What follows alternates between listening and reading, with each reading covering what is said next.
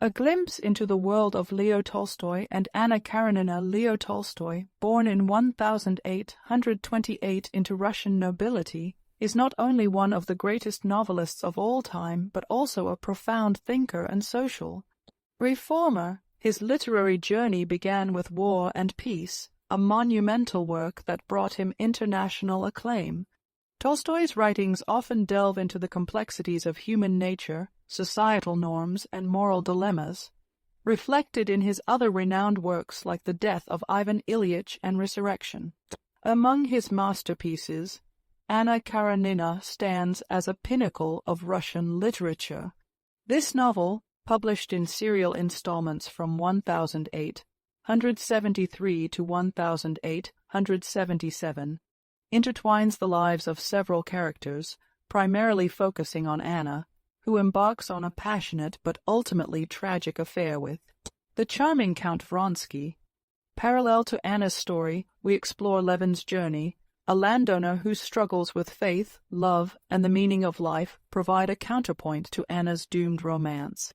Anna Karenina is a tapestry of love, societal critique, and philosophical inquiry, famed for its opening line, "All happy families are alike. Each unhappy family is unhappy in its own way." This sets the tone for a narrative that examines the intricate dance between individual desires and societal expectations. Tolstoy's eloquent prose, his deep understanding of human psychology, and his ability to weave multiple storylines into a cohesive and compelling narrative make Anna Karenina not just a novel to read, but an experience to savor. Dive into this timeless tale to explore the depths of human emotion and the eternal quest for meaning. Anna Karenina by Leo Tolstoy, translated by Constance Garnett, Part 1. Chapter 1. Happy families are all alike. Every unhappy family is unhappy in its own way. Everything was in confusion in the Oblonskys' house. The wife had discovered that the husband was carrying on an intrigue with a French girl, who had been a governess in their family, and she had announced to her husband that she could not go on living in the same house with him. This position of affairs had now lasted 3 days, and not only the husband and wife themselves, but all the members of their family and household were painfully conscious of it. Every person in the house felt that there was no sense in their living together, and that the stray people brought together by chance in any inn had more in common with one another than the members of the family and household of the Oblonskys. The wife did not leave her own room. The husband had not been at home for 3 days. The children ran wild all over the house. The English governess quarreled with the housekeeper and wrote to a friend asking her to look out for a new situation for her. The cook had walked off. The day before, just at dinner time, the kitchen maid and the coachman had given warning. 3 days after the quarrel, Prince Stepan Arkadyevitch Oblonsky-Steva, as he was called in the fashionable world, woke up at his usual hour, that is, at 8 o'clock in the morning, not in his wife's bedroom, but on the leather-covered sofa in his study. He turned over his stout, well-cared-for person on the springy sofa, as though he would sink into a long sleep again. He vigorously embraced the pillow on the other side and buried his face in it. But all at once he jumped up, sat up on the sofa, and opened his eyes. Yes, how was it now? He thought, going over his dream. Now, how was it? To be sure, Levin was giving a dinner at Darmstadt. No, not Darmstadt, but something American. Yes, but then, Darmstadt was in America. Yes, Levin was giving a dinner on glass tables, and the tables sang. Il mio tesoro, not il mio tesoro, though, but something better. And there were some sort of little decanters on the table, and they were women, too, he remembered.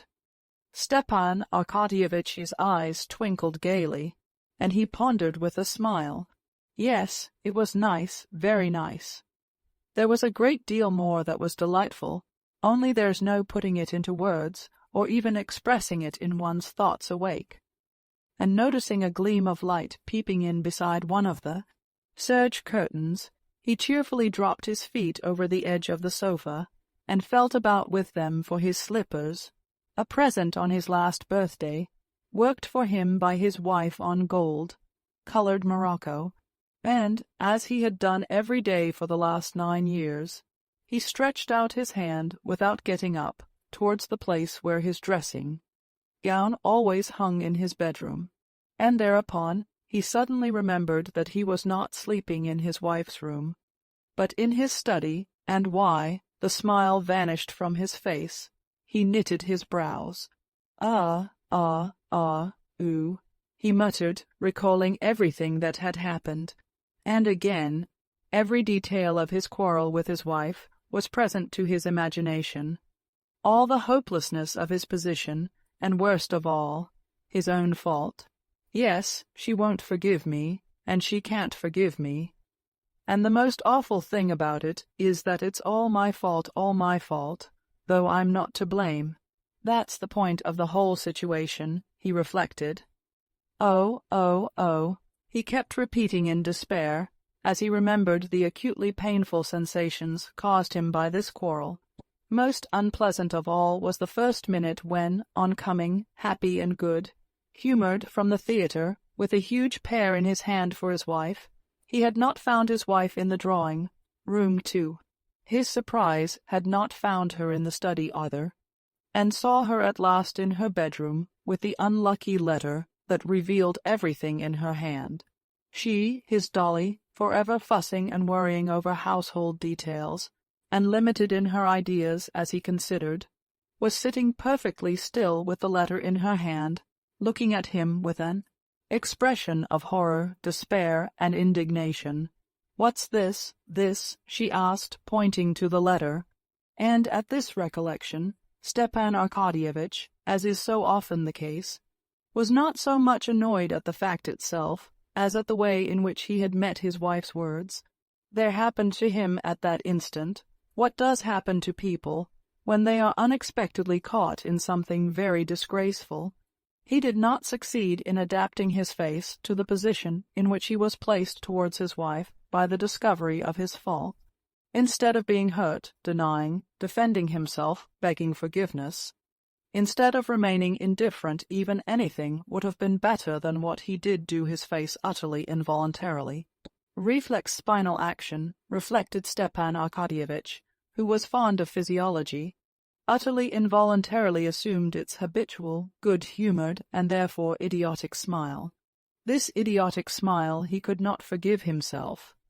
Catching sight of that smile, Dolly shuddered as though at physical pain, broke out with her characteristic heat into a flood of cruel words, and rushed out of the room.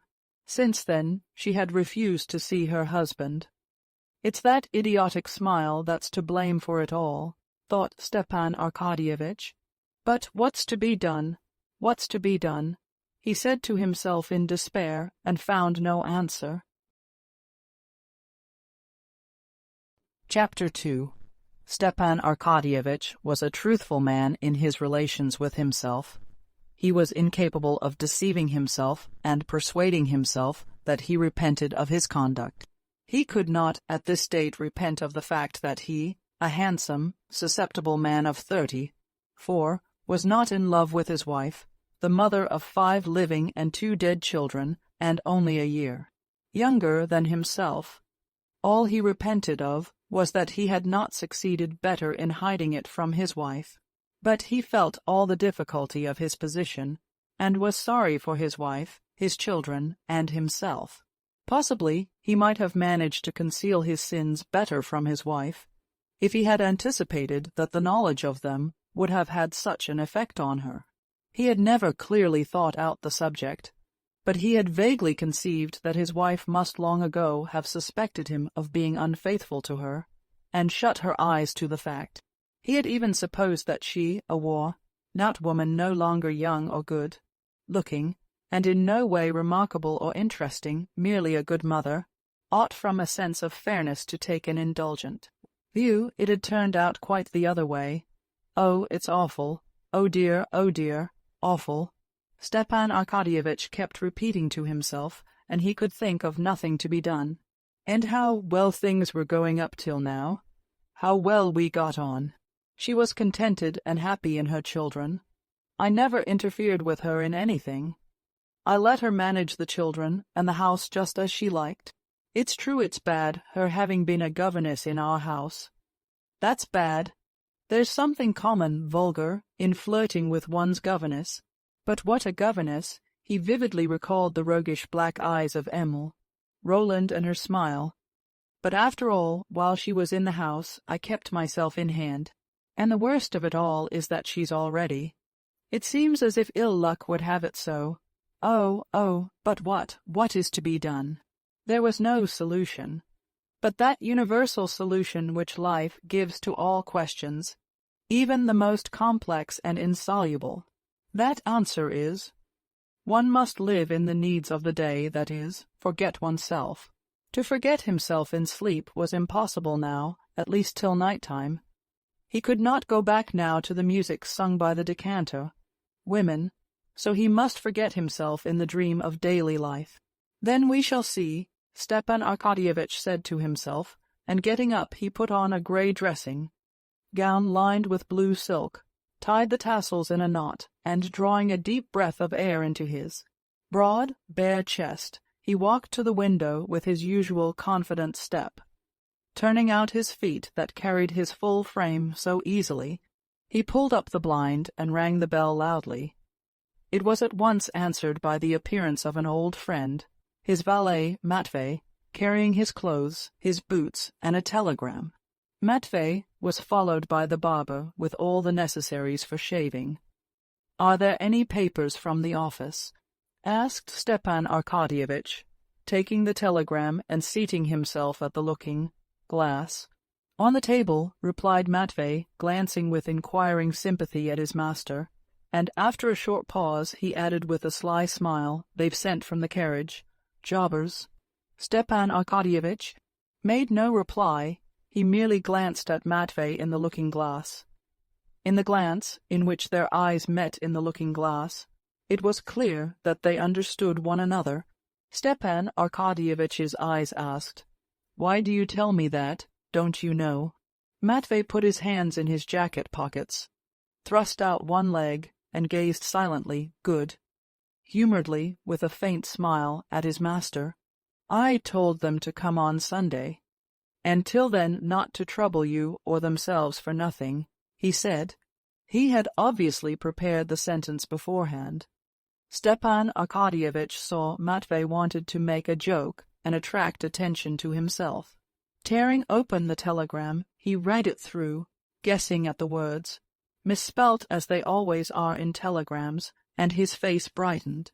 "Matvey, my sister Anna Arkadyevna will be here tomorrow," he said, checking for a minute the sleek, plump hand of the barber, cutting a pink path through his long, curly whiskers. "Thank God," said Matvey, showing by this response that he, like his master, realized the significance of this arrival, that is, that Anna Arkadyevna, the sister he was so fond of, might bring about a reconciliation between husband and wife. "Alone, or with her husband?" inquired Matvey. Stepan Arkadyevitch could not answer, as the barber was at work on his upper lip, and he raised one finger. Matvey nodded at the looking-glass. "Alone. Is the room to be got ready upstairs? Inform Darya Alexandrovna, where she orders." "Darya Alexandrovna," Matvey repeated, as though in doubt. "Yes, inform her. Here, take the telegram, give it to her, and then do what she tells you." You want to try it on, Matvey understood, but he only said, "Yes, sir." Stepan Arkadyevitch was already washed and combed, and ready to be dressed, when Matvey, stepping deliberately in his creaky boots, came back into the room with the telegram in his hand. The barber had gone. "Darya Alexandrovna told me to inform you that she is going away. Let him do that as you do as he likes," he said, laughing only with his eyes and putting his hands in his pockets. He watched his master with his head on one side. Stepan Arkadyevitch was silent a minute. Then a good, Humored and rather pitiful smile showed itself on his handsome face. Matvey, he said, shaking his head. It's all right, sir. She will come round, said Matvey. Come round? Yes, sir. Do you think so? Who's there? Asked Stepan Arkadyevitch, hearing the rustle of a woman's dress at the door. It's I, said a firm, pleasant woman's voice, and the stern, pockmarked face of Matrona Filimonovna, the nurse, was thrust in at the doorway. Well, what is it, Matrona? Queried Stepan Arkadyevitch, going up to her at the door. Although Stepan Arkadyevitch was completely in the wrong as regards his wife, and was conscious of this himself, almost everyone in the house, even the nurse, Darya Alexandrovna's chief ally, was on his side. Well, what now? He asked disconsolately. Go to her, sir. Own your fault again. Maybe God will aid you. She is suffering so. It's sad to hear her. And besides, everything in the house is topsy-turvy. You must have pity, sir, on the children. Beg her forgiveness, sir. There's no help for it. One must take the consequences. But she won't see me. You do your part. God is merciful. Pray to God, sir, pray to God. Come, that'll do, you can go, said Stepan Arkadyevitch, blushing suddenly. Well now, do dress me. He turned to Matvey and threw off his dressing gown decisively. Matvey was already holding up the shirt like a horse's collar, and, blowing off some invisible speck, he slipped it with obvious pleasure over the well-groomed body of his master. Chapter 3. When he was dressed, Stepan Arkadyevitch sprinkled some scent on himself, pulled down his shirt, cuffs, distributed into his pockets his cigarettes, pocket-book, matches, and watch with its double chain and seals, and shaking out his handkerchief, feeling himself clean, fragrant, healthy, and physically at ease. In spite of his unhappiness, he walked with a slight swing on each leg into the dining-room, where coffee was already waiting for him, and beside the coffee, letters and papers from the office. He read the letters. One was very unpleasant, from a merchant who was buying a forest on his wife's property. To sell this forest was absolutely essential. But at present, until he was reconciled with his wife, the subject could not be discussed. The most unpleasant thing of all was that his pecuniary interests should in this way enter into the question of his reconciliation with his wife, and the idea that he might be led on by his interests, that he might seek a reconciliation with his wife on account of the sale of the forest, that idea hurt him. When he had finished his letters, Stepan Arkadyevitch moved the office papers close to him, rapidly looked through 2 pieces of business, made a few notes with a big pencil, and pushing away the papers, turned to his coffee. As he sipped his coffee, he opened a still damp morning paper and began reading it. Stepan Arkadyevitch took in and read a liberal paper, not an extreme one, but one advocating the views held by the majority, and in spite of the fact that science, art, and politics had no special interest for him, he firmly held those views on all these subjects which were held by the majority and by his paper, and he only changed them when the majority changed them, or, more strictly speaking, he did not change them, but they imperceptibly changed of themselves within him. Stepan Arkadyevitch had not chosen his political opinions or his views. These political opinions and views had come to him of themselves, just as he did not choose the shapes of his hat and coat, but simply took those that were being worn. And for him, living in a certain society owing to the need, ordinarily developed at years of discretion, for some degree of mental activity to have views was just as indispensable as to have a hat. If there was a reason for his preferring liberal to conservative views, which were held also by many of his circle, it arose not from his considering liberalism more rational, but from its being in closer accordance with his manner of life. The Liberal party said that in Russia everything is wrong, and certainly Stepan Arkadyevitch had many debts and was decidedly short of money. The Liberal party said that marriage is an institution quite out of date, and that it needs reconstruction, and family life certainly afforded Stepan Arkadyevitch little gratification, and forced him into lying and hypocrisy, which was so repulsive to his nature.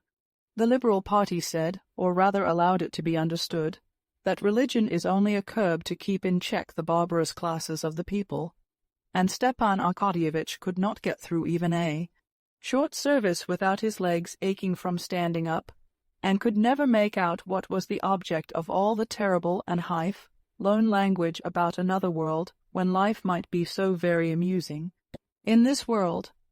And with all this, Stepan Arkadyevitch, who liked a joke, was fond of puzzling a plain man by saying that if he prided himself on his origin, he ought not to stop at Rurik and disown the first founder of his family, the monkey.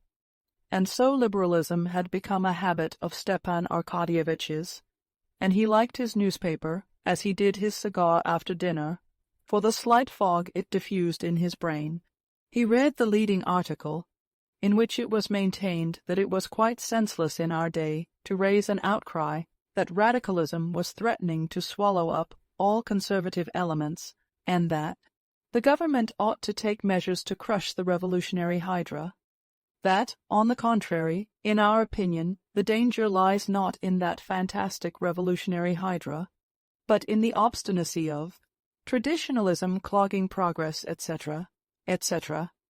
He read another article, too, a financial one, which alluded to Bentham and Mill, and dropped some innuendos reflecting on the ministry. With his characteristic quick-wittedness, he caught the drift of each innuendo, divined whence it came, at whom and on what ground it was aimed, and that afforded him, as it always did, a certain satisfaction. But today that satisfaction was embittered by Matrona Filimonovna's advice, and the unsatisfactory state of the household. He read, too, that Count Based was rumoured to have left for Wiesbaden, and that one need have no more grey hair, and of the sale of a light carriage, and of a young person seeking a situation. But these items of information did not give him, as usual, a quiet, ironical gratification. Having finished the paper, a second cup of coffee, and a roll and butter, he got up, shaking the crumbs of the roll off his waistcoat, and, squaring his broad chest, he smiled joyously, not because there was anything particularly agreeable in his mind. The joyous smile was evoked by a good digestion, but this joyous smile at once recalled everything to him, and he grew thoughtful. Two childish voices, Stepan Arkadyevitch recognized the voices of Grisha, his youngest boy, and Tanya, his eldest girl, were heard outside the door. They were carrying something and dropped it. "I told you not to sit passengers on the roof," said the little girl in English. "There, pick them up." "Everything's in confusion," thought Stepan Arkadyevitch. "There are the children running about by themselves." And going to the door, he called them. They threw down the box that represented a train and came in to their father. The little girl, her father's favorite, ran up boldly, embraced him, and hung laughingly on his neck, enjoying as she always did the smell of scent that came from his whiskers. At last the little girl kissed his face, which was flushed from his stooping posture and beaming with tenderness, loosed her hands, and was about to run away again, but her father held her back. "How is Mamma?" he asked, passing his hand over his daughter's smooth, soft little neck. "Good morning," he said, smiling to the boy, who had come up to greet him. He was conscious that he loved the boy less, and always tried to be fair, but the boy felt it, and did not respond with a smile to his father's chilly smile. "Mamma, she is up," answered the girl. Stepan Arkadyevitch sighed. "That means that she's not slept again all night," he thought. "Well, is she cheerful?" The little girl knew that there was a quarrel between her father and mother, and that her mother could not be cheerful, and that her father must be aware of this, and that he was pretending when he asked about it so lightly, and she blushed for her father. He at once perceived it and blushed too. "I don't know," she said. "She did not say we must do our lessons, but she said we were to go for a walk with Miss Hoole to grandmamma's." "Well, go, Tanya, my darling." "Oh, wait a minute, though," he said, still holding her and stroking her soft little hand. He took off the mantelpiece, where he had put it yesterday, a little box of sweets, and gave her two, picking out her favorites, a chocolate and a fondant. "For Grisha," said the little girl, pointing to the chocolate. "Yes, yes," and still stroking her little shoulder, he kissed her on the roots of her hair and neck, and let her go. "The carriage is ready," said Matvey, "but there's someone to see you with a petition." "Been here long?" asked Stepan Arkadyevitch. "Half an hour." "How many times have I told you to tell me at once? One must let you drink your coffee in peace, at least," said Matvey, in the affectionately gruff tone with which it was impossible to be angry. "Well, show the person up at once," said Oblonsky, frowning with vexation. The petitioner, the widow of a staff captain Karenina, came with a request impossible and unreasonable, but Stepan Arkadyevitch, as he generally did, made her sit down, heard her to the end, attentively without interrupting her, and gave her detailed advice as to how and to whom to apply, and even wrote her, in his large, sprawling, good and legible hand, a confident and fluent little note to a personage who might be of use to her. Having got rid of the staff captain's widow, Stepan Arkadyevitch took his hat and stopped to recollect whether he had forgotten anything. It appeared that he had forgotten nothing except what he wanted to forget his wife. Ah, yes, he bowed his head, and his handsome face assumed a harassed expression. To go or not to go, he said to himself, and an inner voice told him he must not go, that nothing could come of it but falsity, that to amend, to set right their relations was impossible, because it was impossible to make her attractive again and able to inspire love, or to make him an old man, not susceptible to love.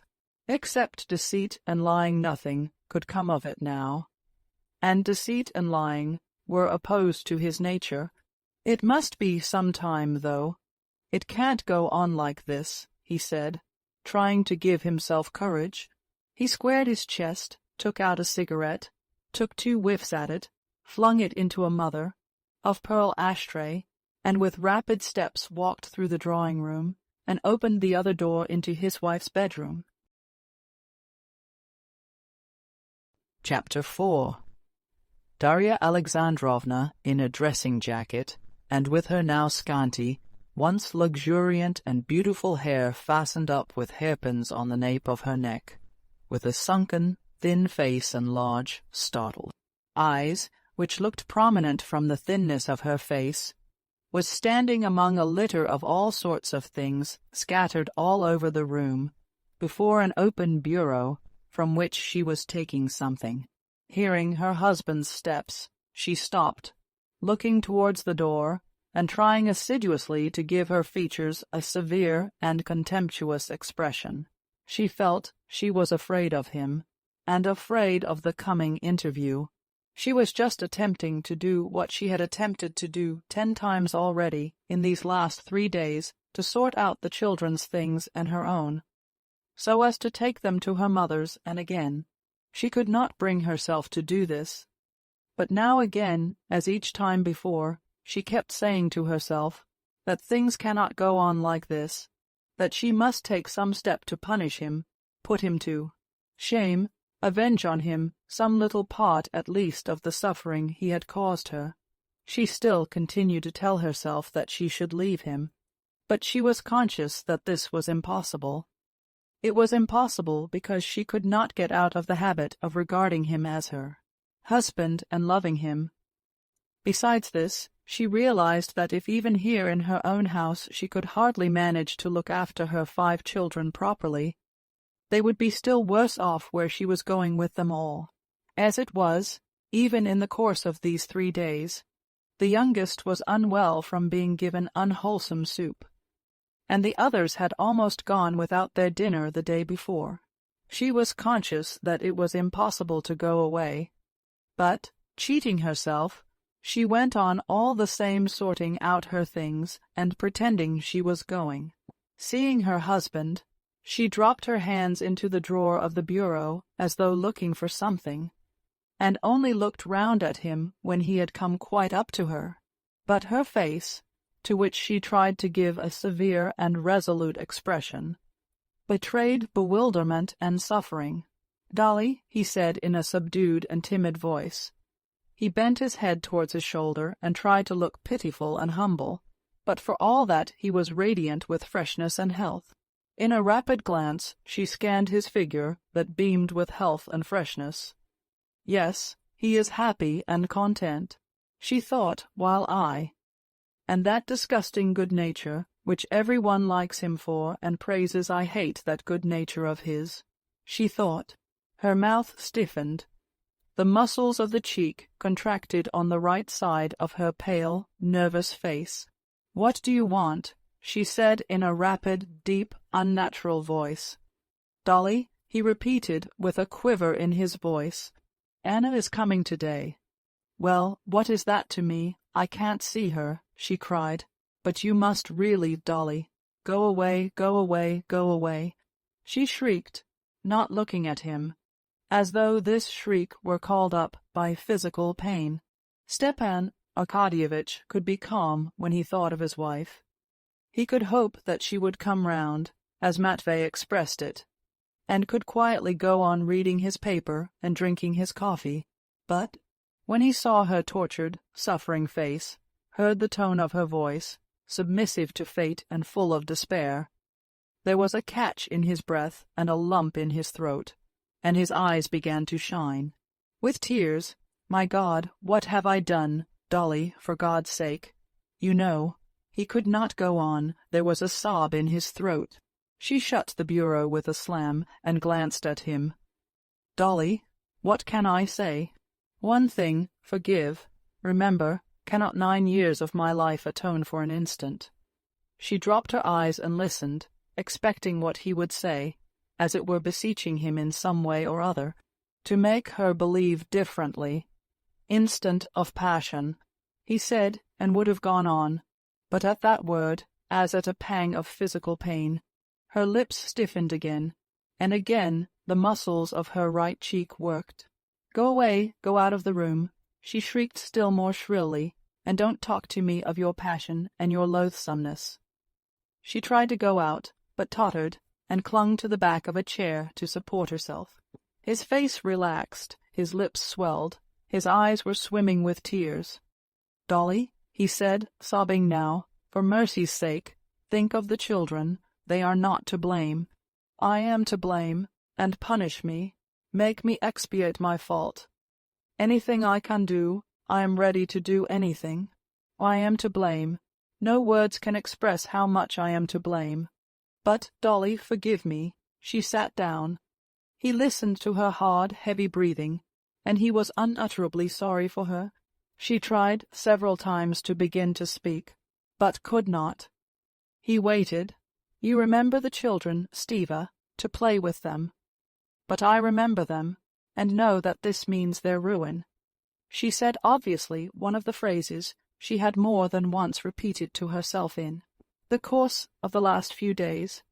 She had called him Stiva, and he glanced at her with gratitude and moved to take her hand, but she drew back from him with aversion. "I think of the children, and for that reason I would do anything in the world to save them. But I don't myself know how to save them. By taking them away from their father, or by leaving them with a vicious father, yes. A vicious father? Tell me, after what has happened, can we live together? Is that possible? Tell me, is it possible?"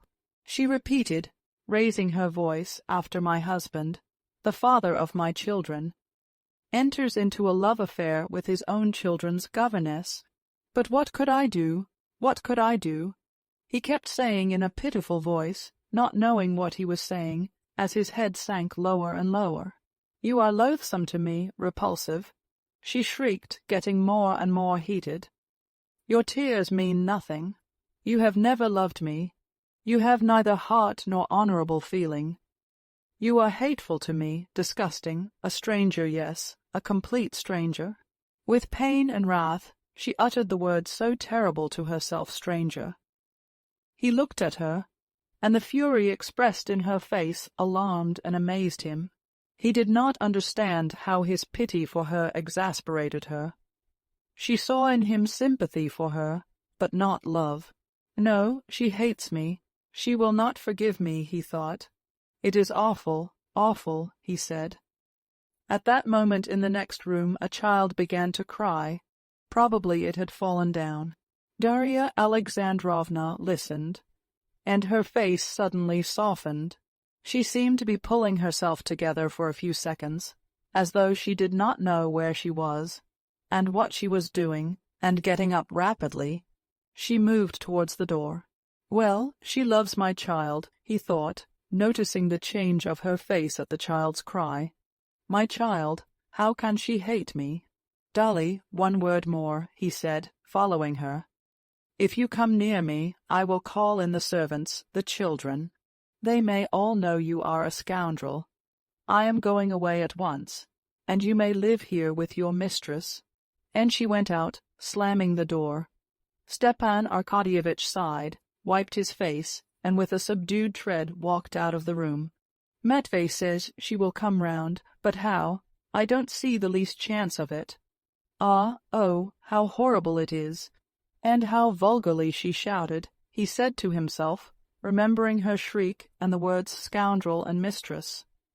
And very likely the maids were listening. Horribly vulgar, horrible. Stepan Arkadyevitch stood a few seconds alone, wiped his face, squared his chest, and walked out of the room. It was Friday, and in the dining room the German watchmaker was winding up the clock.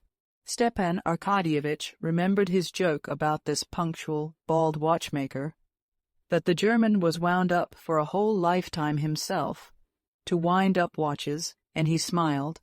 Stepan Arkadyevitch was fond of a joke, and maybe she will come round. That's a good expression, come round, he thought. I must repeat that. "Matvey," he shouted, "arrange everything with Darya in the sitting-room for Anna Arkadyevna," he said to Matvey when he came in. "Yes, sir."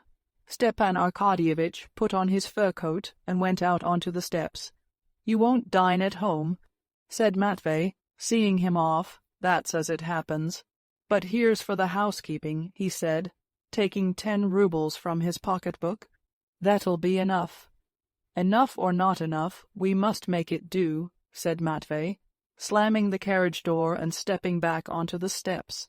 Darya Alexandrovna, while having pacified the child, and knowing from the sound of the carriage that he had gone off, went back again to her bedroom. It was her solitary refuge from the household cares, which crowded upon her directly she went out from it. Even now, in the short time she had been in the nursery, the English governess and Matrona Filimonovna had succeeded in putting several questions to her, which did not admit of delay, and which only she could answer. What were the children to put on for their walk? Should they have any milk? Should not a new cook be sent for? "Ah, let me alone, she said, and going back to her bedroom, she sat down in the same place as she had sat when talking to her husband, clasping tightly her thin hands with the rings that slipped down on her bony fingers and fell to going over in her memory all the conversation. He has gone, but has he broken it off with her? She thought, can it be he sees her? Why didn't I ask him? No, reconciliation is impossible. Even if we remain in the same house, we are strangers forever. She repeated again with special significance the word so dreadful to her. And how I loved him. My God, how I loved him. And now don't I love him? Don't I love him more than before? The most horrible thing is, she began, but did not finish her thought. because Matrona Filimonovna put her head in at the door. "Let us send for my brother," she said. "He can get a dinner anyway, or we shall have the children getting nothing to eat till 6 again, like yesterday." "Very well, I will come directly and see about it. But did you send for some new milk?" And Darya Alexandrovna plunged into the duties of the day, and drowned her grief in them for a time. Chapter 5. Stepan Arkadyevitch had learned easily at school, thanks to his excellent abilities, but he had been idle and mischievous, and therefore was one of the lowest in his class. But in spite of his habitually dissipated mode of life, his inferior grade in the service, and his comparative youth, he occupied the honorable and lucrative position of president of one of the government boards at Moscow. This post he had received through his sister Anna's husband, Alexey Alexandrovitch Karenin, who held one of the most important positions in the ministry to whose department the Moscow office belonged. But if Karenin had not got his brother in law this birth, then through 100 other personages, brothers, sisters, cousins, uncles, and Aunt Stiva Oblonsky would have received this post, or some other similar one, together with the salary of 6,000 absolutely needful for him, as his affairs, in spite of his wife's considerable property, were in an embarrassed condition. Half Moscow and Petersburg were friends and relations of Stepan Arkadyevitch. He was born in the midst of those who had been and are the powerful ones of this world. 1/3 of the men in the government, the older men, had been friends of his father's and had known him in petticoats. Another third were his intimate chums, and the remainder were friendly acquaintances. Consequently, the distributors of earthly blessings in the shape of places, rents, shares, and such, were all his friends, and could not overlook one of their own set, and Oblonsky had no need to make any special exertion to get a lucrative post.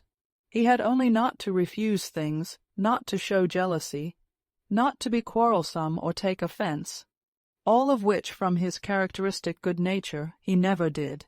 It would have struck him as absurd if he had been told that he would not get a position with the salary he required, especially as he expected nothing out of the way.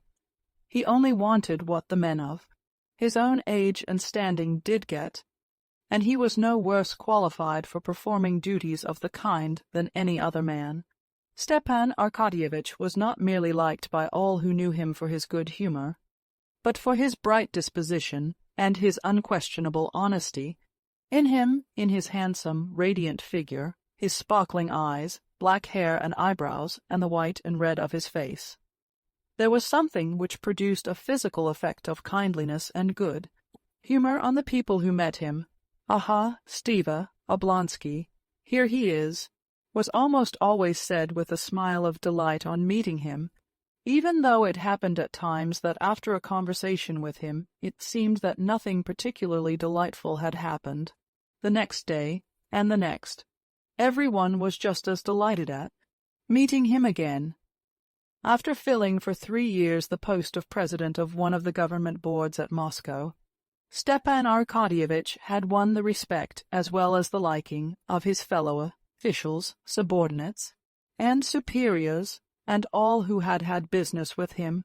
The principal qualities in Stepan Arkadyevitch, which had gained him this universal respect in the service, consisted, in the first place, of his extreme indulgence for others, founded on a consciousness of his own shortcomings; secondly, of his perfect liberalism, not the liberalism he read of in the papers, but the liberalism that was in his blood, in virtue of which he treated all men perfectly equally and exactly the same, whatever their fortune or calling might be; and thirdly, the most important point, his complete indifference to the business in which he was engaged in, consequence of which he was never carried away, and never made mistakes. On reaching the offices of the board, Stepan Arkadyevitch, escorted by a deferential porter with a portfolio, went into his little private room, put on his uniform, and went into the boardroom.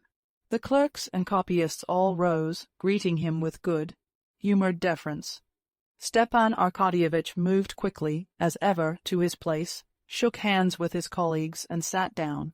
He made a joke or two, and talked just as much as was consistent with due decorum, and began work. No one knew better than Stepan Arkadyevitch how to hit on the exact line between freedom, simplicity, and official stiffness necessary for the agreeable conduct of business. A secretary, with the good, humored deference common to everyone in Stepan Arkadyevitch's office, came up with papers and began to speak in the familiar and easy tone which had been introduced by Stepan Arkadyevitch. We have succeeded in getting the information from the government department of Penza. Here, would you care? You've got them at last, said Stepan Arkadyevitch, laying his finger on the paper. Now, gentlemen, and the sitting of the board began. If they knew, he thought, bending his head with a significant air as he listened to the report, what a guilty little boy their president was half an hour ago. And his eyes were laughing during the reading of the report. Till 2 o'clock the sitting would go on without a break, and at 2 o'clock there would be an interval and luncheon. It was not yet 2, when the large glass doors of the boardroom suddenly opened, and someone came in. All the officials sitting on the further side under the portrait of the Tsar and the eagle, delighted at any distraction, looked round at the door, but the doorkeeper, standing at the door at once, drove out the intruder and closed the glass door after him. When the case had been read through, Stepan Arkadyevitch got up and stretched, and by way of tribute to the liberalism of the times, took out a cigarette in the boardroom and went into his private room. 2 of the members of the board, the old veteran in the service, Nikitin, and the Kammerjunker Greinvich, went in with him. We shall have time to finish after lunch, said Stepan Arkadyevitch. To be sure we shall, said Nikitin. A pretty sharp fellow this foreman must be, said Greinvich, of one of the persons taking part in the case they were examining. Stepan Arkadyevitch frowned at Greinvich's words, giving him thereby to understand that it was improper to pass judgment prematurely, and made him no reply. Who was that came in? He asked the doorkeeper. Someone, Your Excellency, crept in without permission directly my back was turned. He was asking for you. I told him, when the members come out then. Where is he? Maybe he's gone into the passage, but here he comes anyway. That is he, said the doorkeeper, pointing to a strongly built, broad-shouldered man with a curly beard, who, without taking off his sheepskin cap, was running lightly and rapidly up the worn steps of the stone staircase. One of the members, going down, a lean official with a portfolio, stood out of his way and looked disapprovingly at the legs of the stranger, then glanced inquiringly at Oblonsky. Stepan Arkadyevitch was standing at the top of the stairs. His good, naturedly beaming face above the embroidered collar of his uniform beamed more than ever when he recognized the man coming up. "Why, it's actually you, Levin, at last," he said with a friendly mocking smile, scanning Levin as he approached. "How is it you have deigned to look me up in this den?" said Stepan Arkadyevitch, and not content with shaking hands, he kissed his friend. "Have you been here long?" "I have just come, and very much wanted to see you," said Levin, looking shyly, and at the same time angrily and uneasily around. "Well, let's go into my room," said Stepan Arkadyevitch, who knew his friend's sensitive and irritable shyness, and, taking his arm, he drew him along, as though guiding him through dangers. Stepan Arkadyevitch was on familiar terms with almost all his acquaintances, and called almost all of them by their Christian names. Old men of 60, boys of 20, actors, ministers, merchants, and adjutant, generals, so that many of his intimate chums were to be found at the extreme ends of the social ladder, and would have been very much surprised to learn that they had, through the medium of Oblonsky, something in common. He was the familiar friend of everyone with whom he took a glass of champagne, and he took a glass of champagne with everyone, and when in consequence he met any of his disreputable chums, as he used in joke to call many of his friends, in the presence of his subordinates, He well knew how, with his characteristic tact, to diminish the disagreeable impression made on them. Levin was not a disreputable chum, but Oblonsky, with his ready tact, felt that Levin fancied he might not care to show his intimacy with him before his subordinates, and so he made haste to take him off into his room. Levin was almost of the same age as Oblonsky. Their intimacy did not rest merely on champagne. Levin had been the friend and companion of his early youth. They were fond of one another, in spite of the difference of their characters and tastes, as friends are fond of one another who have been together in early youth. But in spite of this, each of them, as is often the way with men who have selected careers of different kinds, though in discussion he would even justify the other's career, in his heart despised it. It seemed to each of them that the life he led himself was the only real life, and the life led by his friend was a mere phantasm. Oblonsky could not restrain a slight mocking smile at the sight of Levin. How often he had seen him come up to Moscow from the country where he was doing something, but what precisely Stepan Arkadyevitch could never quite make out, and indeed he took no interest in the matter. Levin arrived in Moscow always excited and in a hurry, rather ill at ease and irritated by his own want of ease, and for the most part with a perfectly new, unexpected view of things.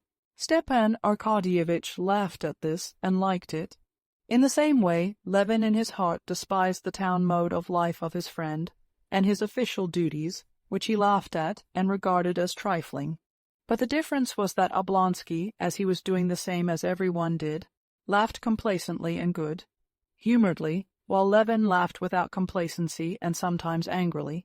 "We have long been expecting you," said Stepan Arkadyevitch, going into his room and letting Levin's hand go as though to show that here all danger was over. "I am very, very glad to see you," he went on. "Well, how are you? When did you come?"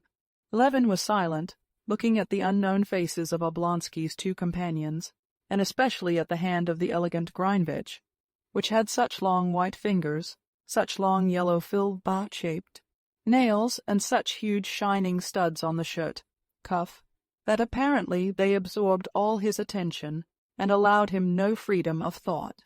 Oblonsky noticed this at once and smiled. "Ah, to be sure, let me introduce you," he said.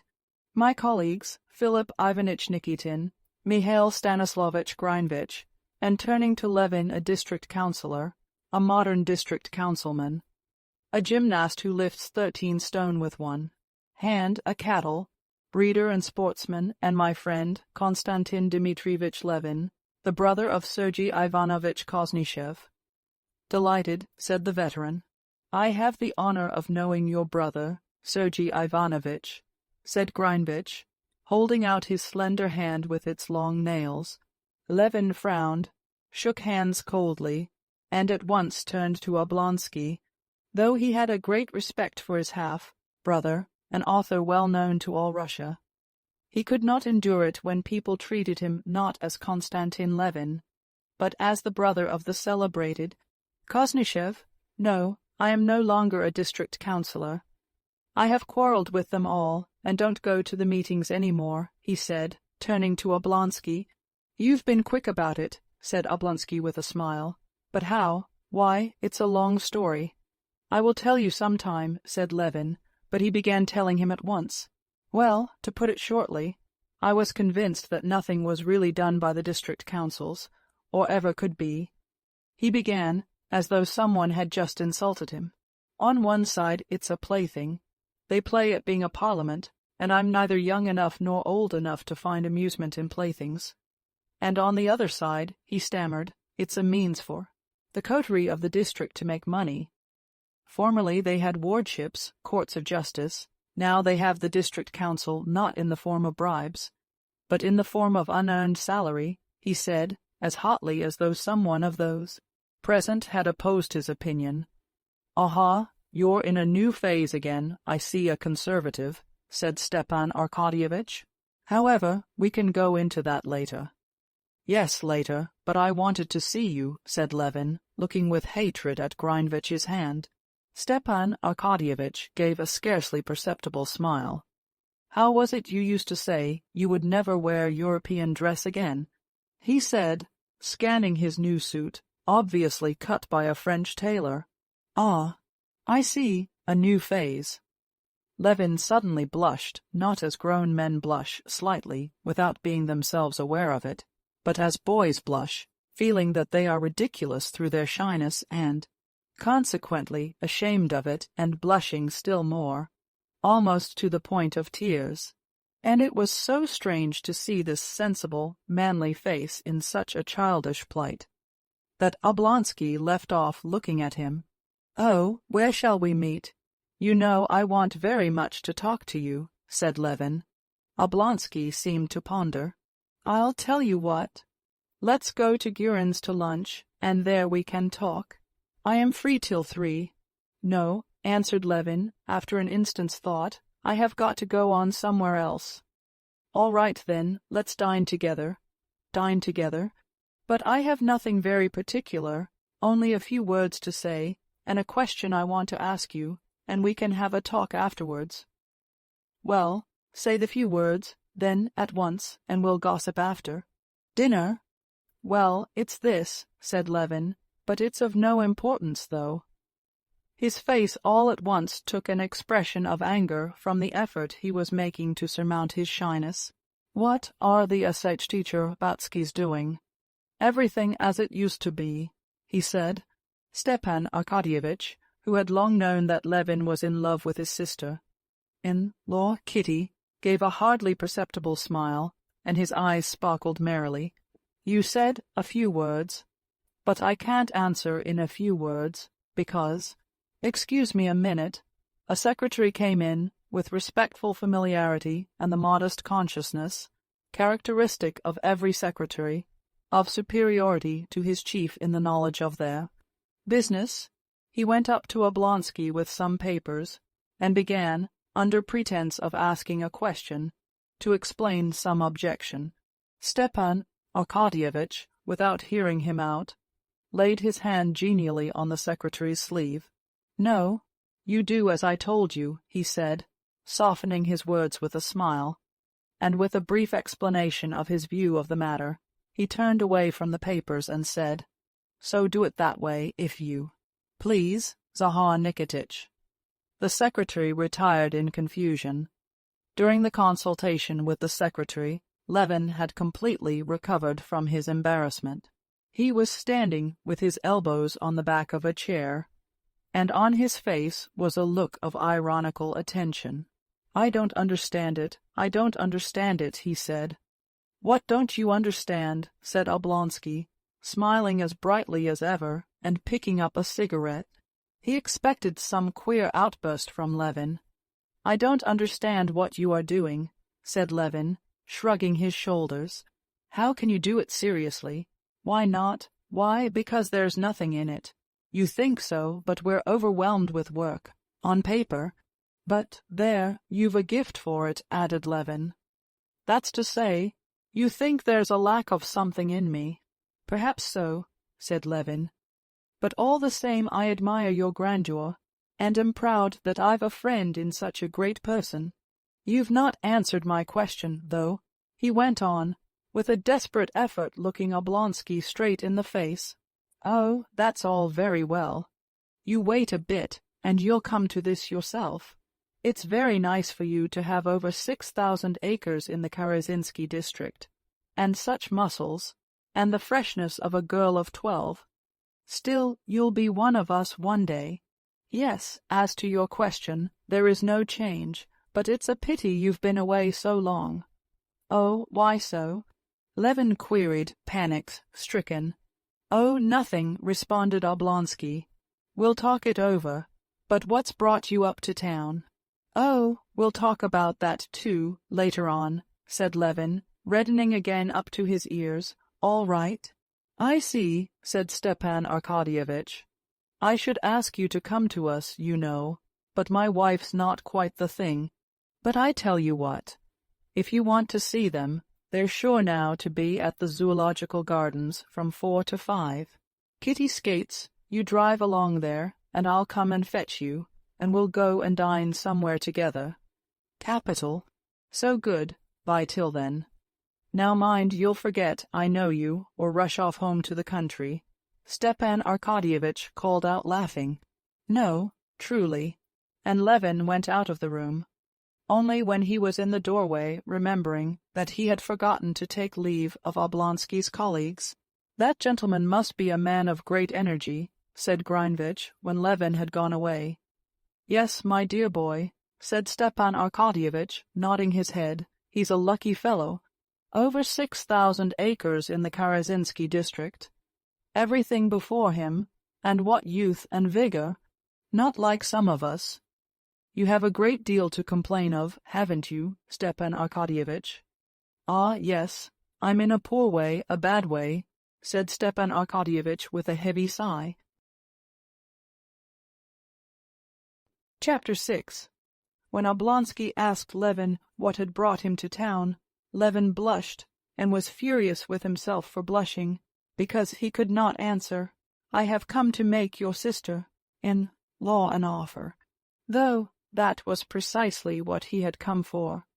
The families of the Levins and the Sh-Tcherbatskys were old, noble Moscow families, and had always been on intimate and friendly terms.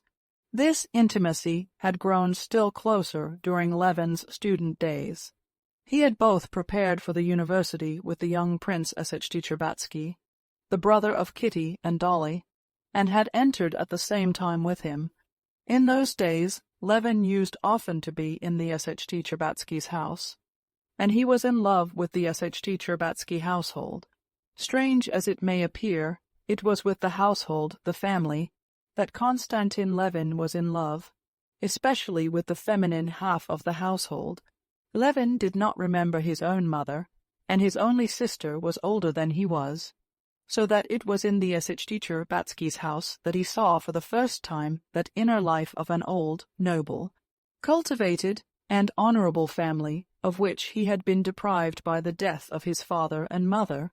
All the members of that family, especially the feminine half, were pictured by him, as it were, wrapped about with a mysterious poetical veil, and he not only perceived no defects whatever in them, but under the poetical veil that shrouded them, he assumed the existence of the loftiest sentiments and every possible perfection.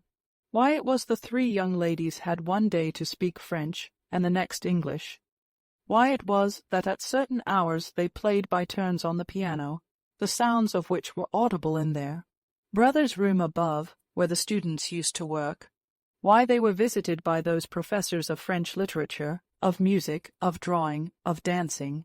Why at certain hours all the three young ladies, with Mademoiselle Linon, drove in the coach to the Tversky Boulevard, dressed in their satin cloaks, Dolly in a long one, Natalia in a half-long one, and Kitty in one so short that her shapely legs in tightly drawn red stockings were visible to all beholders.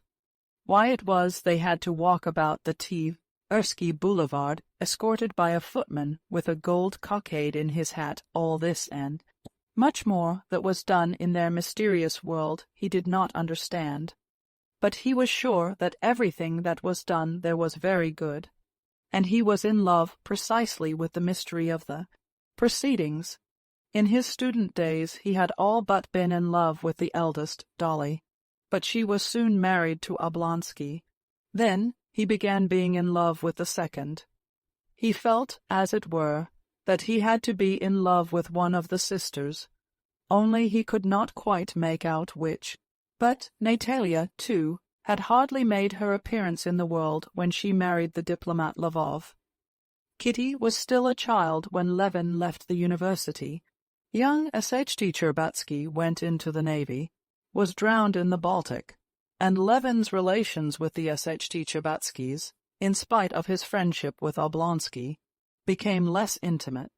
But when early in the winter of this year Levin came to Moscow, after a year in the country, and saw the Sh-Tcherbatskys, he realized which of the three sisters he was indeed destined to love. One would have thought that nothing could be simpler than for him, a man of good family, rather rich than poor, and 32 years old, to make the young Princess Kaya an offer of marriage. In all likelihood, he would at once have been looked upon as a good match.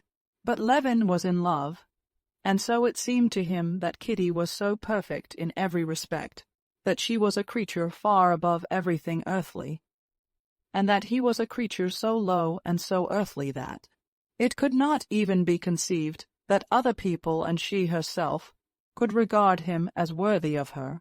After spending 2 months in Moscow in a state of enchantment, seeing Kitty almost every day in society, into which he went so as to meet her, he abruptly decided that it could not be, and went back to the country.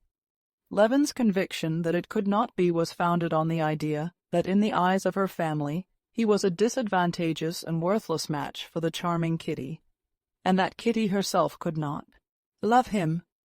In her family's eyes he had no ordinary, definite career and position in society, while his contemporaries by this time, when he was 32, were already one a colonel and another a professor, another director of a bank and railways, or president of a board like Oblonsky.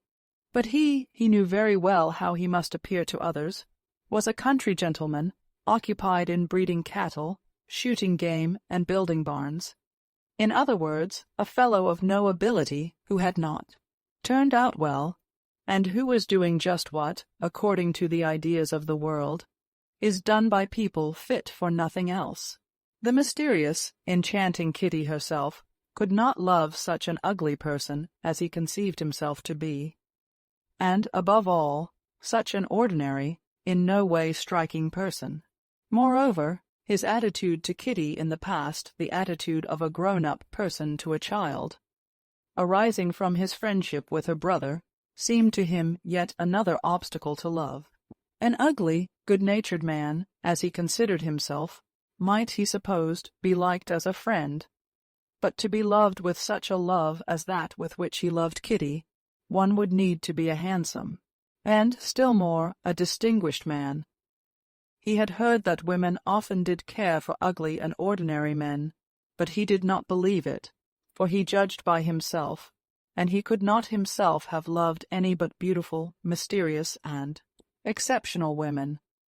But after spending 2 months alone in the country, he was convinced that this was not one of those passions of which he had had experience in his early youth, that this feeling gave him not an instant's rest, that he could not live without deciding the question, would she or would she not be his wife, and that his despair had arisen only from his own imaginings, that he had no sort of proof that he would be rejected, and he had now come to Moscow with a firm determination to make an offer, and get married if he were accepted, or he could not conceive what would become of him if he were rejected. Chapter 7. On arriving in Moscow by a morning train, Levin had put up at the house of his elder half, brother Koznishev. After changing his clothes, he went down to his brother's study, intending to talk to him at once about the object of his visit, and to ask his advice, but his brother was not alone. With him there was a well-known professor of philosophy, who had come from Kharkov expressly to clear up a difference that had arisen between them on a very important philosophical question. The professor was carrying on a hot crusade against materialists.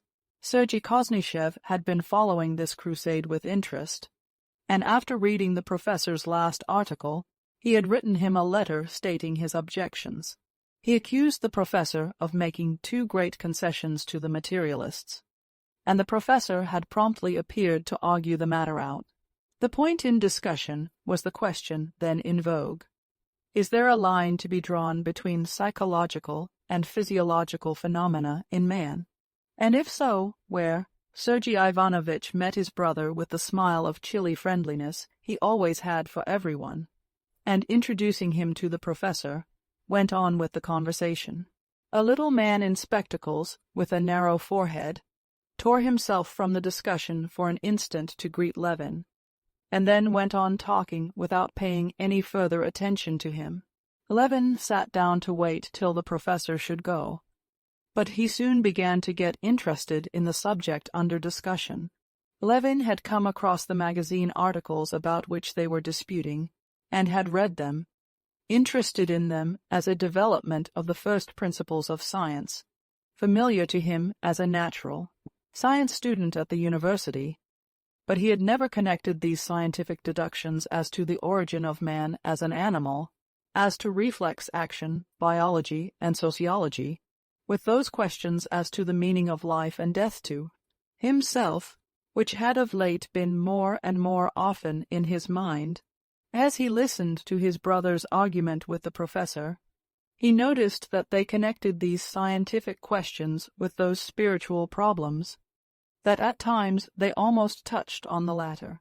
But every time they were close upon what seemed to him the chief point, they promptly beat a hasty retreat, and plunged again into a sea of subtle distinctions, reservations, quotations, allusions, and appeals to authorities, and it was with difficulty that he understood what they were talking about. "I cannot admit it," said Sergei Ivanovitch, with his habitual clearness, precision of expression, and elegance of phrase. "I cannot in any case agree with Case that my whole conception of the external world has been derived from perceptions. The most fundamental idea, the idea of existence, has not been received by me through sensation. Indeed, there is no special organ for the transmission of such an idea. Yes, but they work. And Nost and Pripasov would answer that your consciousness of existence is derived from the conjunction of all your sensations, that consciousness of existence is the result of your sensations. Wirt, indeed, says plainly that, assuming there are no sensations, it follows that there is no idea of existence." "I maintain the contrary," began Sergei Ivanovitch, but here it seemed to Levin that just as they were close upon the real point of the matter, they were again retreating, and he made up his mind to put a question to the professor. "According to that, if my senses are annihilated, if my body is dead, I can have no existence of any sort?" he queried. The professor, in annoyance and, as it were, mental suffering at the interruption, looked round at the strange inquirer, more like a bargeman than a philosopher, and turned his eyes upon Sergei Ivanovitch, as though to ask, "What's one to say to him?" But Sergei Ivanovitch, who had been talking with far less heat and one-sidedness than the professor, and who had sufficient breadth of mind to answer the professor, and at the same time to comprehend the simple and natural point of view from which the question was put, smiled and said, "That question we have no right to answer as yet. We have not the requisite data," chimed in the professor, and he went back to his argument. "No," he said, "I would point out the fact that if, as Pripasov directly asserts, perception is based on sensation, then we are bound to distinguish sharply between these two conceptions." Levin listened no more, and simply waited for the professor to go. Chapter 8. When the professor had gone, Sergei Ivanovitch turned to his brother. "Delighted that you've come. For some time, is it? How's your farming getting on?" Levin knew that his elder brother took little interest in farming, and only put the question in deference to him, and so he only told him about the sale of his wheat and money matters. Levin had meant to tell his brother of his determination to get married, and to ask his advice. He had indeed firmly resolved to do so, but after seeing his brother, listening to his conversation with the professor, hearing afterwards the unconsciously patronizing tone in which his brother questioned him about agricultural matters. Their mother's property had not been divided, and Levin took charge of both their shares. Levin felt that he could not for some reason begin to talk to him of his intention of marrying. He felt that his brother would not look at it, as he would have wished him to. "Well, how is your district council doing?" asked Sergei Ivanovitch, who was greatly interested in these local boards and attached great importance to them. I really don't know. What? Why, surely you're a member of the board. No, I'm not a member now. I've resigned, answered Levin, and I no longer attend the meetings. What a pity, commented Sergei Ivanovitch, frowning. Levin in self-defense began to describe what took place in the meetings in his district. That's how it always is. Sergei Ivanovitch interrupted him. We Russians are always like that. Perhaps it's our strong point, really, the faculty of seeing our own shortcomings. But we overdo it. We comfort ourselves with irony, which we always have on the tip of our tongues. All I say is, give such rights as our local self-government to any other European people, why? The Germans or the English would have worked their way to freedom from them, while we simply turn them into ridicule. But how can it be helped? Said Levin penitently. It was my last effort, and I did try with all my soul. I can't, I'm no good at it. It's not that you're no good at it, said Sergei Ivanovitch. It is that you don't look at it as you should. Perhaps not, Levin answered dejectedly. Oh, do you know brother Nikolay's turned up again? This brother Nikolay was the elder brother of Konstantin Levin, and half-brother of Sergei Ivanovitch. A man utterly ruined, who had dissipated the greater part of his fortune, was living in the strangest and lowest company, and had quarrelled with his brothers. What did you say? Levin cried with horror. How do you know? Prokofy saw him in the street. Here in Moscow. Where is he, do you know? Levin got up from his chair, as though on the point of starting off at once. I am sorry I told you, said Sergei Ivanovitch, shaking his head at his younger brother's excitement. I sent to find out where he is living, and sent him his IOU to Trubin, which I paid. This is the answer he sent me. And Sergei Ivanovitch took a note from under a paper, and handed it to his brother. Levin read in the queer, familiar handwriting, I humbly beg you to leave me in peace. That's the only favor I ask of my gracious brothers. Nikolay Levin. Levin read it, and without raising his head, stood with the note in his hands opposite Sergei Ivanovitch. There was a struggle in his heart between the desire to forget his unhappy brother for the time, and the consciousness that it would be base to do so. He obviously wants to offend me, pursued Sergei Ivanovitch, but he cannot offend me, and I should have wished with all my heart to assist him, but I know it's impossible to do that. Yes, yes, repeated Levin.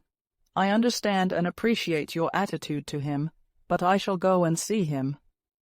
If you want to, do, but I shouldn't advise it, said Sergei Ivanovitch. As regards myself, I have no fear of your doing so. He will not make you quarrel with me, but for your own sake, I should say you would do better not to go.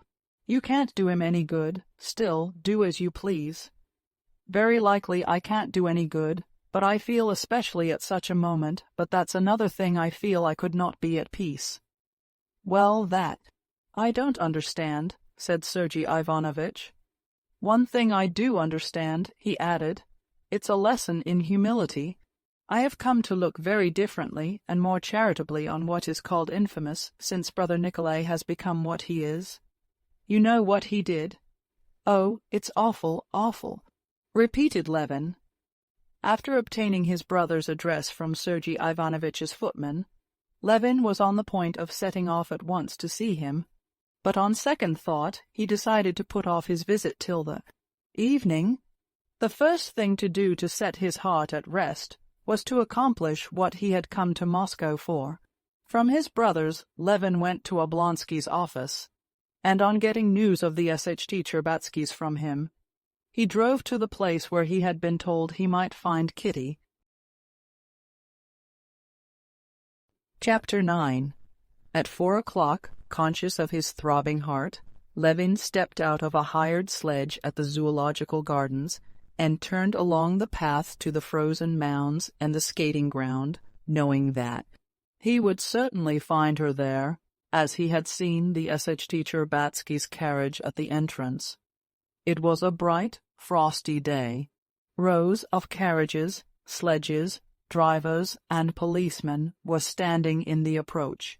Crowds of well-dressed people, with hats bright in the sun, swarmed about the entrance and along the well-swept little paths between the little houses adorned with carving in the Russian style.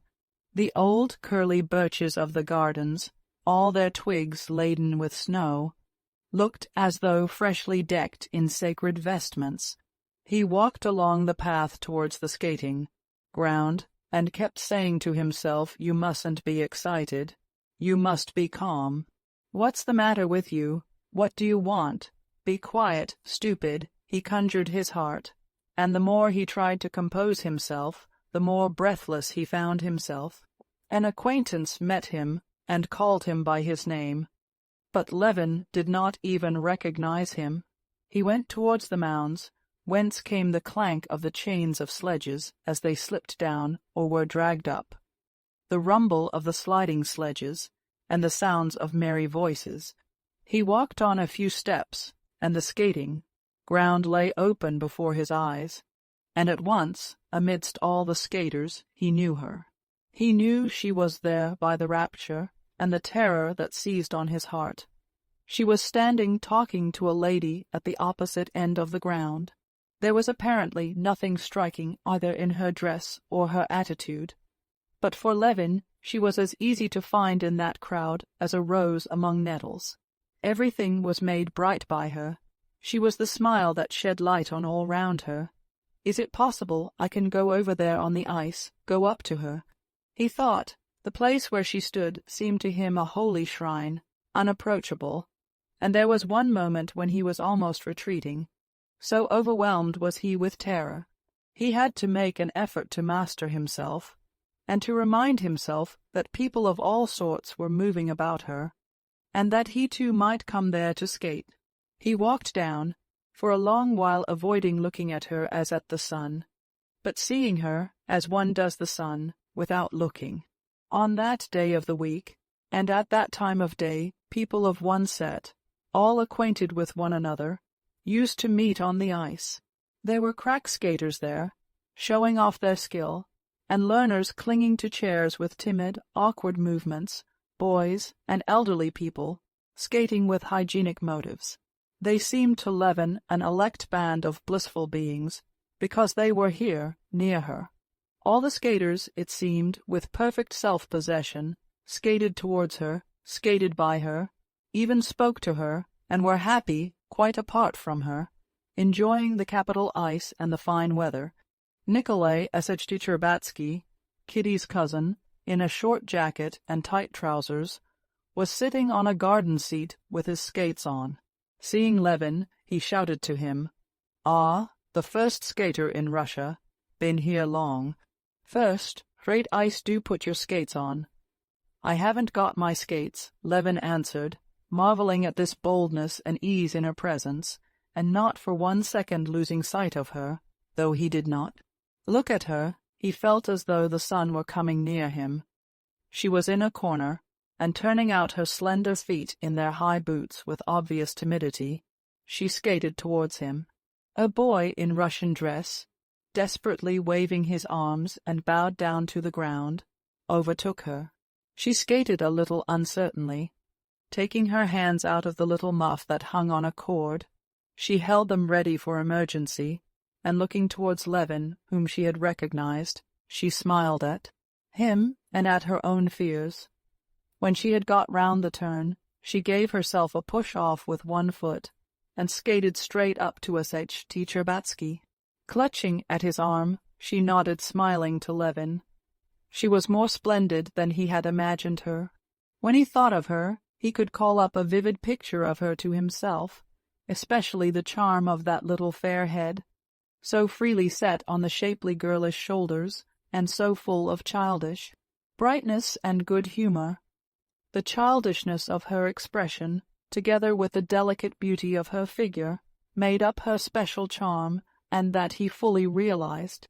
But what always struck him in her as something unlooked for was the expression of her eyes, soft, serene, and truthful, and above all, her smile, which always transported Levin to an enchanted, world where he felt himself softened and tender, as he remembered himself in some days of his early childhood. "Have you been here long?" she said, giving him her hand. "Thank you," she added, as he picked up the handkerchief that had fallen out of her muff. I've not long. Yesterday, I mean today, I arrived," answered Levin, in his emotion not at once understanding her question. "I was meaning to come and see you," he said. And then, recollecting with what intention he was trying to see her, he was promptly overcome with confusion and blushed. "I didn't know you could skate, and skate so well." She looked at him earnestly, as though wishing to make out the cause of his confusion. "Your praise is worth having. The tradition is kept up here that you are the best of skaters," she said, with her little black-gloved hand brushing a grain of hoarfrost off her muff. "Yes, I used once to skate with passion. I wanted to reach perfection." "You do everything with passion, I think," she said, smiling. "I should so like to see how you skate. Put on skates and let us skate together." "Skate together? Can that be possible?" thought Levin, gazing at her. "I'll put them on directly," he said, and he went off to get skates. "It's a long while since we've seen you here, sir," said the attendant, supporting his foot, and screwing on the heel of the skate. "Except you, there's none of the gentlemen first-rate skaters. Will that be all right?" said he, tightening the strap. "Oh, yes, yes. Make haste, please," answered Levin, with difficulty restraining the smile of rapture which would overspread his face. Yes, he thought, this now is life, this is happiness. "Together," she said. "Let us skate together. Speak to her now." "But that's just why I'm afraid to speak, because I'm happy now. Happy in hope, anyway. And then, but I must, away with weakness." Levin rose to his feet, took off his overcoat, and scurrying over the rough ice round the hut, came out on the smooth ice and skated without effort, as it were, by simple exercise of will, increasing and slackening speed and turning his course. He approached with timidity, but again her smile reassured him. She gave him her hand, and they set off side by side, going faster and faster, and the more rapidly they moved the more tightly she grasped his hand. "With you, I should soon learn. I somehow feel confidence in you," she said to him. "And I have confidence in myself when you are leaning on me," he said, but was at once panic-stricken at what he had said, and blushed. And indeed, no sooner had he uttered these words, when all at once, like the sun going behind a cloud, her face lost all its friendliness, and Levin detected the familiar change in her expression. That denoted the working of thought. A crease showed on her smooth brow. "Is there anything troubling you?" "Though I've no right to ask such a question," he added hurriedly. "Oh, why so?" "No, I have nothing to trouble me," she responded coldly, and she added immediately, "You haven't seen Emil. Linon, have you? Not yet. Go and speak to her, she likes you so much." "What's wrong? I have offended her." "Lord help me," thought Levin, and he flew towards the old Frenchwoman with the grey ringlets, who was sitting on a bench. Smiling and showing her false teeth, she greeted him as an old friend. "Yes, you see we're growing up," she said to him, glancing towards Kitty, "and growing old. Tiny Bear has grown big now," pursued the Frenchwoman, laughing, and she reminded him of his joke about the 3 young ladies whom he had compared to the 3 bears in the English nursery tale. "Do you remember that's what you used to call them?" He remembered absolutely nothing, but she had been laughing at the joke for 10 years now, and was fond of it. "Now, go and skate, go and skate. Our Kitty has learned to skate nicely, hasn't she?" When Levin darted up to Kitty, her face was no longer stern. Her eyes looked at him with the same sincerity and friendliness, but Levin fancied that in her friendliness there was a certain note of deliberate composure, and he felt depressed, After talking a little of her old governess and her peculiarities, she questioned him about his life. "Surely you must be dull in the country in the winter, aren't you?" she said. "No, I'm not dull, I am very busy," he said, feeling that she was holding him in check by her composed tone, which he would not have the force to break through, just as it had been at the beginning. "Of the winter? Are you going to stay in town long?" Kitty questioned him. "I don't know," he answered, not thinking of what he was saying. The thought that if he were held in check by her tone of quiet friendliness, he would end by going back again without deciding anything came into his mind, and he resolved to make a struggle against it. "How is it you don't know? I don't know.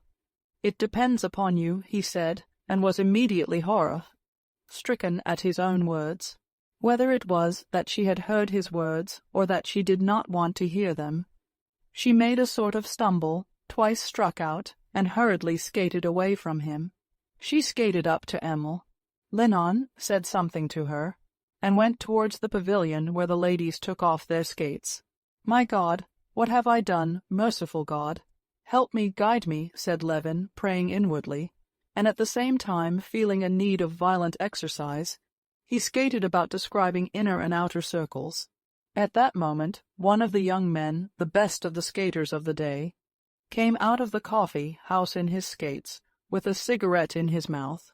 Taking a run, he dashed down the steps in his skates, crashing and bounding up and down.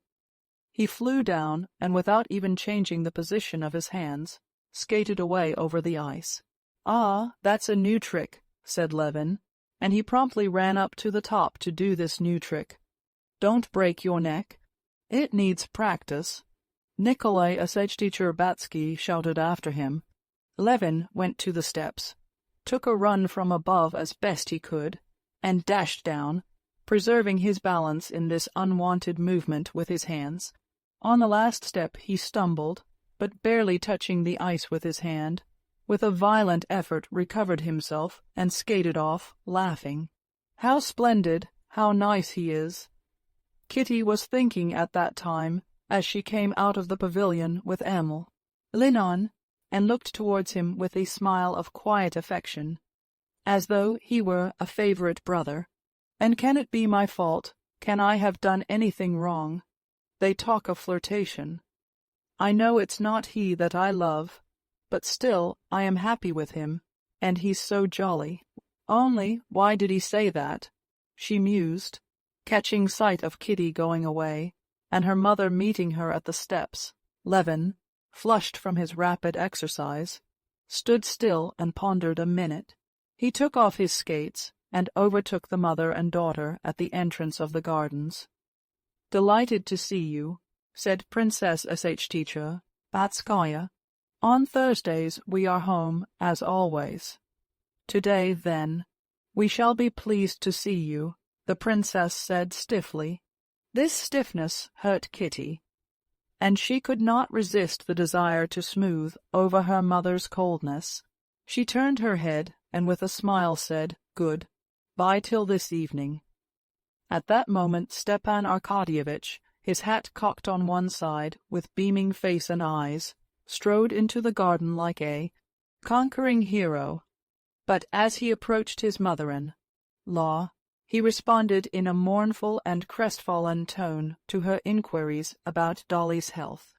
After a little subdued and dejected conversation with his mother-in-law, he threw out his chest again and put his arm in Levin's. "Well, shall we set off?" he asked. "I've been thinking about you all this time, and I'm very, very glad you've come," he said, looking him in the face with a significant air. "Yes, come along," answered Levin in ecstasy, hearing unceasingly the sound of that voice saying, "Good. Bye till this evening," and seeing the smile with which it was said, "To the England or the Hermitage, I don't mind which." "All right, then, the England," said Stepan Arkadyevitch, selecting that restaurant because he owed more there than at the Hermitage, and consequently considered it mean to avoid it. "Have you got a sledge? That's first freight, for I sent my carriage home." The friends hardly spoke all the way. Levin was wondering what that change in Kitty's expression had meant, and alternately assuring himself that there was hope, and falling into despair, seeing clearly that his hopes were insane, and yet all the while he felt himself quite another man, utterly unlike what he had been before her smile and those words, "Good bye till this evening." Stepan Arkadyevitch was absorbed during the drive in composing the menu of the dinner. "You like turbot, don't you?" he said to Levin as they were arriving. "Eh?" responded Levin. "Turbot, yes, I'm awfully fond of turbot." Chapter 10. When Levin went into the restaurant with Oblonsky, he could not help noticing a certain peculiarity of expression, as it were, a restrained radiance about the face and whole figure of Stepan Arkadyevitch. Oblonsky took off his overcoat, and with his hat over one ear walked into the dining-room, giving directions to the Tatar waiters, who were clustered about him in evening coats, bearing napkins, bowing to right and left to the people he met, and here, as everywhere, joyously greeting acquaintances. He went up to the sideboard for a preliminary appetizer of fish and vodka, and said to the painted Frenchwoman, decked in ribbons, lace, and ringlets, behind the counter, something so amusing that even that Frenchwoman was moved to genuine laughter. Levin, for his part, refrained from taking any vodka simply because he felt such a loathing of that Frenchwoman, all made up, it seemed, of false hair, powder de riz, and vinegar de toilette. He made haste to move away from her, as from a dirty place. His whole soul was filled with memories of Kitty, and there was a smile of triumph and happiness shining in his eyes. "This way, Your Excellency, please." "Your Excellency won't be disturbed here," said a particularly pertinacious, white-headed old Tatar with immense hips and coat, tails gaping widely behind. "Walk in, Your Excellency," he said to Levin, by way of showing his respect to Stepan Arkadyevitch, being attentive to his guest as well, instantly flinging a fresh cloth over the round table under the bronze chandelier. Though it already had a tablecloth on it, he pushed up velvet chairs and came to a standstill before Stepan Arkadyevitch with a napkin and a bill of fare in his hands, awaiting his commands. "If you prefer it, Your Excellency, a private room will be free directly. Prince Golestan with a lady. Fresh oysters have come in." "Ah, oysters." Stepan Arkadyevitch became thoughtful. "How if we were to change our program, Levin?" he said, keeping his finger on the bill of fare, and his face expressed serious hesitation. "Are the oysters good?" "Mind now, they're Flensburg, Your Excellency. We've no Ostend." "Flensburg will do, but are they fresh?" "Only arrived yesterday." "Well, then, how if we were to begin with oysters, and so change the whole program?" It's all the same to me. I should like cabbage soup and porridge better than anything, but of course there's nothing like that here." "Porridge à la Russ, Your Honor would like?" said the Tatar, bending down to Levin, like a nurse speaking to a child. "No, joking apart, whatever you choose is sure to be good. I've been skating, and I'm hungry.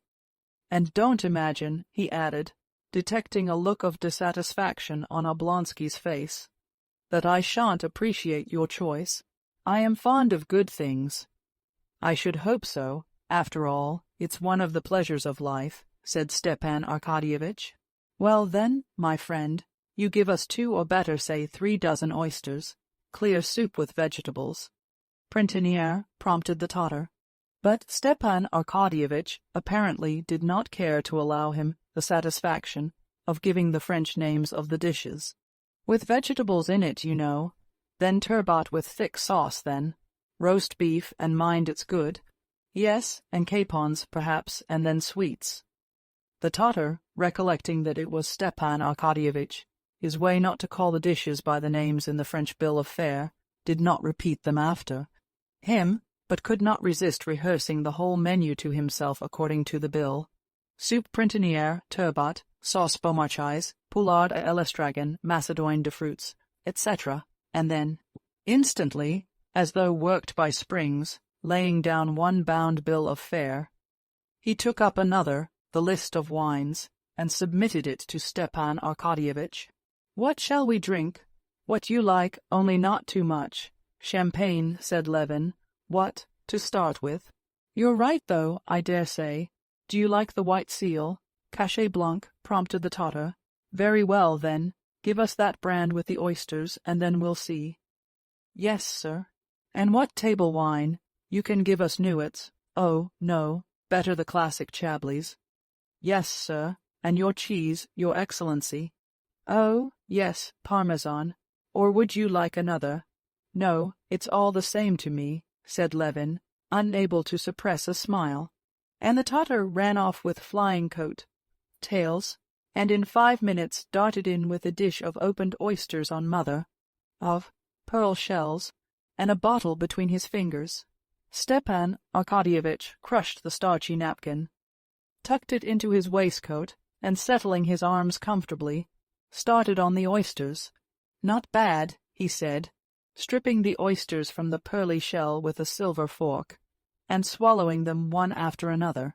"Not bad," he repeated, turning his dewy, brilliant eyes from Levin to the Tatar. Levin ate the oysters indeed, though white bread and cheese would have pleased him better, but he was admiring Oblonsky. Even the Tatar, uncorking the bottle and pouring the sparkling wine into the delicate glasses, glanced at Stepan Arkadyevitch, and settled his white cravat with a perceptible smile of satisfaction. "You don't care much for oysters, do you?" said Stepan Arkadyevitch, emptying his wine-glass. "Or you're worried about something?" He wanted Levin to be in good spirits. But it was not that Levin was not in good spirits. He was ill at ease. With what he had in his soul, he felt sore and uncomfortable in the restaurant, in the midst of private rooms where men were dining with ladies, in all this fuss and bustle. The surroundings of bronzes, looking-glasses, gas, and waiters, all of it was offensive to him. He was afraid of sullying what his soul was brimful of. Yes, I am. But besides, all this bothers me," he said. "You can't conceive how queer it all seems to a country person like me. As queer as that gentleman's nails I saw at your place. Yes, I saw how much interested you were in poor Grinevitch's." "Nails," said Stepan Arkadyevitch, laughing. "It's too much for me," responded Levin. "Do try now, and put yourself in my place. Take the point of view of a country person. We, in the country, try to bring our hands into such a state as will be most convenient for working with. So we cut our nails. Sometimes we turn up our sleeves. And here people purposely let their nails grow as long as they will, and link on small saucers by way of studs, so that they can do nothing with their hands." Stepan Arkadyevitch smiled gaily. "Oh, yes, that's just a sign that he has no need to do coarse work. His work is with the mind, maybe, but still it's queer to me. Just as at this moment it seems queer to me that we country folks try to get our meals over as soon as we can, so as to be ready for our work, while here are we trying to drag out our meal as long as possible, and with that object eating oysters." "Why, of course," objected Stepan Arkadyevitch, "but that's just the aim of civilization, to make everything a source of enjoyment." "Well, if that's its aim, I'd rather be a savage."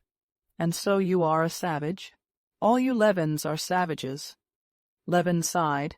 He remembered his brother Nikolay, and felt ashamed and sore, and he scowled. But Oblonsky began speaking of a subject which at once drew his attention. "Oh, I say, are you going tonight to our people, the Sh-Tuchabatskys, I mean?" he said, his eyes sparkling significantly as he pushed away the empty rough shells and drew the cheese towards him. "Yes, I shall certainly go," replied Levin, though I fancied the princess was not very warm in her invitation. "What nonsense! That's her manner. Come, boy, the soup. That's her manner, grand dame," said Stepan Arkadyevitch. "I'm coming, too, but I have to go to the Countess Bonina's rehearsal." "Come, isn't it true that you're a savage? How do you explain the sudden way in which you vanished from Moscow? The SH Cherebatskys were continually asking me about you, as though I ought to know. The only thing I know is that you always do what no one else does. Yes, said Levin, slowly and with emotion, you're right. I am a savage, only my savageness is not in having gone away, but in coming now. Now I have come. Oh, what a lucky fellow you are! Broke in Stepan Arkadyevitch, looking into Levin's eyes. Why, I know a gallant steed by token sure, and by his eyes I know a youth in love, declaimed Stepan Arkadyevitch. Everything is before you. Why, is it over for you already? No, not over exactly. But the future is yours, and the present is mine, and the present, well, it's not all that it might be. How so? Oh, things go wrong, but I don't want to talk of myself, and besides I can't.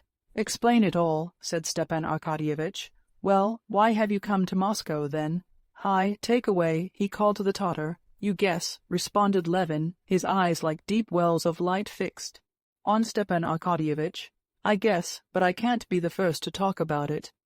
You can see by that whether I guess right or wrong, said Stepan Arkadyevitch, gazing at Levin with a subtle smile. Well, and what have you to say to me? Said Levin in a quivering voice, feeling that all the muscles of his face were quivering too. How do you look at the question? Stepan Arkadyevitch slowly emptied his glass of Chablis, never taking his eyes off Levin. I, said Stepan Arkadyevitch, there's nothing I desire so much as that nothing. It would be the best thing that could be. But you're not making a mistake. You know what we're speaking of, said Levin, piercing him with his eyes. You think it's possible. I think it's possible. Why not possible? No. Do you really think it's possible? No. Tell me all you think. Oh, but if refusal's in store for me, indeed I feel sure. Why should you think that? Said Stepan Arkadyevitch, smiling at his excitement. It seems so to me sometimes. That will be awful for me, and for her too. Oh, well, anyway, there's nothing awful in it for a girl. Every girl's proud of an offer. Yes, every girl, but not she. Stepan Arkadyevitch smiled. He so well knew that feeling of Levin's, that for him all the girls in the world were divided into two classes. One class all the girls in the world except her, and those girls, with all sorts of human weaknesses, and very ordinary girls. The other class she alone, having no weaknesses of any sort, and higher than all humanity. Stay, take some sauce, he said, holding back Levin's hand as it pushed away the sauce. Levin obediently helped himself to sauce, but would not let Stepan Arkadyevitch go on with his dinner. No, stop a minute, he said. You must understand that it's a question of life and death for me. I have never spoken to anyone of this, and there's no one I could speak of it to, except you. You know we're utterly unlike each other, different tastes and views and everything, but I know you're fond of me and understand me, and that's why I like you awfully. But for God's sake, be quite straightforward with me.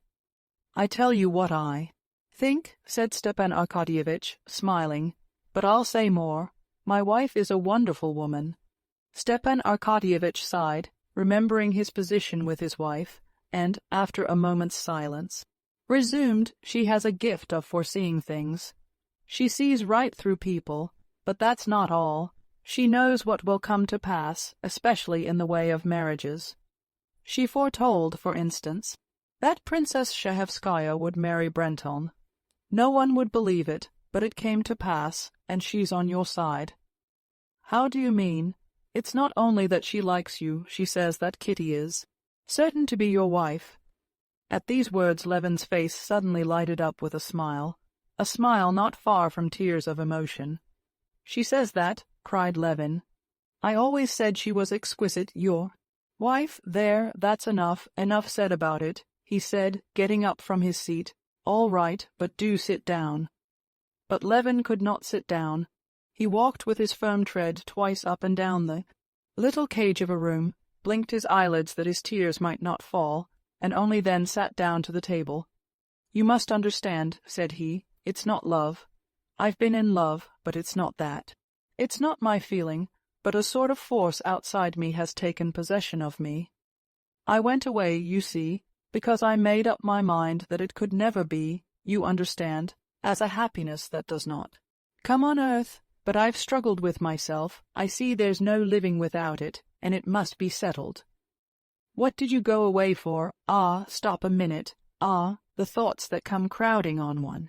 The questions one must ask oneself. Listen. You can't imagine what you've done for me by what you said. I'm so happy that I've become positively hateful. I've forgotten everything. I heard today that my brother Nikolay, you know, he's here. I had even forgotten him. It seems to me that he's happy too. It's a sort of madness, but one thing's awful. Here you've been married, you know the feeling. It's awful that we old with a past, not of love but of sins, are brought all at once so near to a creature pure and innocent. It's loathsome, and that's why one can't help feeling oneself unworthy.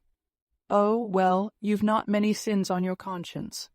Alas, all the same, said Levin, when with loathing I go over my life, I shudder and curse and bitterly regret it. Yes. What would you have? The world's made so, said Stepan Arkadyevitch. The one comfort is like that prayer, which I always liked. Forgive me not according to my unworthiness, but according to thy loving kindness. That's the only way she can forgive me. Chapter 11. Levin emptied his glass, and they were silent for a while. There's one other thing I ought to tell you. Do you know Vronsky? Stepan Arkadyevitch asked Levin. No, I don't. Why do you ask? Give us another bottle. Stepan Arkadyevitch directed the Tatar, who was filling up their glasses and fidgeting round them just when he was not wanted. Why you ought to know Vronsky is that he's one of your rivals. Who's Vronsky? Said Levin, and his face was suddenly transformed from the look of childlike ecstasy, which Oblonsky had just been admiring, to an angry and unpleasant expression. Vronsky is one of the sons of Count Kirill Ivanovich Vronsky, and one of the finest specimens of the gilded youth of Petersburg. I made his acquaintance in Tver when I was there on official business, and he came there for the levy of recruits. Fearfully rich, handsome, great connections, an aide-de-camp, and with all that a very nice, good-natured fellow. But he's more than simply a good-natured fellow. As I've found out here, he's a cultivated man, too, and very intelligent. He's a man who'll make his mark. Levin scowled and was dumb. Well, he turned up here soon after you'd gone, and as I can see, he's over head and ears in love with Kitty, and you know that her mother— Excuse me, but I know nothing, said Levin, frowning gloomily, and immediately he recollected his brother Nikolay, and how hateful he was to have been able to forget him. You wait a bit, said Stepan Arkadyevitch, smiling and touching his hand. I've told you what I know, and I repeat that in this delicate and tender matter, as far as one can conjecture, I believe the chances are in your favor. Levin dropped back in his chair. His face was pale. But I would advise you to settle the thing as soon as may be, pursued Oblonsky, filling up his glass. No, thanks, I can't drink any more, said Levin, pushing away his glass. I shall be drunk. Come, tell me, how are you getting on? He went on, obviously anxious to change the conversation. One word more. In any case, I advise you to settle the question soon. Tonight, I don't advise you to speak, said Stepan Arkadyevitch. Go round tomorrow morning, make an offer in due form, and God bless you. Oh, do you still think of coming to me for some shooting? Come next spring, do, said Levin. Now his whole soul was full of remorse that he had begun this conversation with Stepan Arkadyevitch. A feeling such as his was profaned by talk of the rivalry of some Petersburg officer, of the suppositions and the counsels of Stepan Arkadyevitch. Stepan Arkadyevitch smiled. He knew what was passing in Levin's soul. I'll come some day, he said. But women, my boy, they're the pivot everything turns upon. Things are in a bad way with me, very bad. And it's all through women. Tell me frankly now," he pursued, picking up a cigar and keeping one hand on his glass. "Give me your advice." "Why, what is it?" "I'll tell you. Suppose you're married, you love your wife, but you're fascinated by another woman. Excuse me, but I'm absolutely unable to comprehend how. Just as I can't comprehend how I could now, after my dinner, go straight to a baker's shop and steal a roll." Stepan Arkadyevitch's eyes sparkled more than usual. "Why not? A roll will sometimes smell so good one can't resist it. Himmlisch ist's, W. mein irdisch Begier. A burdock wenn's nicht gelungen hat ich, ob recht hübsch Plaisir."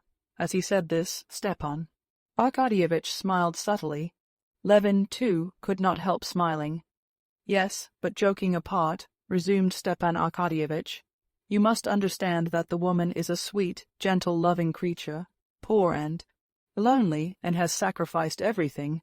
Now, when the thing's done, don't you see, can one possibly cast her off, even supposing one parts from her, so as not to break up one's family life? Still, can one help feeling for her, setting her on her feet, softening her lot? Well, you must excuse me there. You know, to me all women are divided into two classes. At least no, truer to say, there are women and there are. I've never seen exquisite fallen beings, and I never shall see them. But such creatures as that painted Frenchwoman at the counter with the ringlets are vermin to my mind, and all fallen women are the same. But the Magdalen, drop that. Christ would never have said those words if he had known how they would be abused. Of all the gospel, those words are the only ones remembered. However, I'm not saying so much what I think as what I feel. I have a loathing for fallen women.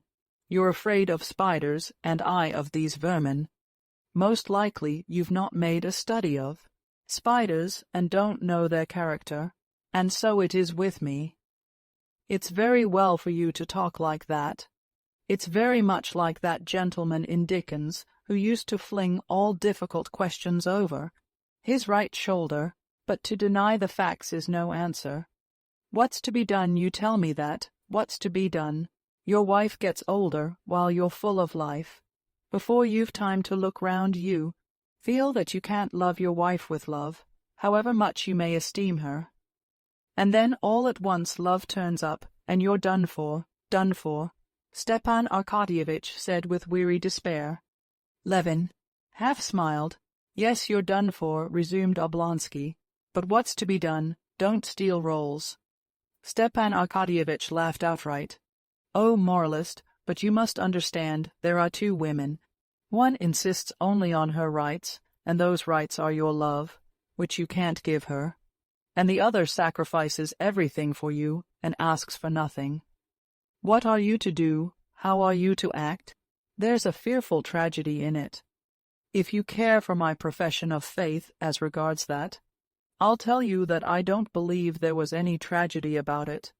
And this is why, to my mind, love, both the sorts of love, which you remember Plato defines in his Banquet, served as the test of men. Some men only understand one sort, and some only the other, and those who only know the non-Platonic love have no need to talk of tragedy.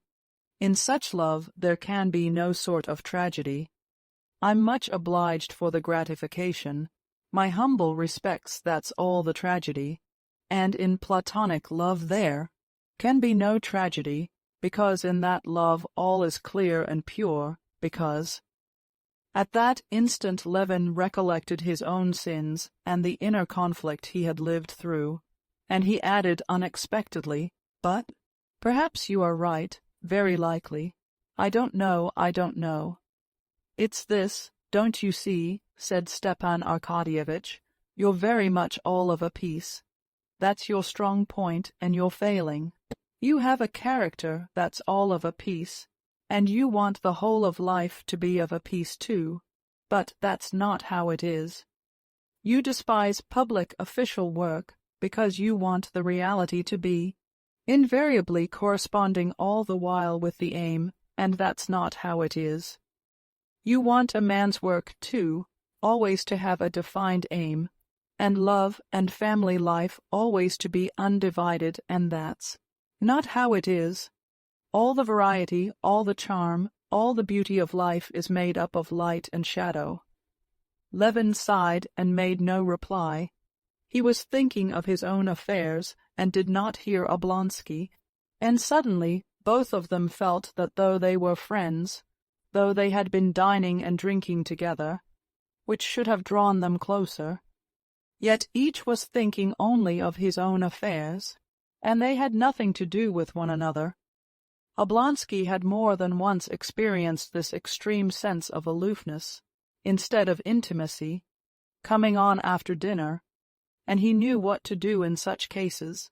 Bill, he called, and he went into the next room, where he promptly came across an aide-de-camp of his acquaintance, and dropped into conversation with him about an actress and her protector. And at once in the conversation with the aide-de-camp, Oblonsky had a sense of relaxation and relief after the conversation with Levin, which always put him to too great a mental and spiritual strain. When the Tatar appeared with a bill for 26 rubles and odd kopecks, besides a tip for himself, Levin, who would another time have been horrified, like any one from the country, at his share of 14 rubles, did not notice it, paid, and set off homewards to dress and go to the SH teacher. Batsky's there to decide his fate. Chapter 12. The young Princess Kitty SH teacher Batskaya was 18. It was the first winter that she had been out in the world. Her success in society had been greater than that of either of her elder sisters, and greater even than her mother had anticipated, to say nothing of the young men who danced at the Moscow balls being almost all in love with Kitty. 2 serious suitors had already this first winter made their appearance, Levin, and immediately after his departure, Count Vronsky. Levin's appearance at the beginning of the winter, his frequent visits, and evident love for Kitty, had led to the first serious conversations between Kitty's parents as to her future, and to disputes between them. The prince was on Levin's side. He said he wished for nothing better for Kitty. The princess, for her part, going round the question in the manner peculiar to women, maintained that Kitty was too young, that Levin had done nothing to prove that he had serious intentions, that Kitty felt no great attraction to him, and other side issues. But she did not state the principal point, which was that she looked for a better match for her daughter, and that Levin was not to her liking, and she did not understand him.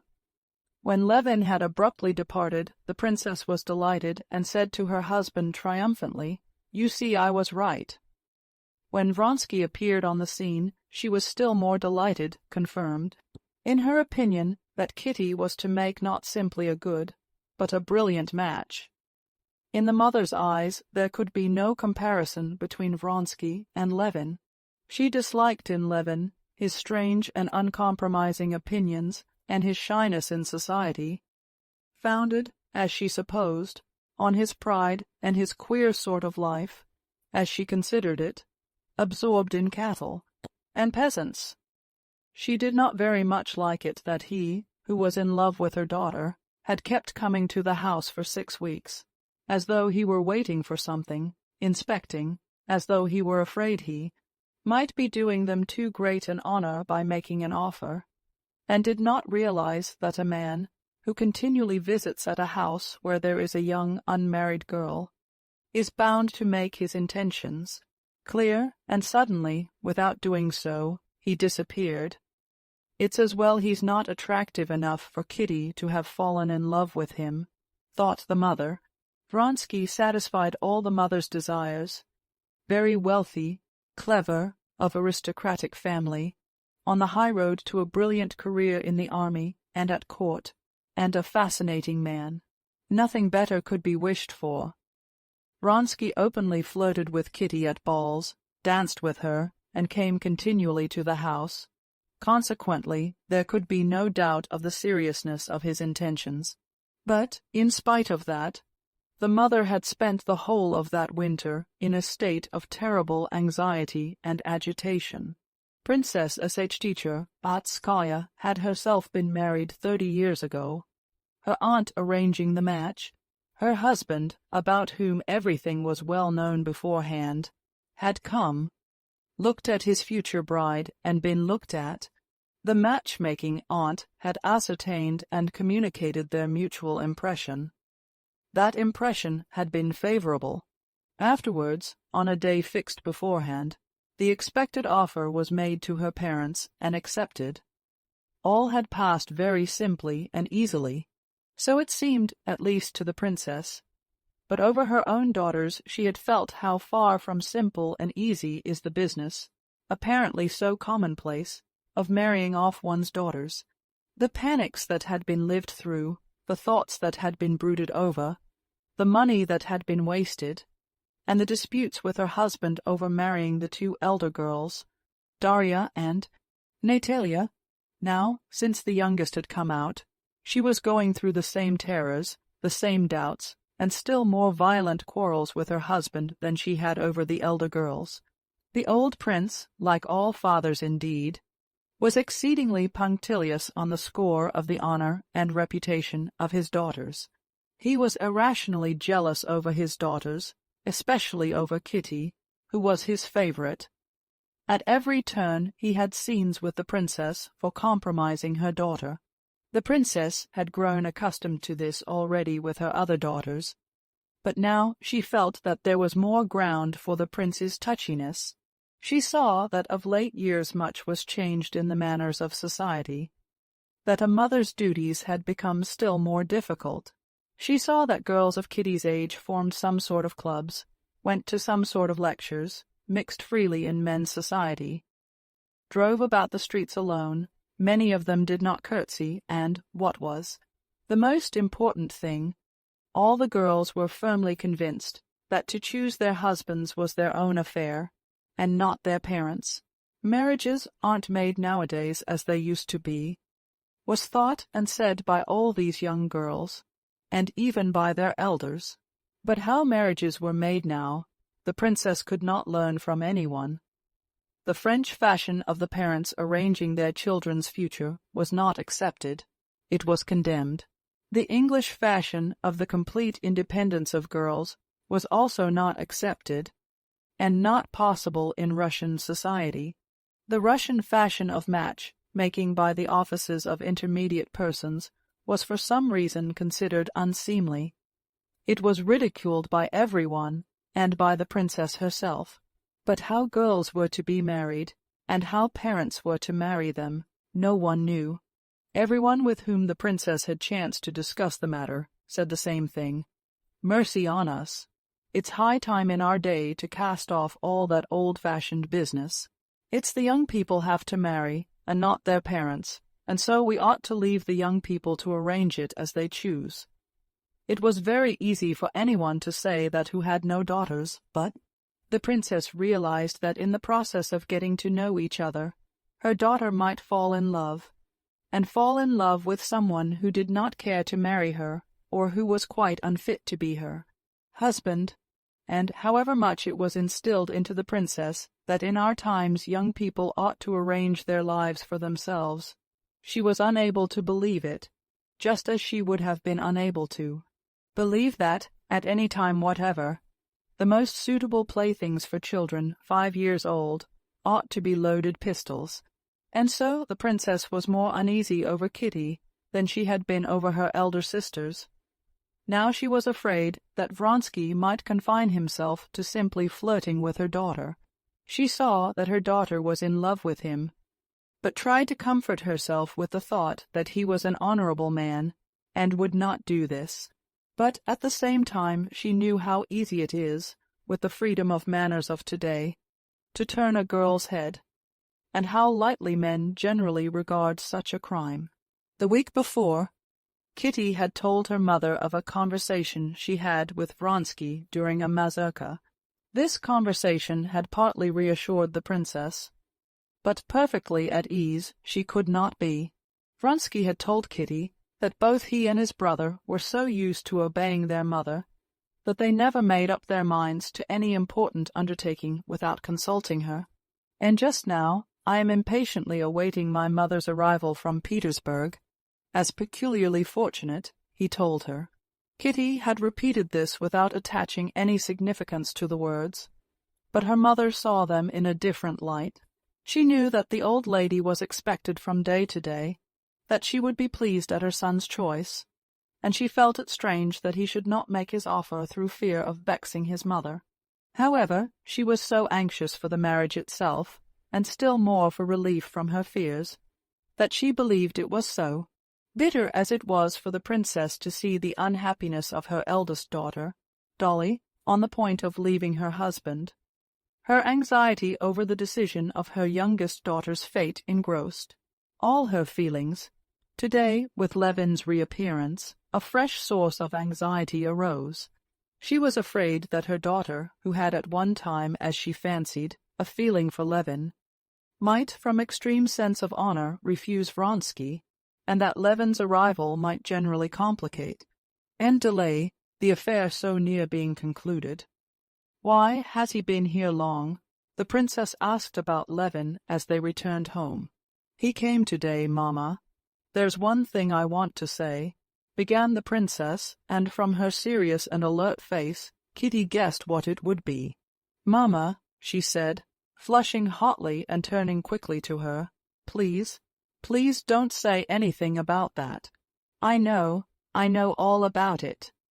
She wished for what her mother wished for, but the motives of her mother's wishes wounded her. "I only want to say that to raise hopes. Mamma, darling, for goodness' sake, don't talk about it. It's so horrible to talk about it." "I won't," said her mother, seeing the tears in her daughter's eyes. "But one thing, my love, you promised me you would have no secrets from me." "You won't, never, Mamma, none," answered Kitty, flushing a little and looking her mother straight in the face. "But there's no use in my telling you anything, and if I wanted to, I don't know what to say or how. I don't know." No, she could not tell an untruth with those eyes, thought the mother, smiling at her agitation and happiness. The princess smiled that what was taking place just now in her soul seemed to the poor child so immense and so important. Chapter 13. After dinner, until the beginning of the evening, Kitty was feeling a sensation akin to the sensation of a young man before a battle. Her heart throbbed violently, and her thoughts would not rest on anything. She felt that this evening, when they would both meet for the first time, would be a turning point in her life, and she was continually picturing them to herself, at one moment each separately, and then both together. When she mused on the past, she dwelt with pleasure, with tenderness, on the memories of her relations with Levin, the memories of childhood and of Levin's friendship with her dead brother, gave a special poetic charm to her relations with him. His love for her, of which she felt certain, was flattering and delightful to her, and it was pleasant for her to think of Levin. In her memories of Vronsky there always entered a certain element of awkwardness, though he was in the highest degree well bred and at ease, as though there were some false note not in Vronsky. He was very simple and nice, but in herself, while with Levin she felt perfectly simple and clear. But on the other hand, directly she thought of the future with Vronsky, there arose before her a perspective of brilliant happiness. With Levin the future seemed misty. When she went upstairs to dress and looked into the looking-glass, she noticed with joy that it was one of her good days, and that she was in complete possession of all her forces. She needed this. So, for what lay before her, she was conscious of external composure and free grace in her movements. At 7:30 she had only just gone down into the drawing-room when the footman announced Konstantin Dmitrievitch Levin. The princess was still in her room, and the prince had not come in. So it is to be, thought Kitty, and all the blood seemed to rush to her heart. She was horrified at her paleness as she glanced into the looking-glass. At that moment she knew beyond doubt that he had come early on purpose to find her alone and to make her an offer. And only then, for the first time, the whole thing presented itself in a new, different aspect. Only then she realized that the question did not affect her only with whom she would be happy and whom she loved, but that she would have that moment to wound a man whom she liked, and to wound him cruelly. What for? Because he, dear fellow, loved her, was in love with her. But there was no help for it, so it must be, so it would have to be. My God, shall I myself really have to say it to him? She thought. Can I tell him I don't love him? That will be a lie. What am I to say to him? That I love someone else? No, that's impossible. I'm going away, I'm going away. She had reached the door when she heard his step. No, it's not honest. What have I to be afraid of? I have done nothing wrong. What is to be, will be. I'll tell the truth, and with him one can't be ill at ease. Here he is, she said to herself, seeing his powerful, shy figure, with his shining eyes fixed on her. She looked straight into his face, as though imploring him to spare her, and gave her hand. It's not time yet. I think I'm too early, he said, glancing round the empty drawing-room. When he saw that his expectations were realized, that there was nothing to prevent him from speaking, his face became gloomy. "Oh, no," said Kitty, and sat down at the table. "But this was just what I wanted, to find you alone," he began, not sitting down and not looking at her, so as not to lose courage. "Mamma will be down directly. She was very much tired. Yesterday," she talked on, not knowing what her lips were uttering, and not taking her supplicating and caressing eyes off him. He glanced at her. She blushed and ceased speaking. "I told you I did not know whether I should be here long, that it depended on you." She dropped her head lower and lower, not knowing herself what answer she should make to what was coming. "That it depended on you," he repeated. I meant to say, I came for this, to be my wife," he brought out, not knowing what he was saying. But feeling that the most terrible thing was said, he stopped short and looked at her. She was breathing heavily, not looking at him. She was feeling ecstasy. Her soul was flooded with happiness. She had never anticipated that the utterance of love would produce such a powerful effect on her. But it lasted only an instant. She remembered Vronsky. She lifted her clear, truthful eyes, and seeing his desperate face, she answered hastily, "That cannot be. Forgive me."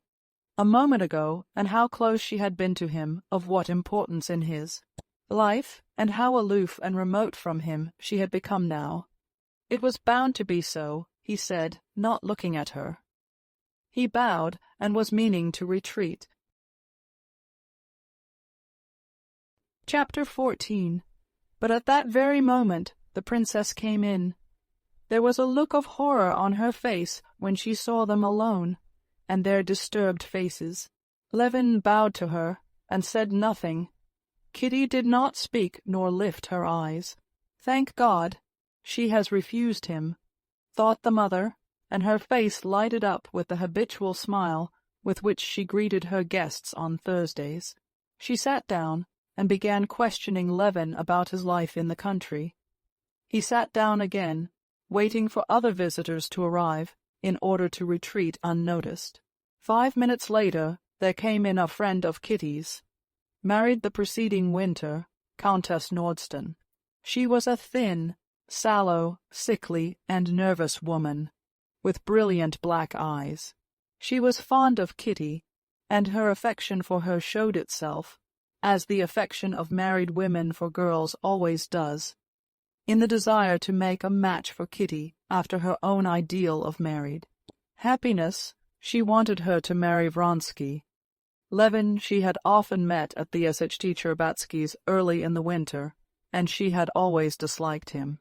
Her invariable and favorite pursuit when they met.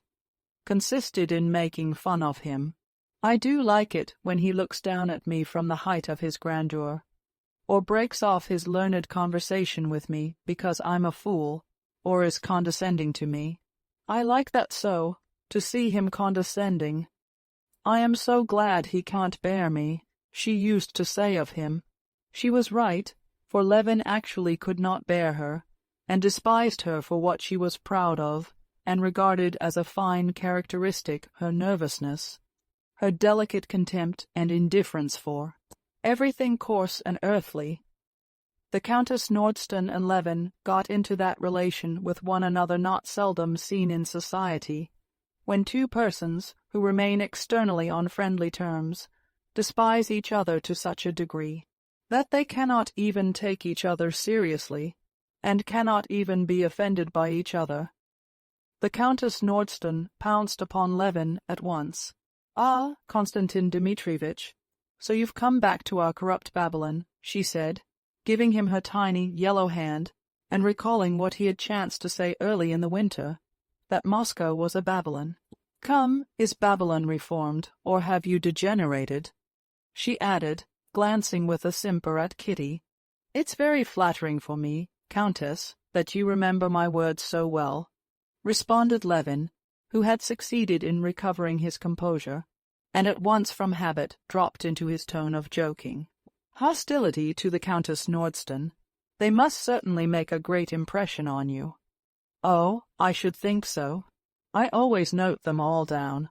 Well, Kitty, have you been skating again?" And she began talking to Kitty. Awkward as it was for Levin to withdraw now, it would still have been easier for him to perpetrate this awkwardness than to remain all the evening and see Kitty, who glanced at him now and then and avoided his eyes. He was on the point of getting up, when the princess, noticing that he was silent, addressed him. "Shall you be long in Moscow? You're busy with the district council, though, aren't you, and can't be away for long." "No, Princess, I'm no longer a member of the council," he said. "I have come up for a few days." "There's something the matter with him," thought Countess Nordsten, glancing at his stern, serious face. "He isn't in his old argumentative mood. But I'll draw him out. I do love making a fool of him before Kitty, and I'll do it." "Konstantin Dmitrievitch," she said to him, "do explain to me, please, what's the meaning of it? You know all about such things. At home in our village of Kaluga, all the peasants and all the women have drunk up all they possessed, and now they can't pay us any rent. What's the meaning of that? You always praise the peasants so." At that instant another lady came into the room, and Levin got up. "Excuse me, Countess, but I really know nothing about it, and can't tell you anything," he said, and looked round at the officer who came in behind the lady. "That must be Vronsky," thought Levin, and, to be sure of it, glanced at Kitty. She had already had time to look at Vronsky, and looked round at Levin, and simply from the look in her eyes, that grew unconsciously brighter, Levin knew that she loved that man, knew it as surely as if she had told him so in words. But what sort of a man was he? Now, whether for good or for ill, Levin could not choose but remain. He must find out what the man was like whom she loved. There are people who, on meeting a successful rival, no matter in what, are at once disposed to turn their backs on everything good in him, and to see only what is bad.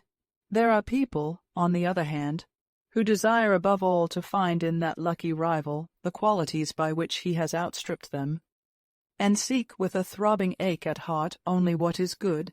Levin belonged to the second class, but he had no difficulty in finding what was good and attractive in Vronsky. It was apparent at the first glance. Vronsky was a squarely built, dark man, not very tall, with a good, humored, handsome, and exceedingly calm and resolute face. Everything about his face and figure, from his short, cropped black hair and freshly shaven chin down to his loosely fitting, new uniform, was simple and at the same time elegant. Making way for the lady who had come in, Vronsky went up to the princess and then to Kitty. As he approached her, his beautiful eyes shone with a specially tender light, and with a faint, happy, and modestly triumphant smile. So it seemed to Levin, bowing carefully and respectfully over her, he held out his small broad hand to her. Greeting and saying a few words to everyone, he sat down without once glancing at Levin, who had never taken his eyes off him. "Let me introduce you," said the princess, indicating Levin. "Konstantin Dmitrievitch Levin, Count Alexei Kirillovitch Vronsky." Vronsky got up and, looking cordially at Levin, shook hands with him. "I believe I was to have dined with you this winter," he said, smiling his simple and open smile, "but you had unexpectedly left for the country." Konstantin Dmitrievitch despises and hates town, and us townspeople, said Countess Nordston. "My words must make a deep impression on you, since you remember them so well," said Levin, and suddenly conscious that he had said just the same thing before, he reddened. Vronsky looked at Levin and Countess Nordston and smiled. "Are you always in the country?" he inquired. "I should think it must be dull in the winter." "It's not dull if one has work to do. Besides, one's not dull by oneself," Levin replied abruptly. "I am fond of the country," said Vronsky, noticing, and affecting not to notice, Levin's tone. "But I hope, Count, you would not consent to live in the country always," said Countess Nordston. "I don't know. I have never tried for long. I experienced a queer feeling once," he went on. "I never longed so for the country, Russian country, with bast shoes and peasants, as when I was spending a winter with my mother in Nice. Nice itself is dull enough, you know, and indeed Naples and Sorrento are only pleasant for a short time, and it's just there that Russia comes back to me most vividly, and especially the country. It's as though—" He talked on, addressing both Kitty and Levin, turning his serene, friendly eyes from one to the other, and saying obviously just what came into his head. Noticing that Countess Nordston wanted to say something, he stopped short without finishing what he had begun, and listened attentively to her. The conversation did not flag for an instant, so that the princess, who always kept in reserve, in case a subject should be lacking, two heavy guns, the relative advantages of classical and of modern education and universal military service had not to move out either of them, while Countess Nordston had not a chance of chaffing Levin. Levin wanted to, and could not, take part in the general conversation. Saying to himself every instant, "Now go," he still did not go, as though waiting for something. The conversation fell upon table, turning and spirits, and Countess Nordston, who believed in spiritualism, began to describe the marvels she had seen. "Ah, Countess, you really must take me. For pity's sake, do take me to see them. I have never seen anything extraordinary, though I am always on the lookout for it everywhere," said Vronsky, smiling. "Very well, next Saturday," answered Countess Nordston. "But you, Konstantin Dmitrievitch, do you believe in it?" She asked Levin. "Why do you ask me? You know what I shall say. But I want to hear your opinion." "My opinion," answered Levin, "is only that this table, turning, simply proves that educated society, so-called, is no higher than the peasants. They believe in the evil eye, and in witchcraft and omens, while we—" "Oh, then you don't believe in it?" "I can't believe in it, Countess. But if I've seen it myself, the peasant women too tell us they have seen goblins." "Then you think I tell a lie?" And she laughed a mirthless laugh. "Oh, no, Masha, Konstantin Dmitrievitch said he could not believe in it," said Kitty, blushing for Levin, and Levin saw this, and, still more exasperated, would have answered, but Vronsky, with his bright, frank smile, rushed to the support of the conversation, which was threatening to become disagreeable. "You do not admit the conceivability at all?" he queried. "But why not? We admit the existence of electricity, of which we know nothing. Why should there not be some new force, still unknown to us, which. When electricity was discovered, Levin interrupted hurriedly. It was only the phenomenon that was discovered, and it was unknown from what it preceded, and what were its effects. And ages passed before its applications were conceived. But the spiritualists have begun with tables writing for them, and spirits appearing to them, and have only later started saying that it is an unknown force. Vronsky listened attentively to Levin, as he always did listen, obviously interested in his words. Yes, but the spiritualists say we don't know at present what this force is. But there is a force, and these are the conditions in which it acts. Let the scientific men find out what the force consists in. No, I don't see why there should not be a new force if it. Why? Because with electricity, Levin interrupted again, every time you rub tar against wool, a recognized phenomenon is manifested. But in this case it does not happen every time, and so it follows it is not a natural phenomenon. Feeling probably that the conversation was taking a tone too serious for a drawing-room, Vronsky made no rejoinder, but by way of trying to change the conversation, he smiled brightly and turned to the ladies. "Do let us try at once, Countess," he said. But Levin would finish saying what he thought. "I think," he went on, "that this attempt of the spiritualists to explain their marvels as some sort of new natural force is most futile. They boldly talk of spiritual force, and then try to subject it to material experiment. Every one was waiting for him to finish, and he felt it. And I think you would be a first-rate medium," said Countess Nordston. "There's something enthusiastic in you." Levin opened his mouth, was about to say something, reddened, and said nothing. "Do let us try table." "Turning at once, please," said Vronsky. "Princess, will you allow it?" And Vronsky stood up, looking for a little table. Kitty got up to fetch a table, and as she passed, her eyes met Levin's. She felt for him with her whole heart, the more because she was pitying him for suffering of which she was herself the cause. "If you can forgive me, said her eyes. "I am so happy." "I hate them all, and you, and myself," his eyes responded, and he took up his hat. But he was not destined to escape. Just as they were arranging themselves round the table, and Levin was on the point of retiring, the old prince came in, and after greeting the ladies, addressed Levin. "Ah," he began joyously. "Been here long, my boy. I didn't even know you were in town. Very glad to see you."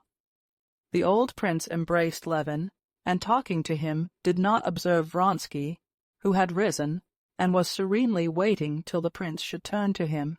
Kitty felt how distasteful her father's warmth was to Levin after what had happened.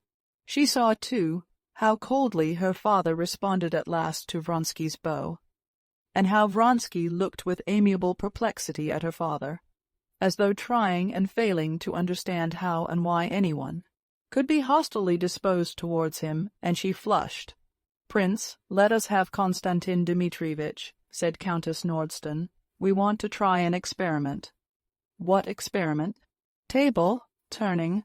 Well, you must excuse me, ladies and gentlemen, but to my mind it is better fun to play the ring game," said the old prince, looking at Vronsky, and guessing that it had been his suggestion. "There's some sense in that, anyway." Vronsky looked wonderingly at the prince with his resolute eyes, and, with a faint smile, began immediately talking to Countess Nordston of the great ball that was to come off next week. "I hope you will be there," he said to Kitty. As soon as the old prince turned away from him, Levin went out unnoticed, and the last impression he carried away with him of that evening was the smiling, happy face of Kitty answering Vronsky's inquiry about the ball. Chapter 15. At the end of the evening, Kitty told her mother of her conversation with Levin, and in spite of all the pity she felt for Levin, she was glad at the thought that she had received an offer. She had no doubt that she had acted rightly, but after she had gone to bed, for a long while she could not sleep. One impression pursued her relentlessly. It was Levin's face, with his scowling brows, and his kind eyes looking out in dark dejection below them, as he stood listening to her father, and glancing at her and at Vronsky, and she felt so sorry for him that tears came into her eyes. But immediately she thought of the man for whom she had given him up. She vividly recalled his manly, resolute face, his noble self, possession, and the good nature conspicuous in everything towards everyone. She remembered the love for her of the man she loved, and once more all was gladness in her soul, and she lay on the pillow, smiling with happiness. I'm sorry, but what could I do? It's not my fault, she said to herself, but an inner voice told her something else. Whether she felt remorse at having won Levin's love, or at having refused him, she did not know. But her happiness was poisoned by doubts. Lord, have pity on us. Lord, have pity on us. Lord, have pity on us, she repeated to herself till she fell asleep. Meanwhile, there took place below, in the prince's little library, one of the scenes so often repeated between the parents on account of their favorite daughter. "What, I'll tell you what," shouted the prince, waving his arms and at once wrapping his squirrel lined dressing gown round him again, "that you've no pride, no dignity, that you're disgracing, ruining your daughter by this vulgar, stupid match-making. But really, for mercy's sake, prince, what have I done?" said the princess, almost crying. She, pleased and happy after her conversation with her daughter, had gone to the prince to say good night as usual, and though she had no intention of telling him of Levin's offer and Kitty's refusal, still she hinted to her husband that she fancied things were practically settled with Vronsky, and that he would declare himself so soon as his mother arrived. And thereupon, at those words, the prince had all at once flown into a passion, and began to use unseemly language. "What have you done? I'll tell you what. First of all, you're trying to catch an eligible gentleman, and all Moscow will be talking of it, and with good reason. If you have evening parties, invite everyone. Don't pick out the possible suitors. Invite all the young bucks. Engage a piano player and let them dance. And not as you do things nowadays, hunting up good matches. It makes me sick to see it, and you've gone on till you've turned the poor wench's head. Levin's 1,000 times the better man. As for this little Petersburg swell, they're turned out by machinery, all on one pattern, and all precious rubbish. But if he were a prince of the blood, my daughter need not run after anyone. But what have I done? Why, the prince was crying wrathfully. "I know if one were to listen to you," interrupted the princess, "we should never marry our daughter. If it's to be so, we'd better go into the country." "Well, and we had better. But do wait a minute. Do I try and catch them? I don't try to catch them in the least. A young man, and a very nice one, has fallen in love with her, and she, I fancy." "Oh, yes, you fancy. And how if she really is in love, and he's no more thinking of marriage than I am? Oh, that I should live to see it! Ah, spiritualism! Ah, nice! Ah, the ball!" And the prince, imagining that he was mimicking his wife, made a mincing curtsy at each word. "And this is how we're preparing wretchedness for Kitty, and she's really got the notion into her head. But what makes you suppose so?" "I don't suppose, I know. We have eyes for such things, though women. Folk haven't. I see a man who has serious intentions, that's Levin, and I see a peacock like this feather head who's only amusing himself. Oh, well, when once you get an idea into your head, well, you'll remember my words, but too late, just as with Dolly." Well, we won't talk of it." The princess stopped him, recollecting her unlucky Dolly. "By all means, and good night."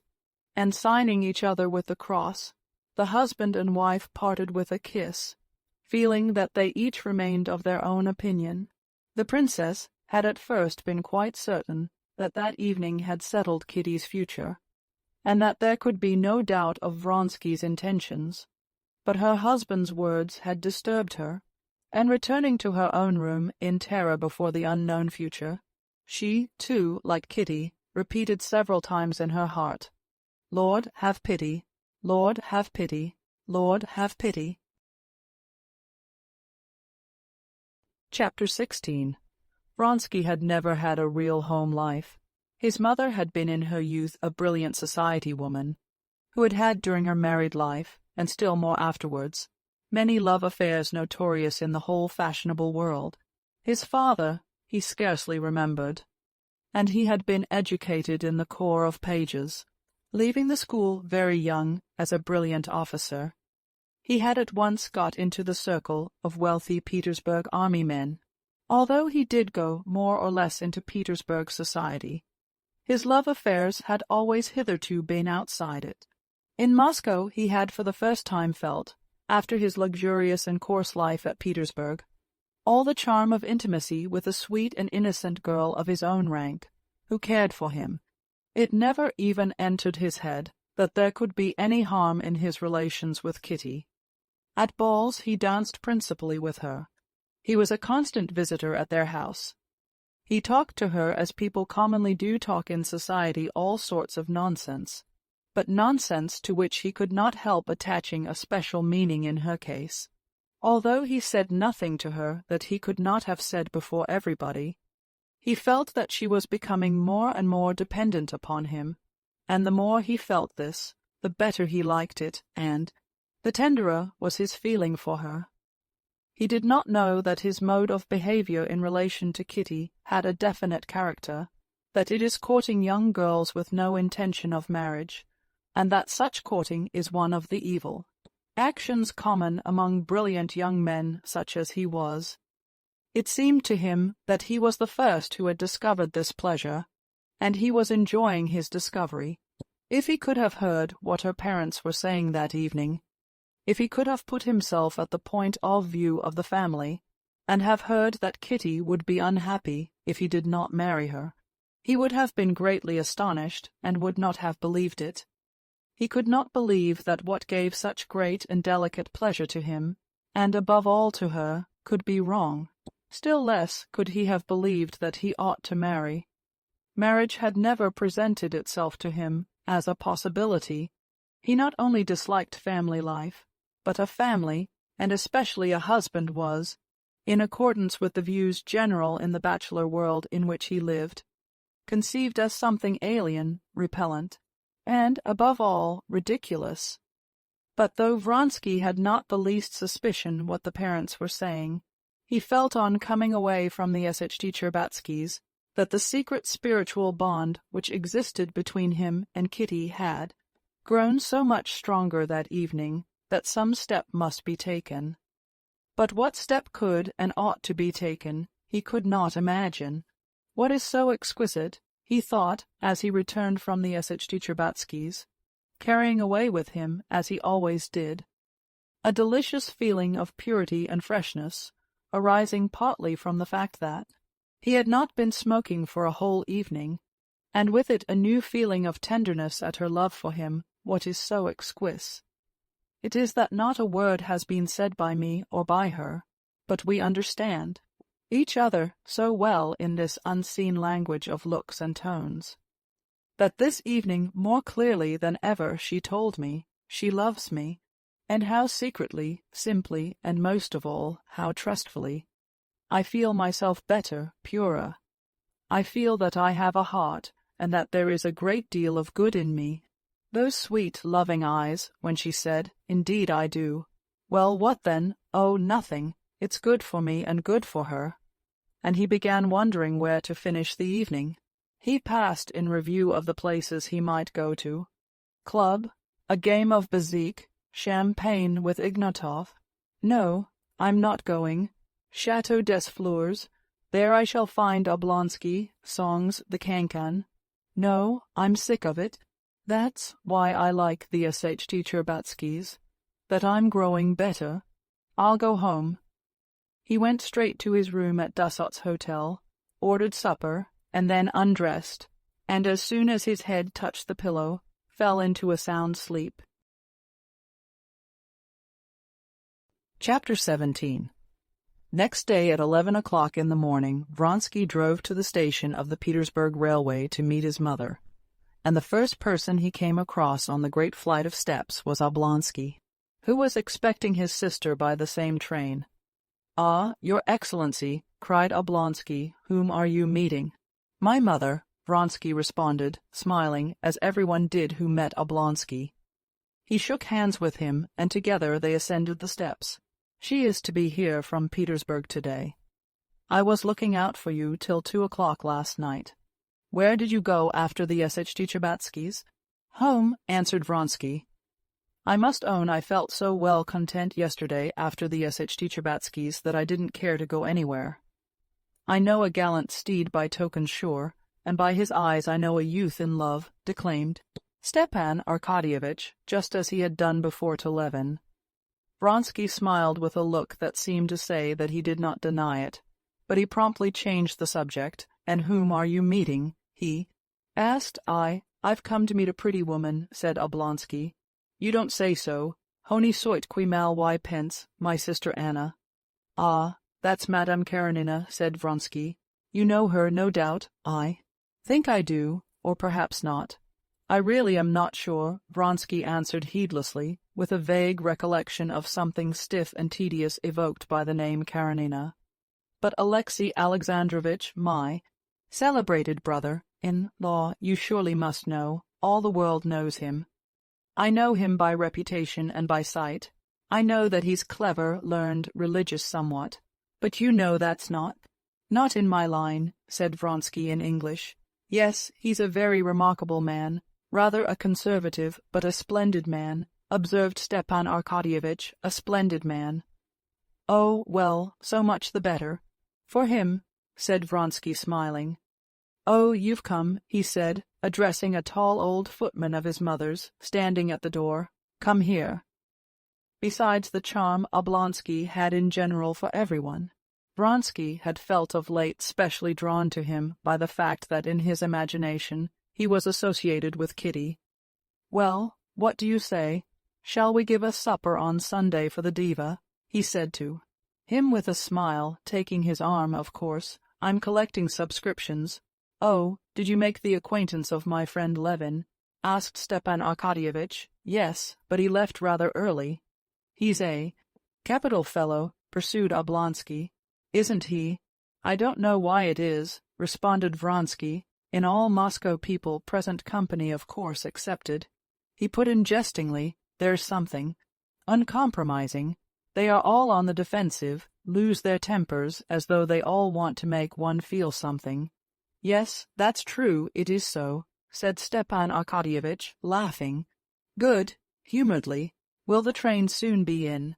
Vronsky asked a railway official. "The train signaled," answered the man. The approach of the train was more and more evident by the preparatory bustle in the station, the rush of porters, the movement of policemen and attendants, and people meeting the train. Through the frosty vapor could be seen workmen in short sheepskins and soft felt boots, crossing the rails of the curving line. The hiss of the boiler could be heard on the distant rails, and the rumble of something heavy.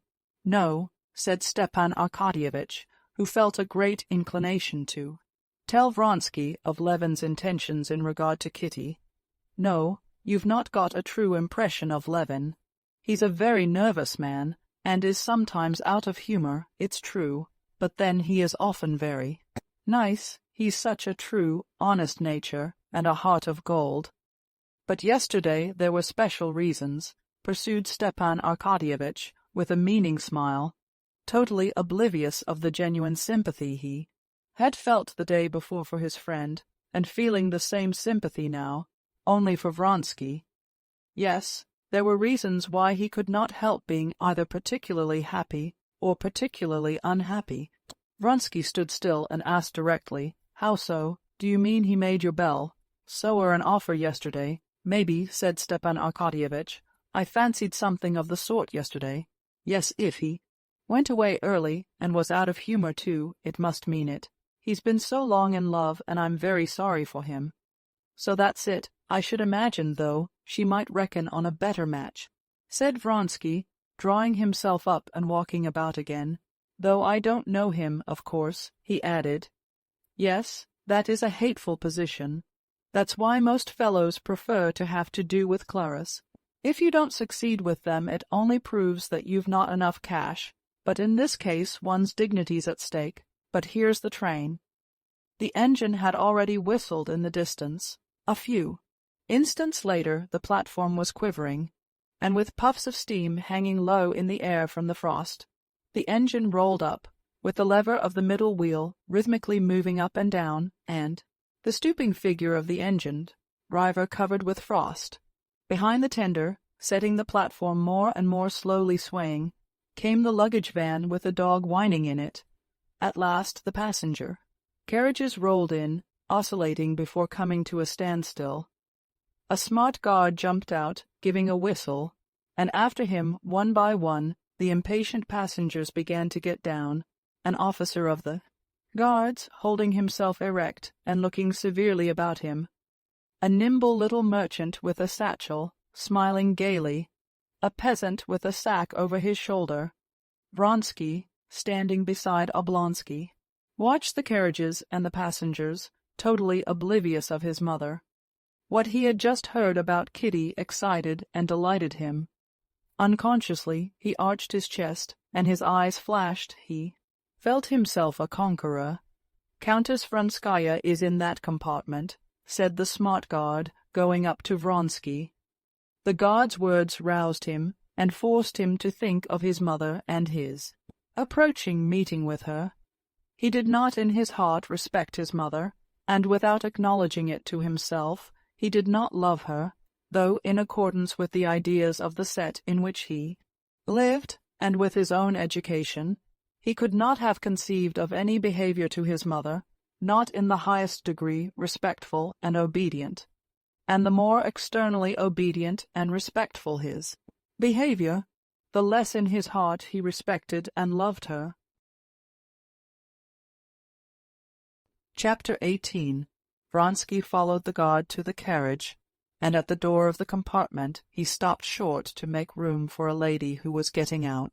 With the insight of a man of the world, from one glance at this lady's appearance, Vronsky classified her as belonging to the best society. He begged pardon and was getting into the carriage, but felt he must glance at her once more. Not that she was very beautiful, not on account of the elegance and modest grace which were apparent in her whole figure, but because in the expression of her charming face, as she passed close by him, there was something peculiarly caressing and soft. As he looked round, she too turned her head. Her shining grey eyes, that looked dark from the thick lashes, rested with friendly attention on his face, as though she were recognizing him, and then promptly turned away to the passing crowd, as though seeking someone. In that brief look, Vronsky had time to notice the suppressed eagerness which played over her face, and flitted between the brilliant eyes and the faint smile that curved her red lips. It was as though her nature were so brimming over with something that against her will it showed itself now in the flash of her eyes, and now in her smile. Deliberately she shrouded the light in her eyes, but it shone against her will in the faintly perceptible smile. Vronsky stepped into the carriage. His mother, a dried-up old lady with black eyes and ringlets, screwed up her eyes, scanning her son, and smiled slightly with her thin lips. Getting up from the seat and handing her maid a bag, she gave her little wrinkled hand to her son to kiss, and lifting his head from her hand, kissed him on the cheek. "You got my telegram, quite well, thank God." "You had a good journey," said her son, sitting down beside her and involuntarily listening to a woman's voice outside the door. He knew it was the voice of the lady he had met at the door. "All the same, I don't agree with you," said the lady's voice. "It's the Petersburg view, madam." "Not Petersburg, but simply feminine," she responded. "Well, well, allow me to kiss your hand." "Good bye, Ivan Petrovitch. And could you see if my brother is here, and send him to me?" said the lady in the doorway, and stepped back again into the compartment. "Well, have you found your brother?" said Countess Vronskaya, addressing the lady. Vronsky understood now that this was Madame Karenina. "Your brother is here," he said, standing up. "Excuse me, I did not know you, and indeed our acquaintance was so slight," said Vronsky, bowing, "that no doubt you do not remember me." "Oh, no," said she, "I should have known you because your mother and I have been talking, I think, of nothing but you all the way." As she spoke, she let the eagerness that would insist on coming out show itself in her smile. "And still no sign of my brother." "Do call him Alexei," said the old countess. Vronsky stepped out onto the platform and shouted, "Oblonsky." Here, Madame Karenina, however, did not wait for her brother, but catching sight of him, she stepped out with her light, resolute step, and as soon as her brother had reached her, with a gesture that struck Vronsky by its decision and its grace, she flung her left arm around his neck, drew him rapidly to her, and kissed him warmly. Vronsky gazed, never taking his eyes from her, and smiled. He could not have said why.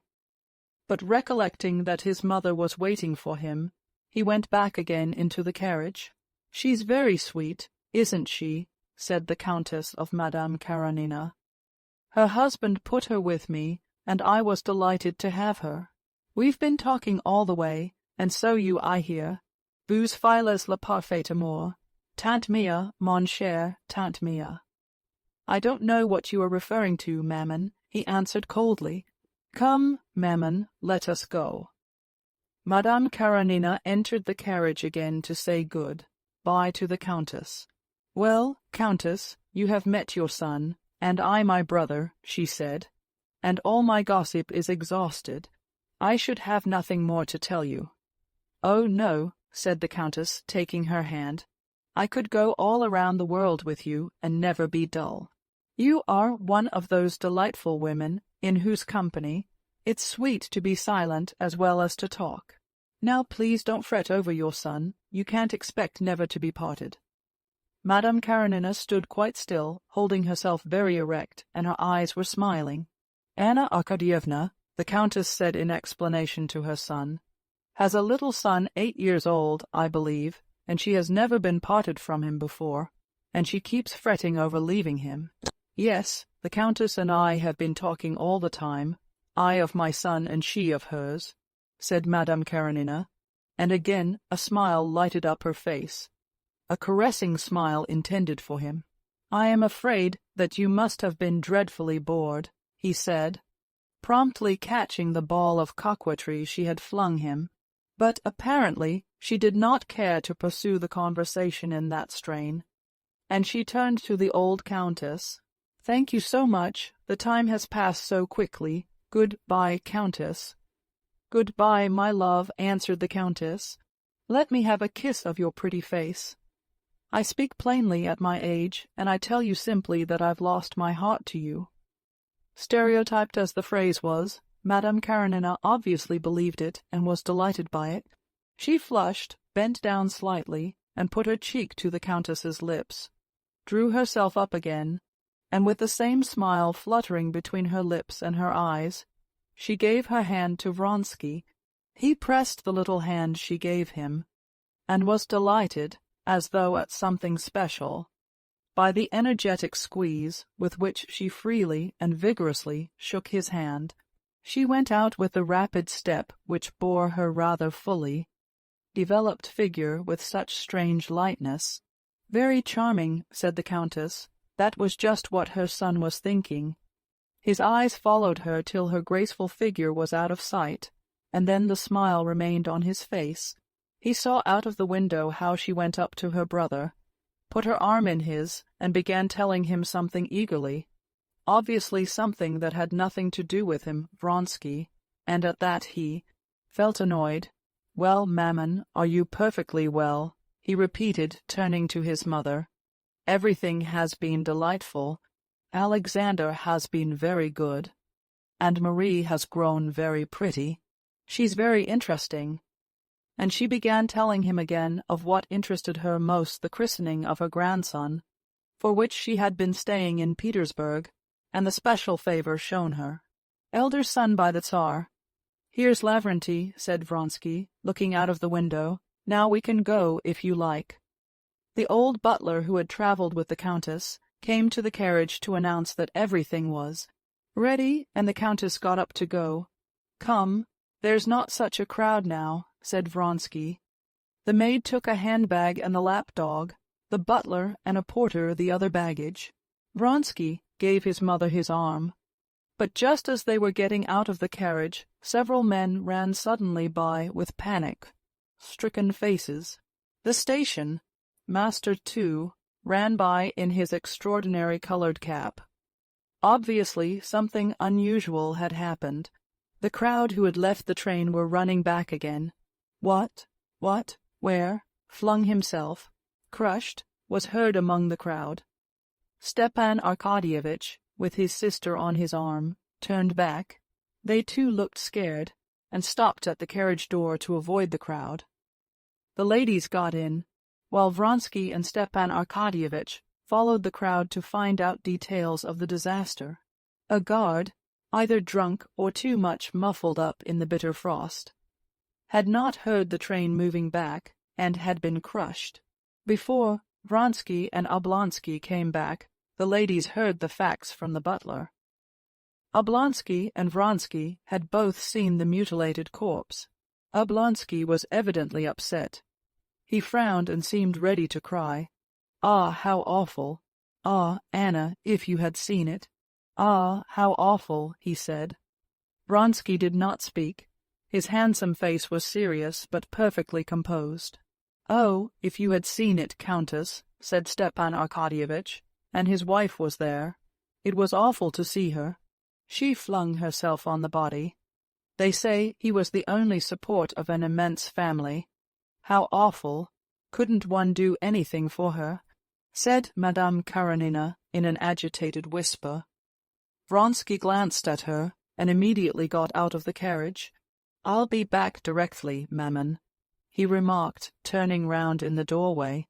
When he came back a few minutes later, Stepan Arkadyevitch was already in conversation with the Countess about the new singer, while the Countess was impatiently looking towards the door, waiting for her son. "Now let us be off," said Vronsky, coming in. They went out together. Vronsky was in front with his mother. Behind walked Madame Karenina with her brother. Just as they were going out of the station master overtook Vronsky. "You gave my assistant 200 rubles. Would you kindly explain for whose benefit you intend them?" "For the widow," said Vronsky, shrugging his shoulders. "I should have thought there was no need to ask." "You gave that?" cried Oblonsky behind, and, pressing his sister's hand, he added, "Very nice, very nice. Isn't he a splendid fellow? Good-bye, Countess." And he and his sister stood still, looking for her maid. When they went out, the Vronskys' carriage had already driven away. People coming in were still talking of what happened. "What a horrible death," said a gentleman, passing by. "They say he was cut in 2 pieces." "On the contrary, I think it's the easiest instantaneous," observed another. "How is it they don't take proper precautions?" said a third. Madame Karenina seated herself in the carriage, and Stepan Arkadyevitch saw with surprise that her lips were quivering, and she was with difficulty restraining her tears. "What is it, Anna?" he asked when they had driven a few hundred yards. "It's an omen of evil," she said. "What nonsense," said Stepan Arkadyevitch. "You've come, that's the chief thing. You can't conceive how I'm resting my hopes on you." "Have you known Vronsky long?" she asked. "Yes. You know we're hoping he will marry Kitty." "Yes," said Anna softly. "Come now, let us talk of you," she added, tossing her head, as though she would physically shake off something superfluous oppressing her. "Let us talk of your affairs.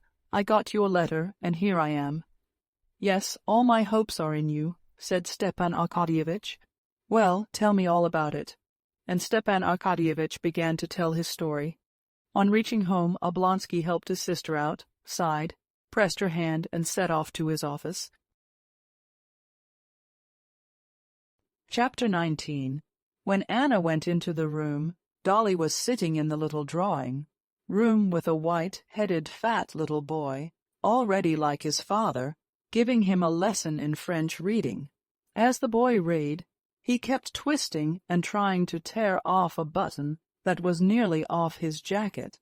His mother had several times taken his hand from it, but the fat little hand went back to the button again. His mother pulled the button off and put it in her pocket. "Keep your hand still, Grisha," she said, and she took up her work, a coverlet she had long been making. She always set to work on it at depressed moments, and now she knitted at it nervously, twitching her fingers and counting the stitches. Though she had sent word the day before to her husband that it was nothing to her whether his sister came or not, she had made everything ready for her arrival, and was expecting her sister-in-law with emotion. Dolly was crushed by her sorrow, utterly swallowed up by it. Still, she did not forget that Anna, her sister-in-law, was the wife of one of the most important personages in Petersburg, and was a Petersburg grand dame. And, thanks to this circumstance, she did not carry out her threat to her husband, that is to say, she remembered that her sister-in-law was coming. And, after all, Anna is in no wise to blame, thought Dolly. I know nothing of her except the very best, and I have seen nothing but kindness and affection from her towards myself. It was true that as far as she could recall her impressions at Petersburg, at the Karenins, she did not like their household itself. There was something artificial in the whole framework of their family life. But why should I not receive her? If only she doesn't take it into her head to console me, thought Dolly. All consolation and counsel and Christian forgiveness, all that I have thought over 1,000 times, and it's all no use. All these days Dolly had been alone with her children. She did not want to talk of her sorrow, but with that sorrow in her heart, she could not talk of outside matters. She knew that in one way or another she would tell Anna everything, and she was alternately glad at the thought of speaking freely, and angry at the necessity of speaking of her humiliation with her, his sister, and of hearing her ready-made phrases of good advice and comfort. She had been on the lookout for her, glancing at her watch every minute, and, as so often happens, let slip just that minute when her visitor arrived, so that she did not hear the bell. Catching a sound of skirts and light steps at the door, she looked round, and her care-worn face unconsciously expressed not gladness, but wonder. She got up and embraced her sister-in-law. "What, here already?" she said as she kissed her. "Dolly, how glad I am to see you." "I am glad, too," said Dolly, faintly smiling, and trying by the expression of Anna's face to find out whether she knew. Most likely she knows, she thought, noticing the sympathy in Anna's face. "Well, come along, I'll take you to your room," she went on, trying to defer as long as possible the moment of confidences. "Is this Grisha? Heavens, how he's grown," said Anna, and kissing him, never taking her eyes off Dolly, she stood still and flushed a little. "No, please, let us stay here." She took off her kerchief and her hat, and catching it in a lock of her black hair, which was a mass of curls, she tossed her head and shook her hair down. "You are radiant with health and happiness," said Dolly, almost with envy. "Yes," said Anna. "Merciful heavens, Tanya! You're the same age as my Seryaja," she added, addressing the little girl as she ran in. She took her in her arms and kissed her. "Delightful child, delightful. Show me them all." She mentioned them, not only remembering the names, but the years, months, characters, illnesses of all the children, and Dolly could not but appreciate that. "Very well, we will go to them," she said. "It's a pity Vasya's asleep." After seeing the children, they sat down, alone now, in the drawing-room, to coffee. Anna took the tray, and then pushed it away from her. "Dolly," she said, "he has told me." Dolly looked coldly at Anna. She was waiting now for phrases of conventional sympathy, but Anna said nothing of the sort. "Dolly, dear," she said, "I don't want to speak for him to you, nor to try to comfort you. That's impossible. But, darling, I'm simply sorry from my heart for you." Under the thick lashes of her shining eyes tears suddenly glittered. She moved nearer to her sister and took her hand in her vigorous little hand. Dolly did not shrink away, but her face did not lose its frigid expression. She said, "To comfort me's impossible. Everything's lost after what has happened. Everything's over." And directly she had said this, her face suddenly softened. Anna lifted the wasted, thin hand of Dolly, kissed it, and said, "But, Dolly, what's to be done? What's to be done? How is it best to act in this awful position? That's what you must think of." "All's over, and there's nothing more," said Dolly. "And the worst of all is, you see, that I can't cast him off. There are the children I am tied, and I can't live with him. It's a torture to me to see him. Dolly, darling, he has spoken to me, but I want to hear it from you. Tell me about it." Dolly looked at her inquiringly. Sympathy and love unfeigned were visible on Anna's face. "Very well," she said all at once. "But I will tell you it from the beginning. You know how I was married. With the education Mamma gave us, I was more than innocent. I was stupid. I knew nothing. I know they say men tell their wives of their former lives, but Steva," she corrected herself, "Stepan Arkadyevitch told me nothing. You'll hardly believe it, but till now I imagined that I was the only woman he had known. So I lived 8 years. You must understand that I was so far from suspecting infidelity. I regarded it as impossible, and then tried to imagine it with such ideas, to find out suddenly all the horror, all the loathsomeness. You must try and understand me, to be fully convinced of one's happiness, and all at once," continued Dolly, holding back her sobs to get a letter. "His letter to his mistress, my governess. No, it's too awful." She hastily pulled out her handkerchief and hid her face in it. "I can understand being carried away by feeling," she went on after a brief silence, "but deliberately, slyly deceiving me. And with whom? To go on being my husband together with her. It's awful. You can't understand." "Oh, yes, I understand. I understand. Dolly, dearest, I do understand," said Anna, pressing her hand. "And do you imagine he realizes all the awfulness of my position?"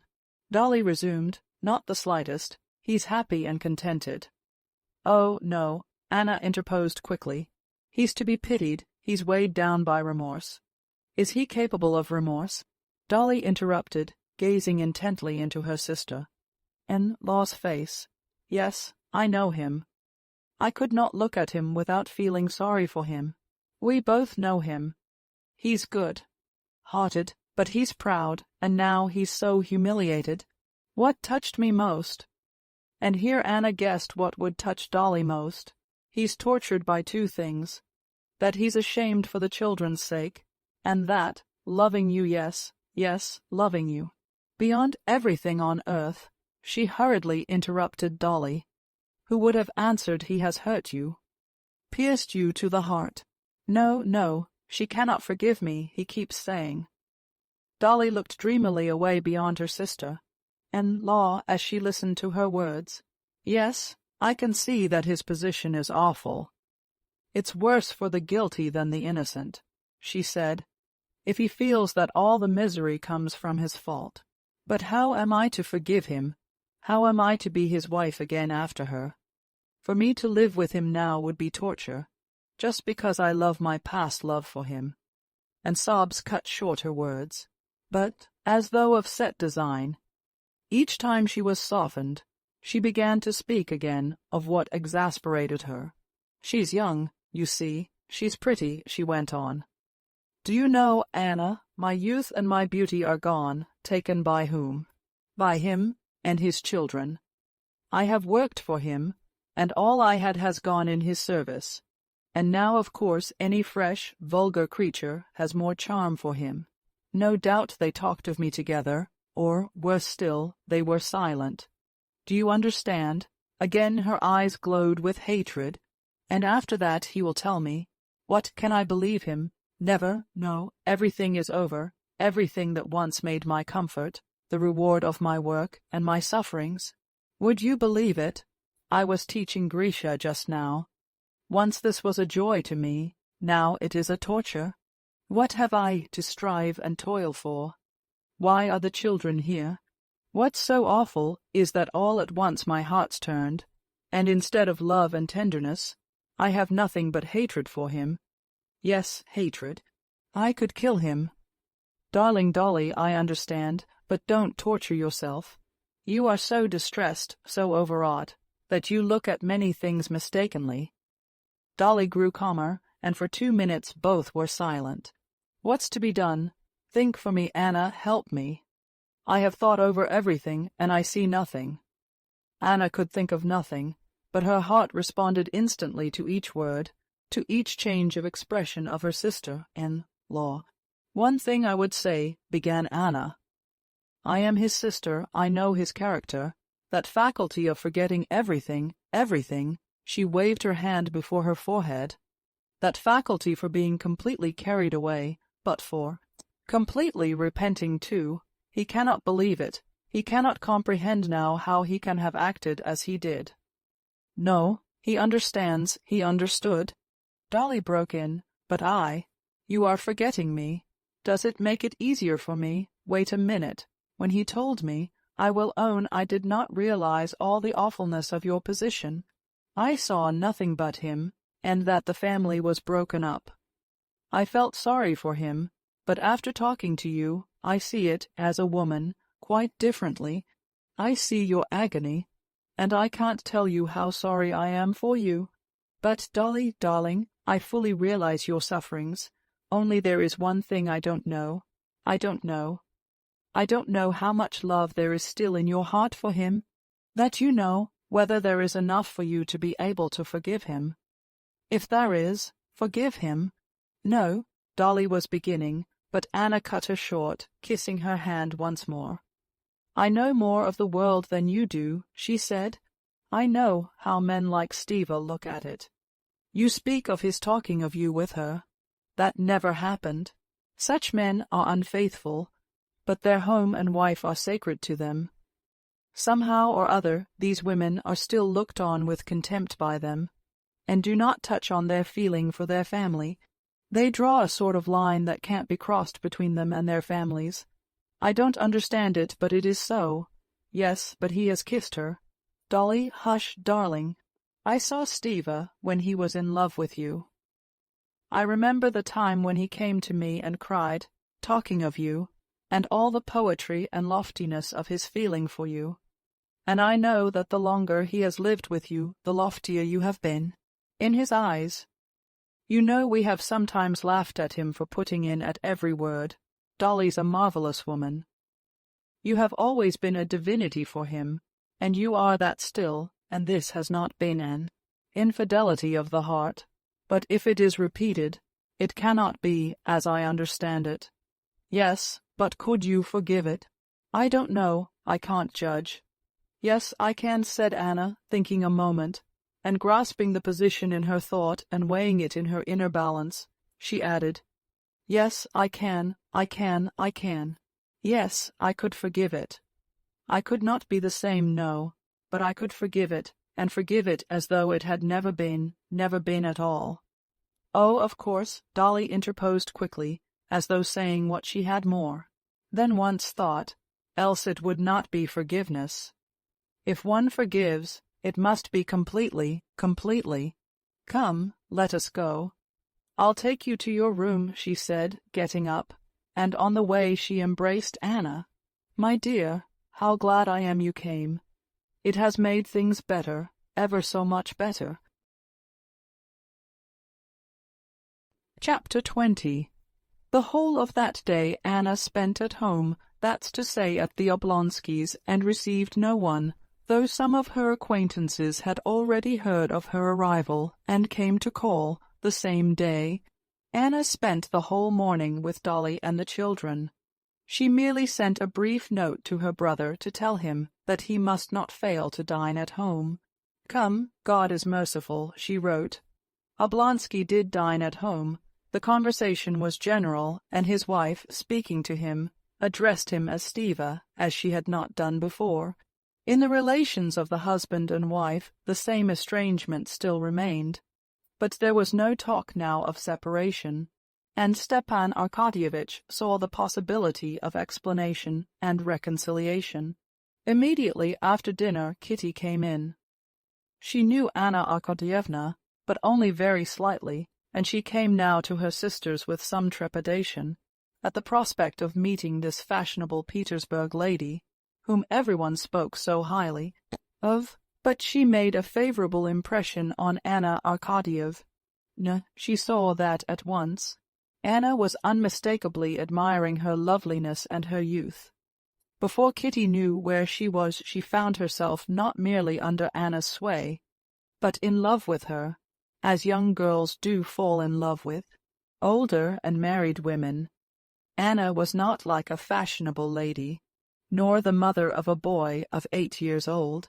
In the elasticity of her movements, the freshness and the unflagging eagerness which persisted in her face, and broke out in her smile and her glance, she would rather have passed for a girl of 20, had it not been for a serious and at times mournful look in her eyes, which struck and attracted Kitty. Kitty felt that Anna was perfectly simple and was concealing nothing, but that she had another higher world of interests inaccessible to her, complex and poetic. After dinner, when Dolly went away to her own room, Anna rose quickly and went up to her brother, who was just lighting a cigar. "Stiva," she said to him, winking gaily, crossing him and glancing towards the door, "go, and God help you." He threw down the cigar, understanding her, and departed through the doorway. When Stepan Arkadyevitch had disappeared, she went back to the sofa where she had been sitting, surrounded by the children, either because the children saw that their mother was fond of this aunt, or that they felt a special charm in her themselves. The 2 elder ones, and the younger following their lead, as children so often do, had clung about their new aunt since before dinner, and would not leave her side, and it had become a sort of game among them to sit as close as possible to their aunt, to touch her, hold her little hand, kiss it, play with her ring, or even touch the flounce of her skirt. "Come, come, as we were sitting before," said Anna Arkadyevna, sitting down in her place. And again Grisha poked his little face under her arm, and nestled with his head on her gown, beaming with pride and happiness. "And when is your next ball?" she asked Kitty. "Next week, and a splendid ball. One of those balls where one always enjoys oneself." "Why, are there balls where one always enjoys oneself?" Anna said, with tender irony. "It's strange, but there are. At the Bobrishchevs one always enjoys oneself, and at the Nikitins too, while at the Meshkovs it's always dull. Haven't you noticed it?" "No, my dear. For me there are no balls now where one enjoys oneself," said Anna, and Kitty detected in her eyes that mysterious world which was not open to her. "For me there are some less dull and tiresome." "How can you be dull at a ball?" "Why should not I be dull at a ball?" inquired Anna. Kitty perceived that Anna knew what answer would follow. "Because you always look nicer than anyone." Anna had the faculty of blushing. She blushed a little and said, "In the first place it's never so, and secondly, if it were, what difference would it make to me?" "Are you coming to this ball?" asked Kitty. "I imagine it won't be possible to avoid going. Here, take it," she said to Tanya, who was pulling the loosely fitting ring off her white, slender-tipped finger. "I shall be so glad if you go. I should so like to see you at a ball. Anyway, if I do go, I shall comfort myself with the thought that it's a pleasure to you. Grisha, don't pull my hair. It's untidy enough without that," she said, putting up a straying lock, which Grisha had been playing with. "I imagine you at the ball in lilac." "And why in lilac precisely?" asked Anna, smiling. "Now, children, run along, run along. Do you hear? Miss Hoole is calling you to tea," she said, tearing the children from her and sending them off to the dining-room. "I know why you press me to come to the ball. You expect a great deal of this ball, and you want everyone to be there to take part in it." "How do you know?" "Yes. Oh, what a happy time you are at," pursued Anna.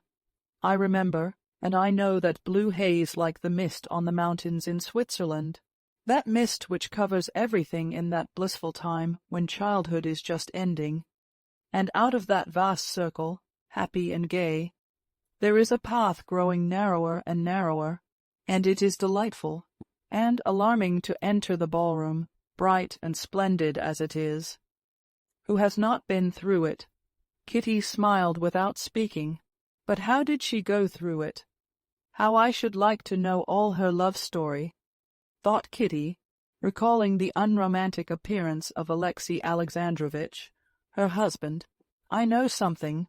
Stiva told me, and I congratulate you. I liked him so much," Anna continued. "I met Vronsky at the railway station." "Oh, was he there?" asked Kitty, blushing. "What was it Stiva told you?" "Stiva gossiped about it all. And I should be so glad.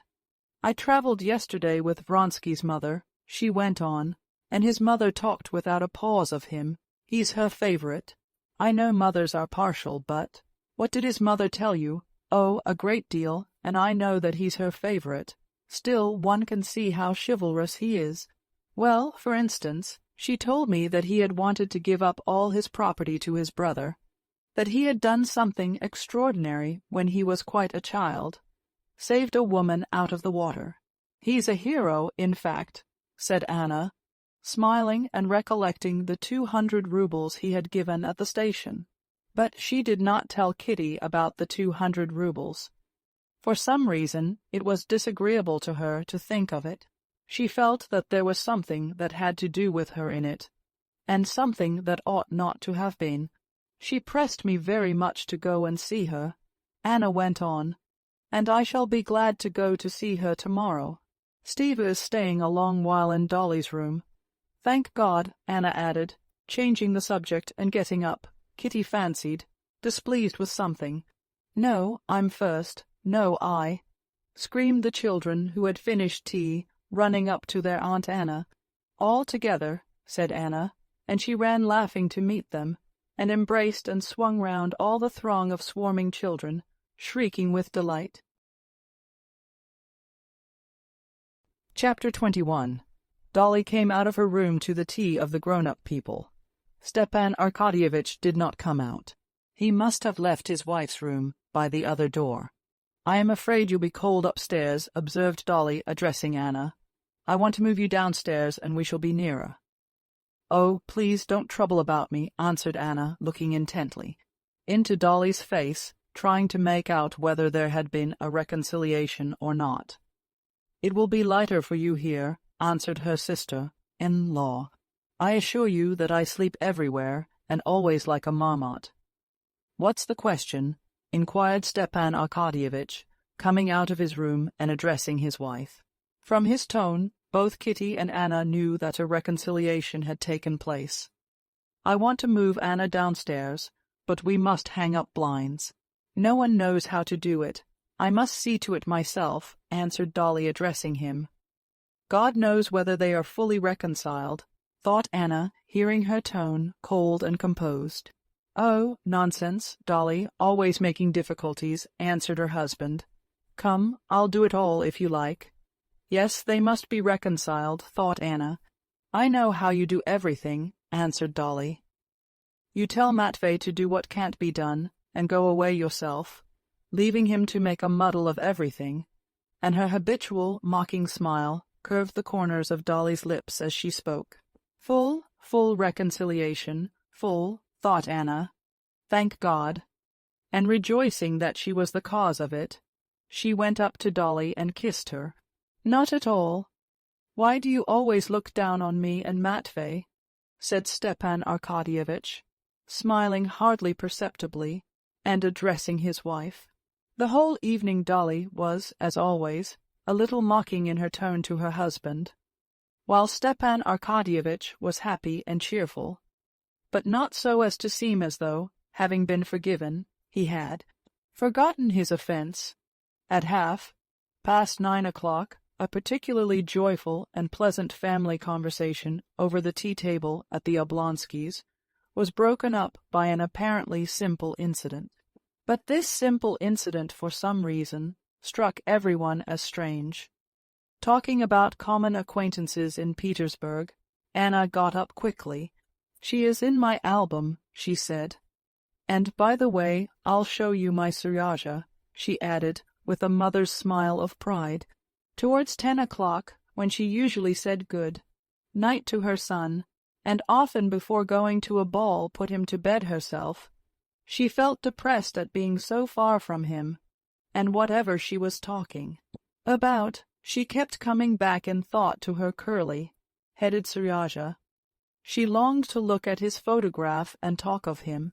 Seizing the first pretext, she got up, and with her light, resolute step went for her album. The stairs up to her room came out on the landing of the great warm main staircase.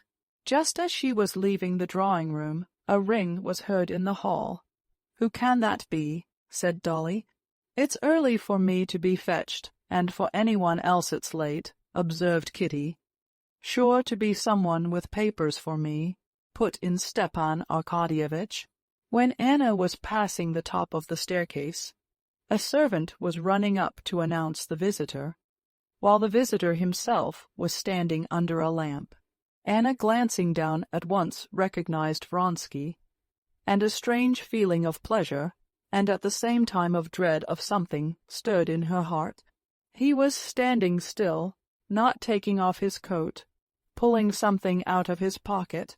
At the instant when she was just facing the stairs, he raised his eyes, caught sight of her, and into the expression of his face there passed a shade of embarrassment and dismay. With a slight inclination of her head she passed, hearing behind her Stepan Arkadyevitch's loud voice calling him to come up, and the quiet, soft, and composed voice of Vronsky refusing.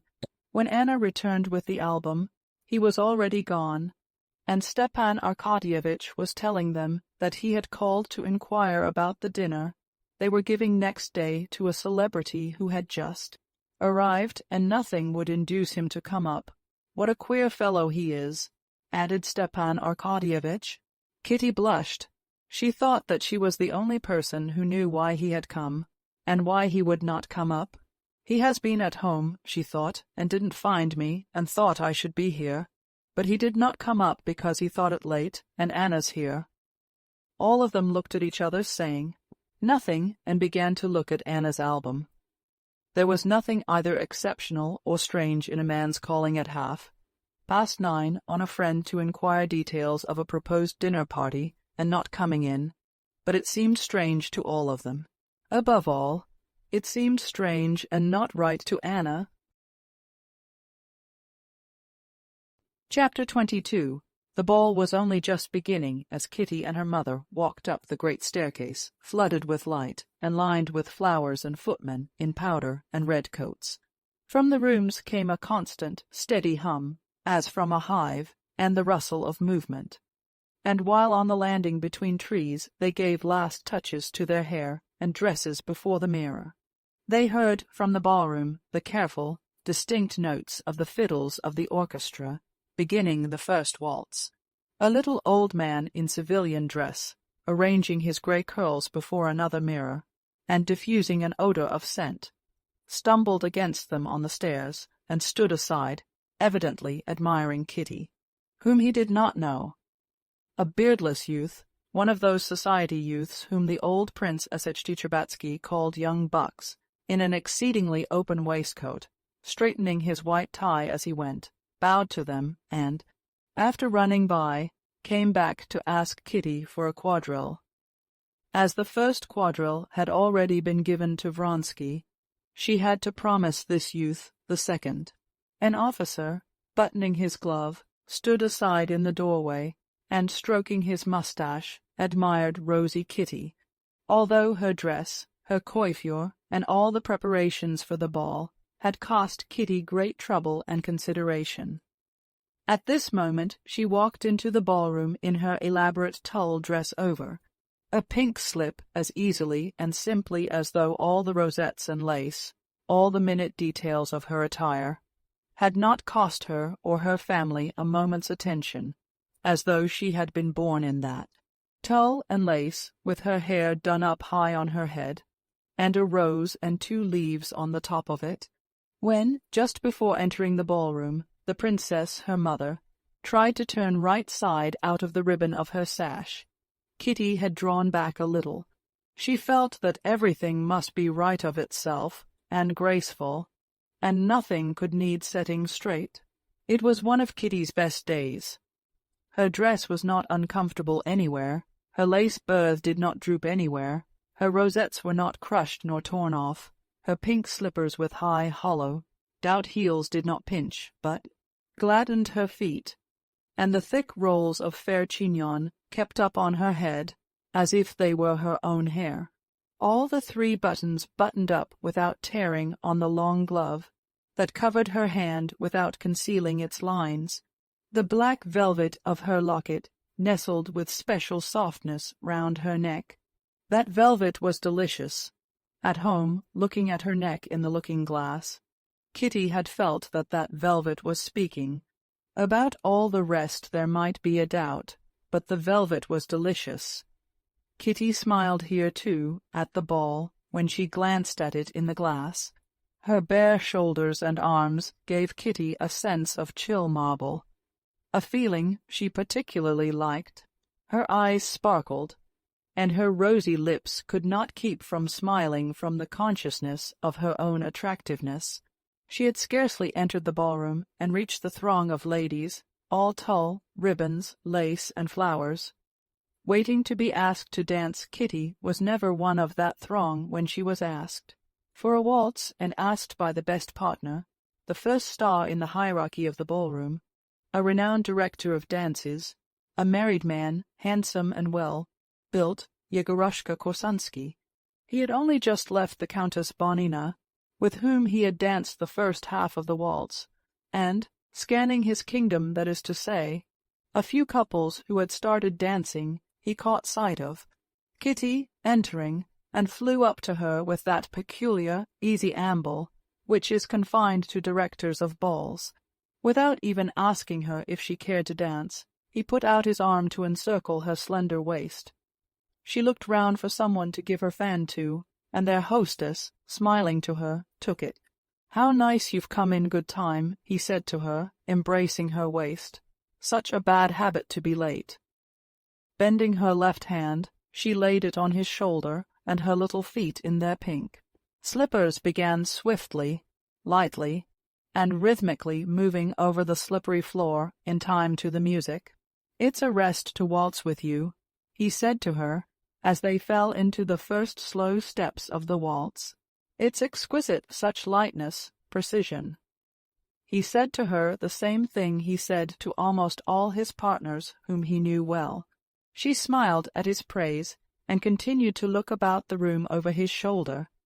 She was not like a girl at her first ball, for whom all faces in the ballroom melt into one vision of fairyland, and she was not a girl who had gone the stale round of balls, till every face in the ballroom was familiar and tiresome. But she was in the middle stage between these two. She was excited, and at the same time she had sufficient self-possession to be able to observe. In the left corner of the ballroom she saw the cream of society gathered together. There, incredibly naked, was the beauty Lydie, Korsunsky's wife. There was the lady of the house. There shone the bald head of Kriven, always to be found where the best people were. In that direction gazed the young men, not venturing to approach. There, too, she descried Stiva, and there she saw the exquisite figure and head of Anna in a black velvet gown. And he was there, Kitty had not seen him since the evening she refused Levin. With her long-sighted eyes, she knew him at once, and was even aware that he was looking at her. "Another turn, eh? You're not tired?" said Korsunsky, a little out of breath. "No, thank you. Where shall I take you?" "Madame Karenina's here, I think. Take me to her." "Wherever you command." And Korsunsky began waltzing with measured steps straight towards the group in the left corner, continually saying, "Pardon, mesdames, pardon, pardon, mesdames," and steering his course through the sea of lace, tulle, and ribbon, and not disarranging a feather. He turned his partner sharply round, so that her slim ankles in light transparent stockings were exposed to view, and her train floated out in fan shape and covered Kriven's knees. Korsunsky bowed, set straight his open shirt front, and gave her his arm to conduct her to Anna Arkadyevna. Kitty, flushed, took her train from Kriven's knees, and, a little giddy, looked round, seeking Anna. Anna was not in lilac, as Kitty had so urgently wished, but in a black, low-cut velvet gown, showing her full throat and shoulders, that looked as though carved in old ivory, and her rounded arms, with tiny, slender wrists. The whole gown was trimmed with Venetian guipure. On her head, among her black hair her own, with no false additions, was a little wreath of pansies, and a bouquet of the same in the black ribbon of her sash among white lace. Her coiffure was not striking. All that was noticeable was the little wilful tendrils of her curly hair that would always break free about her neck and temples. Round her well-cut, strong neck was a thread of pearls. Kitty had been seeing Anna every day. She adored her, and had pictured her invariably in lilac. But now, seeing her in black, she felt that she had not fully seen her charm. She saw her now as someone quite new and surprising to her. Now she understood that Anna could not have been in lilac, and that her charm was just that she always stood out against her attire, that her dress could never be noticeable on her, and her black dress with its sumptuous lace was not noticeable on her. It was only the frame, and all that was seen was she simple, natural, elegant, and at the same time gay and eager. She was standing holding herself, as always, very erect, and when Kitty drew near the group she was speaking to the master of the house, her head slightly turned towards him. "No, I don't throw stones," she was saying, in answer to something, though I can't understand it. She went on, shrugging her shoulders, and she turned at once with a soft smile of protection towards Kitty. With a flying, feminine glance she scanned her attire, and made a movement of her head, hardly perceptible, but understood by Kitty, signifying approval of her dress and her looks. "You came into the room dancing," she added.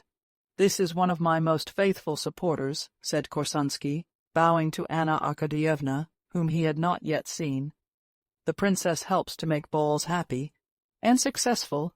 Anna Arkadyevna, a waltz," he said, bending down to her. "Why, have you met?" inquired their host. "Is there anyone we have not met? My wife and I are like white wolves. Everyone knows us," answered Korsunsky. "A waltz, Anna Arkadyevna. I don't dance when it's possible not to dance," she said. "But tonight it's impossible," answered Korsunsky.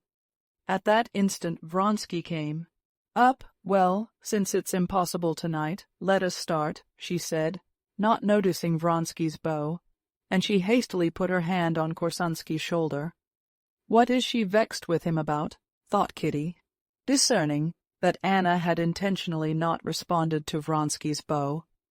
Vronsky went up to Kitty, reminding her of the first quadrille, and expressing his regret that he had not seen her all this time. Kitty gazed in admiration at Anna waltzing, and listened to him. She expected him to ask her for a waltz, but he did not, and she glanced wonderingly at him. He flushed slightly, and hurriedly asked her to waltz, but he had only just put his arm round her waist and taken the first step when the music suddenly stopped.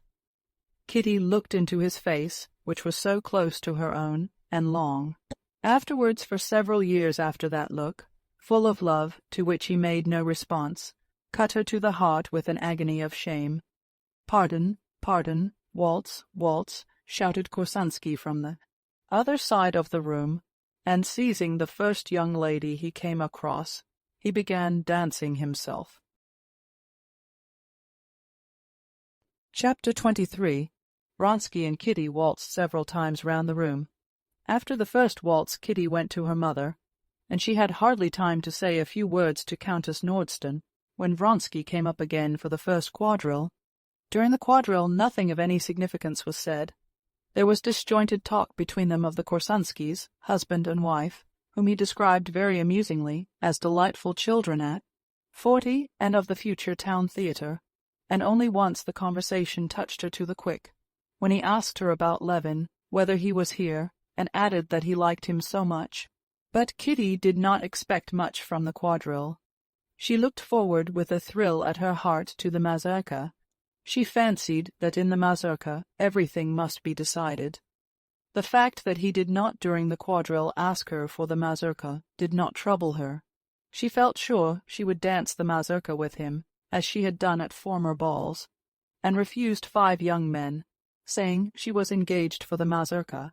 The whole ball up to the last quadrille was for Kitty an enchanted vision of delightful colors, sounds, and motions. She only sat down when she felt too tired and begged for a rest. But as she was dancing the last quadrille with one of the tiresome young men whom she could not refuse, she chanced to be vis-à-vis with Vronsky and Anna. She had not been near Anna again since the beginning of the evening, and now again she saw her suddenly quite new and surprising. She saw in her the signs of that excitement of success she knew so well in herself. She saw that she was intoxicated with the delighted admiration she was exciting. She knew that feeling and knew its signs and saw them in Anna, saw the quivering, flashing light in her eyes, and the smile of happiness and excitement unconsciously playing on her lips, and the deliberate grace, precision, and lightness of her movements. Who, she asked herself, all or one, and not assisting the harassed young man she was dancing with in the conversation, the thread of which he had lost and could not pick up again. She obeyed with external liveliness the peremptory shouts of Korsunsky, starting them all into the grand rond, and then into the chain, and at the same time she kept watch with a growing pang at her heart. No, it's not the admiration of the crowd has intoxicated her, but the adoration of one, and that one. Can it be he? Every time he spoke to Anna the joyous light flashed into her eyes, and the smile of happiness curved her red lips.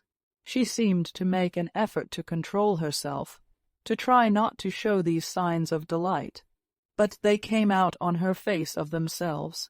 But what of him? Kitty looked at him and was filled with terror. What was pictured so clearly to Kitty in the mirror of Anna's face she saw in him. What had become of his always resolute manner, and the carelessly serene expression of his face? Now every time he turned to her, he bent his head, as though he would have fallen at her feet, and in his eyes there was nothing but humble submission and dread. "I would not offend you," his eyes seemed every time to be saying, "but I want to save myself, and I don't know how."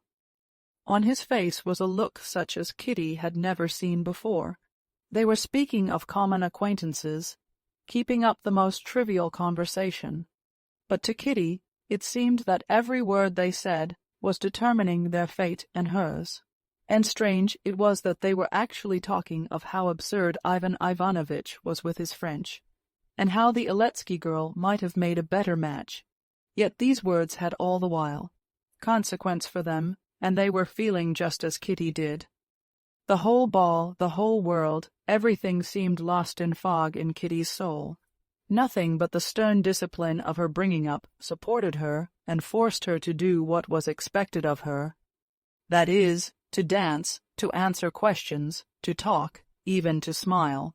But before the mazurka, when they were beginning to rearrange the chairs and a few couples moved out of the smaller rooms into the big room, a moment of despair and horror came for Kitty. She had refused 5 partners, and now she was not dancing the mazurka. She had not even a hope of being asked for it, because she was so successful in society that the idea would never occur to anyone that she had remained disengaged till now. She would have to tell her mother she felt ill and go home. But she had not the strength to do this. She felt crushed. She went to the furthest end of the little drawing-room and sank into a low chair. Her light, transparent skirts rose like a cloud about her slender waist. One bare, thin, soft, girlish arm, hanging listlessly, was lost in the folds of her pink tunic. In the other she held her fan, and with rapid, short strokes fanned her burning face. But while she looked like a butterfly, clinging to a blade of grass, and just about to open its rainbow wings for fresh flight, her heart ached with a horrible despair. But perhaps I am wrong. Perhaps it was not so. And again she recalled all she had seen. "Kitty, what is it?" said Countess Nordston, stepping noiselessly over the carpet towards her. "I don't understand it." Kitty's lower lip began to quiver. She got up quickly. "Kitty, you're not dancing the mazurka." "No, no," said Kitty in a voice shaking with tears. "He asked her for the mazurka before me," said Countess Nordston, knowing Kitty would understand who were he and her. She said, "Why, aren't you going to dance it with Princess Asechtichebatskaya?" "Oh, I don't care," answered Kitty. No one but she herself understood her position. No one knew that she had just refused the man whom perhaps she loved, and refused him because she had put her faith in another. Countess Nordston found Korsunsky, with whom she was to dance the mazurka, and told him to ask Kitty. Kitty danced in the first couple, and luckily for her she had not to talk, because Korsunsky was all the time running about directing the figure. Vronsky and Anna sat almost opposite her. She saw them with her long-sighted eyes, and saw them, too, close by, when they met in the figures, and the more she saw of them the more convinced was she that her unhappiness was complete. She saw that they felt themselves alone in that crowded room, and on Vronsky's face, always so firm and independent, she saw that look that had struck her, of bewilderment and humble submissiveness, like the expression of an intelligent dog when it has done wrong. Anna smiled, and her smile was reflected by him. She grew thoughtful, and he became serious. Some supernatural force drew Kitty's eyes to Anna's face. She was fascinating in her simple black dress. Fascinating were her round arms with their bracelets. Fascinating was her firm neck with its thread of pearls. Fascinating the straying curls of her loose hair. Fascinating the graceful, light movements of her little feet and hands. Fascinating was that lovely face in its eagerness. But there was something terrible and cruel in her fascination. Kitty admired her more than ever, and more acute was her suffering. Kitty felt overwhelmed, and her face showed it. When Vronsky saw her, coming across her in the mazurka, he did not at once recognize her. She was so changed. "Delightful ball," he said to her, for the sake of saying something. "Yes," she answered, in the middle of the mazurka, repeating a complicated figure, newly invented by Korsunsky. Anna came forward into the center of the circle, chose two gentlemen, and summoned a lady and Kitty. Kitty gazed at her in dismay as she went up. Anna looked at her with drooping eyelids and smiled, pressing her hand. But, noticing that Kitty only responded to her smile by a look of despair and amazement, she turned away from her and began gaily talking to the other lady. Yes, there is something uncanny, devilish, and fascinating in her, Kitty said to herself. Anna did not mean to stay to supper, but the master of the house began to press her to do so. "Nonsense, Anna Arkadyevna," said Korsunsky, drawing her bare arm under the sleeve of his dress coat. "I've such an idea for a cotillion. Un bijou," and he moved gradually on, trying to draw her along with him. Their host smiled approvingly. "No, I am not going to stay," answered Anna, smiling. But in spite of her smile, both Korsunsky and the master of the house saw from her resolute tone that she would not stay. "No, Why, as it is, I have danced more at your ball in Moscow than I have all the winter in Petersburg," said Anna, looking round at Vronsky, who stood near her. "I must rest a little before my journey." "Are you certainly going tomorrow, then?" asked Vronsky. "Yes, I suppose so," answered Anna, as it were wondering at the boldness of his question. But the irrepressible, quivering brilliance of her eyes and her smile set him on fire as she said it. Anna Arkadyevna did not stay to supper, but went home. Chapter 24. Yes, there is something in me hateful, repulsive, thought Levin, as he came away from the Sshtchabatskys and walked in the direction of his brother's lodgings. And I don't get on with other people. Pride, they say. No, I have no pride. If I had any pride, I should not have put myself in such a position. And he pictured to himself Vronsky, happy, good-natured, clever, and self-possessed, certainly never placed in the awful position in which he had been that evening. Yes, she was bound to choose him. So it had to be, and I cannot complain of anyone or anything. I am myself to blame. What right had I to imagine she would care to join her life to mine? Who am I, and what am I? A nobody, not wanted by anyone, nor of use to anybody. And he recalled his brother Nikolay, and dwelt with pleasure on the thought of him. Isn't he right, that everything in the world is base and loathsome? And are we fair in our judgment of brother Nikolay? Of course, from the point of view of Prokofy, seeing him in a torn cloak and tipsy, he's a despicable person. But I know him differently. I know his soul, and know that we are like him. And I, instead of going to seek him out, went out to dinner and came here. Levin walked up to a lamp-post, read his brother's address, which was in his pocket-book, and called a sledge. All the long way to his brother's, Levin vividly recalled all the facts familiar to him of his brother Nikolay's life. He remembered how his brother, while at the university and for a year afterwards, had, in spite of the jeers of his companions, lived like a monk, strictly observing all religious rites, services, and fasts, and avoiding every sort of pleasure, especially women.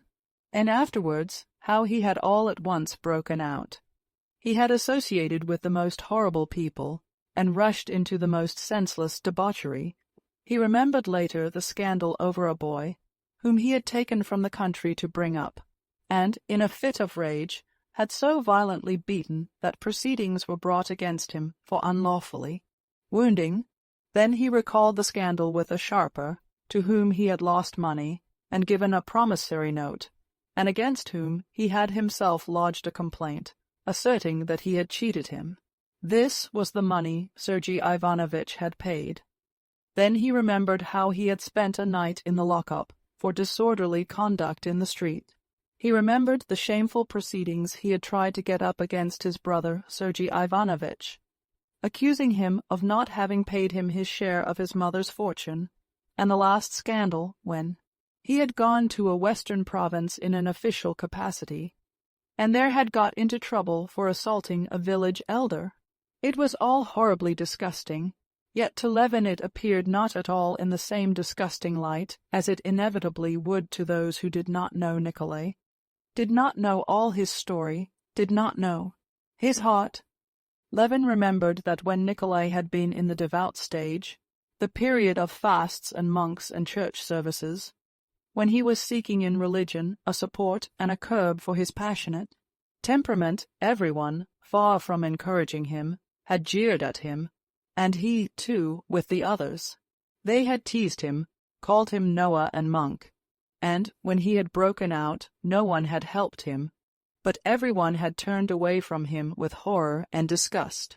Levin felt that, in spite of all the ugliness of his life, his brother Nikolay, in his soul, in the very depths of his soul, was no more in the wrong than the people who despised him. He was not to blame for having been born with his unbridled temperament and his somehow limited intelligence, but he had always wanted to be good. I will tell him everything without reserve, and I will make him speak without reserve too, and I'll show him that I love him, and so understand him." Levin resolved to himself as towards 11 o'clock he reached the hotel of which he had the address. At the top, 12 and 13, the porter answered Levin's inquiry. "At home, sure to be at home." The door of No. 12 was half open, and there came out into the streak of light thick fumes of cheap, poor tobacco and the sound of a voice unknown to Levin. But he knew at once that his brother was there. He heard his cough. As he went in the door, the unknown voice was saying, "It all depends with how much judgment and knowledge the thing's done." Konstantin Levin looked in at the door and saw that the speaker was a young man with an immense shock of hair, wearing a Russian jerkin, and that a pockmarked woman in a woolen gown, without collar or cuffs, was sitting on the sofa. His brother was not to be seen. Konstantin felt a sharp pang at his heart at the thought of the strange company in which his brother spent his life. No one had heard him, and Konstantin, taking off his galoshes, listened to what the gentleman in the jerkin was saying. He was speaking of some enterprise. "Well, the devil flay them, the privileged classes." His brother's voice responded with a cough. "Masha, get us some supper and some wine if there's any left, or else go and get some." The woman rose, came out from behind the screen, and saw Konstantin. "There's some gentleman, Nikolai Dmitrievitch," she said. "Whom do you want?" said the voice of Nikolai Levin, angrily. "It's I," answered Konstantin Levin, coming forward into the light. "Who's I?" Nikolai's voice said again, still more angrily. He could be heard getting up hurriedly, stumbling against something, and Levin saw, facing him in the doorway, the big, scared eyes and the huge, thin, stooping figure of his brother, so familiar, and yet astonishing in its weirdness and sickliness. He was even thinner than 3 years before, when Konstantin Levin had seen him last. He was wearing a short coat, and his hands and big bones seemed huger than ever. His hair had grown thinner, the same straight mustaches hid his lips. The same eyes gazed strangely and naively at his visitor. "Ah, Kostya!" he exclaimed suddenly, recognizing his brother, and his eyes lit up with joy. But the same second he looked round at the young man, and gave the nervous jerk of his head and neck that Konstantin knew so well, as if his neck unhurt him, and a quite different expression, wild, suffering, and cruel, rested on his emaciated face. "I wrote to you and Sergei Ivanovitch both that I don't know you and don't want to know you. What is it you want?" He was not at all the same as Konstantin had been fancying him. The worst and most tiresome part of his character, what made all relations with him so difficult, had been forgotten by Konstantin Levin when he thought of him, and now, when he saw his face and, especially, that nervous twitching of his head, he remembered it all.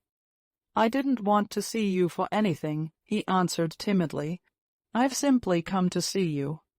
His brother's timidity obviously softened Nikolai. His lips twitched. "Oh, so that's it," he said. "Well, come in, sit down, like some supper. Masha, bring supper for 3. No, stop a minute. Do you know who this is?" he said, addressing his brother and indicating the gentleman in the jerkin.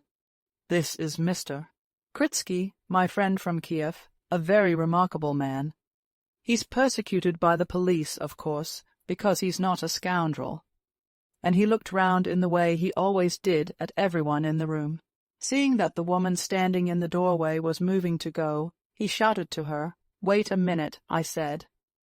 And with the inability to express himself, the incoherence that Konstantin knew so well, he began, with another look round at everyone, to tell his brother Kritsky's story, how he had been expelled from the university for starting a benefit society for the poor students and Sunday schools, and how he had afterwards been a teacher in a peasant school, and how he had been driven out of that too, and had afterwards been condemned for something. "You're of the Kiev University," said Konstantin Levin to Kritsky, to break the awkward silence that followed. "Yes, I was of Kiev," Kritsky replied angrily, his face darkening. "And this woman," Nikolai Levin interrupted him, pointing to her, "is the partner of my life, Maria Nikolaevna. I took her out of a bad house," and he jerked his neck saying this. "But I love her and respect her, and anyone who wants to know me," he added, raising his voice and knitting his brows, "I beg to. Love her and respect her. She's just the same as my wife, just the same. So now you know whom you've to do with. And if you think you're lowering yourself, well, here's the floor, there's the door." And again his eyes traveled inquiringly over all of them. "Why I should be lowering myself, I don't understand." "Then, Masha, tell them to bring supper. 3 portions, spirits and wine." "No, wait a minute. No, it doesn't matter. Go along." Chapter 25. "So you see," pursued Nikolai Levin, painfully wrinkling his forehead and twitching. It was obviously difficult for him to think of what to say and do. "Here, do you see?" He pointed to some sort of iron bars, fastened together with strings, lying in a corner of the room. "Do you see that? That's the beginning of a new thing we're going into. It's a productive association." Konstantin scarcely heard him. He looked into his sickly, consumptive face, and he was more and more sorry for him, and he could not force himself to listen to what his brother was telling him about the association. He saw that this association was a mere anchor to save him from self-contempt. Nikolai Levin went on talking. "You know that capital oppresses the laborer. The laborers with us, the peasants, bear all the burden of labor, and are so placed that however much they work, they can't escape from their position of beasts of burden. All the profits of labor, on which they might improve their position, and gain leisure for themselves, and after that education, all the surplus values are taken from them by the capitalists, and societies so constituted that the harder they work, the greater the profit of the merchants and landowners, while they stay beasts of burden to the end. And that state of things must be changed." He finished up, and he looked questioningly at his brother. "Yes, of course," said Konstantin, looking at the patch of red that had come out on his brother's projecting cheekbones. "And so we're founding a locksmiths' association, where all the production and profit and the chief instruments of production will be in common." "Where is the association to be?" asked Konstantin Levin. "In the village of Vostrom, Kazan government." "But why in a village? In the villages, I think, there is plenty of work as it is. Why a locksmiths' association in a village? Why? Because the peasants are just as much slaves as they ever were. And that's why you and Sergei Ivanovitch don't like people to try and get them out of their slavery," said Nikolai Levin, exasperated by the objection. Konstantin Levin sighed, looking meanwhile about the cheerless and dirty room. This sigh seemed to exasperate Nikolai still more. "I know your and Sergei Ivanovitch his aristocratic views. I know that he applies all the power of his intellect to justify existing evils." "No, and what do you talk of Sergei Ivanovitch for?" said Levin, smiling. "Sergei Ivanovitch, I'll tell you what for." Nikolai Levin shrieked suddenly at the name of Sergei Ivanovitch. "I'll tell you what for. But what's the use of talking? There's only one thing. What did you come to me for? You look down on this, and you're welcome to, and go away. In God's name, go away," he shrieked, getting up from his chair. "And go away, and go away. I don't look down on it at all," said Konstantin Levin timidly. "I don't even dispute it." At that instant Maria Nikolaevna came back. Nikolai Levin looked round angrily at her. She went quickly to him and whispered something. "I'm not well. I've grown irritable," said Nikolai Levin, getting calmer and breathing painfully. "And then you talk to me of Sergei Ivanovitch and his article. It's such rubbish, such lying, such self-deception." What can a man write of justice who knows nothing of it? Have you read his article? He asked Kritsky, sitting down again at the table and moving back off half of it, the scattered cigarettes, so as to clear a space. I've not read it, Kritsky responded gloomily, obviously not desiring to enter into the conversation. Why not? Said Nikolai Levin, now turning with exasperation upon Kritsky. Because I didn't see the use of wasting my time over it. Oh, but excuse me, how did you know it would be wasting your time? That article's too deep for many people, that's to say it's over their heads. But with me, it's another thing. I see through his ideas, and I know where its weakness lies. Everyone was mute. Kritsky got up deliberately and reached his cap. Won't you have supper? All right, good-bye. Come round tomorrow with the locksmith. Kritsky had hardly gone out when Nikolai Levin smiled and winked. He's no good either, he said. I see, of course. But at that instant Kritsky, at the door, called him. What do you want now? He said, and went out to him in the passage. Left alone with Marya Nikolaevna, Levin turned to her. Have you been long with my brother? He said to her. Yes, more than a year. Nikolai Dmitrievitch, his health has become very poor. Nikolai Dmitrievitch drinks a great deal, she said. That is. How does he drink? Drinks vodka, and it's bad for him. And a great deal, whispered Levin. Yes, she said, looking timidly towards the doorway, where Nikolai Levin had reappeared. What were you talking about? He said, knitting his brows and turning his scared eyes from one to the other. What was it? Oh, nothing, Konstantin answered in confusion. Oh, if you don't want to say, don't. Only it's no good your talking to her. She's a wench, and you're a gentleman, he said with a jerk of the neck. You understand everything, I see, and have taken stock of everything, and look with commiseration on my shortcomings. He began again, raising his voice. Nikolai Dmitrievitch, whispered Marya Nikolaevna, again going up to him. Oh, very well, very well. But where's the supper? Ah, here it is, he said, seeing a waiter with a tray. Here, set it here, he added angrily, and promptly seizing the vodka, he poured out a glassful and drank it greedily. Like a drink, he turned to his brother, and at once became better-humored. Well, enough of Sergei Ivanovitch. I'm glad to see you anyway. After all's said and done, we're not strangers. Come, have a drink. Tell me what you're doing, he went on, greedily munching a piece of bread, and pouring out another glassful. How are you living? I live alone in the country, as I used to. I'm busy looking after the land, answered Konstantin, watching with horror the greediness with which his brother ate and drank, and trying to conceal that he noticed it. Why don't you get married? It hasn't happened so, Konstantin answered, reddening a little. Why not? For me now. Everything's at an end. I've made a mess of my life. But this I've said, and I say still, that if my share had been given me when I needed it, my whole life would have been different. Konstantin made haste to change the conversation.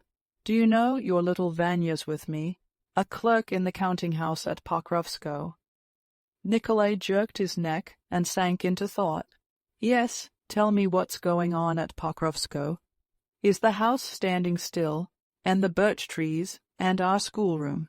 And Philip the gardener, is he living? How I remember the arbor and the seat.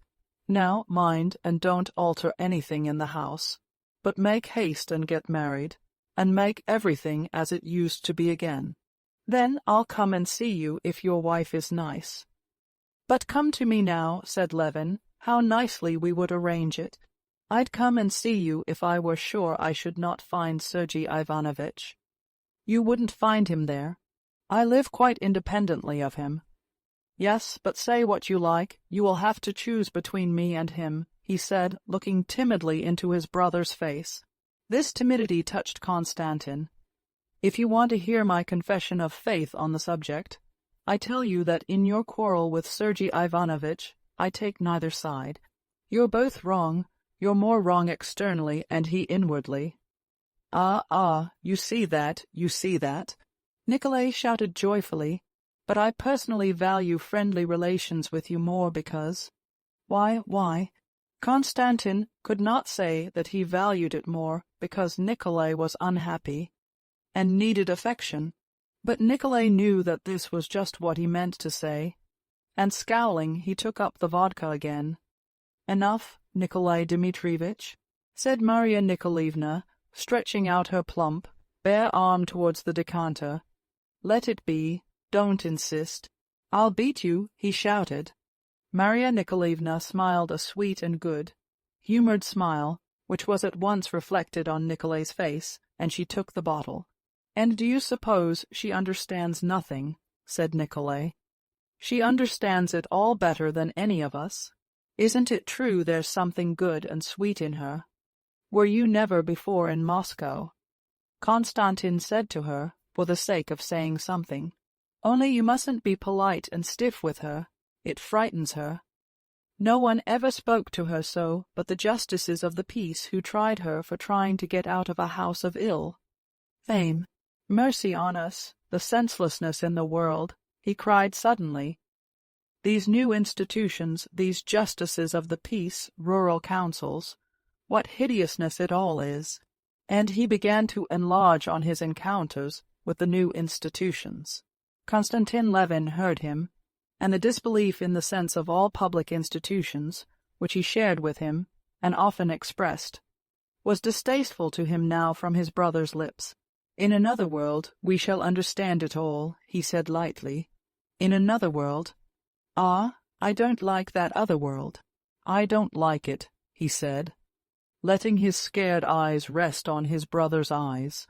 Here one would think that to get out of all the baseness and the mess, one's own and other people's, would be a good thing, and yet I'm afraid of death, awfully afraid of death.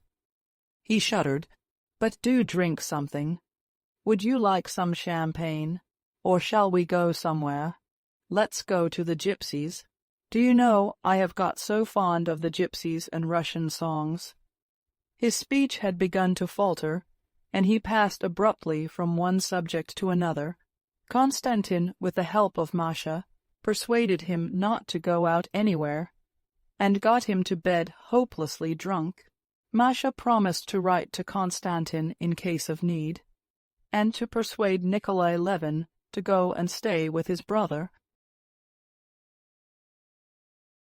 Chapter 26.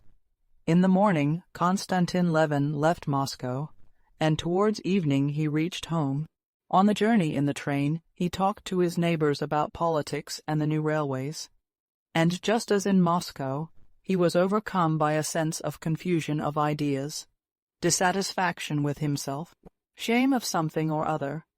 But when he got out at his own station, when he saw his one-eyed coachman, Ignat, with the collar of his coat turned up, when, in the dim light reflected by the station fires, he saw his own sledge, his own horses with their tails tied up, in their harness trimmed with rings and tassels, when the coachman Ignat, as he put in his luggage, told him the village news that the contractor had arrived and that Pava had calved, he felt that little by little the confusion was clearing up, and the shame and self-dissatisfaction were passing away. He felt this at the mere sight of Ignat and the horses, but when he had put on the sheepskin brought for him, had sat down wrapped up in the sledge, and had driven off pondering on the work that lay before him in the village, and staring at the side, horse that had been his saddle, horse past his prime now, but a spirited beast from the dawn, he began to see what had happened to him in quite a different light. He felt himself, and did not want to be anyone else. All he wanted now was to be better than before. In the first place, he resolved that from that day he would give up hoping for any extraordinary happiness, such as marriage must have given him, and consequently he would not so disdain what he really had. Secondly, he would never again let himself give way to low passion, the memory of which had so tortured him when he had been making up his mind to make an offer. Then, remembering his brother Nikolay, he resolved to himself that he would never allow himself to forget him, that he would follow him up and not lose sight of him, so as to be ready to help when things should go ill with him, and that would be soon, he felt. Then, too, his brother's talk of communism, which he had treated so lightly at the time, now made him think. He considered a revolution in economic conditions nonsense. But he always felt the injustice of his own abundance in comparison with the poverty of the peasants. And now he determined that so as to feel quite in the right, though he had worked hard and lived by no means luxuriously before, he would now work still harder, and would allow himself even less luxury, and all this seemed to him so easy a conquest over himself that he spent the whole drive in the pleasantest daydreams. With a resolute feeling of hope in a new, better life, he reached home before 9 o'clock at night. The snow of the little quadrangle before the house was lit up by a light in the bedroom windows of his old nurse, Agafea Mihalovna, who performed the duties of housekeeper in his house. She was not yet asleep. Kuzma, waked up by her, came sidling sleepily out onto the steps. A setter bitch, Laska, ran out too, almost upsetting Kuzma and whining, turned round about Levin's knees, jumping up and longing, but not daring, to put her forepaws on his chest. "You're soon back again, sir," said Agafea Mihalovna. "I got tired of it, Agafea Mihalovna. With friends one is well, but at home one is better," he answered, and went into his study.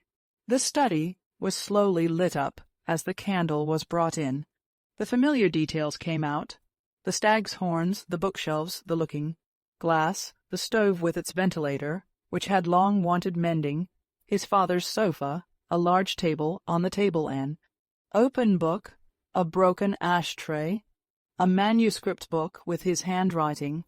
As he saw all this, there came over him for an instant a doubt of the possibility of arranging the new life, of which he had been dreaming on the road. All these traces of his life seemed to clutch him and to say to him, "No, you're not going to get away from us, and you're not going to be different, but you're going to be the same as you've always been, with doubts, everlasting dissatisfaction with yourself, vain efforts to amend, and falls, and everlasting expectation of a happiness which you won't get, and which isn't possible for you." This the thing said to him, but another voice in his heart was telling him that he must not fall under the sway of the past, and that one can do anything with oneself. And hearing that voice, he went into the corner where stood his 2 heavy dumbbells, and began brandishing them like a gymnast, trying to restore his confident temper. There was a creak of steps at the door. He hastily put down the dumbbells.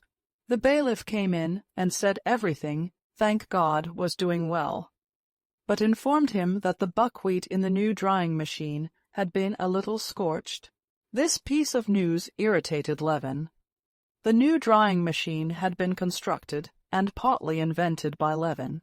The bailiff had always been against the drying machine, and now it was with suppressed triumph that he announced that the buckwheat had been scorched.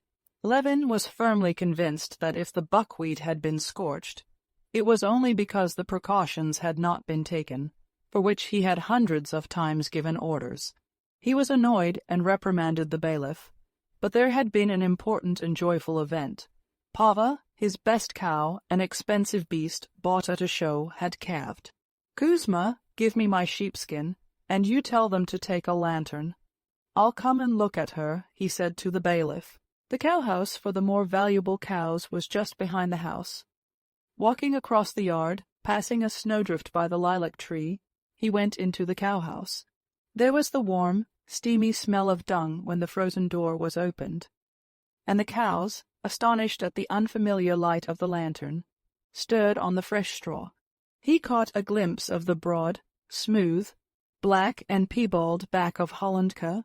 Berkut the bull was lying down with his ring in his lip, and seemed about to get up, but thought better of it, and only gave 2 snorts as they passed by him. Pava, a perfect beauty, huge as a hippopotamus, with her back turned to them, prevented their seeing the calf as she sniffed her all over. Levin went into the pen, looked Pava over, and lifted the red and spotted calf onto her long, tottering legs. Pava, uneasy, began lowing, but when Levin put the calf close to her she was soothed, and, sighing heavily, began licking her with her rough tongue. The calf, fumbling, poked her nose under her mother's udder and stiffened her tail out straight. "Here, bring the light, Fyodor, this way," said Levin, examining the calf. "Like the mother, though the color takes after the father, but that's nothing, very good. Long and broad in the haunch. Vasily Fedorovitch, isn't she splendid?" he said to the bailiff, quite forgiving him for the buckwheat under the influence of his delight in the calf. "How could she fail to be? Oh, Semyon the contractor came the day after you left. You must settle with him, Konstantin Dmitrievitch," said the bailiff. "I did inform you about the machine." This question was enough to take Levin back to all the details of his work on the estate, which was on a large scale and complicated. He went straight from the cowhouse to the counting-house, and after a little conversation with the bailiff and Semyon the contractor, he went back to the house and straight upstairs to the drawing-room. Chapter 27.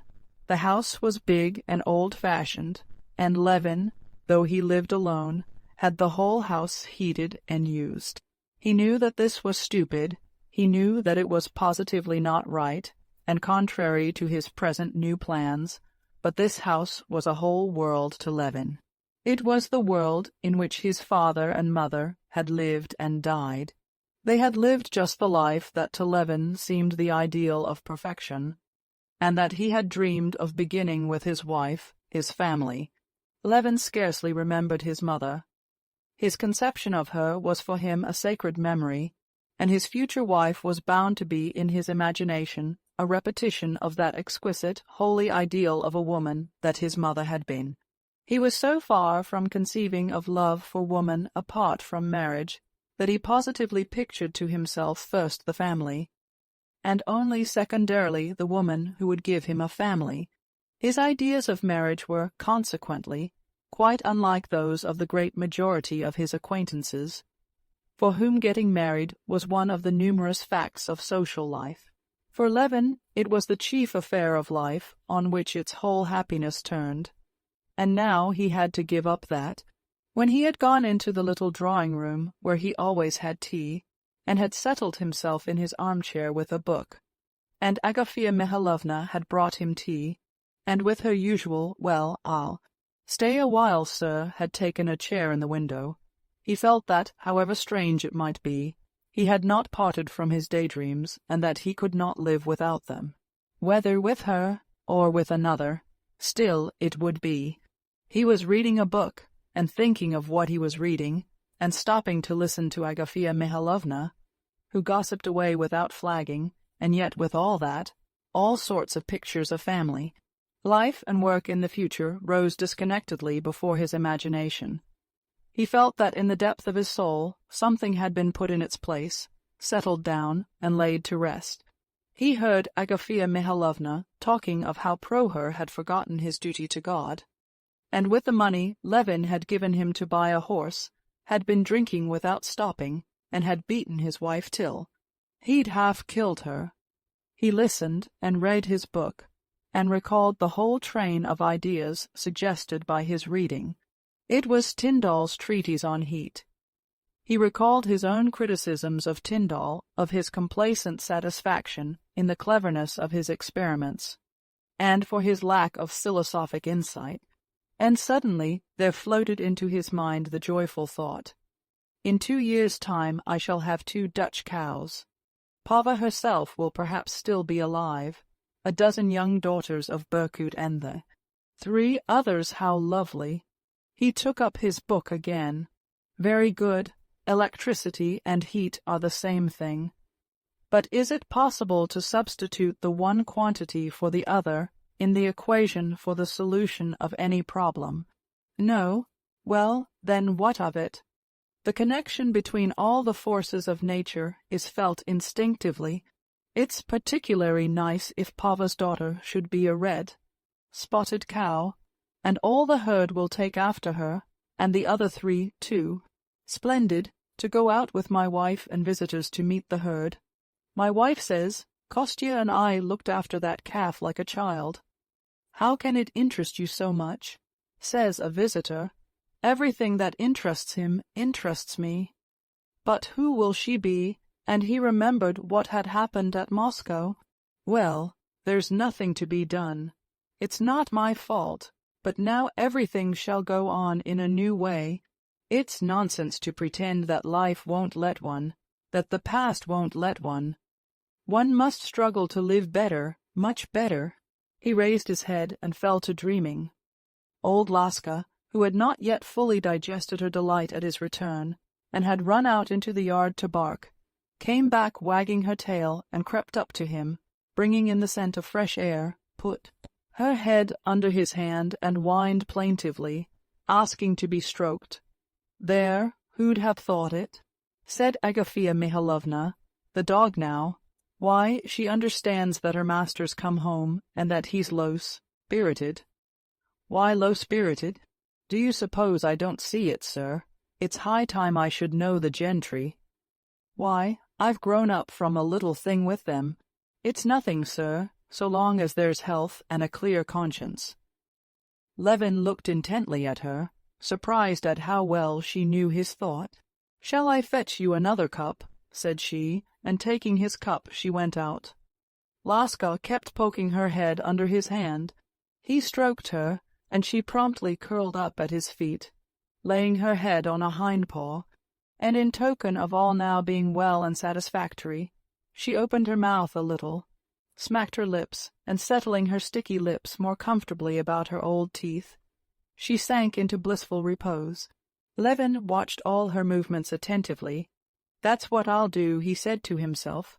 "That's what I'll do. Nothing's amiss. All's well." Chapter 28. After the ball, early next morning, Anna Arkadyevna sent her husband a telegram that she was leaving Moscow the same day. "No, I must go, she explained to her sister, and saw the change in her plans in a tone that suggested that she had to remember so many things that there was no enumerating them. No, it had really better be today. Stepan Arkadyevitch was not dining at home, but he promised to come and see his sister off at 7 o'clock. Kitty, too, did not come, sending a note that she had a headache. Dolly and Anna dined alone with the children and the English governess. Whether it was that the children were fickle, or that they had acute senses, and felt that Anna was quite different that day from what she had been when they had taken such a fancy to her, that she was not now interested in them, but they had abruptly dropped their play with their aunt and their love for her, and were quite indifferent that she was going away. Anna was absorbed the whole morning in preparations for her departure. She wrote notes to her Moscow acquaintances, put down her accounts, and packed. Altogether Dolly fancied she was not in a placid state of mind, but in that worried mood, which Dolly knew well with herself, and which does not come without cause, and for the most part covers dissatisfaction with self. After dinner, Anna went up to her room to dress, and Dolly followed her. "How queer you are today," Dolly said to her. "Do you think so? I'm not queer, but I'm nasty. I am like that sometimes. I keep feeling as if I could cry." "It's very stupid, but it'll pass off," said Anna quickly, and she bent her flushed face over a tiny bag in which she was packing a nightcap and some cambric handkerchiefs. Her eyes were particularly bright, and were continually swimming with tears. "In the same way, I didn't want to leave Petersburg, and now I don't want to go away from here." "You came here and did a good deed," said Dolly, looking intently at her. Anna looked at her with eyes wet with tears. "Don't say that, Dolly. I've done nothing, and could do nothing. I often wonder why people are all in league to spoil me. What have I done, and what could I do? In your heart there was found love enough to forgive. If it had not been for you, God knows what. Would have happened. How happy you are, Anna, said Dolly. Everything is clear and good in your heart. Every heart has its own skeletons, as the English say. You have no sort of skeleton, have you? Everything is so clear in you. I have, said Anna suddenly, and unexpectedly after her tears. A sly, ironical smile curved her lips. Come, he's amusing anyway, your skeleton, and not depressing, said Dolly, smiling. No, he's depressing. Do you know why I'm going today instead of tomorrow? It's a confession that weighs on me. I want to make it to you, said Anna, letting herself drop definitely into an armchair and looking straight into Dolly's face. And to her surprise, Dolly saw that Anna was blushing up to her ears, up to the curly black ringlets on her neck. Yes, Anna went on. Do you know why Kitty didn't come to dinner? She's jealous of me. I have spoiled. I've been the cause of that ball being a torture to her instead of a pleasure. But truly, truly, it's not my fault, or only my fault a little bit, she said, daintily drawling the words a little bit. Oh, how like Stevie you said that, said Dolly, laughing. Anna was hurt. Oh no, I'm not Steva, she said, knitting her brows. That's why I'm telling you, just because I could never let myself doubt myself for an instant, said Anna. But at the very moment she was uttering the words, she felt that they were not true. She was not merely doubting herself. She felt emotion at the thought of Vronsky, and was going away sooner than she had meant, simply to avoid meeting him. Yes, Steva told me you danced the mazurka with him, and that he. You can't imagine how absurdly it all came about. I only meant to be matchmaking, and all at once it turned out quite differently, possibly against my own will. She crimsoned and stopped. Oh, they feel it directly, said Dolly. But I should be in despair if there were anything serious in it on his side. Anna interrupted her, and I am certain it will all be forgotten, and Kitty will leave off hating me. All the same, Anna, to tell you the truth, I'm not very anxious for this marriage for Kitty, and it's better it should come to nothing if he, Vronsky, is capable of falling in love with you in a single day. Oh, heavens, that would be too silly, said Anna, and again a deep flush of pleasure came out on her face when she heard the idea that absorbed her put into words. And so here I am going away, having made an enemy of Kitty, whom I liked so much. Ah, how sweet she is! But you'll make it right, Dolly, eh? Dolly could scarcely suppress a smile. She loved Anna, but she enjoyed seeing that she too had her weaknesses. An enemy, that can't be. I did so want you all to care for me, as I do for you, and now I care for you more than ever, said Anna, with tears in her eyes. Ah, how silly I am today. She passed her handkerchief over her face and began dressing. At the very moment of starting, Stepan Arkadyevitch arrived, late, rosy and good, humored, smelling of wine and cigars. Anna's emotionalism infected Dolly, and when she embraced her sister-in-law for the last time, she whispered, Remember, Anna, what you've done for me I shall never forget. And remember that I love you, and shall always love you as my dearest friend. I don't know why, said Anna, kissing her and hiding her tears. You understood me, and you understand. Good-bye, my darling. Chapter 29. Come, it's all over, and thank God, was the first thought that came to Anna Arkadyevna when she had said good-bye for the last time to her brother, who had stood blocking up the entrance to the carriage till the third bell rang. She sat down on her lounge beside Annushka, and looked about her in the twilight of the sleeping carriage. Thank God, tomorrow I shall see Serozha and Alexey Alexandrovitch, and my life will go on in the old way, all nice and as usual. Still in the same anxious frame of mind as she had been all that day, Anna took pleasure in arranging herself for the journey with great care. With her little deft hands she opened and shut her little red bag, took out a cushion, laid it on her knees, and carefully wrapping up her feet, settled herself comfortably. An invalid lady had already lain down to sleep. Two other ladies began talking to Anna, and a stout elderly lady tucked up her feet and made observations about the heating of the train. Anna answered a few words, but not foreseeing any entertainment from the conversation. She asked Anushka to get a lamp, hooked it onto the arm of her seat, and took from her bag a paper knife and an English novel. At first her reading made no progress. The fuss and bustle were disturbing. Then, when the train had started, she could not help listening to the noises. Then the snow beating on the left window and sticking to the pane, and the sight of the muffled guard passing by, covered with snow on one side, and the conversations about the terrible snowstorm raging outside, distracted her attention. Farther on, it was continually the same again and again, the same shaking and rattling, the same snow on the window, the same rapid transitions from steaming heat to cold, and back again to heat, the same passing glimpses of the same figures in the twilight, and the same voices, and Anna began to read and to understand what she read. Anushka was already dozing, the red bag on her lap, clutched by her broad hands in gloves, of which one was torn. Anna Arkadyevna read and understood, but it was distasteful to her to read, that is, to follow the reflection of other people's lives. She had too great a desire to live herself. If she read that the heroine of the novel was nursing a sick man, she longed to move with noiseless steps about the room of a sick man. If she read of a member of Parliament making a speech, she longed to be delivering the speech.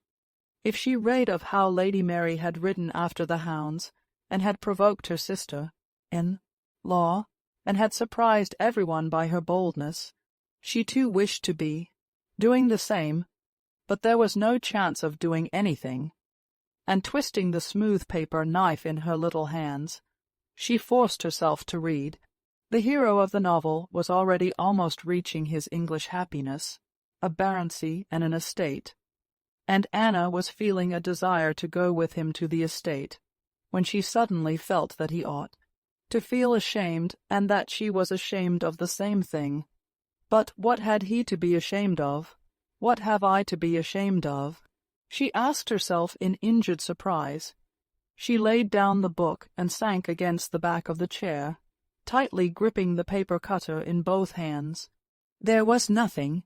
She went over all her Moscow recollections. All were good, pleasant. She remembered the ball, remembered Vronsky and his face of slavish adoration, remembered all her conduct with him. There was nothing shameful. And for all that, at the same point in her memories, the feeling of shame was intensified, as though some inner voice, just at the point when she thought of Vronsky, were saying to her, warm, very warm, hot. Well, what is it? She said to herself resolutely, shifting her seat in the lounge. What does it mean? Am I afraid to look it straight in the face? Why, what is it? Can it be that between me and this officer boy there exist, or can exist, any other relations than such as are common with every acquaintance? She laughed contemptuously, and took up her book again. But now she was definitely unable to follow what she read.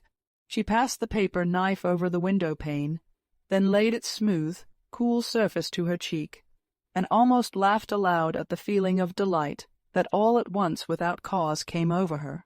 She felt as though her nerves were strings being strained tighter and tighter on some sort of screwing peg. She felt her eyes opening wider and wider, her fingers and toes twitching nervously, something within oppressing her breathing, while all shapes and sounds seemed in the uncertain half, light to strike her with unaccustomed vividness. Moments of doubt were continually coming upon her, when she was uncertain whether the train were going forwards or backwards, or were standing still altogether, whether it were Anushka at her side, or a stranger. What's that on the arm of the chair, a fur cloak or some beast, and what am I myself? Myself, or some other woman? She was afraid of giving way to this delirium. But something drew her towards it, and she could yield to it or resist it at will. She got up to rouse herself, and slipped off her plaid and the cape of her warm dress. For a moment she regained her self-possession, and realized that the thin peasant who had come in wearing a long overcoat, with buttons missing from it, was the stove-heater that he was looking at, the thermometer, that it was the wind and snow bursting in after him at the door. But then everything grew blurred again. That peasant with the long waist seemed to be gnawing something on the wall. The old lady began stretching her legs the whole length of the carriage, and filling it with a black cloud. Then there was a fearful shrieking and banging, as though someone were being torn to pieces. Then there was a blinding dazzle of red fire before her eyes, and a wall seemed to rise up and hide everything. Anna felt as though she were sinking down, but it was not terrible but delightful. The voice of a man muffled up and covered with snow shouted something in her ear. She got up and pulled herself together. She realized that they had reached a station, and that this was the guard. She asked Anushka to hand her the cape she had taken off and her shawl, put them on, and moved towards the door. "Do you wish to get out?" asked Anushka. "Yes, I want a little air. It's very hot in here." And she opened the door.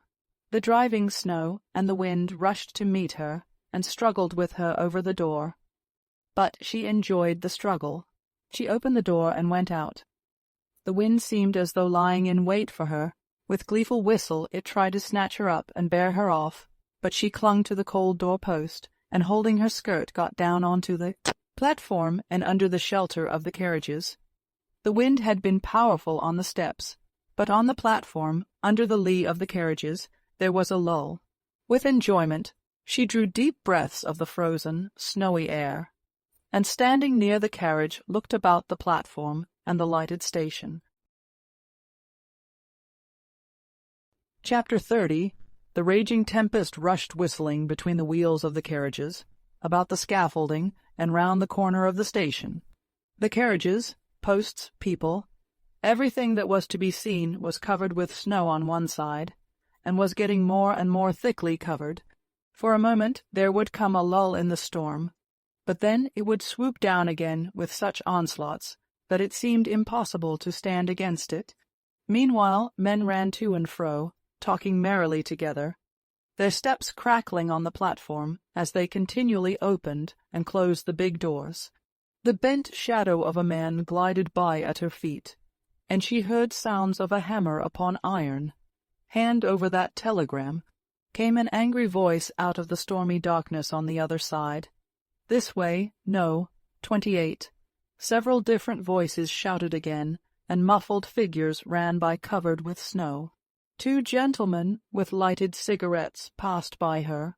She drew one more deep breath of the fresh air, and had just put her hand out of her muff to take hold of the door-post and get back into the carriage, when another man in a military overcoat, quite close beside her, stepped between her and the flickering light of the lamp-post. She looked round, and the same instant recognized Vronsky's face. Putting his hand to the peak of his cap, he bowed to her and asked, was there anything she wanted? Could he be of any service to her? She gazed rather a long while at him without answering, and, in spite of the shadow in which he was standing, she saw, or fancied she saw, both the expression of his face and his eyes. It was again that expression of reverential ecstasy which had so worked upon her the day before. More than once she had told herself during the past few days, and again only a few moments before, that Vronsky was for her only one of the hundreds of young men, forever exactly the same, that are met everywhere, that she would never allow herself to bestow a thought upon him. But now, at the first instant of meeting him, she was seized by a feeling of joyful pride. She had no need to ask why he had come.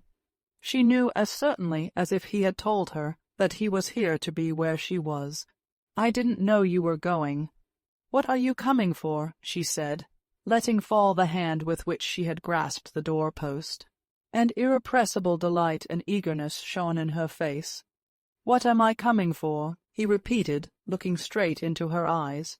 "You know that I have come to be where you are," he said. "I can't help it." At that moment the wind, as it were, surmounting all obstacles, sent the snow flying from the carriage roofs and clanked. Some sheet of iron it had torn off, while the hoarse whistle of the engine roared in front, plaintively and gloomily. All the awfulness of the storm seemed to her more splendid now. He had said what her soul longed to hear, though she feared it with her reason. She made no answer, and in her face he saw conflict. "Forgive me if you dislike what I said," he said humbly. He had spoken courteously, deferentially, yet so firmly, so stubbornly, that for a long while she could make no answer. "It's wrong, what you say, and I beg you, if you're a good man, to forget what you've said as I forget it," she said at last. "Not one word, not one gesture of yours could I, ever forget. Enough, enough," she cried, trying assiduously to give a stern expression to her face, into which he was gazing greedily, and, clutching at the cold door-post, she clambered up the steps and got rapidly into the corridor of the carriage. But in the little corridor she paused, going over in her imagination what had happened. Though she could not recall her own words or his, she realized instinctively that the momentary conversation had brought them fearfully closer, and she was panic-stricken and blissful at it. After standing still a few seconds, she went into the carriage and sat down in her place. The overstrained condition which had tormented her before did not only come back, but was intensified, and reached such a pitch that she was afraid every minute that something would snap within her.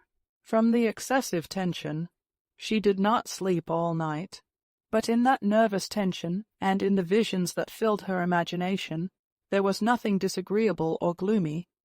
On the contrary, there was something blissful, glowing, and exhilarating.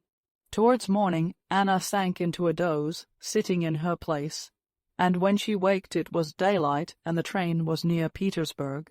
At once thoughts of home, of husband and of son, and the details of that day and the following came upon her. At Petersburg, as soon as the train stopped and she got out, the first person that attracted her attention was her husband. "Oh, mercy, why do his ears look like that?" she thought, looking at his frigid and imposing figure, and especially the ears that struck her at the moment as propping up the brim of his round hat. Catching sight of her, he came to meet her, his lips falling into their habitual sarcastic smile, and his big, tired eyes looking straight at her. An unpleasant sensation gripped at her heart when she met his obstinate and weary glance, as though she had expected to see him different. She was especially struck by the feeling of dissatisfaction with herself that she experienced on meeting him. That feeling was an intimate, familiar feeling, like a consciousness of hypocrisy, which she experienced in her relations with her husband. But hitherto she had not taken note of the feeling. Now she was clearly and painfully aware of it. "Yes, as you see, your tender spouse, as devoted as the first year after marriage, burned with impatience to see you," he said in his deliberate, high-pitched voice, and in that tone which he always took with her, a tone of jeering at anyone who should say in earnest what he said. "Is Suryasha quite well?" she asked. "And is this all the reward," said he, "for my ardor? He's quite well." Chapter 31. Vronsky had not even tried to sleep all that night. He sat in his armchair, looking straight before him, or scanning the people who got in and out. If he had indeed on previous occasions struck and impressed people who did not know him by his air of unhesitating composure, he seemed now more haughty and self-possessed than ever. He looked at people as if they were things. A nervous young man, a clerk in a law court, sitting opposite him, hated him for that look. The young man asked him for a light, and entered into conversation with him, and even pushed against him, to make him feel that he was not a thing, but a person. But Vronsky gazed at him exactly as he did at the lamp, and the young man made a wry face, feeling that he was losing his self-possession under the oppression of this refusal to recognize him as a person. Vronsky saw nothing and no one. He felt himself a king, not because he believed that he had made an impression on Anna, he did not yet believe that, but because the impression she had made on him gave him happiness and pride. What would come of it all he did not know. He did not even think. He felt that all his forces, hitherto dissipated, wasted, were centered on one thing, and bent with fearful energy on one blissful goal, and he was happy at it.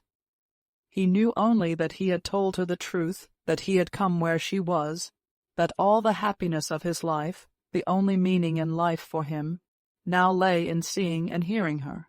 And when he got out of the carriage at Bulagova to get some seltzer water, and caught sight of Anna, involuntarily his first word had told her just what he thought, and he was glad he had told her it, that she knew it now and was thinking of it. He did not sleep all night. When he was back in the carriage, he kept unceasingly going over every position in which he had seen her, every word she had uttered, and before his fancy, making his heart faint with emotion, floated pictures of a possible future. When he got out of the train at Petersburg, he felt after his sleepless night as keen and fresh as after a cold bath. He paused near his compartment, waiting for her to get out. Once more, he said to himself, smiling unconsciously, once more I shall see her walk, her face. She will say something, turn her head, glance, smile, maybe. But before he caught sight of her, he saw her husband, whom the station master was deferentially escorting through the crowd. Ah, yes, the husband. Only now for the first time did Vronsky realize clearly the fact that there was a person attached to her, a husband. He knew that she had a husband, but had hardly believed in his existence, and only now fully believed in him, with his head and shoulders, and his legs clad in black trousers, especially when he saw this husband calmly take her arm with a sense of property. Seeing Alexey Alexandrovitch with his Petersburg face and severely self-confident figure, in his round hat, with his rather prominent spine, he believed in him and was aware of a disagreeable sensation, such as a man might feel tortured by thirst, who, on reaching a spring, should find a dog, a sheep, or a pig, who has drunk of it and muddied the water. Alexey Alexandrovitch, his manner of walking, with a swing of the hips and flat feet, particularly annoyed Vronsky. He could recognize in no one but himself an indubitable right to love her, but she was still the same, and the sight of her affected him the same way, physically reviving him, stirring him, and filling his soul with rapture. He told his German valet, who ran up to him from the second class, to take his things and go on, and he himself went up to her. He saw the first meeting between the husband and wife, and noted with a lover's insight the signs of slight reserve with which she spoke to her husband. No, she does not love him and cannot love him, he decided to himself. At the moment when he was approaching Anna Arkadyevna, he noticed too with joy that she was conscious of his being near, and looked round and seeing him, turned again to her husband. "Have you passed a good night?" he asked, bowing to her and her husband together, and leaving it up to Alexey Alexandrovitch to accept the bow on his own account, and to recognize it or not as he might see fit. "Thank you, very good," she answered. Her face looked weary, and there was not that play of eagerness in it, peeping out in her smile and her eyes. But for a single instant, as she glanced at him, there was a flash of something in her eyes, and although the flash died away at once, he was happy for that moment. She glanced at her husband to find out whether he knew Vronsky. Alexey Alexandrovitch looked at Vronsky with displeasure, vaguely recalling who this was. Vronsky's composure and self-confidence here struck, like a scythe against a stone, upon the cold self-confidence of Alexey Alexandrovitch. "Count Vronsky," said Anna. "Ah, "We are acquainted, I believe," said Alexey Alexandrovitch indifferently, giving his hand. "You set off with the mother, and you return with the son," he said, articulating each syllable, as though each were a separate favor he was bestowing. "You're back from leave, I suppose," he said, and without waiting for a reply, he turned to his wife in his jesting tone. Well, were a great many tears shed at Moscow at parting? By addressing his wife like this, he gave Vronsky to understand that he wished to be left alone, and, turning slightly towards him, he touched his hat. But Vronsky turned to Anna Arkadyevna. "I hope I may have the honor of calling on you," he said. Alexey Alexandrovitch glanced with his weary eyes at Vronsky. Delighted, he said coldly, "On Mondays we're at home." "Most fortunate," he said to his wife, dismissing Vronsky altogether, "that I should just have half an hour to meet you, so that I can prove my devotion," he went on in the same jesting tone. "You lay too much stress on your devotion for me to value it much," she responded in the same jesting tone, involuntarily listening to the sound of Vronsky's steps behind them. "But what has it to do with me?" she said to herself, and she began asking her husband how Serozha had got on without her. "Oh, capitally. Mariette says he has been very good, and I must disappoint you, but he has not missed you as your husband has. But once more merci, my dear, for giving me a day. Our dear Samovar will be delighted." He used to call the Countess Lydia Ivanovna, well known in society, a samovar, because she was always bubbling over with excitement. "She has been continually asking after you, and do you know, if I may venture to advise you, you should go and see her today. You know how she takes everything to heart. Just now, with all her own cares, she's anxious about the Oblonskys being brought together. The Countess Lydia Ivanovna was a friend of her husband's and the center of that one of the coteries of the Petersburg world with which Anna was, through her husband, in the closest relations. But you know I wrote to her. Still, she'll want to hear details. Go and see her if you're not too tired, my dear. Well, Kondraty will take you in the carriage while I go to my committee. I shall not be alone at dinner again," Alexey Alexandrovitch went on, no longer in a sarcastic tone.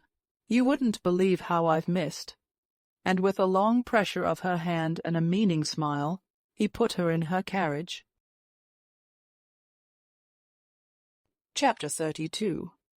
The first person to meet Anna at home was her son. He dashed down the stairs to her in spite of the governess's call, and with desperate joy shrieked, "Mother, mother!" Running up to her, he hung on her neck. "I told you it was mother," he shouted to the governess. I knew, and her son, like her husband, aroused in Anna a feeling akin to disappointment. She had imagined him better than he was in reality. She had to let herself drop down to the reality to enjoy him, as he really was. But even as he was charming with his fair curls, his blue eyes, and his plump, graceful little legs in tightly pulled-up stockings. Anna experienced almost physical pleasure in the sensation of his nearness, and his caresses, and moral soothing, when she met his simple, confiding, and loving glance, and heard his naive questions. Anna took out the presents Dolly's children had sent him, and told her son what sort of little girl was Tanya at Moscow, and how Tanya could read, and even taught the other children. "Why, am I not so nice as she?" asked Serozha. "To me you're nicer than anyone in the world." "I know that," said Serozha, smiling. Anna had not had time to drink her coffee when the Countess Lydia Ivanovna was announced. The Countess Lydia Ivanovna was a tall, stout woman, with an unhealthily sallow face and splendid, pensive black eyes. Anna liked her, but today she seemed to be seeing her for the first time with all her defects. "Well, my dear, so you took the olive branch?" inquired Countess Lydia Ivanovna as soon as she came into the room. "Yes, it's all over, but it was all much less serious than we had supposed," answered Anna. "My Belf sewer is in general too hasty." But Countess Lydia Ivanovna, though she was interested in everything that did not concern her, had a habit of never listening to what interested her. She interrupted Anna. "Yes, there's plenty of sorrow and evil in the world. I am so worried today." "Oh, why?" asked Anna, trying to suppress a smile. "I'm beginning to be weary of fruitlessly championing the truth, and sometimes I'm quite unhinged by it. The Society of the Little Sisters," this was a religiously patriotic, philanthropic institution, "was going splendidly. But with these gentlemen it's impossible to do anything," added Countess Lydia Ivanovna, in a tone of ironical submission to destiny. "They pounce on the idea and distort it, and then work it out so pettily and unworthily. 2 or 3 people, your husband among them, understand all the importance of the thing, but the others simply drag it down. Yesterday Pravdin wrote to me." Pravdin was a well-known Panslavist abroad, and Countess Lydia Ivanovna described the purport of his letter. Then the Countess told her of more disagreements and intrigues against the work of the unification of the churches, and departed in haste, as she had that day to be at the meeting of some society, and also at the Slavonic Committee. It was all the same before, of course. But why was it I didn't notice it before? Anna asked herself. Or has she been very much irritated today? It's really ludicrous. Her object is doing good. She a Christian, yet she's always angry, and she always has enemies, and always enemies in the name of Christianity and doing good. After Countess Lydia Ivanovna, another friend came, the wife of a chief secretary, who told her all the news of the town. At 3 o'clock she too went away, promising to come to dinner. Alexey Alexandrovitch was at the ministry. Anna, left alone, spent the time till dinner in assisting at her son's dinner. He dined apart from his parents, and in putting her things in order, and in reading and answering the notes and letters, which had accumulated on her table. The feeling of causeless shame, which she had felt on the journey, and her excitement, too, had completely vanished. In the habitual conditions of her life, she felt again resolute and irreproachable. She recalled with wonder her state of mind on the previous day. What was it? Nothing. Vronsky said something silly, which it was easy to put a stop to, and I answered as I ought to have done. To speak of it to my husband would be unnecessary and out of the question. To speak of it would be to attach importance to what has no importance.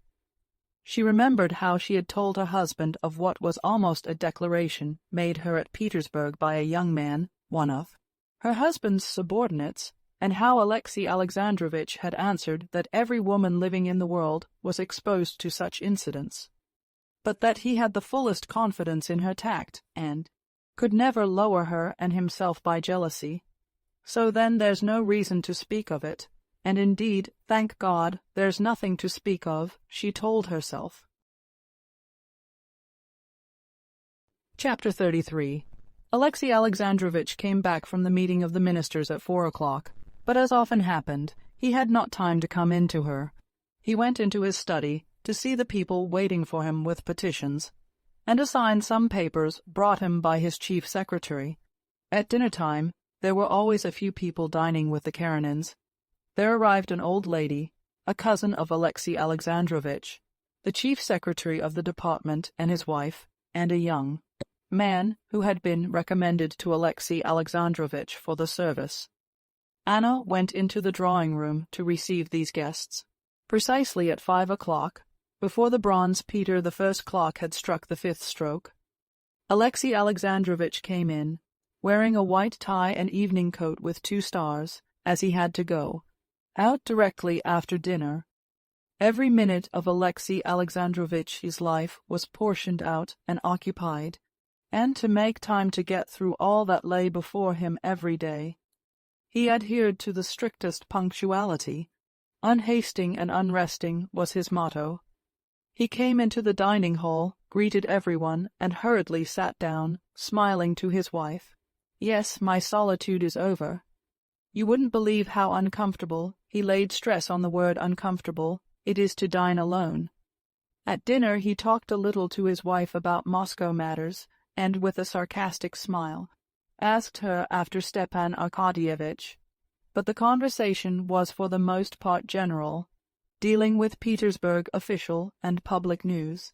After dinner he spent half an hour with his guests, and again with a smile, pressed his wife's hand, withdrew, and drove off to the council.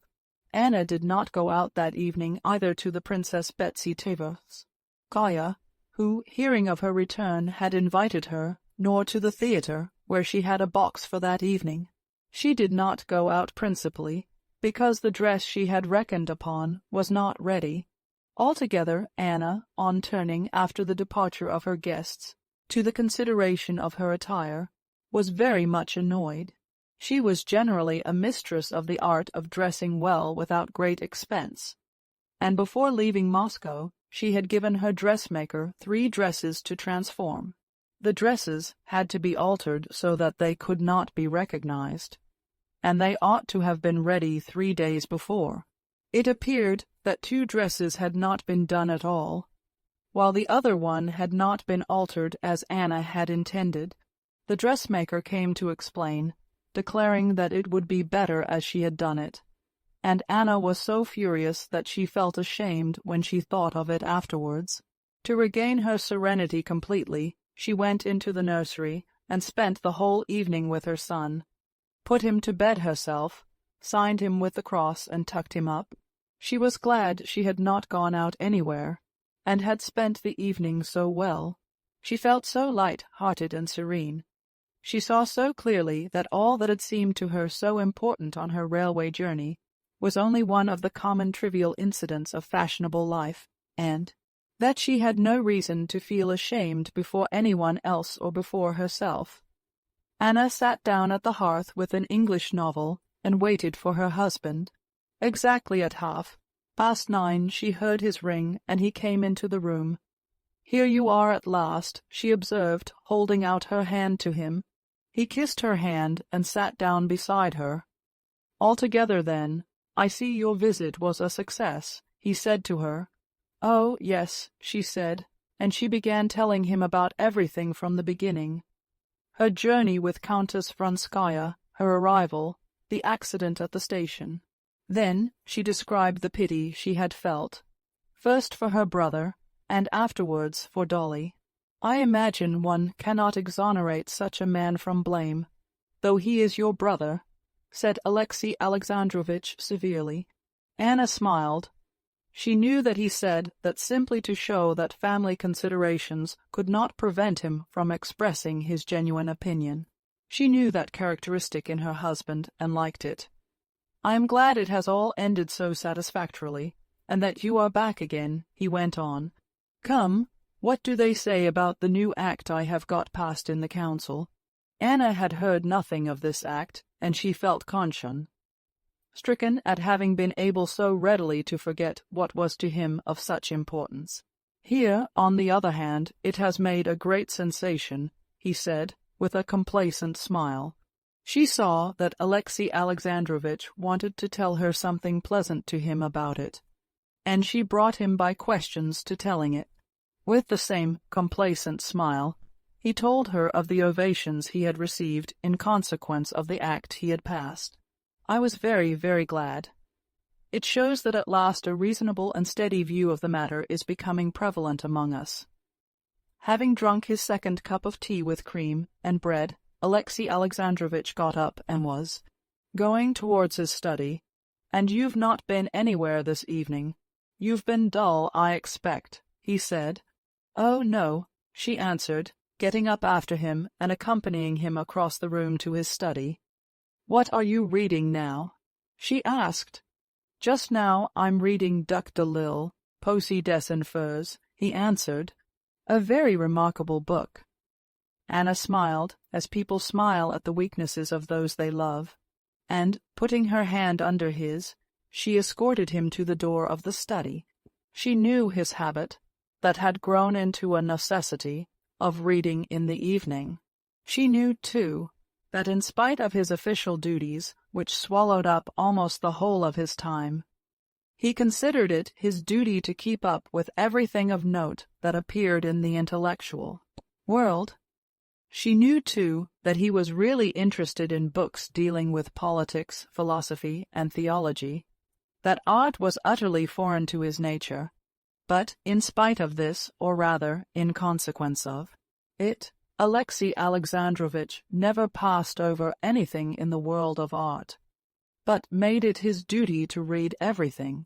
She knew that in politics, in philosophy, in theology, Alexey Alexandrovitch often had doubts and made investigations, but on questions of art and poetry, and, above all, of music, of which he was totally devoid of understanding, he had the most distinct and decided opinions. He was fond of talking about Shakespeare, Raphael, Beethoven, of the significance of new schools of poetry and music, all of which were classified by him with very conspicuous consistency. "Well, God be with you," she said at the door of the study, where a shaded candle and a decanter of water were already put by his armchair, "and I'll write to Moscow." He pressed her hand and again kissed it. "All the same, he's a good man, truthful, good-hearted, and remarkable in his own line," Anna said to herself, going back to her room, as though she were defending him to someone who had attacked him, and said that one could not love him. But why is it his ears stick out so strangely? Or has he had his hair cut? Precisely at 12 o'clock, when Anna was still sitting at her writing-table, finishing a letter to Dolly, she heard the sound of measured steps in slippers, and Alexey Alexandrovitch, freshly washed and combed, with a book under his arm, came in to her. It's time," said he, with a meaning smile, and he went into their bedroom. And what right had he to look at him like that? Thought Anna, recalling Vronsky's glance at Alexey Alexandrovitch. Undressing, she went into the bedroom, but her face had none of the eagerness which, during her stay in Moscow, had fairly flashed from her eyes and her smile. On the contrary, now the fire seemed quenched in her, hidden somewhere far away. Chapter 34. When Vronsky went to Moscow from Petersburg, he had left his large set of rooms in Moscow to his friend and favorite comrade Petritsky. Petritsky was a young lieutenant, not particularly well connected, and not merely not wealthy, but always hopelessly in debt. Towards evening he was always drunk, and he had often been locked up after all sorts of ludicrous and disgraceful scandals. But he was a favorite both of his comrades and his superior officers. On arriving at 12 o'clock from the station at his flat, Vronsky saw, at the outer door, a hired carriage familiar to him. While still outside his own door, as he rang, he heard masculine laughter, the lisp of a feminine voice, and Petritsky's voice. "If that's one of the villains, don't let him in." Vronsky told the servant not to announce him, and slipped quietly into the first room. Baroness Shilton, a friend of Petritsky's, with a rosy little face and flaxen hair, resplendent in a lilac satin gown, and filling the whole room like a canary with her Parisian chatter, sat at the round table making coffee. Petritsky, in his overcoat, and the cavalry captain Kamerovsky, in full uniform, probably just come from duty, were sitting each side of her. "Bravo, Vronsky!" shouted Petritsky, jumping up, scraping his chair. "Our host himself, Baroness, some coffee for him out of the new coffee-pot. Why, we didn't expect you. Hope you're satisfied with the ornament of your study," he said, indicating the Baroness. "You know each other, of course." "I should think so," said Vronsky, with a bright smile, pressing the Baroness's little hand. "What next? I'm an old friend." "You're home after a journey," said the Baroness, "so I'm flying." "Oh, I'll be off this minute, if I'm in the way." "You're home, wherever you are, Baroness," said Vronsky. "How do you do, Kamerovsky?" he added, coldly shaking hands with Kamerovsky. "There, you never know how to say such pretty things," said the Baroness, turning to Petritsky. "No, What's that for? After dinner I say things quite as good. After dinner there's no credit in them. Well, then, I'll make you some coffee, so go and wash and get ready," said the Baroness, sitting down again and anxiously turning the screw in the new coffee-pot. "Pierre, give me the coffee," she said, addressing Petritsky, whom she called Pierre as a contraction of his surname, making no secret of her relations with him. "I'll put it in." "You'll spoil it." "No, I won't spoil it." "Well, and your wife," said the Baroness suddenly, interrupting Vronsky's conversation with his comrade. "We've been marrying you here. Have you brought your wife?" "No, Baroness. I was born a Bohemian, and a Bohemian I shall die." "So much the better, so much the better. Shake hands on it." And the Baroness, detaining Vronsky, began telling him with many jokes about her last new plans of life, asking his advice. "He persists in refusing to give me a divorce. Well, what am I to do? He was her husband. Now I want to begin a suit against him. What do you advise? Kamerovsky, look after the coffee. It's boiling over. You see, I'm engrossed with business. I want a lawsuit, because I must have my property. Do you understand the folly of it, that on the pretext of my being unfaithful to him," she said contemptuously, "he wants to get the benefit of my fortune?" Vronsky heard with pleasure this light-hearted prattle of a pretty woman, agreed with her, gave her half joking counsel, and altogether dropped at once into the tone habitual to him in talking to such women.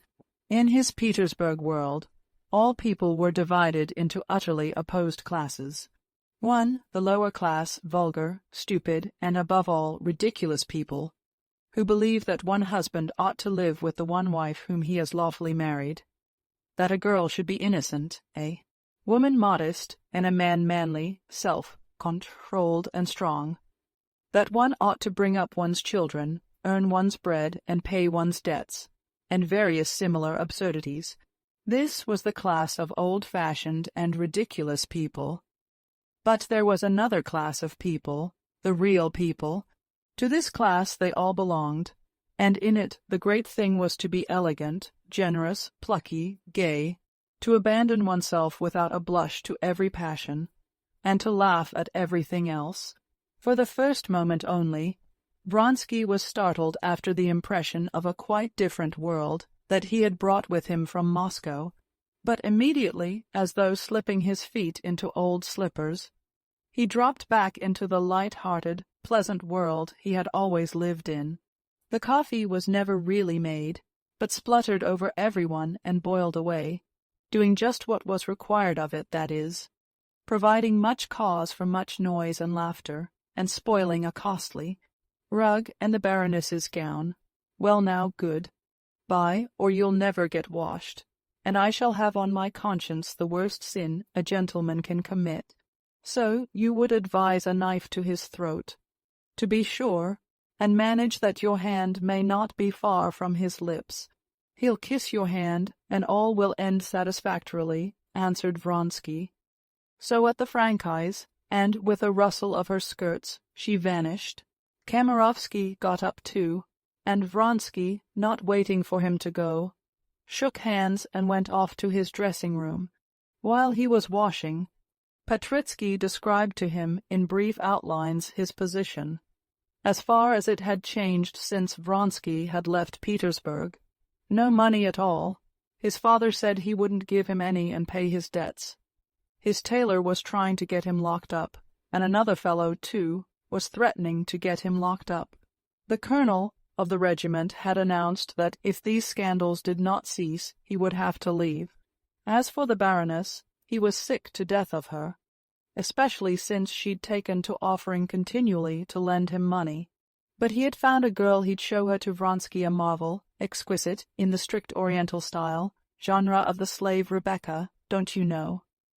He'd had a row, too, with Berkashov, and was going to send seconds to him, but of course it would come to nothing.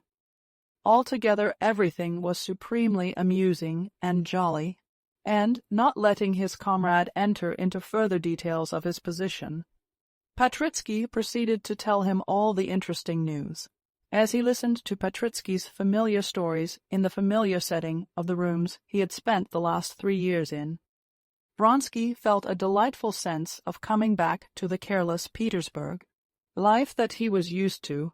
Impossible, he cried, letting down the pedal of the washing basin in which he had been sousing his healthy red neck. Impossible, he cried, at the news that Laura had flung over Fertinghoff and had made up to Miliev. And is he as stupid and pleased as ever?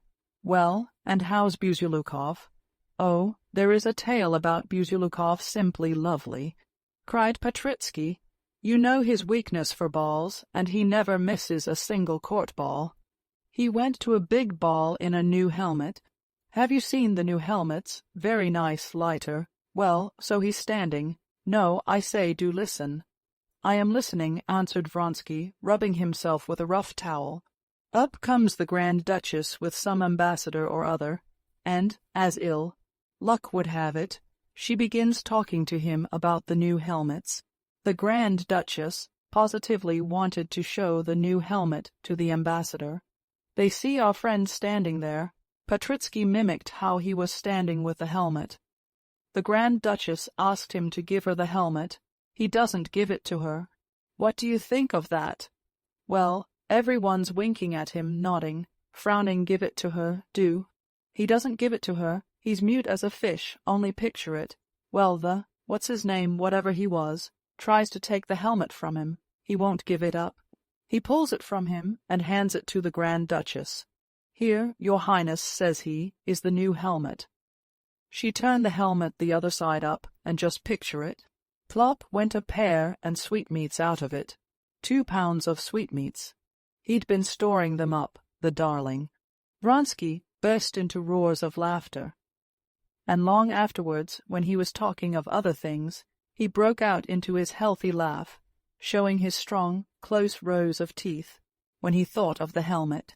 Having heard all the news, Vronsky, with the assistance of his valet, got into his uniform and went off to report himself.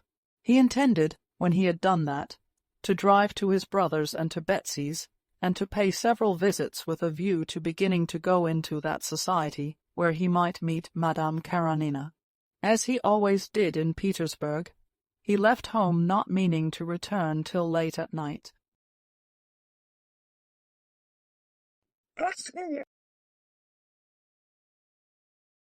Chapter 1. At the end of the winter, in the SHT Cherbatsky's house, a consultation was being held, which was to pronounce on the state of Kitty's health and the measures to be taken to restore her failing strength. She had been ill, and as spring came on she grew worse. The family doctor gave her cod-liver oil, then iron, then nitrate of silver. But as the first and the second and the third were alike in doing no good, and as his advice when spring came was to go abroad, a celebrated physician was called in. The celebrated physician, a very handsome man, still youngish, asked to examine the patient. He maintained, with peculiar satisfaction, it seemed, that maiden modesty is a mere relic of barbarism, and that nothing could be more natural than for a man still youngish to handle a young girl naked. He thought it natural because he did it every day, and felt and thought, as it seemed to him, no harm as he did it, and consequently he considered modesty in the girl not merely as a relic of barbarism, but also as an insult to himself. There was nothing for it but to submit, since, although all the doctors had studied in the same school, had read the same books and learned the same science, and though some people said this celebrated doctor was a bad doctor, in the princess's household and circle, it was for some reason accepted that this celebrated doctor alone had some special knowledge, and that he alone could save Kitty. After a careful examination and sounding of the bewildered patient, dazed with shame, the celebrated doctor, having scrupulously washed his hands, was standing in the drawing-room talking to the prince. The prince frowned and coughed, listening to the doctor. As a man who had seen something of life, and neither a fool nor an invalid. He had no faith in medicine, and in his heart was furious at the whole farce, especially as he was perhaps the only one who fully comprehended the cause of Kitty's illness. Conceited blockhead, he thought, as he listened to the celebrated doctor's chatter about his daughter's symptoms. The doctor was meantime with difficulty restraining the expression of his contempt for this old gentleman, and with difficulty condescending to the level of his intelligence. He perceived that it was no good talking to the old man, and that the principal person in the house was the mother. Before her he decided to scatter his pearls. At that instant the princess came into the drawing-room with the family doctor. The prince withdrew, trying not to show how ridiculous he thought the whole performance. The princess was distracted and did not know what to do. She felt she had sinned against Kitty. "Well, doctor, decide our fate," said the princess. "Tell me everything." "Is there hope?" she meant to say, but her lips quivered, and she could not utter the question. "Well, doctor, immediately, princess. I will talk it over with my colleague, and then I will have the honor of laying my opinion before you. So we had better leave you." "As you please." The princess went out with a sigh. When the doctors were left alone, the family doctor began timidly explaining his opinion, that there was a commencement of tuberculous trouble, but, and so on. The celebrated doctor listened to him, and in the middle of his sentence looked at his big gold watch. "Yes," said he, "but—" The family doctor respectfully ceased in the middle of his observations. "The commencement of the tuberculous process we are not, as you are aware, able to define. Till there are cavities, there is nothing definite. But we may suspect it, and there are indications, malnutrition, nervous excitability, and so on. The question stands thus: in presence of indications of tuberculous process, what is to be done to maintain nutrition? But you know, there are always moral, spiritual causes at the back in these cases."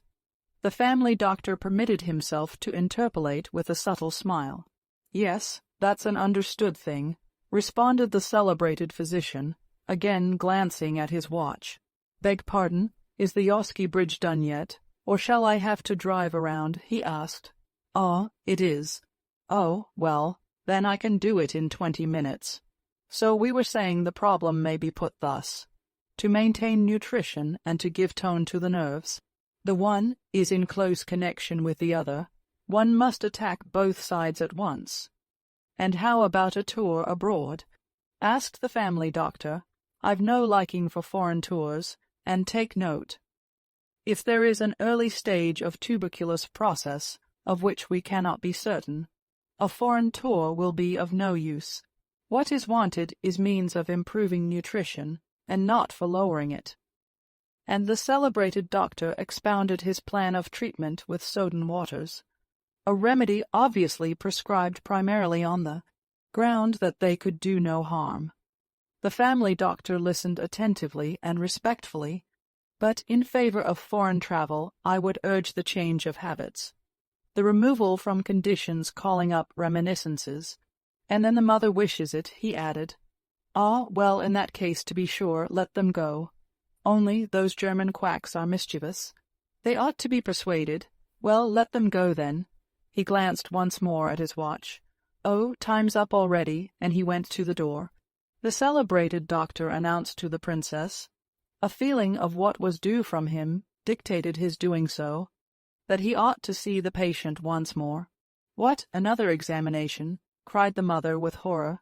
"Oh, no, only a few details, princess. Come this way." And the mother, accompanied by the doctor, went into the drawing-room to Kitty, wasted and flushed, with a peculiar glitter in her eyes, left there by the agony of shame she had been put through. Kitty stood in the middle of the room. When the doctor came in, she flushed crimson, and her eyes filled with tears. All her illness and treatment struck her as a thing so stupid, ludicrous even. Doctoring her seemed to her as absurd as putting together the pieces of a broken vase. Her heart was broken, Why would they try to cure her with pills and powders? But she could not grieve her mother, especially as her mother considered herself to blame. "May I trouble you to sit down, princess?" the celebrated doctor said to her. He sat down with a smile, facing her, felt her pulse, and again began asking her tiresome questions.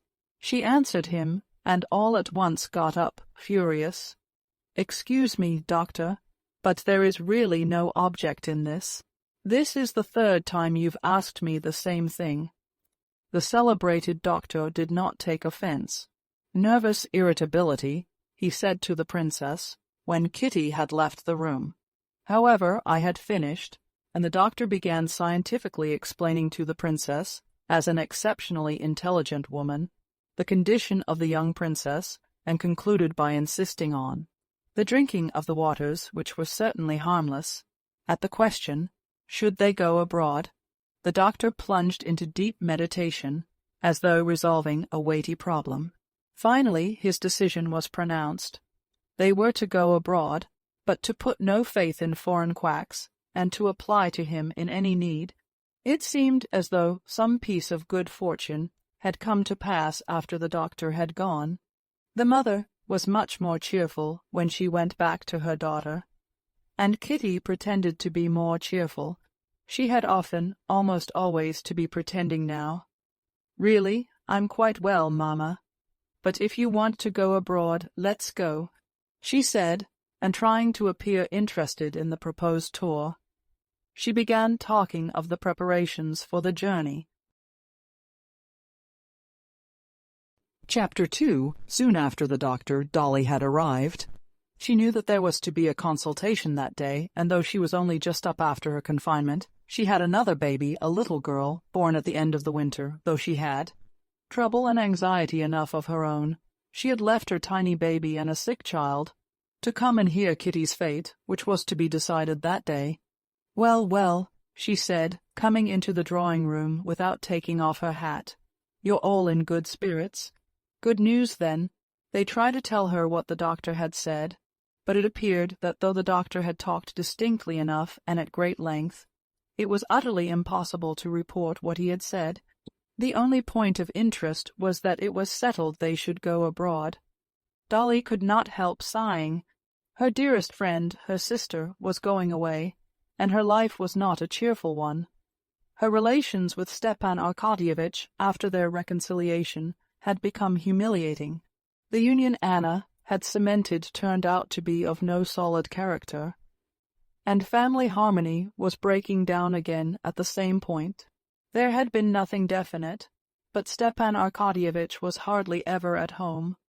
Money, too, was hardly ever forthcoming, and Dolly was continually tortured by suspicions of infidelity, which she tried to dismiss, dreading the agonies of jealousy she had been through already. The first onslaught of jealousy, once lived through, could never come back again, and even the discovery of infidelities could never now affect her as it had the first time. Such a discovery now would only mean breaking up family habits, and she let herself be deceived, despising him and still more herself for the weakness. Besides this, the care of her large family was a constant worry to her. First, the nursing of her young baby did not go well. Then the nurse had gone away. Now one of the children had fallen ill. "Well, how are all of you?" asked her mother. "Ah, Mamma, we have plenty of troubles of our own. Lily is ill, and I'm afraid it's scarlatina. I have come here now to hear about Kitty, and then I shall shut myself up entirely, if God forbid it should be scarlatina." The old prince, too, had come in from his study after the doctor's departure, and after presenting his cheek to Dolly and saying a few words to her, he turned to his wife. "How have you settled it? You're going. Well, and what do you mean to do with me?" "I suppose you had better stay here, Alexander," said his wife. "That's as you like." "Mamma, why shouldn't father come with us?" said Kitty. "It would be nicer for him and for us too." The old prince got up and stroked Kitty's hair. She lifted her head, and looked at him with a forced smile. It always seemed to her that he understood her better than anyone in the family, though he did not say much about her. Being the youngest, she was her father's favorite, and she fancied that his love gave him insight. When now her glance met his blue kindly eyes looking intently at her, it seemed to her that he saw right through her, and understood all that was not good that was passing within her.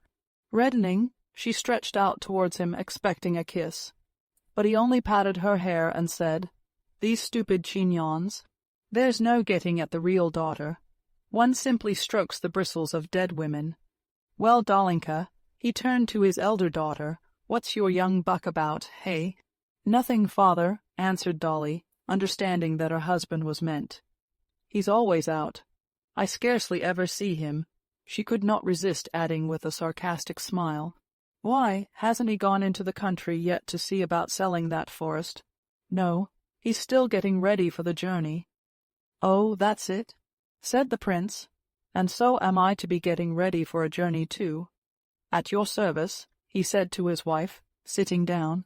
"And I tell you what, Katia," he went on to his younger daughter, "you must wake up one fine day and say to yourself, 'Why, I'm quite well and merry, and going out again with father for an early morning walk in the frost.' Hey?" What her father said seemed simple enough, yet at these words Kitty became confused and overcome like a detected criminal. Yes, he sees it all, he understands it all, and in these words he's telling me that though I'm ashamed, I must get over my shame. She could not pluck up spirit to make any answer. She tried to begin, and all at once burst into tears and rushed out of the room. "See what comes of your jokes." The princess pounced down on her husband. "You're always—" She began a string of reproaches. The prince listened to the princesses, scolding rather a long while without speaking. But his face was more and more frowning. "She's so much to be pitied, poor child, so much to be pitied. And you don't feel how it hurts her to hear the slightest reference to the cause of it?" "Ah, to be so mistaken in people," said the princess, and by the change in her tone both Dolly and the prince knew she was speaking of Vronsky. "I don't know why there aren't laws against such base, dishonorable people." "Ah, I can't bear to hear you," said the prince gloomily, getting up from his low chair and seeming anxious to get away, yet stopping in the doorway. "There are laws, madame, and since you've challenged me to it, I'll tell you who's to blame for it all. You and you and nobody else. Laws against such young gallants there have always been, and there still are. Yes, if there has been nothing that ought not to have been, old as I am, I'd have called him out to the barrier, the young dandy. Yes, and now you physic her and call in these quacks." The prince apparently had plenty more to say, but as soon as the princess heard his tone, she subsided at once, and became penitent as she always did on serious occasions. "Alexander, Alexander," she whispered, moving to him and beginning to weep. As soon as she began to cry, the prince too calmed down. He went up to her. "There, that's enough, that's enough. You're wretched too, I know. It can't be helped. There's no great harm done. God is merciful." "Thanks," he said, not knowing what he was saying, as he responded to the tearful kiss of the princess that he felt on his hand, and the prince went out of the room. Before this, as soon as Kitty went out of the room in tears, Dolly, with her motherly family instincts, had promptly perceived that here a woman's work lay before her, and she prepared to do it. She took off her hat, and, morally speaking, tucked up her sleeves and prepared for action. While her mother was attacking her father, she tried to restrain her mother, so far as filial reverence would allow. During the prince's outburst she was silent. She felt ashamed for her mother, and tender towards her father for so quickly being kind again. But when her father left them, she made ready for what was the chief thing needful, to go to Kitty and console her. I'd been meaning to tell you something for a long while, Mamma. Did you know that Levin meant to make Kitty an offer when he was here the last time? He told Stiva so. Well, what then, I don't understand. So did Kitty perhaps refuse him? She didn't tell you so? No, she has said nothing to me either of one or the other. She's too proud, but I know it's all on account of the other. Yes, but suppose she has refused Levin, and she wouldn't have refused him if it hadn't been for the other, I know. And then he has deceived her so horribly. It was too terrible for the princess to think how she had sinned against her daughter, and she broke out angrily. Oh, I really don't understand. Nowadays they will all go their own way, and mothers haven't a word to say in anything, and then, Mamma, I'll go up to her. Well, do. Did I tell you not to? Said her mother. Chapter 3. When she went into Kitty's little room, a pretty, pink little room, full of knicks in Via sacks, as fresh and pink and white and gay as Kitty herself had been 2 months ago, Dolly remembered how they had decorated the room the year before together. With what love and gaiety! Her heart turned cold when she saw Kitty sitting on a low chair near the door, her eyes fixed immovably on a corner of the rug.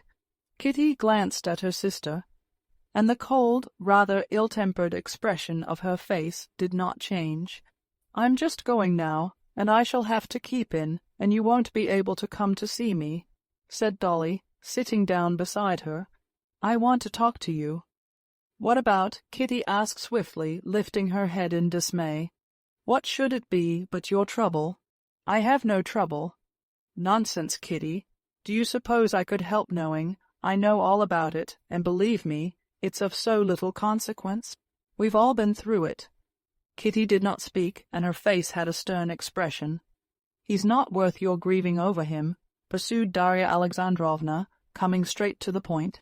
No, because he has treated me with contempt, said Kitty in a breaking voice. Don't talk of it. Please, don't talk of it. But who can have told you so? No one has said that. I'm certain he was in love with you, and would still be in love with you if it hadn't. Oh, the most awful thing of all for me is this sympathizing, shrieked Kitty, suddenly flying into a passion. She turned round on her chair, flushed crimson, and rapidly moving her fingers, pinched the clasp of her belt first with one hand and then with the other. Dolly knew this trick her sister had of clenching her hands when she was much excited. She knew, too, that in moments of excitement Kitty was capable of forgetting herself and saying a great deal. Too much, and Dolly would have soothed her, but it was too late. What is it you want to make me feel, eh? Said Kitty quickly. That I've been in love with a man who didn't care a straw for me, and that I'm dying of love for him. And this is said to me by my own sister, who imagines that she's sympathizing with me. I don't want these condolences and humbug. Kitty, you're unjust. Why are you tormenting me? But I, quite the contrary. I see you're unhappy. But Kitty in her fury did not hear her. I've nothing to grieve over and be comforted about. I am too proud ever to allow myself to care for a man who does not love me. Yes, I don't say so either. Only one thing. Tell me the truth, said Darya Alexandrovna, taking her by the hand. Tell me, did Levin speak to you? The mention of Levin's name seemed to deprive Kitty of the last vestige of self-control. She leaped up from her chair, and flinging her clasp on the ground, she gesticulated rapidly with her hands and said, Why bring Levin in too? I can't understand what you want to torment me for. I've told you, and I say it again, that I have some pride, and never would I do as you're doing, go back to a man who's deceived you, who has cared for another woman. I can't understand it. You may, but I can't. And saying these words she glanced at her sister, and seeing that Dolly sat silent, her head mournfully bowed, Kitty, instead of running out of the room as she had meant to do, sat down near the door and hid her face in her handkerchief. The silence lasted for 2 minutes. Dolly was thinking of herself. That humiliation of which she was always conscious came back to her with a peculiar bitterness when her sister reminded her of it. She had not looked for such cruelty in her sister, and she was angry with her. But suddenly she heard the rustle of a skirt, and with it the sound of rending, smothered sobbing, and felt arms about her neck. Kitty was on her knees before her.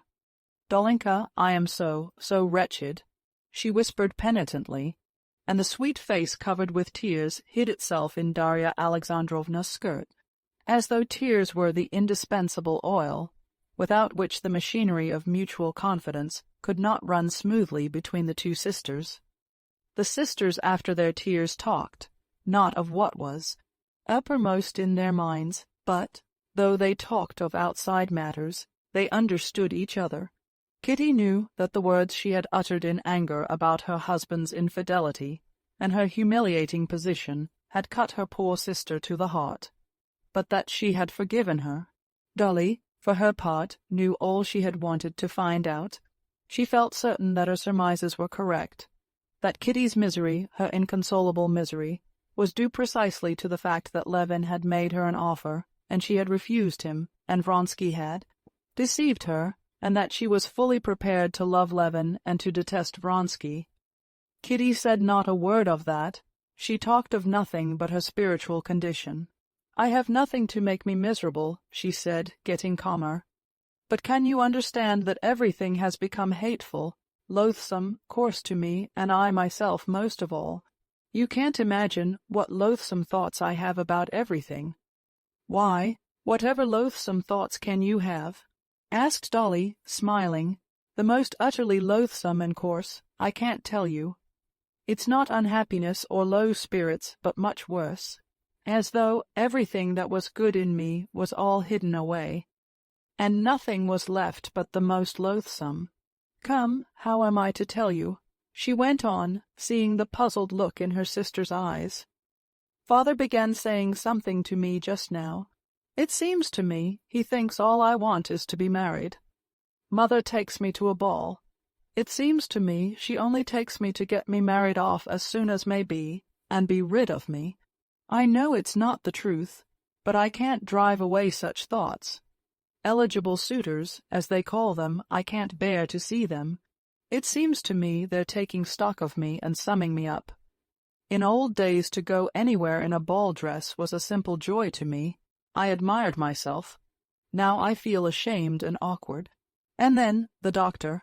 Then, Kitty hesitated. She wanted to say further that ever since this change had taken place in her, Stepan Arkadyevitch had become insufferably repulsive to her, and that she could not see him, without the grossest and most hideous conceptions rising before her imagination. "Oh, well, everything presents itself to me, in the coarsest, most loathsome light," she went on. "That's my illness. Perhaps it will pass off. But you mustn't think about it. I can't help it. I'm never happy except with the children at your house. What a pity you can't be with me. Oh, yes, I'm coming.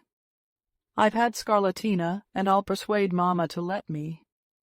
Kitty insisted on having her way, and went to stay at her sister's and nurse the children all through the scarlatina, for scarlatina it turned out to be. The two sisters brought all the 6 children successfully through it, but Kitty was no better in health, and in Lent the SH teacher of Batsky's went abroad. Chapter 4. The highest Petersburg society is essentially one. In it everyone knows everyone else. Everyone even visits everyone else. But this great set has its subdivisions. Anna Arkadyevna Karenina had friends and close ties in 3 different circles of this highest society. One circle was her husband's government official set, consisting of his colleagues and subordinates, brought together in the most various and capricious manner, and belonging to different social strata. Anna found it difficult now to recall the feeling of almost awe-stricken reverence which she had at first entertained for these persons. Now she knew all of them as people know one another in a country town. She knew their habits and weaknesses, and where the shoe pinched each one of them. She knew their relations with one another and with the head authorities, knew who was for whom, and how each one maintained his position, and where they agreed and disagreed. But the circle of political, masculine interests had never interested her, in spite of Countess Lydia Ivanovna's influence, and she avoided it. Another little set, with which Anna was in close relations, was the one by means of which Alexey Alexandrovitch had made his career. The center of this circle was the Countess Lydia Ivanovna. It was a set made up of elderly, ugly, benevolent, and godly women, and clever, learned, and ambitious men. One of the clever people belonging to the set had called it the conscience of Petersburg society. Alexey Alexandrovitch had the highest esteem for this circle, and Anna, with her special gift for getting on with everyone, had in the early days of her life in Petersburg made friends in this circle also. Now, since her return from Moscow, she had come to feel this set insufferable. It seemed to her that both she and all of them were insincere, and she felt so bored and ill at ease in that world that she went to see the Countess Lydia Ivanovna as little as possible. The third circle with which Anna had ties was preeminently the fashionable world, the world of balls, of dinners, of sumptuous dresses, the world that hung on to the court with one hand so as to avoid sinking to the level of the demi-monde. For the demi-monde the members of that fashionable world believed that they despised, though their tastes were not merely similar, but in fact identical. Her connection with this circle was kept up through Princess Betsy Tverskaya, her cousin's wife, who had an income of 120,000 rubles, and who had taken a great fancy to Anna ever since she first came out, showed her much attention, and drew her into her set, making fun of Countess Lydia Ivanovna's coterie. "When I'm old and ugly I'll be the same," Betsy used to say, "but for a pretty young woman like you it's early days for that house of charity." Anna had at first avoided as far as she could Princess Tverskaya's world, because it necessitated an expenditure beyond her means, and besides in her heart she preferred the first circle. But since her visit to Moscow she had done quite the contrary.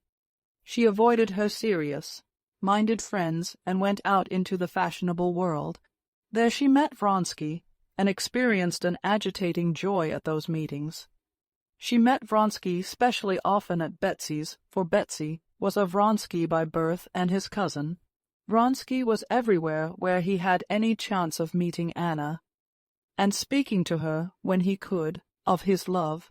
She gave him no encouragement, but every time she met him there surged up in her heart that same feeling of quickened life that had come upon her that day in the railway carriage when she saw him.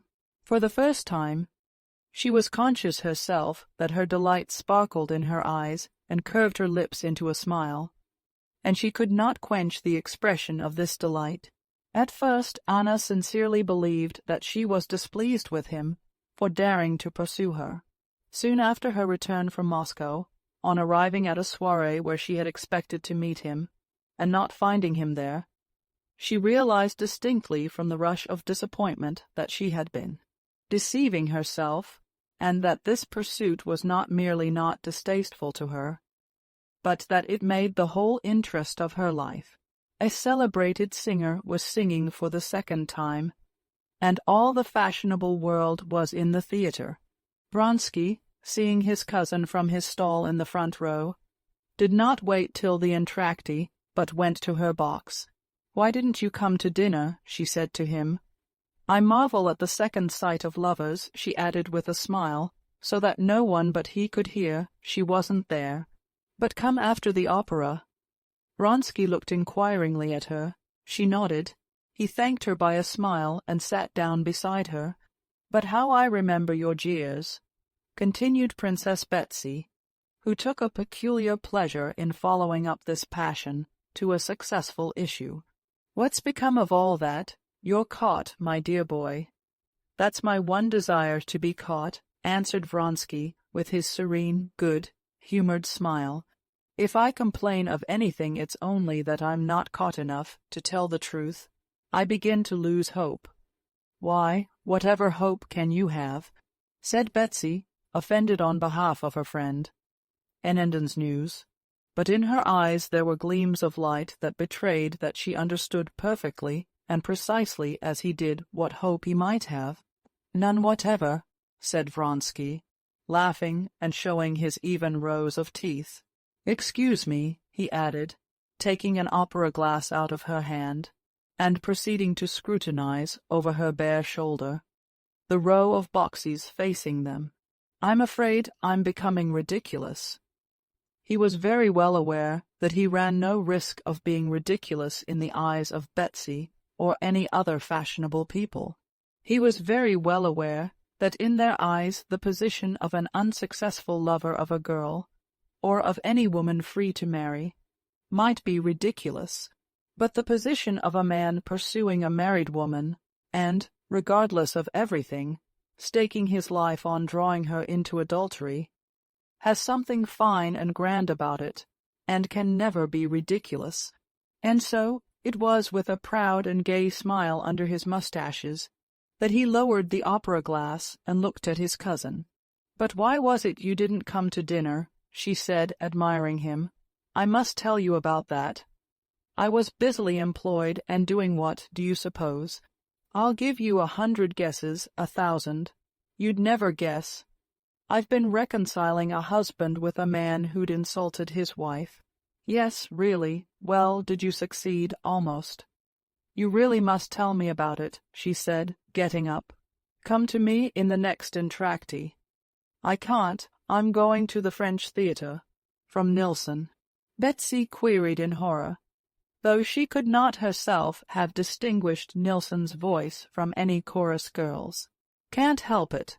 I've an appointment there, all to do with my mission of peace." "Blessed are the peacemakers. Theirs is the kingdom of heaven," said Betsy, vaguely recollecting she had heard some similar saying. "From someone. Very well, then, sit down and tell me what it's all about." And she sat down again. Chapter 5.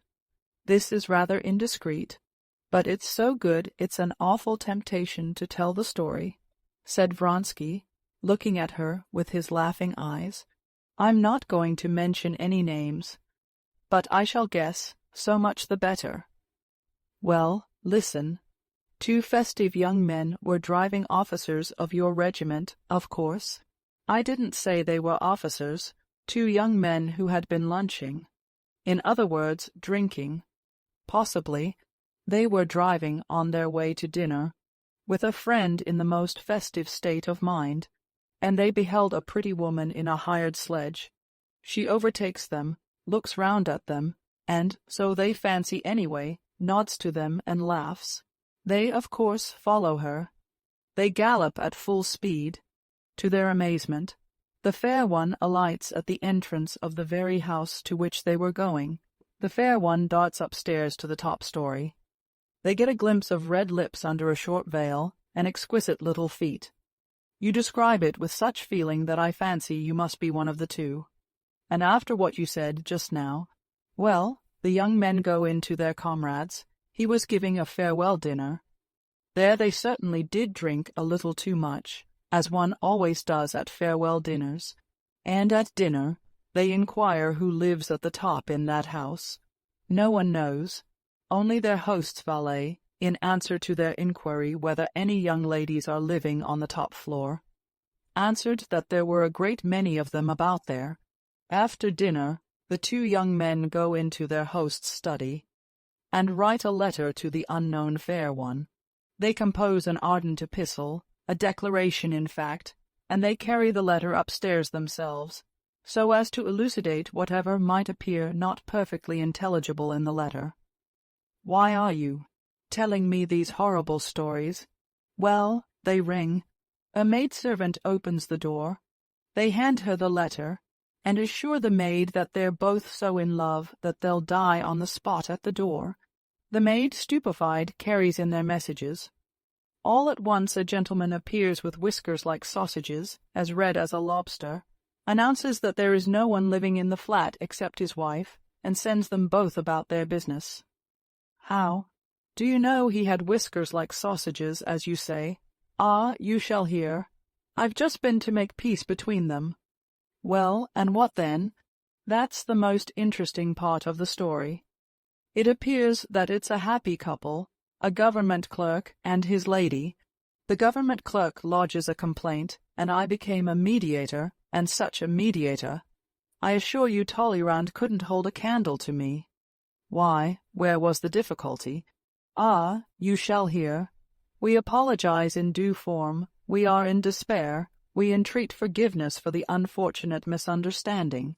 The government clerk with the sausages begins to melt. But he, too, desires to express his sentiments, and as soon as ever he begins to express them, he begins to get hot and say nasty things, and, again, I'm obliged to trot out all my diplomatic talents. I allowed that their conduct was bad, but I urged him to take into consideration their heedlessness, their youth. Then, too, the young men had only just been lunching together. You understand, they regret it deeply, and beg you to overlook their misbehavior. The government clerk was softened once more. I consent, Count, and am ready to overlook it. But you perceive that my wife's a respectable woman, has been exposed to the persecution, and insults, and effrontery of young upstarts, scoundrels, and you must understand, the young upstarts are present all the while, and I have to keep the peace between them.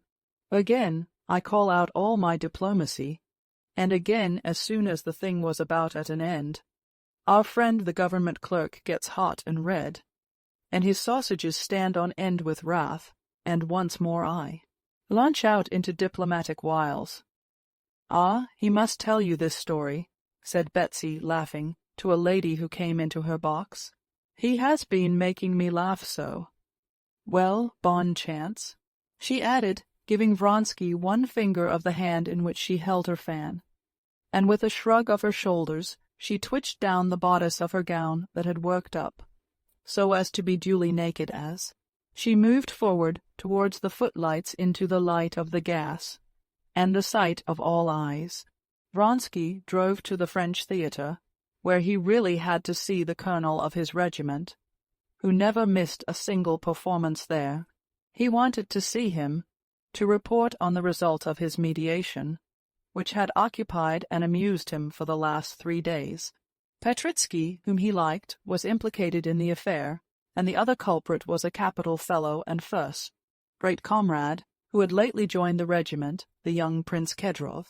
And what was most important, the interests of the regiment were involved in it too.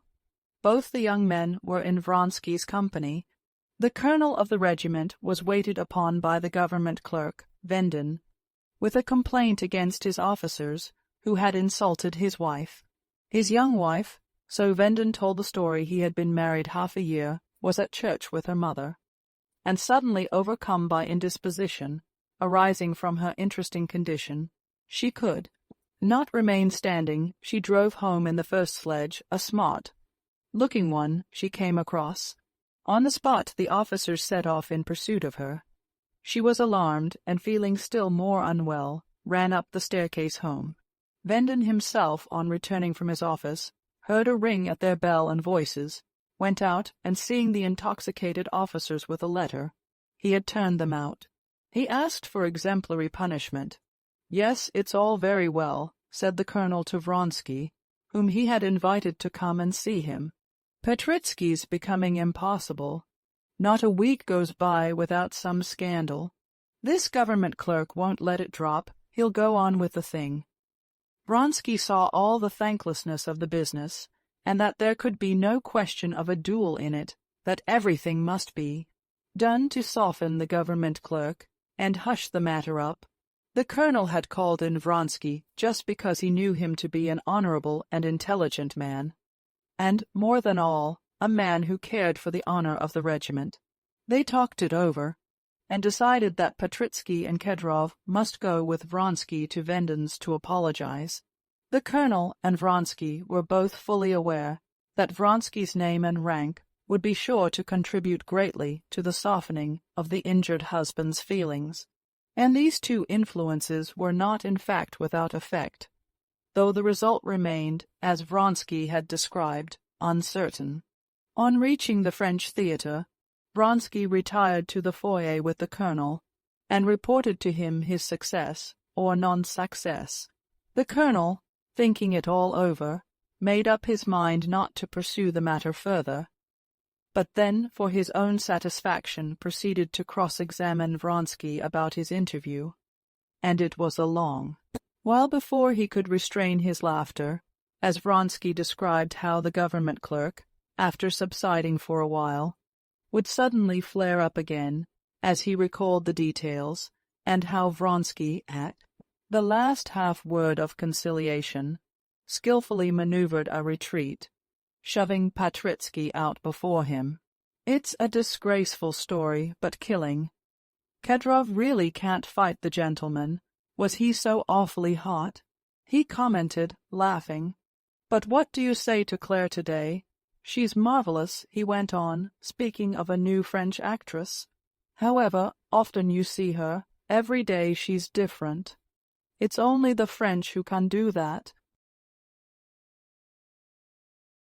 Chapter 6. Princess Betsy drove home from the theatre without waiting for the end of the last act. She had only just time to go into her dressing-room, sprinkle her long, pale face with powder, rub it, set her dress to rights, and order tea in the big drawing-room when one after another. Carriages drove up to her huge house in Bolshaya Morskaya. Her guests stepped out at the wide entrance, and the stout porter, who used to read the newspapers in the mornings behind the glass door, to the edification of the passers-by, noiselessly opened the immense door, letting the visitors pass by him into the house. Almost at the same instant the hostess, with freshly arranged coiffure and freshened face, walked in at one door and her guests at the other door of the drawing-room, a large room with dark walls, downy rugs, and a brightly lighted table, gleaming with the light of candles, white cloth, silver samovar, and transparent china tea-things. The hostess sat down at the table and took off her gloves. Chairs were set with the aid of footmen, moving almost imperceptibly about the room. The party settled itself, divided into two groups, one round the samovar near the hostess, the other at the opposite end of the drawing-room, round the handsome wife of an ambassador, in black velvet, with sharply defined black eyebrows. In both groups conversation wavered, as it always does, for the first few minutes, broken up by meetings, greetings, offers of tea, and, as it were, feeling about for something to rest upon. She's exceptionally good as an actress. One can see she's studied Kaulbach, said a diplomatic attaché in the group round the ambassador's wife. Did you notice how she fell down? Oh, please, don't let us talk about Nilsson. No one can possibly say anything new about her, said a fat, red-faced flaxen-headed lady without eyebrows and chignon, wearing an old silk dress. This was Princess Myakaya, noted for her simplicity and the roughness of her manners, and nicknamed Enfant Terrible. Princess Myakaya, sitting in the middle between the two groups and listening to both, took part in the conversation first of one and then of the other. 3 people have used that very phrase about Kaulbach to me today already, just as though they had made a compact about it, and I can't see why they liked that remark so. The conversation was cut short by this observation, and a new subject had to be thought of again. Do tell me something amusing but not spiteful, said the ambassador's wife, a great proficient in the art of that elegant conversation called by the English small talk. She addressed the attaché, who was at a loss now what to begin upon. They say that that's a difficult task, that nothing's amusing that isn't spiteful. He began with a smile. But I'll try. Get me a subject. It all lies in the subject. If a subject's given me, it's easy to spin something round it. I often think that the celebrated talkers of the last century would have found it difficult to talk cleverly now. Everything clever is so stale. That has been said long ago. The ambassador's wife interrupted him, laughing. The conversation began amiably, but just because it was too amiable, it came to a stop again. They had to have recourse to the sure, never-failing topic gossip. "Don't you think there's something Louis Quinze about Tushkevich?" he said, glancing towards a handsome, fair-haired young man standing at the table. "Oh, yes, he's in the same style as the drawing-room, and that's why it is he's so often here." This conversation was maintained, since it rested on allusions to what could not be talked of in that room, that is to say, of the relations of Tushkevich with their hostess. Round the samovar and the hostess, the conversation had been meanwhile vacillating in just the same way between three inevitable topics: the latest piece of public news, the theatre, and scandal. It, too, came finally to rest on the last topic, that is, ill-natured gossip. "Have you heard the Maltisheva woman, the mother? Not the daughter has ordered a costume in dyeable rose-color. Nonsense, no, that's too lovely. I wonder that with her sense, for she's not a fool, you know that she doesn't see how funny she is." Everyone had something to say in censure or ridicule of the luckless Madame Maltisheva, and the conversation crackled merrily, like a burning fagot. Stack, the husband of Princess Betsy, a good-natured fat man, an ardent collector of engravings, hearing that his wife had visitors, came into the drawing-room before going to his club. Stepping noiselessly over the thick rugs, he went up to Princess Myakaya. "How did you like Nilsson?" he asked. "Oh, how can you steal upon anyone like that? How you startled me," she responded. "Please don't talk to me about the opera. You know nothing about music. I'd better meet you on your own ground and talk about your majolika and engravings. Come now, what treasure have you been buying lately at the old curiosity shops? Would you like me to show you? But you don't understand such things." "Oh, do show me. I've been learning about them at those what's-their-names. The bankers. They've some splendid engravings. They showed them to us." "Why, have you been at the Schwitzbergs?" asked the hostess from the samovar. "Yes, ma chère. They asked my husband and me to dinner, and told us the sauce at that dinner cost £100. Princess Myakaya said, speaking loudly, and conscious everyone was listening, and very nasty. Sauce it was, some green mess. We had to ask them, and I made them sauce for 18 pence, and everybody was very much pleased with it. I can't run to £100 sauces." "She's unique," said the lady of the house. "Marvellous," said someone. The sensation produced by Princess Myakaya's speeches was always unique, and the secret of the sensation she produced lay in the fact that though she spoke not always appropriately, as now, she said simple things with some sense in them. In the society in which she lived, such plain statements produced the effect of the wittiest epigram.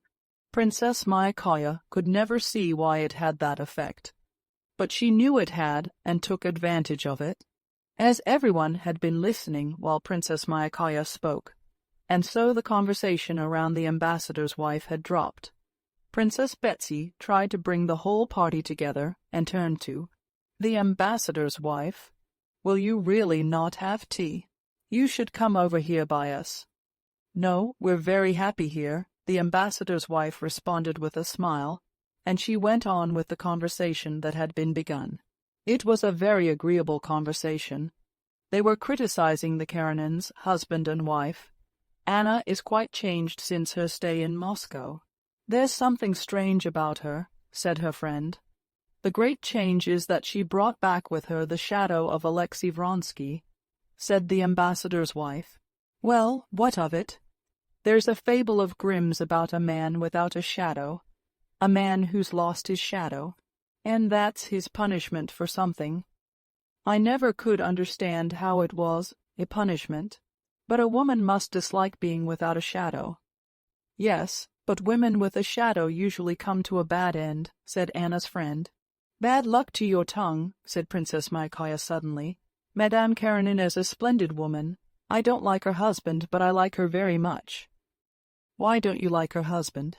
"He's such a remarkable man," said the ambassador's wife. "My husband says there are few statesmen like him in Europe." "And my husband tells me just the same, but I don't believe it," said Princess Myakaya. "If our husbands didn't talk to us, we should see the facts as they are. Alexey Alexandrovitch, to my thinking, is simply a fool. I say it in a whisper, but doesn't it really make everything clear? Before, when I was told to consider him clever, I kept looking for his ability and thought myself a fool for not seeing it. But directly I said, 'He's a fool, though only in a whisper, everything's explained, isn't it?' How spiteful you are today, not a bit. I'd no other way out of it. One of the two had to be a fool. And, well, you know one can't say that of oneself. No one is satisfied with his fortune, and everyone is satisfied with his wit." The attaché repeated the French saying. "That's just it, just it." Princess Myakaya turned to him. "But the point is that I won't abandon Anna to your mercies. She's so nice, so charming. How can she help it if they are all in love with her, and follow her about like shadows? Oh, I had no idea of blaming her for it." Anna's friend said in self-defense, "If no one follows us about like a shadow, that's no proof that we've any right to blame her." And having duly disposed of Anna's friend, the Princess Myakaya got up, and together with the ambassador's wife, joined the group at the table, where the conversation was dealing with the King of Prussia. "What wicked gossip were you talking over there?" asked Betsy. "About the Karenins." "The princess gave us a sketch of Alexey Alexandrovitch," said the ambassador's wife with a smile, as she sat down at the table. "Pity we didn't hear it," said Princess Betsy, glancing towards the door. "Ah, here you are at last," she said, turning with a smile to Vronsky as he came in. Vronsky was not merely acquainted with all the persons whom he was meeting here.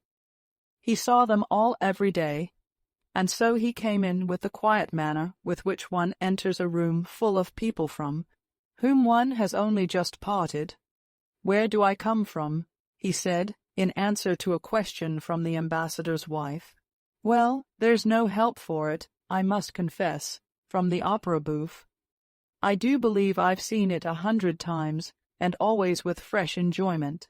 It's exquisite. I know it's disgraceful, but I go to sleep at the opera, and I sit out the opera bouffe to the last minute, and enjoy it. This evening," he mentioned a French actress and was going to tell something about her, but the ambassador's wife, with playful horror, cut him short. "Please don't tell us about that horror." "All right, I won't, especially as everyone knows those horrors. And we should all go to see them if it were accepted as the correct thing, like Theopara," chimed in Princess Myakaya. Chapter 7. Steps were heard at the door, and Princess Betsy, knowing it was Madame Karenina, glanced at Vronsky. He was looking towards the door, and his face wore a strange new expression. Joyfully, intently, and at the same time timidly, he gazed at the approaching figure, and slowly he rose to his feet. Anna walked into the drawing-room, holding herself extremely erect, as always, looking straight before her, and moving with her swift, resolute, and light step, that distinguished her from all other society women. She crossed the short space to her hostess, shook hands with her, smiled, and with the same smile looked around at Vronsky. Vronsky bowed low and pushed a chair up for her. She acknowledged this only by a slight nod, flushed a little, and frowned. But immediately, while rapidly greeting her acquaintances and shaking the hands proffered to her, she addressed Princess Betsy.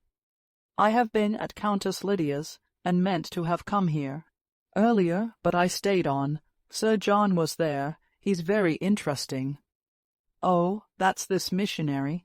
"Yes, he told us about the life in India. Most interesting things." The conversation, interrupted by her coming in, flickered up again like the light of a lamp being blown out. "Sir John? Yes, Sir John. I've seen him. He speaks well. The Vlasieva girls quite in love with him. And is it true the younger Vlasieva girls to marry Topov? Yes, they say it's quite a settled thing. I wonder at the parents. They say it's a marriage for love. For love. What antediluvian notions you have. Can one talk of love in these days? Said the ambassador's wife. What's to be done? It's a foolish old fashion that's kept up still, said Vronsky. So much the worse for those who keep up the fashion. The only happy marriages I know are marriages of prudence.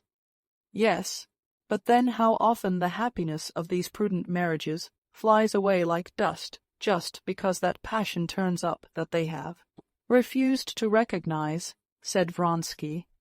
But by marriages of prudence we mean those in which both parties have sown their wild oats already. That's like scarlatina, one has to go through it and get it over. Then they ought to find out how to vaccinate for love, like smallpox. I was in love in my young days with a deacon, said the Princess Myakaya. I don't know that it did me any good. No, I imagine, joking apart, that to know love one must make mistakes and then correct them, said Princess Betsy. Even after marriage, said the ambassador's wife playfully. It's never too late to mend. The attaché repeated the English proverb. Just so, Betsy agreed. One must make mistakes and correct them. What do you think about it?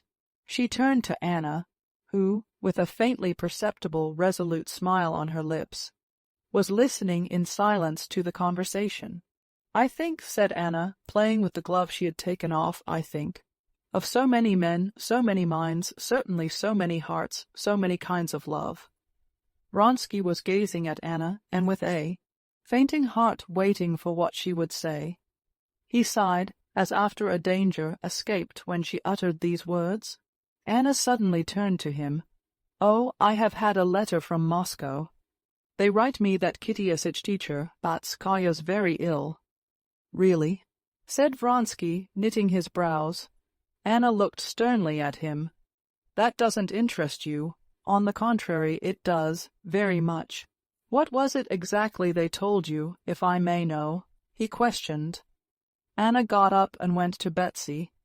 Give me a cup of tea, she said, standing at her table. While Betsy was pouring out the tea, Vronsky went up to Anna.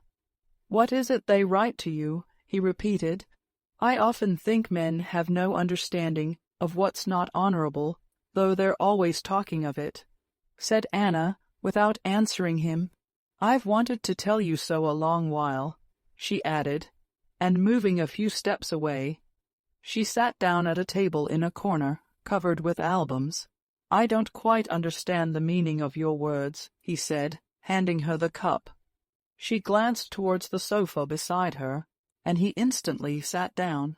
Yes, I have been wanting to tell you, she said, not looking at him. You behaved wrongly, very wrongly.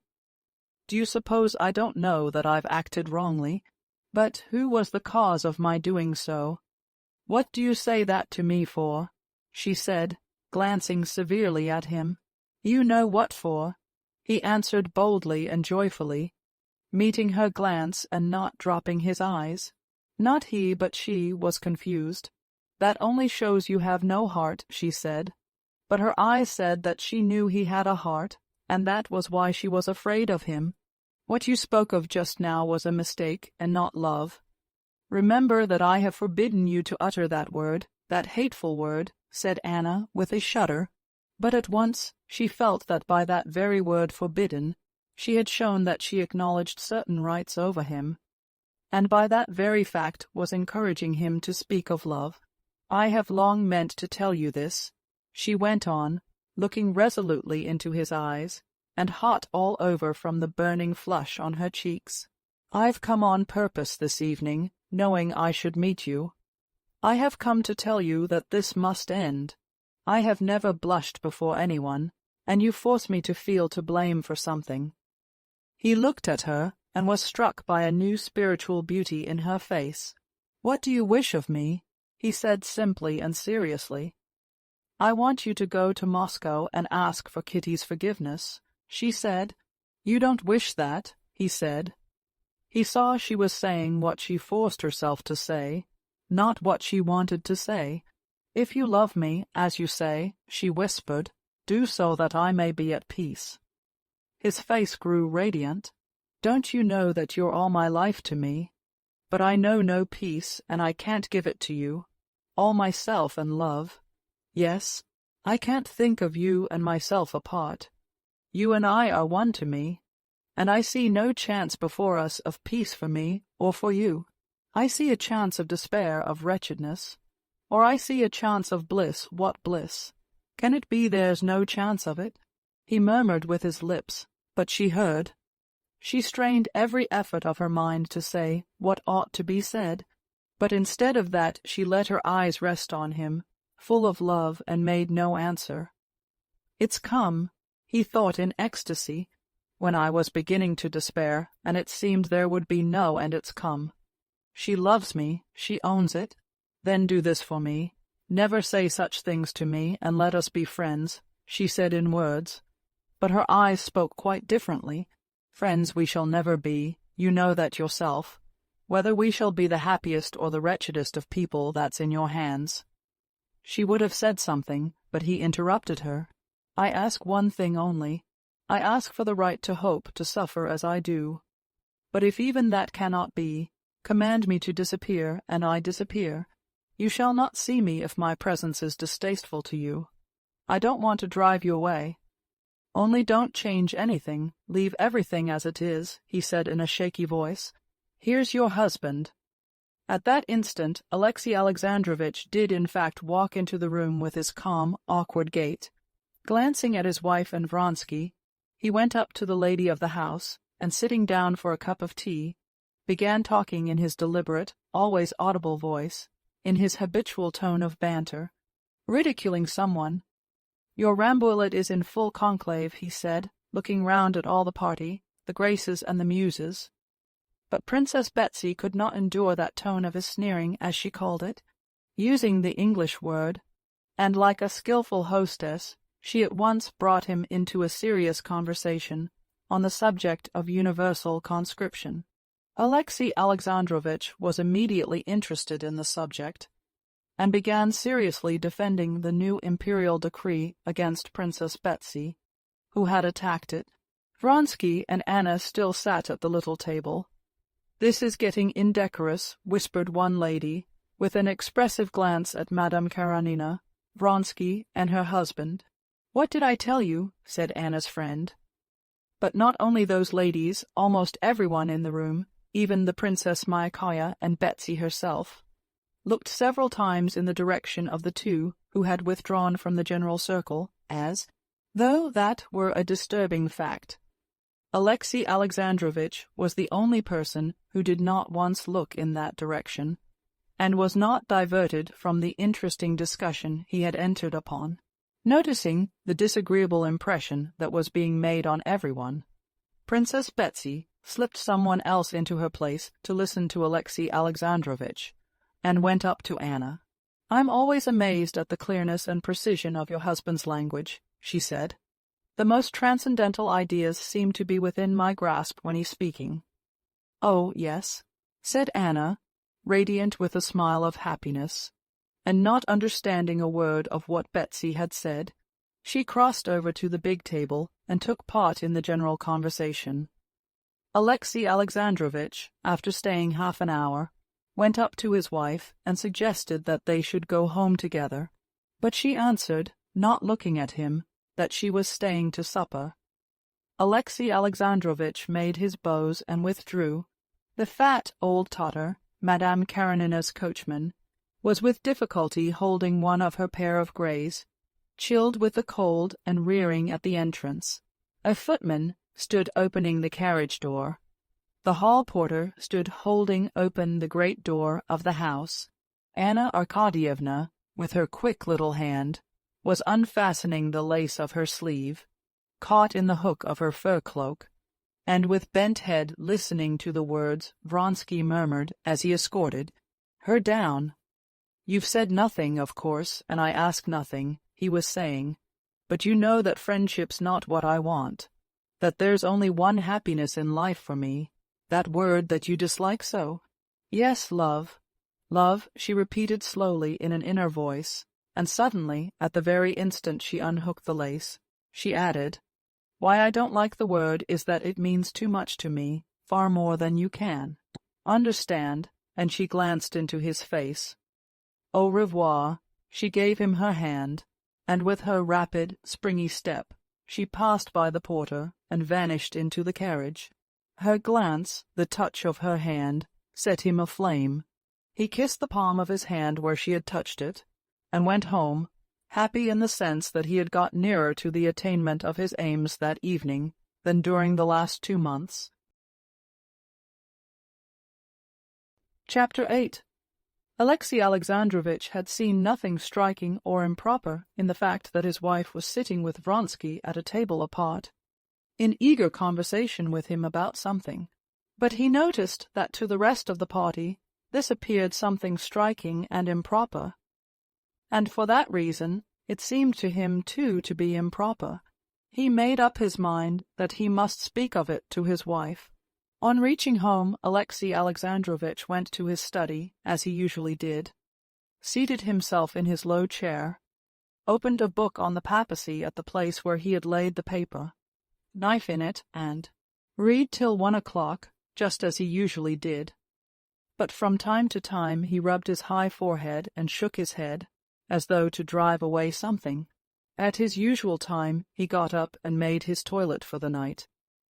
Anna Arkadyevna had not yet come in. With a book under his arm he went upstairs. But this evening, instead of his usual thoughts and meditations upon official details, his thoughts were absorbed by his wife, and something disagreeable connected with her. Contrary to his usual habit, he did not get into bed, but fell to walking up and down the rooms with his hands clasped behind his back. He could not go to bed, feeling that it was absolutely needful for him first to think thoroughly over the position that had just arisen. When Alexey Alexandrovitch had made up his mind that he must talk to his wife about it, it had seemed a very easy and simple matter. But now, when he began to think over the question that had just presented itself, it seemed to him very complicated and difficult. Alexey Alexandrovitch was not jealous. Jealousy, according to his notions, was an insult to one's wife, and one ought to have confidence in one's wife. Why one ought to have confidence, that is to say, complete conviction that his young wife would always love him, he did not ask himself. But he had no experience of lack of confidence, because he had confidence in her, and told himself that he ought to have it. Now, though his conviction that jealousy was a shameful feeling, and that one ought to feel confidence, had not broken down, he felt that he was standing face to face with something illogical and irrational, and did not know what was to be done. Alexey Alexandrovitch was standing face to face with life, with the possibility of his wife's loving someone other than himself, and this seemed to him very irrational and incomprehensible because it was life itself. All his life Alexey Alexandrovitch had lived and worked in official spheres, having to do with the reflection of life, and every time he had stumbled against life itself, he had shrunk away from it. Now he experienced a feeling akin to that of a man who, while calmly crossing a precipice by a bridge, should suddenly discover that the bridge is broken, and that there is a chasm below.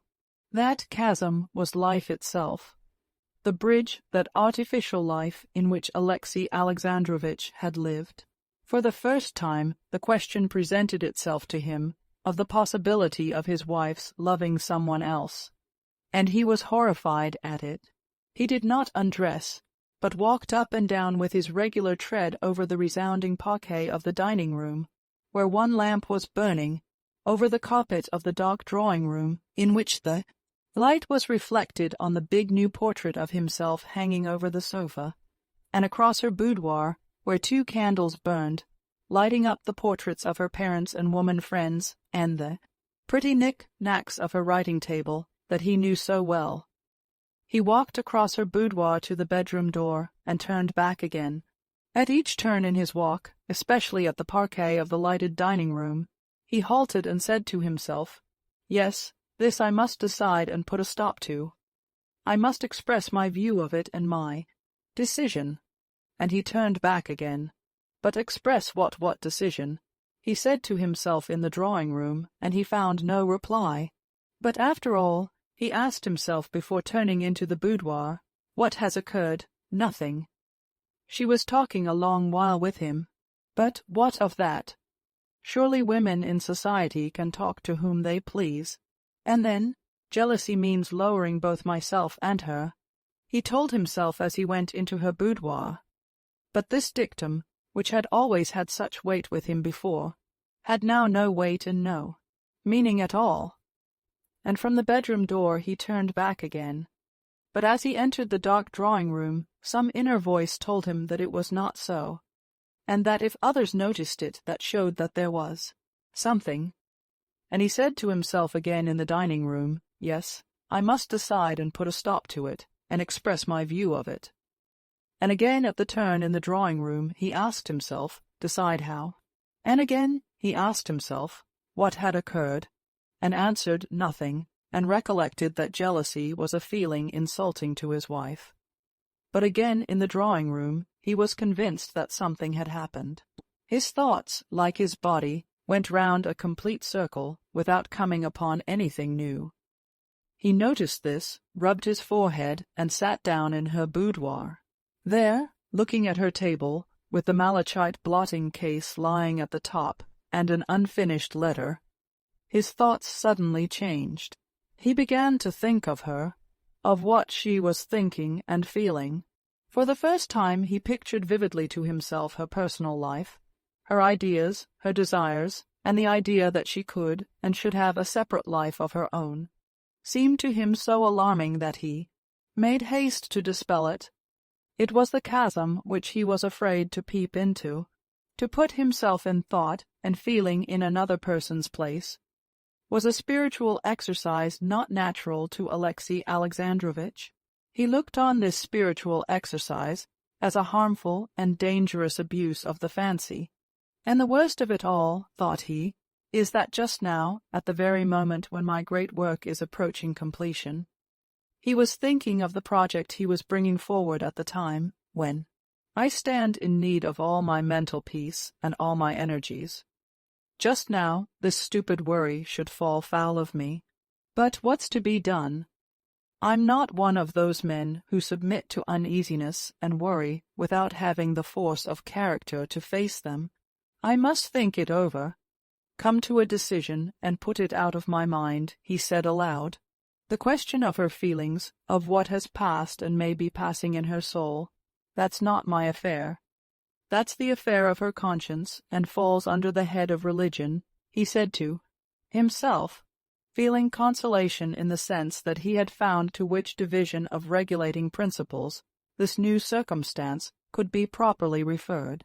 And so Alexey Alexandrovitch said to himself, questions as to her feelings and so on are questions for her conscience, with which I can have nothing to do. My duty is clearly defined. As the head of the family, I am a person bound in duty to guide her, and consequently, in part the person responsible. I am bound to point out the danger I perceive, to warn her, even to use my authority. I ought to speak plainly to her. And everything that he would say tonight to his wife took clear shape in Alexey Alexandrovitch's head. Thinking over what he would say, he somewhat regretted that he should have to use his time and mental powers for domestic consumption, with so little to show for it. But, in spite of that, the form and contents of the speech before him shaped itself as clearly and distinctly in his head as a ministerial report. I must say and express fully the following points. First, exposition of the value to be attached to public opinion and to decorum. Secondly, exposition of religious significance of marriage. Thirdly, if need be, reference to the calamity possibly ensuing to our son. Fourthly, reference to the unhappiness likely to result to herself. And interlacing his fingers, Alexey Alexandrovitch stretched them, and the joints of the fingers cracked. This trick, a bad habit, the cracking of his fingers, always soothed him, and gave precision to his thoughts, so needful to him at this juncture. There was the sound of a carriage driving up to the front door. Alexey Alexandrovitch halted in the middle of the room. A woman's step was heard mounting the stairs. Alexey Alexandrovitch, ready for his speech, stood compressing his crossed fingers, waiting to see if the crack would not come again. One joint cracked. Already, from the sound of light steps on the stairs, he was aware that she was close, and though he was satisfied with his speech, he felt frightened of the explanation confronting him. Chapter 9. Anna came in with hanging head, playing with the tassels of her hood. Her face was brilliant and glowing, but this glow was not one of brightness. It suggested the fearful glow of a conflagration in the midst of a dark night. On seeing her husband, Anna raised her head and smiled, as though she had just waked up. "You're not in bed? What a wonder," she said, letting fall her hood, and without stopping, she went on into the dressing-room. "It's late, Alexey Alexandrovitch," she said, when she had gone through the doorway. "Anna, it's necessary for me to have a talk with you." "With me?" she said, wonderingly. She came out from behind the door of the dressing-room and looked at him. "Why, what is it? What about?" she asked, sitting down. "Well, let's talk, if it's so necessary. But it would be better to get to sleep." Anna said what came to her lips and marveled, hearing herself, at her own capacity for lying. How simple and natural were her words, and how likely that she was simply sleepy. She felt herself clad in an impenetrable armor of falsehood. She felt that some unseen force had come to her aid and was supporting her. "Anna, I must warn you," he began. "Warn me," she said. "Of what?" She looked at him so simply, so brightly, that anyone who did not know her as her husband knew her could not have noticed anything unnatural, either in the sound or the sense of her words. But to him, knowing her, knowing that whenever he went to bed 5 minutes later than usual, she noticed it and asked him the reason. To him, knowing that every joy, every pleasure and pain that, she felt she communicated to him at once. To him, now to see that she did not care to notice his state of mind, that she did not care to say a word about herself, meant a great deal. He saw that the inmost recesses of her soul, that had always hitherto lain open before him, were closed against him. More than that, he saw from her tone that she was not even perturbed at that, but as it were said straight out to him, "Yes, it's shut up, and so it must be and will be in future." Now he experienced a feeling such as a man might have, returning home and finding his own house locked up. But perhaps the key may yet be found, thought Alexey Alexandrovitch. "I want to warn you," he said in a low voice, "that through thoughtlessness and lack of caution you may cause yourself to be talked about in society. Your too animated conversation this evening with Count Vronsky," he enunciated the name firmly and with deliberate emphasis, attracted attention. He talked and looked at her laughing eyes, which frightened him now with their impenetrable look, and, as he talked, he felt all the uselessness and idleness of his words. "You're always like that," she answered, as though completely misapprehending him, and of all he had said only taking in the last phrase.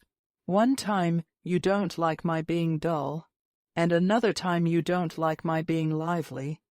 I wasn't dull. Does that offend you?" Alexey Alexandrovitch shivered and bent his hands to make the joints crack. "Oh, please don't do that. I do so dislike it," she said. "Anna, is this you?" said Alexey Alexandrovitch, quietly making an effort over himself and restraining the motion of his fingers. "But what is it all about?" she said, with such genuine and droll wonder. "What do you want of me?" Alexey Alexandrovitch paused and rubbed his forehead and his eyes. He saw that instead of doing as he had intended, that is to say, warning his wife against a mistake in the eyes of the world, he had unconsciously become agitated over what was the affair of her. conscience and was struggling against the barrier he fancied between them. "This is what I meant to say to you," he went on coldly and composedly, "and I beg you to listen to it. I consider jealousy, as you know, a humiliating and degrading feeling, and I shall never allow myself to be influenced by it. But there are certain rules of decorum which cannot be disregarded with impunity. This evening it was not I observed it, but judging by the impression made on the company, everyone observed that your conduct and deportment were not altogether what could be desired."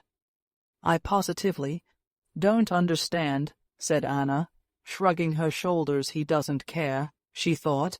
"But other people noticed it, and that's what upsets him. You're not well, Alexey Alexandrovitch," she added, and she got up and would have gone towards the door, but he moved forward as though he would stop her. His face was ugly and forbidding, as Anna had never seen him. She stopped, and bending her head back and on one side, began with her rapid hand taking out her hairpins. "Well, I'm listening to what's to come," she said, calmly and ironically, "and indeed I listen with interest, for I should like to understand what's the matter." She spoke and marveled at the confident, calm, and natural tone in which she was speaking, and the choice of the words she used. "To enter into all the details of your feelings I have no right, and besides, I regard that as useless and even harmful," began Alexey Alexandrovitch, "ferreting in one's soul. One often ferrets out something that might have lain there unnoticed. Your feelings are an affair of your own conscience.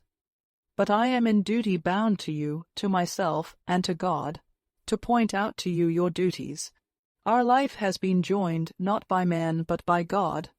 That union can only be severed by a crime, and a crime of that nature brings its own chastisement. I don't understand a word. And, oh dear, how sleepy I am, unluckily," she said, rapidly passing her hand through her hair, feeling for the remaining hairpins. "Anna, for God's sake don't speak like that," he said gently. "Perhaps I am mistaken, but believe me, what I say as much for myself as for you. I am your husband, and I love you." For an instant her face fell, and the mocking gleam in her eyes died away, but the word love threw her into revolt again. She thought, love, can he love? If he hadn't heard there was such a thing as love, he would never have used the word. He doesn't even know what love is. "Alexey Alexandrovitch, really I don't understand," she said. "Define what it is you find. Pardon, let me say all I have to say. I love you, but I am not speaking of myself. The most important persons in this matter are our son and yourself. It may very well be, I repeat, that my words seem to you utterly unnecessary and out of place. It may be that they are called forth by my mistaken impression. In that case, I beg you to forgive me. But if you are conscious yourself of even the smallest foundation for them, then I beg you to think a little, and if your heart prompts you, to speak out to me." Alexey Alexandrovitch was, unconsciously, saying something utterly unlike what he had prepared. "I have nothing to say. And besides," she said hurriedly, with difficulty repressing a smile, "it's really time to be in bed." Alexey Alexandrovitch sighed, and without saying more went into the bedroom. When she came into the bedroom, he was already in bed. His lips were sternly compressed, and his eyes looked away from her. Anna got into her bed, and lay expecting every minute that he would begin to speak to her again.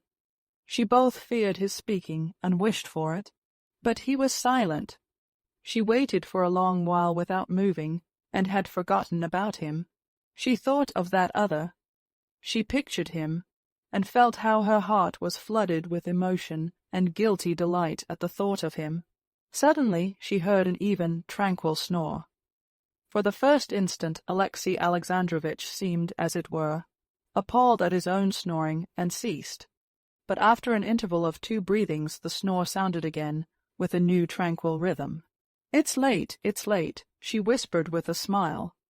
A long while she lay, not moving, with open eyes. whose brilliance she almost fancied she could herself see in the darkness. Chapter 10. From that time a new life began for Alexey Alexandrovitch and for his wife. Nothing special happened.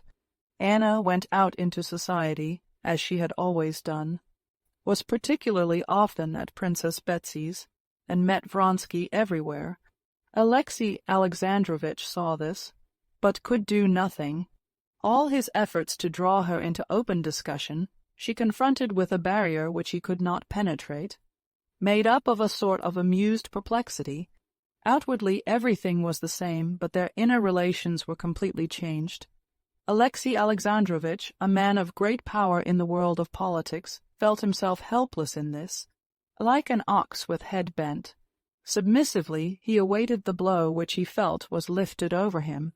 Every time he began to think about it, he felt that he must try once more, that by kindness, tenderness, and persuasion there was still hope of saving her, of bringing her back to herself, and every day he made ready to talk to her. But every time he began talking to her, he felt that the spirit of evil and deceit, which had taken possession of her, had possession of him too, and he talked to her in a tone quite unlike that in which he had meant to talk. Involuntarily he talked to her in his habitual tone of jeering at anyone who should say what he was saying, and in that tone it was impossible to say what needed to be said to her. Chapter 11. That which for Vronsky had been almost a whole year the one absorbing desire of his life, replacing all his old desires, that which for Anna had been an impossible, terrible, and even for that reason more entrancing dream of bliss, that desire had been fulfilled. He stood before her, pale, his lower jaw quivering, and besought her to be calm, not knowing how or why. "Anna, Anna," he said with a choking voice, "Anna, for pity's sake." But the louder he spoke, the lower she dropped her once proud and gay, now shame-stricken head, and she bowed down and sank from the sofa where she was sitting, down on the floor at his feet. She would have fallen on the carpet if he had not held her. "My God, forgive me," she said, sobbing, pressing his hands to her bosom. She felt so sinful, so guilty, that nothing was left her but to humiliate herself and beg forgiveness. And as now there was no one in her life but him, to him she addressed her prayer for forgiveness. Looking at him, she had a physical sense of her humiliation, and she could say nothing more. He felt what a murderer must feel when he sees the body he has robbed of life. That body, robbed by him of life, was their love, the first stage of their love. There was something awful and revolting in the memory of what had been bought at this fearful price of shame. Shame at their spiritual nakedness crushed her and infected him, but in spite of all the murderer's horror before the body of his victim, he must hack it to pieces, hide the body, must use what he has gained by his murder, and with fury, as it were with passion, the murderer falls on the body and drags it and hacks at it. So he covered her face and shoulders with kisses. She held his hand and did not stir. Yes, these kisses, that is what has been bought by this shame. Yes, and one hand, which will always be mine, the hand of my accomplice. She lifted up that hand and kissed it. He sank on his knees and tried to see her face, but she hid it and said nothing. At last, as though making an effort over herself, she got up and pushed him away. Her face was still as beautiful, but it was only the more pitiful for that. "All is over," she said. "I have nothing but you. Remember that. I can never forget what is my whole life for one instant of this happiness." "Happiness," she said with horror and loathing, and her horror unconsciously infected him. "For pity's sake, not a word more." She rose quickly and moved away from him. "Not a word more," she repeated, and with a look of chill despair, incomprehensible to him, she parted from him. She felt that at that moment she could not put into words the sense of shame, of rapture. and of horror at this stepping into a new life, and she did not want to speak of it, to vulgarize this feeling by inappropriate words. But later too, and the next day and the third day, she still found no words in which she could express the complexity of her feelings. Indeed, she could not even find thoughts in which she could clearly think out all that was in her soul. She said to herself, "No, just now I can't think of it, later on when I am calmer." But this calm for thought never came. Every time the thought rose of what she had done and what would happen to her and what she ought to do, a horror came over her, and she drove those thoughts away. Later, she said, "when I am calmer." But in dreams, when she had no control over her thoughts, her position presented itself to her in all its hideous nakedness. One dream haunted her almost every night. She dreamed that both were her husbands at once, that both were lavishing caresses on her. Alexey Alexandrovitch was weeping, kissing her hands and saying, "How happy we are now." And Alexey Vronsky was there too, and he too was her husband. And she was marveling that it had once seemed impossible to her, was explaining to them, laughing, that this was ever so much simpler, and that now both of them were happy and contented. But this dream weighed on her like a nightmare, and she awoke from it in terror. Chapter 12. In the early days after his return from Moscow, whenever Levin shuddered and grew red, remembering the disgrace of his rejection, he said to himself, "This was just how I used to shudder and blush, thinking myself utterly lost, when I was plucked in physics and did not get my remove, and how I thought myself utterly ruined after I had mismanaged that affair of my sister's that was entrusted to me, and yet, now that years have passed, I recall it and wonder that it could distress me so much. It will be the same thing, too, with this trouble. Time will go by, and I shall not mind about this either." But 3 months had passed, and he had not left off minding about it, and it was as painful for him to think of it as it had been those first days. He could not be at peace, because after dreaming so long of family life, and feeling himself so ripe for it, he was still not married, and was further than ever from marriage. He was painfully conscious himself, as were all about him, that at his years it is not well for man to be alone. He remembered how before starting for Moscow he had once said to his cowman Nikolay, a simple, hearted peasant, whom he liked talking to, "Well, Nikolay, I mean to get married," and how Nikolay had promptly answered, as of a matter on which there could be no possible doubt, "And high time too, Konstantin Dmitrievitch." But marriage had now become further off than ever. The place was taken, and whenever he tried to imagine any of the girls he knew in that place, he felt that it was utterly impossible. Moreover, the recollection of the rejection and the part he had played in the affair tortured him with shame. However often he told himself that he was in no wise to blame in it, that recollection, like other humiliating reminiscences of a similar kind, made him twinge and blush. There had been in his past, as in every man's, actions recognized by him as bad, for which his conscience ought to have tormented him. But the memory of these evil actions was far from causing him so much suffering as those trivial but humiliating reminiscences. These wounds never healed, and with these memories was now ranged his rejection, and the pitiful position in which he must have appeared to others that evening. But time and work did their part. Bitter memories were more and more covered up by the incidents paltry in his eyes, but really important of his country life. Every week he thought less often of Kitty. He was impatiently looking forward to the news that she was married, or just going to be married, hoping that such news would, like having a tooth out, completely cure him.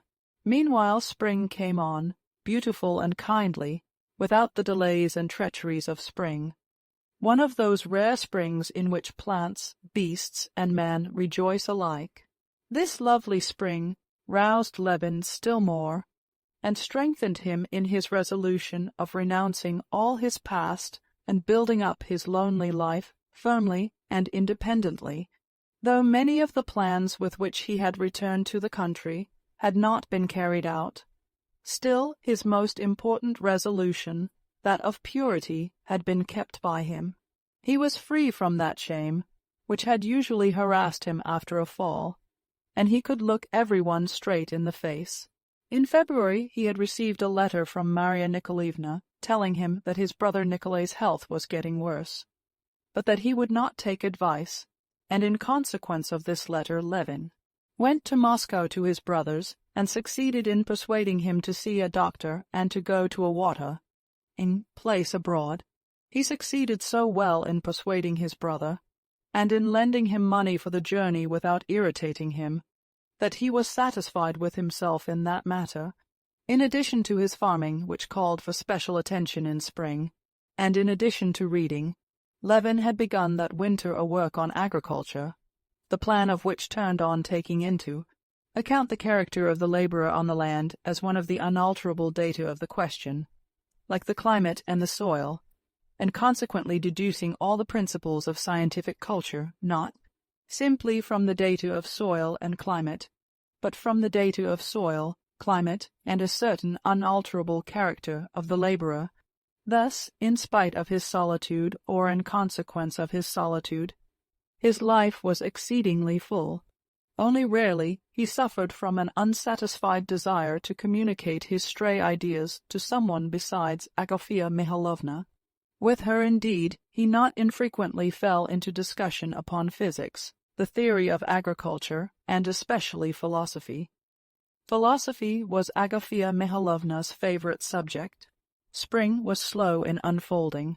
For the last few weeks it had been steadily fine frosty weather. In the daytime it thawed in the sun, but at night there were even 7 degrees of frost. There was such a frozen surface on the snow that they drove the wagons anywhere off the roads. Easter came in the snow. Then, all of a sudden, on Easter Monday, a warm wind sprang up, storm clouds swooped down, and for 3 days and 3 nights the warm, driving rain fell in streams. On Thursday the wind dropped, and a thick grey fog brooded over the land, as though hiding the mysteries of the transformations that were being wrought in nature. Behind the fog there was the flowing of water, the cracking and floating of ice, the swift rush of turbid, foaming torrents. And on the following Monday, in the evening, the fog parted, the storm. Clouds split up into little curling crests of cloud. The sky cleared, and the real spring had come. In the morning the sun rose brilliant and quickly wore away the thin layer of ice that covered the water, and all the warm air was quivering with the steam that rose up from the quickened earth. The old grass looked greener, and the young grass thrust up its tiny blades. The buds of the gelder, oats, and of the currant and the sticky birch, buds were swollen with sap, and an exploring bee was humming about the golden blossoms that studded the willow. Larks trilled unseen above the velvety green fields and the ice-covered stubble land. Peewits wailed over the lowlands and marshes flooded by the pools. Cranes and wild geese flew high across the sky, uttering their spring calls. The cattle, bald in patches where the new hair had not grown yet, lowed in the pastures. The bow-legged lambs frisked round their bleating mothers. Nimble children ran about the drying paths, covered with the prints of bare feet. There was a merry chatter of peasant women over their linen at the pond, and the ring of axes in the yard, where the peasants were repairing ploughs and harrows. The real spring had come. Chapter 13. Levin put on his big boots and, for the first time, a cloth jacket instead of his fur cloak, and went out to look after his farm, stepping over streams of water that flashed in the sunshine and dazzled his eyes, and treading 1 minute on ice and the next into sticky mud. Spring is the time of plans and projects, and, as he came out into the farmyard, Levin, like a tree in spring that knows not what form will be taken by the young shoots and twigs imprisoned in its swelling buds, hardly knew what undertakings he was going to begin upon now in the farm work that was so dear to him. But he felt that he was full of the most splendid plans and projects. First of all, he went to the cattle. The cows had been let out into their paddock, and their smooth sides were already shining with their new, sleek spring coats. They basked in the sunshine and lowed to go to the meadow. Levin gazed admiringly at the cows he knew so intimately to the minutest detail of their condition, and gave orders for them to be driven out into the meadow, and the calves to be let into the paddock. The herdsmen ran gaily to get ready for the meadow. The cowherd girls, picking up their petticoats, ran splashing through the mud with bare legs, still white, not yet brown from the sun, waving brushwood in their hands, chasing the calves that frolicked in the mirth of spring. After admiring the young ones of that year, who were particularly fine, the early calves were the size of a peasant's cow, and Pava's daughter, at 3 months old, was as big as a yearling. Levin gave orders for a trough to be brought out, and for them to be fed in the paddock. But it appeared that as the paddock had not been used during the winter, the hurdles made in the autumn for it were broken. He sent for the carpenter, who, according to his orders, ought to have been at work at the thrashing machine. But it appeared that the carpenter was repairing the harrows, which ought to have been repaired before Lent. This was very annoying to Levin. It was annoying to come upon that everlasting slovenliness in the farm work, against which he had been striving with all his might for so many years. The hurdles, as he ascertained, being not wanted in winter, had been carried to the cart, horses' stable, and there broken, as they were of light construction, only meant for feeding calves. Moreover, it was apparent also that the harrows and all the agricultural implements, which he had directed to be looked over and repaired in the winter, for which very purpose he had hired 3 carpenters, had not been put into repair, and the harrows were being repaired when they ought to have been harrowing the field. Levin sent for his bailiff, but immediately went off himself to look for him. The bailiff, beaming all over, like everyone that day, in a sheepskin bordered with astrakhan, came out of the barn, twisting a bit of straw in his hands. "Why isn't the carpenter at the thrashing machine?" "Oh, I meant to tell you yesterday, the harrows want repairing. Here it's time they got to work in the fields." "But what were they doing in the winter, then? But what did you want the carpenter for? Where are the hurdles for the calves' paddock? I ordered them to be got ready. What would you have with those peasants?" Said the bailiff, with a wave of his hand. "It's not those peasants, but this bailiff," said Levin, getting angry. "Why, what do I keep you for?" he cried. But, bethinking himself that this would not help matters, he stopped short in the middle of a sentence, and merely sighed. "Well, what do you say? Can sowing begin?" he asked after a pause. "Behind Turkin tomorrow, or the next day, they might begin. And the clover? I've sent Vasily and Miska. They're sowing, only I don't know if they'll manage to get through. It's so slushy." "How many acres?" "About 15. "Why not sow all?" cried Levin. That they were only sowing the clover on 15 acres, not on all the 45, was still more annoying to him. Clover, as he knew, both from books and from his own experience, never did well except when it was sown as early as possible, almost in the snow, and yet Levin could never get this done. There's no one to send. What would you have with such a set of peasants? 3 haven't turned up, and there's Semyon. Well, you should have taken some men from the thatching, and so I have as it is. Where are the peasants, then? 5 are making compote, which meant compost. 4 are shifting the oats for fear of a touch of mildew. Konstantin Dmitrievitch. Levin knew very well that a touch of mildew meant that his English seed oats were already ruined. Again, they had not done as he had ordered. "Why, but I told you during Lent to put in pipes," he cried. "Don't put yourself out. We shall get it all done in time." Levin waved his hand angrily, went into the granary to glance at the oats, and then to the stable. The oats were not yet spoiled, but the peasants were carrying the oats in spades when they might simply let them slide down into the lower granary, and arranging for this to be done, and taking 2 workmen from there for sowing. Clover, Levin got over his vexation with the bailiff. Indeed, it was such a lovely day that one could not be angry. Ignat, he called to the coachman, who, with his sleeves tucked up, was washing the carriage wheels, saddle me. Which, sir? Well, let it be Kolpik. Yes, sir. While they were saddling his horse, Levin again called up the bailiff, who was hanging about in sight, to make it up with him, and began talking to him about the spring operations before them, and his plans for the farm.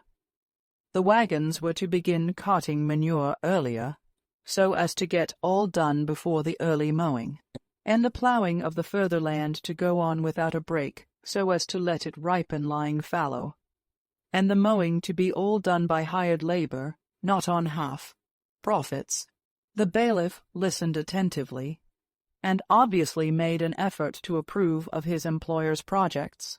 But still he had that look Levin knew so well that always irritated him, a look of hopelessness and despondency. That look said, "That's all very well, but as God wills." Nothing mortified Levin so much as that tone, but it was the tone common to all the bailiffs he had ever had. They had all taken up that attitude to his plans, and so now he was not angered by it, but mortified, and felt all the more roused to struggle against this, as it seemed, elemental force continually, ranged against him, for which he could find no other expression than as God wills. "If we can manage it, Konstantin Dmitrievitch," said the bailiff. "Why ever shouldn't you manage it? We positively must have another 15 laborers, and they don't turn up. There were some here today asking 70 rubles for the summer." Levin was silent. Again he was brought face to face with that opposing force. He knew that however much they tried, they could not hire more than 40-30, 7 perhaps or 30, 8 laborers for a reasonable sum. Some 40 had been taken on, and there were no more. But still he could not help struggling against it. "Send to Surrey to Tsheferovka. If they don't come, we must look for them." "Oh, I'll send to be sure," said Vasily Fedorovitch despondently. "But there are the horses, too. They're not good for much." "We'll get some more." "I know, of course," Levin added, laughing. "You always want to do with as little and as poor quality as possible. But this year I'm not going to let you have things your own way. I'll see to everything myself. Why, I don't think you take much rest as it is. It cheers us up to work under the master's eye. So they're sowing clover behind the birch dale. I'll go and have a look at them," he said, getting on to the little bay cob Kolpik, who was led up by the coachman. "You can't get across the streams, Konstantin Dmitrievitch." The coachman shouted, "All right, I'll go by the forest." And Levin rode through the slush of the farmyard to the gate and out into the open country, his good little horse, after his long inactivity, stepping out gallantly, snorting over the pools and asking, as it were, for guidance. If Levin had felt happy before in the cattle pens and farmyard, he felt happier yet in the open country, swaying rhythmically with the ambling paces of his good little cob, drinking in the warm yet fresh scent of the snow and the air, as he rode through his forest over the crumbling, wasted snow, still, left in parts and covered with dissolving tracks. He rejoiced over every tree, with the moss reviving on its bark and the buds swelling on its shoots. When he came out of the forest, in the immense plain before him, his grass fields stretched in an unbroken carpet of green, without one bare place or swamp, only spotted here and there in the hollows with patches of melting snow. He was not put out of temper even by the sight of the peasants' horses and colts trampling down his young grass. He told a peasant he met to drive them out, nor by the sarcastic and stupid reply of the peasant Ipat, whom he met on the way, and asked, "Well, Ipat, shall we soon be sowing?" "We must get the ploughing done first, Konstantin Dmitrievitch," answered Ipat. The further he rode, the happier he became, and plans for the land rose to his mind, each better than the last. To plant all his fields with hedges along the southern borders, so that the snow should not lie under them, to divide them up into 6 fields of arable and 3 of pasture and hay, to build a cattle yard at the further end of the estate, and to dig a pond and to construct movable pens for the cattle as a means of manuring the land, and then 800 acres of wheat, 300 of potatoes, and 400 of clover, and not 1 acre exhausted. Absorbed in such dreams, carefully keeping his horse by the hedges, so as not to trample his young crops, he rode up to the laborers who had been sent to sow clover. A cart with the seed in it was standing, not at the edge, but in the middle of the crop, and the winter corn had been torn up by the wheels and trampled by the horse. Both the laborers were sitting in the hedge, probably smoking a pipe together. The earth in the cart, with which the seed was mixed, was not crushed to powder, but crusted together or adhering in clods. Seeing the master, the laborer, Vasily, went towards the cart, while Miss Ka set to work sewing. This was not as it should be, but with the laborers Levin seldom lost his temper. When Vasily came up, Levin told him to lead the horse to the hedge. "It's all right, sir, it'll spring up again," responded Vasily. "Please don't argue," said Levin, "but do as you're told." "Yes, sir," answered Vasily, and he took the horse's head. "What a sewing, Konstantin Dmitrievitch," he said, hesitating. "First rate. Only it's a work to get about. You drag a ton of earth on your shoes." "Why is it you have earth that's not sifted?" said Levin. "Well, we crumble it up," answered Vasily, taking up some seed and rolling the earth in his palms. Vasily was not to blame for their having filled up his cart with unsifted earth, but still it was annoying. Levin had more than once already tried a way he knew for stifling his anger, and turning all that seemed dark right again, and he tried that way now. He watched how Miss Ka strode along, swinging the huge clods of earth that clung to each foot, and getting off his horse, he took the sieve from Vasily and started sewing himself. "Where did you stop?" Vasily pointed to the mark with his foot, and Levin went forward as best he could, scattering the seed on the land. Walking was as difficult as on a bog, and by the time Levin had ended the row he was in a great heat, and he stopped and gave up the sieve to Vasily. "Well, master, when summer's here, mind you don't scold me for these rows," said Vasily. "Eh?" said Levin cheerily, already feeling the effect of his method. "Why, you'll see in the summer-time, it'll look different. Look you where I sowed last spring, how I did work at it. I do my best, Konstantin Dmitrievitch, d'you see, as I would for my own father. I don't like bad work myself, nor would I let another man do it. What's good for the master's good for us too. To look out yonder now," said Vasily, pointing, "it does one's heart good. It's a lovely spring, Vasily. Why, it's a spring such as the old men don't remember the like of. I was up home, an old man up there has sown wheat too, about 1 acre of it. He was saying you wouldn't know it from rye. Have you been sowing wheat long?" "Why, sir, it was you taught us the year before last. You gave me 2 measures. We sold about 8 bushels and sowed a rood." "Well, mind you crumble up the clods," said Levin, going towards his horse, "and keep an eye on Miss Ka. And if there's a good crop, you shall have half a ruble for every acre." "Humbly thankful. We are very well content, sir, as it is." Levin got on his horse and rode towards the field where was last year's clover, and the one which was ploughed ready for the spring corn. The crop of clover coming up in the stubble was magnificent. It had survived everything, and stood up vividly green through the broken stalks of last year's wheat. The horse sank in up to the pasterns, and he drew each hoof with a sucking sound out of the half, thawed ground. Over the ploughland riding was utterly impossible. The horse could only keep a foothold where there was ice, and in the thawing furrows he sank deep in at each step. The ploughland was in splendid condition.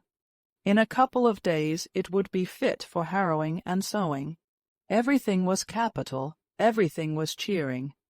Levin rowed back across the streams, hoping the water would have gone down. And he did, in fact, get across, and startled 2 ducks. There must be snipe too, he thought, and just as he reached the turning homewards he met the forest keeper, who confirmed his theory about the snipe. Levin went home at a trot, so as to have time to eat his dinner and get his gun ready for the evening. Chapter 14. As he rode up to the house in the happiest frame of mind, Levin heard the bell ring at the side of the principal entrance of the house. Yes, that's someone from the railway station, he thought. Just the time to be here from the Moscow train. Who could it be? What if it's brother Nikolay? He did say, "Maybe I'll go to the waters, or maybe I'll come down to you." He felt dismayed and vexed for the first minute, that his brother Nikolay's presence should come to disturb his happy mood of spring. But he felt ashamed of the feeling, and at once he opened, as it were, the arms of his soul, and with a softened feeling of joy and expectation, now he hoped with all his heart that it was his brother. He pricked up his horse, and riding out from behind the acacias, he saw a hired 3-horse sledge from the railway station, and a gentleman in a fur coat. It was not his brother. Oh, if it were only some nice person one could talk to a little, he thought. "Ah," cried Levin joyfully, flinging up both his hands. "Here's a delightful visitor. Ah, how glad I am to see you," he shouted, recognizing Stepan Arkadyevitch. "I shall find out for certain whether she's married, or when she's going to be married," he thought, and on that delicious spring day he felt that the thought of her did not hurt him at all. "Well, you didn't expect me, eh?"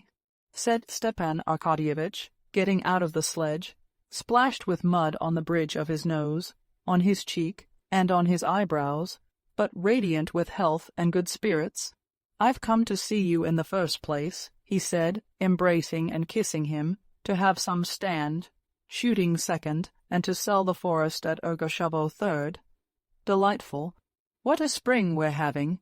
How ever did you get along in a sledge?" "In a cart it would have been worse still, Konstantin Dmitrievitch," answered the driver, who knew him. "Well, I'm very, very glad to see you," said Levin, with a genuine smile of childlike delight. Levin led his friend to the room set apart for visitors, where Stepan Arkadyevitch's things were carried, also a bag, a gun in a case, a satchel for cigars. Leaving him there to wash and change his clothes, Levin went off to the counting-house to speak about the ploughing and clover. Agafea Mihailovna, always very anxious for the credit of the house, met him in the hall with inquiries about dinner. "Do just as you like, only let it be as soon as possible," he said, and went to the bailiff. When he came back, Stepan Arkadyevitch, washed and combed, came out of his room with a beaming smile, and they went upstairs together. "Well, I am glad I managed to get away to you. Now I shall understand what the mysterious business is that you are always absorbed in here. No, really, I envy you. What a house, how nice it all is. So bright, so cheerful," said Stepan Arkadyevitch, forgetting that it was not always spring and fine weather like that day. "And your nurse is simply charming. A pretty maid in an apron might be even more agreeable, perhaps, but for your severe monastic style it does very well." Stepan Arkadyevitch told him many interesting pieces of news, especially interesting to Levin was the news that his brother, Sergei Ivanovitch, was intending to pay him a visit in the summer. Not one word did Stepan Arkadyevitch say in reference to Kitty and the SHT Chabatskys. He merely gave him greetings from his wife. Levin was grateful to him for his delicacy, and was very glad of his visitor, as always happened with him during his solitude. A mass of ideas and feelings had been accumulating within him, which he could not communicate to those about him. And now he poured out upon Stepan Arkadyevitch his poetic joy in the spring, and his failures and plans for the land, and his thoughts and criticisms on the books he had been reading, and the idea of his own book, the basis of which really was, though he was unaware of it himself, a criticism of all the old books on agriculture. Stepan Arkadyevitch, always charming, understanding everything at the slightest reference, was particularly charming on this visit, and Levin noticed in him a special tenderness, as it were, and a new tone of respect that flattered him. The efforts of Agafea Mihalovna and the cook, that the dinner should be particularly good, only ended in the two famished friends attacking the preliminary course, eating a great deal of bread and butter, salt goose, and salted mushrooms, and in Levin's finally ordering the soup to be served without the accompaniment of little pies, with which the cook had particularly meant to impress their visitor. But though Stepan Arkadyevitch was accustomed to very different dinners, he thought everything excellent, the herb brandy, and the bread, and the butter, and above all the salt goose and the mushrooms, and the nettle soup, and the chicken in white sauce, and the white Crimean wine. Everything was superb and delicious. Splendid, splendid, he said, lighting a fat cigar after the roast. I feel as if, coming to you, I had landed on a peaceful shore after the noise and jolting of a steamer. And so, you maintain that the laborer himself is an element to be studied, and to regulate the choice of methods in agriculture. Of course, I'm an ignorant outsider, but I should fancy theory and its application will have its influence on the laborer too. Yes, but wait a bit. I'm not talking of political economy. I'm talking of the science of agriculture. It ought to be like the natural sciences, and to observe given phenomena and the laborer in his economic, ethnographical. At that instant Agafea Mihalovna came in with jam. "Oh, Agafea Mihalovna," said Stepan Arkadyevitch, kissing the tips of his plump fingers, "what salt goose, what herb brandy. What do you think? Isn't it time to start, Kostya?" he added. Levin looked out of the window at the sun sinking behind the bare tree tops of the forest. "Yes, it's time," he said. "Kuzma, get ready the trap," and he ran downstairs. Stepan Arkadyevitch, going down, carefully took the canvas cover off his varnished gun case with his own hands, and opening it, began to get ready his expensive new-fashioned gun. Kuzma, who already scented a big tip, never left Stepan Arkadyevitch's side, and put on him both his stockings and boots, a task which Stepan Arkadyevitch readily left him. "Kostya, give orders that if the merchant Ryabinin comes, I told him to come today, he's to be brought in and to wait for me." "Why, do you mean to say you're selling the forest to Ryabinin?" "Yes, do you know him? To be sure I do. I have had to do business with him, positively and conclusively." Stepan Arkadyevitch laughed. Positively and conclusively were the merchant's favorite words. "Yes, it's wonderfully funny the way he talks. She knows where her master's going," he added, patting Laska, who hung about Levin, whining and licking his hands, his boots and his gun. The trap was already at the steps when they went out. "I told them to bring the trap round, or would you rather walk?" "No, we'd better drive," said Stepan Arkadyevitch, getting into the trap. He sat down, tucked the tiger skin rug round him, and lighted a cigar. "How is it you don't smoke?" "A cigar is a sort of thing, not exactly a pleasure, but the crown and outward sign of pleasure. Come, this is life. How splendid it is. This is how I should like to live. Why, who prevents you?" said Levin, smiling. "No, you're a lucky man. You've got everything you like. You like horses and you have them, dogs you have them, shooting you have it, farming you have it. Perhaps because I rejoice in what I have and don't fret for what I haven't," said Levin, thinking of Kitty. Stepan Arkadyevitch comprehended, looked at him, but said nothing. Levin was grateful to Oblonsky for noticing, with his never-failing tact, that he dreaded conversation about the Ilyich, and so saying nothing about them. But now Levin was longing to find out what was tormenting him so, yet he had not the courage to begin. "Come, tell me how things are going with you," said Levin, bethinking himself that it was not nice of him to think only of himself. Stepan Arkadyevitch's eyes sparkled merrily. "You don't admit, I know, that one can be fond of new rolls when one has had one's rations of bread. To your mind it's a crime.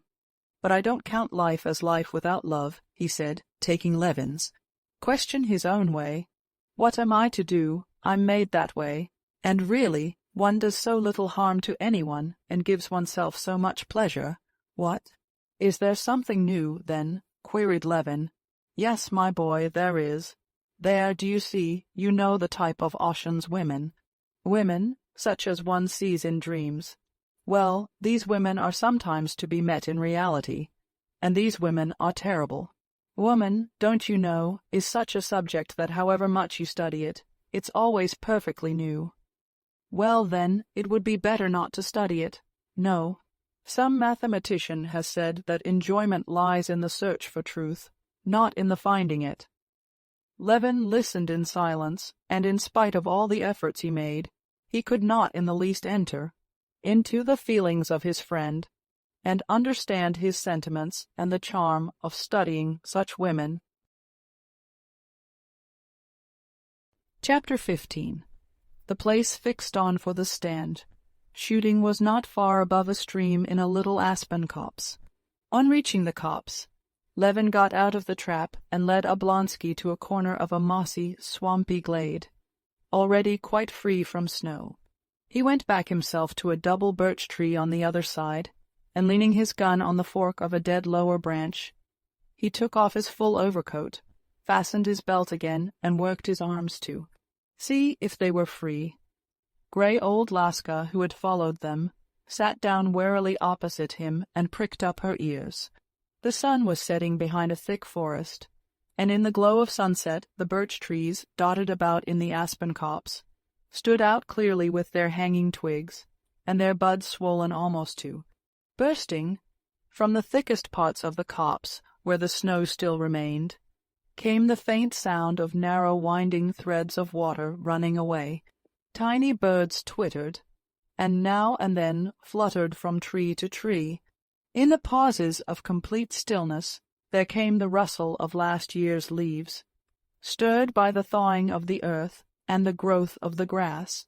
"Imagine, one can hear and see the grass growing," Levin said to himself, noticing a wet, slate-colored aspen leaf moving beside a blade of young grass. He stood, listened, and gazed sometimes down at the wet mossy ground, sometimes at Laska listening all alert, sometimes at the sea of bare tree-tops that stretched on the slope below him, sometimes at the darkening sky, covered with white streaks of cloud.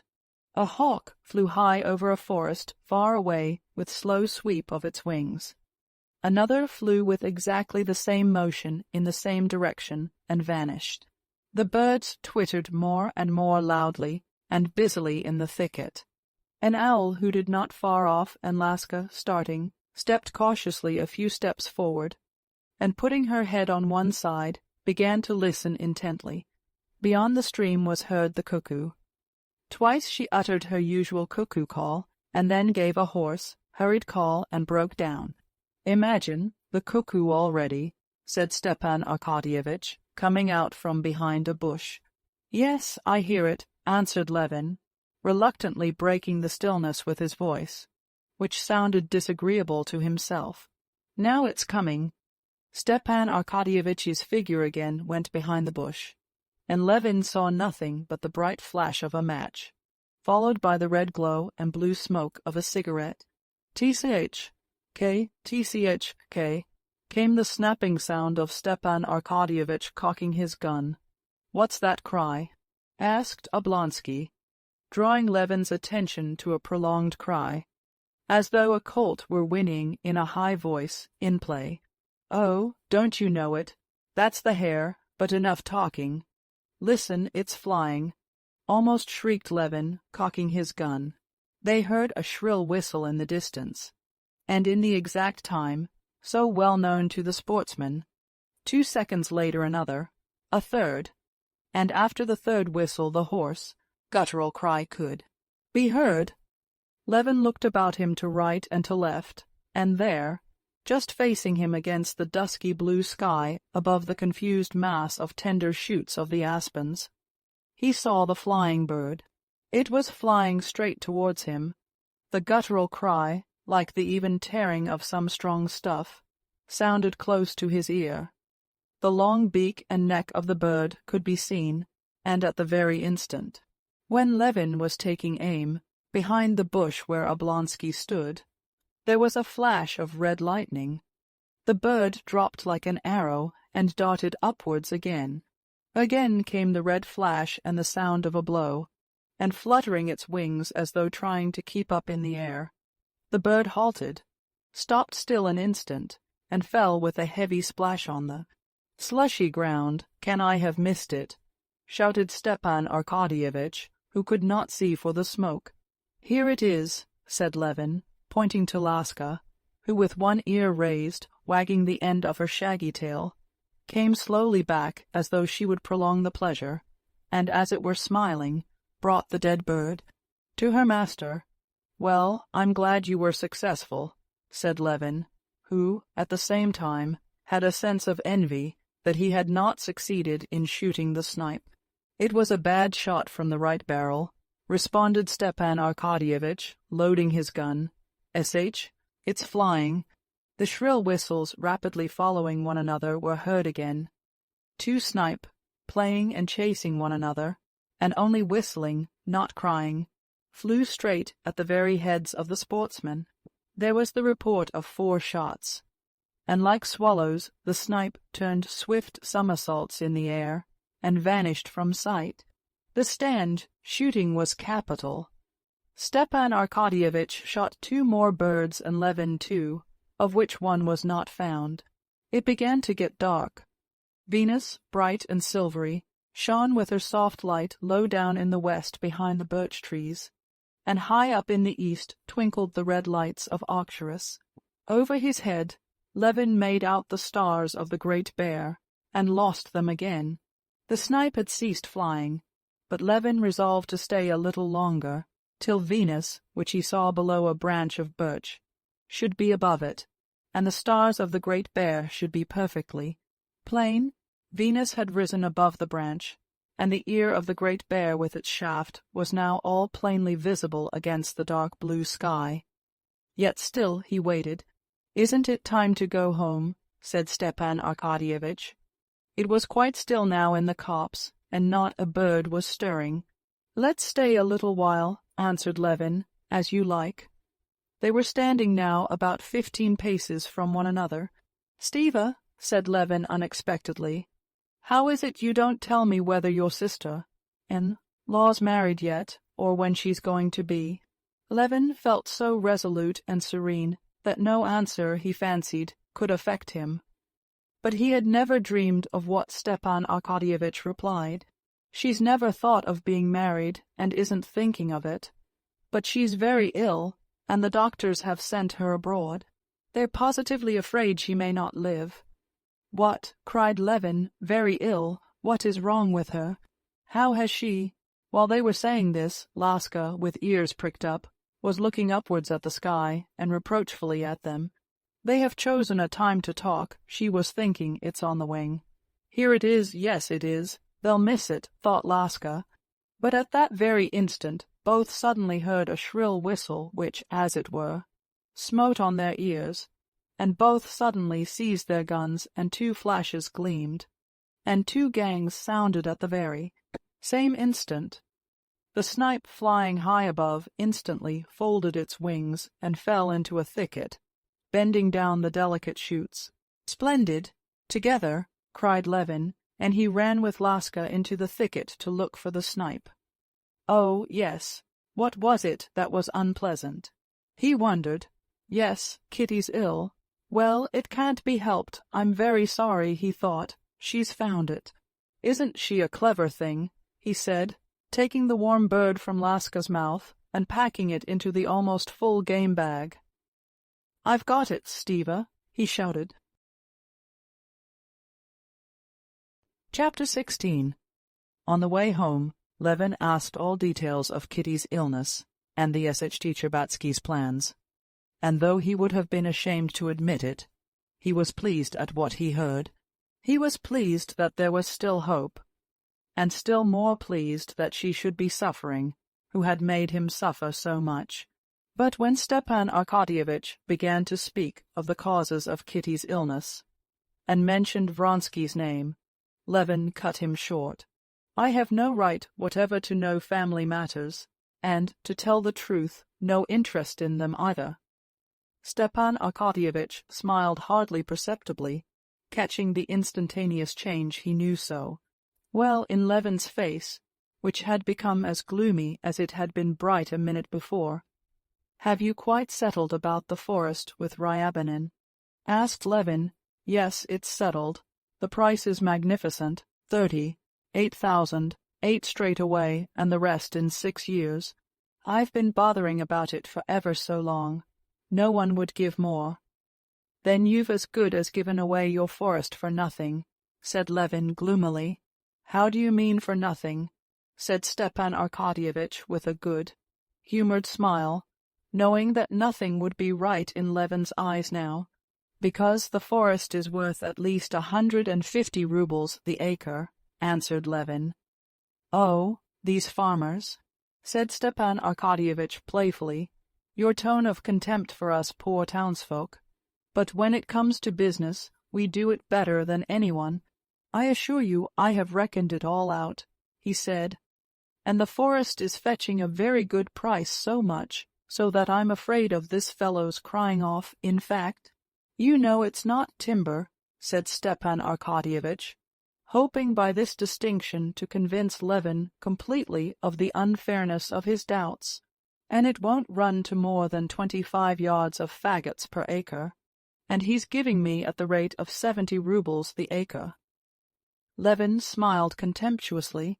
I know, he thought, that fashion not only in him, but in all city people, who, after being twice in 10 years in the country, pick up 2 or 3 phrases and use them in season and out of season, firmly persuaded that they know all about it. Timber run to so many yards the acre. He says those words without understanding them himself. "I wouldn't attempt to teach you what you write about in your office," said he, "and if need arose, I should come to you to ask about it. But you're so positive you know all the lore of the forest. It's difficult." "Have you counted the trees? How count the trees?" said Stepan Arkadyevitch, laughing, still trying to draw his friend out of his ill temper. "Count the sands of the sea, number the stars. Some higher power might do it." "Oh, well, the higher power of Ryabinin can. Not a single merchant ever buys a forest without counting the trees, unless they get it given them for nothing, as you're doing now. I know your forest. I go there every year shooting, and your forest's worth 150 rubles an acre paid down, while he's giving you 60 by installments, so that in fact you're making him a present of 30,000.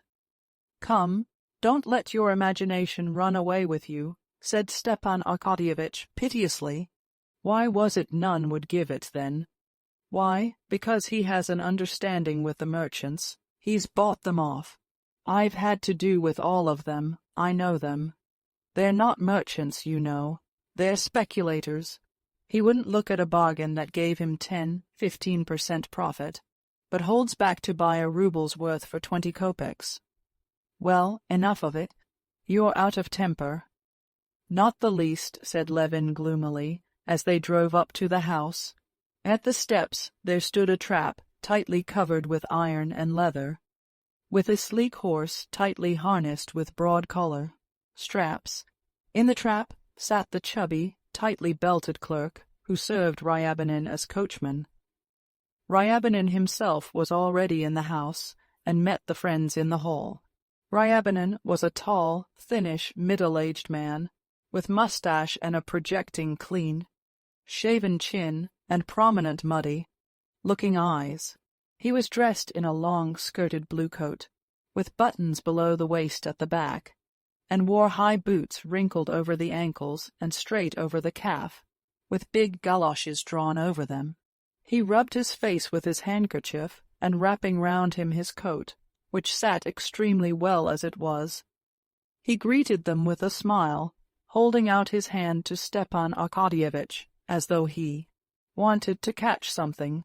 "So here you are," said Stepan Arkadyevitch, giving him his hand. "That's capital. I did not venture to disregard your Excellency's commands, though the road was extremely bad. I positively walked the whole way. But I am here at my time. Konstantin Dmitrievitch, my respects." He turned to Levin, trying to seize his hand too. But Levin, scowling, made as though he did not notice his hand, and took out the snipe. "Your honors have been diverting yourselves with the chase. What kind of bird may it be, pray?" added Ryabinin, looking contemptuously at the snipe. "A great delicacy, I suppose." And he shook his head disapprovingly, as though he had grave doubts whether this game were worth the candle. "Would you like to go into my study?" Levin said in French to Stepan Arkadyevitch, scowling morosely. "Go into my study, you can. Talk there." "Quite so, where you please," said Ryabinin with contemptuous dignity, as though wishing to make it felt that others might be in difficulties as to how to behave, but that he could never be in any difficulty about anything. On entering the study, Ryabinin looked about, as his habit was, as though seeking the holy picture, but when he had found it, he did not cross himself. He scanned the bookcases and bookshelves, and with the same dubious air with which he had regarded the snipe, he smiled contemptuously and shook his head disapprovingly, as though by no means willing to allow that this game were worth the candle. "Well, have you brought the money?" asked Oblonsky. "Sit down." "Oh, don't trouble about the money. I've come to see you to talk it over." "What is there to talk over? But do sit down." "I don't mind if I do," said Ryabinin, sitting down and leaning his elbows on the back of his chair in a position of the intensest discomfort to himself. "You must knock it down a bit, Prince. It would be too bad. The money is ready conclusively to the last farthing. As to paying the money down, there'll be no hitch there." Levin, who had meanwhile been putting his gun away in the cupboard, was just going out of the door, but catching the merchant's words, he stopped. "Why, you've got the forest for nothing as it is," he said. "He came to me too late, or I'd have fixed the price for him." Ryabinin got up, and in silence, with a smile, he looked Levin down and up. "Very close about money is Konstantin Dmitrievitch," he said with a smile, turning to Stepan Arkadyevitch. "There's positively no dealing with him. I was bargaining for some wheat of him, and a pretty price I offered too. Why should I give you my goods for nothing? I didn't pick it up on the ground, nor steal it either. Mercy on us, nowadays there's no chance at all of stealing. With the open courts and everything done in style, nowadays there's no question of stealing. We are just talking things over like gentlemen. His Excellency's asking too much for the forest. I can't make both ends meet over it. I must ask for a little concession. But is the thing settled between you or—" "Not if it's settled, it's useless haggling, but if it's not," said Levin, "I'll buy the forest." The smile vanished at once from Ryabinin's face. A hawk-like, greedy, cruel expression was left upon it. With rapid, bony fingers he unbuttoned his coat, revealing a shirt, bronze waistcoat buttons, and a watch chain, and quickly pulled out a fat old pocketbook. "Here you are. The forest is mine," he said, crossing himself quickly and holding out his hand. "Take the money. It's my forest." That's Ryabinin's way of doing business. He doesn't haggle over every half. He added, scowling and waving the pocketbook. "I wouldn't be in a hurry if I were you," said Levin. "Come, really," said Oblonsky in surprise. "I've given my word, you know." Levin went out of the room, slamming the door. Ryabinin looked towards the door and shook his head with a smile. It's all youthfulness, positively nothing but boyishness. Why, I'm buying it, upon my honor, simply, believe me, for the glory of it that Ryabinin and no one else should have bought the copse of Oblonsky. And as to the profits, why, I must make what God gives, in God's name, if you would kindly sign the title deed within an hour. The merchant, stroking his big overcoat neatly down and hooking up his jacket with the agreement in his pocket, seated himself in his tightly covered trap and drove homewards. "Ugh, these gentlefolks," he said to the clerk. "They're a nice lot." "That's so," responded the clerk, handing him the reins and buttoning the leather apron. "But I can congratulate you on the purchase, Mihail Ignatitch. Well, well." Chapter 17.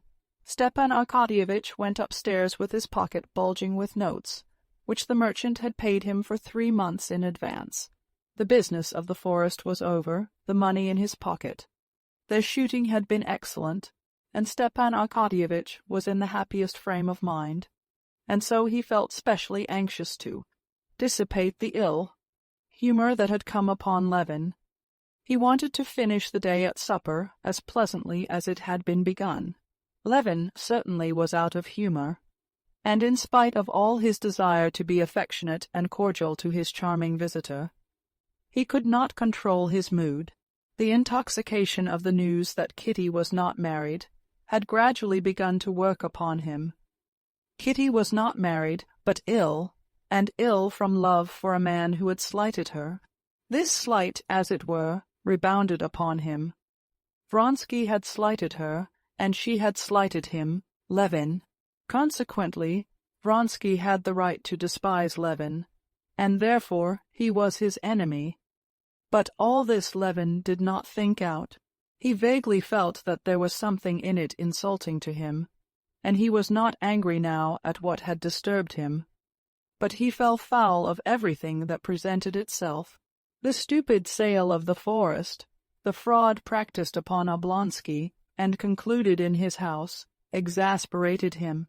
"Well, finished," he said, meeting Stepan Arkadyevitch upstairs. "Would you like supper? Well, I wouldn't say no to it. What an appetite I get in the country. Wonderful. Why didn't you offer Ryabinin something?" "Oh, damn him." "Still, how you do treat him," said Oblonsky. "You didn't even shake hands with him. Why not shake hands with him?" "Because I don't shake hands with a waiter, and a waiter's 100 times better than he is." "What a reactionist you are, really." "What about the amalgamation of classes?" said Oblonsky. "Anyone who likes amalgamating is welcome to it, but it sickens me." "You're a regular reactionist, I see." "Really, I have never considered what I am. I am Konstantin Levin and nothing else." "And Konstantin Levin very much out of temper," said Stepan Arkadyevitch, smiling. "Yes, I am out of temper, and do you know why? Because excuse me of your stupid sale." Stepan Arkadyevitch frowned good-humoredly, like one who feels himself teased and attacked for no fault of his own. "Come, enough about it," he said. "When did anybody ever sell anything without being told immediately after the sale it was worth much more?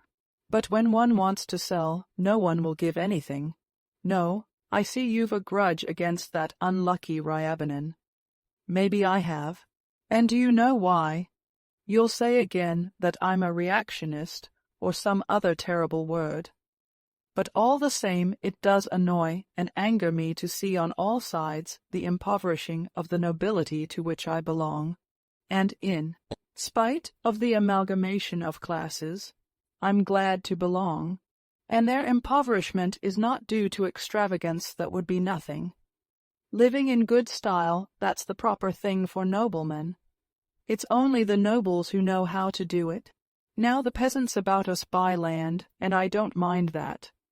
The gentleman does nothing, while the peasant works and slants the idle man. That's as it ought to be, and I'm very glad for the peasant. But I do mind seeing the process of impoverishment from a sort of, I don't know what to call it, innocence.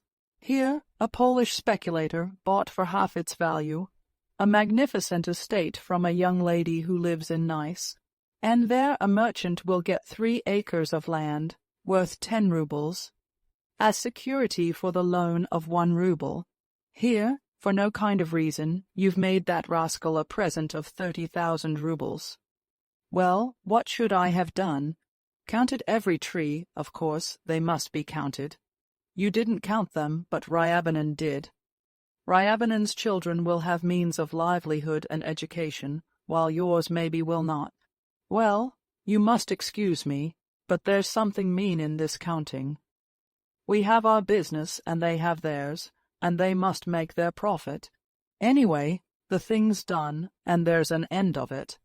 And here come some poached eggs, my favorite dish, and Agafea Mihalovna will give us that marvelous herb, brandy. Stepan Arkadyevitch sat down at the table and began joking with Agafea Mihalovna, assuring her that it was long since he had tasted such a dinner and such a supper. Well, you do praise it anyway, said Agafea Mihalovna, but Konstantin Dmitrievitch, give him what you will a crust of bread, he'll eat it and walk away. Though Levin tried to control himself, he was gloomy and silent. He wanted to put one question to Stepan Arkadyevitch, but he could not bring himself to the point, and could not find the words or the moment in which to put it. Stepan Arkadyevitch had gone down to his room, undressed, again washed, and attired in a nightshirt with goffered frills. He had got into bed, but Levin still lingered in his room, talking of various trifling matters, and not daring to ask what he wanted to know. How wonderfully they make this soap, he said, gazing at a piece of soap he was handling, which Agafea Mihalovna had put ready for the visitor, but Oblonsky had not used. Only look, why, it's a work of art. Yes, everything's brought to such a pitch of perfection nowadays, said Stepan Arkadyevitch, with a moist and blissful yawn. The theatre, for instance, and the entertainments. He yawned. The electric light everywhere. Yes, the electric light, said Levin. Yes. Oh, and where's Vronsky now? He asked suddenly, laying down the soap. Vronsky, said Stepan Arkadyevitch, checking his yawn. He's in Petersburg. He left soon after you did, and he's not once been in Moscow since. And do you know, Kostya, I'll tell you the truth, he went on, leaning his elbow on the table and propping on his hand his handsome ruddy face, in which his moist, good-natured, sleepy eyes shone like stars. It's your own fault. You took fright at the sight of your rival, but, as I told you at the time, I couldn't say which had the better chance. Why didn't you fight it out? I told you at the time that. He yawned inwardly without opening his mouth. Does he know, or doesn't he, that I did make an offer? Levin wondered, gazing at him. Yes, there's something humbugging, diplomatic in his face, and feeling he was blushing. He looked Stepan Arkadyevitch straight in the face without speaking. If there was anything on her side at the time, it was nothing but a superficial attraction, pursued Oblonsky. His being such a perfect aristocrat, don't you know, and his future position in society, had an influence not with her, but with her mother. Levin scowled. The humiliation of his rejection stung him to the heart, as though it were a fresh wound he had only just received. But he was at home, and the walls of home are a support. Stay, he began, interrupting Oblonsky. You talk of his being an aristocrat, but allow me to ask what it consists in, that aristocracy of Vronsky or of anybody else, beside which I can be looked down upon. You consider Vronsky an aristocrat, but I don't. A man whose father crawled up from nothing at all by intrigue, and whose mother God knows whom she wasn't mixed up with? No, excuse me, but I consider myself aristocratic, and people like me, who can point back in the past to 3 or 4 honorable generations of their family, of the highest degree of breeding. Talent and intellect, of course that's another matter, and have never curried favor with anyone. never depended on anyone for anything, like my father and my grandfather, and I know many such. You think it mean of me to count the trees in my forest, while you make Ryabanan a present of 30,000. But you get rents from your lands, and I don't know what, while I don't, and so I prize what's come to me from my ancestors, or been won by hard work. We are aristocrats, and not those who can only exist by favor of the powerful of this world, and who can be bought for 2 pence halfpenny. Well, but whom are you attacking? I agree with you, said Stepan Arkadyevitch, sincerely and genially, though he was aware that in the class of those who could be bought for 2 pence halfpenny Levin was reckoning him too. Levin's warmth gave him genuine pleasure. Whom are you attacking? Though a good deal is not true that you say about Vronsky, but I won't talk about that. I tell you straight out, if I were you, I should go back with me to Moscow and— No, I don't know whether you know it or not, but I don't care. And I tell you I did make an offer and was rejected, and Katerina Alexandrovna is nothing now to me but a painful and humiliating reminiscence. Whatever for? What nonsense, but we won't talk about it. Please forgive me if I've been nasty, said Levin. Now that he had opened his heart, he became as he had been in the morning. You're not angry with me, Stiva? Please don't be angry, he said, and smiling, he took his hand. Of course not. Not a bit, and no reason to be. I'm glad we've spoken openly. And do you know, stand. Shooting in the morning is unusually good. Why not go? I couldn't sleep the night anyway, but I might go straight from shooting to the station. Capital. Chapter 18. Although all Vronsky's inner life was absorbed in his passion, his external life unalterably and inevitably followed along the old accustomed lines of his social and regimental ties and interests. The interests of his regiment took an important place in Vronsky's life, both because he was fond of the regiment and because the regiment was fond of him.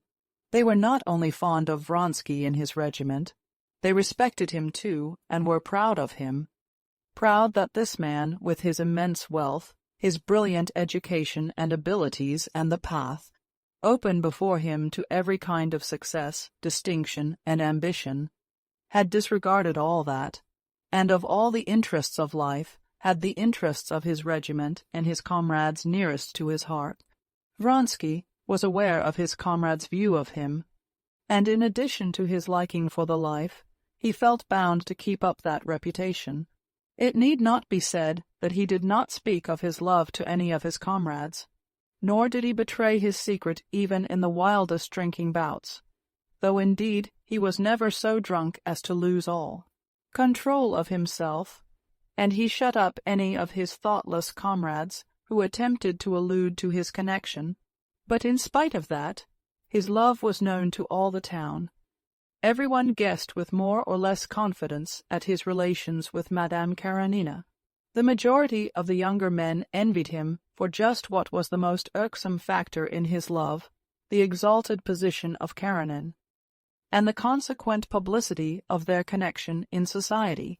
The greater number of the young women, who envied Anna and had long been weary of hearing her called virtuous, rejoiced at the fulfillment of their predictions, and were only waiting for a decisive turn in public opinion to fall upon her with all the weight of their scorn. They were already making ready their handfuls of mud to fling at her when the right moment arrived. The greater number of the middle-aged people, and certain great personages, were displeased at the prospect of the impending scandal in society. Vronsky's mother, on hearing of his connection, was at first pleased at it, because nothing to her mind gave such a finishing touch to a brilliant young man as a liaison in the highest society. She was pleased, too, that Madame Karenina, who had so taken her fancy and had talked so much of her son, was, after all, just like all other pretty and well-bred women, at least according to the Countess Vronskaya's ideas. But she had heard of late that her son had refused a position offered him of great importance to his career, simply in order to remain in the regiment, where he could be constantly seeing Madame Karenina. She learned that great personages were displeased with him on this account, and she changed her opinion.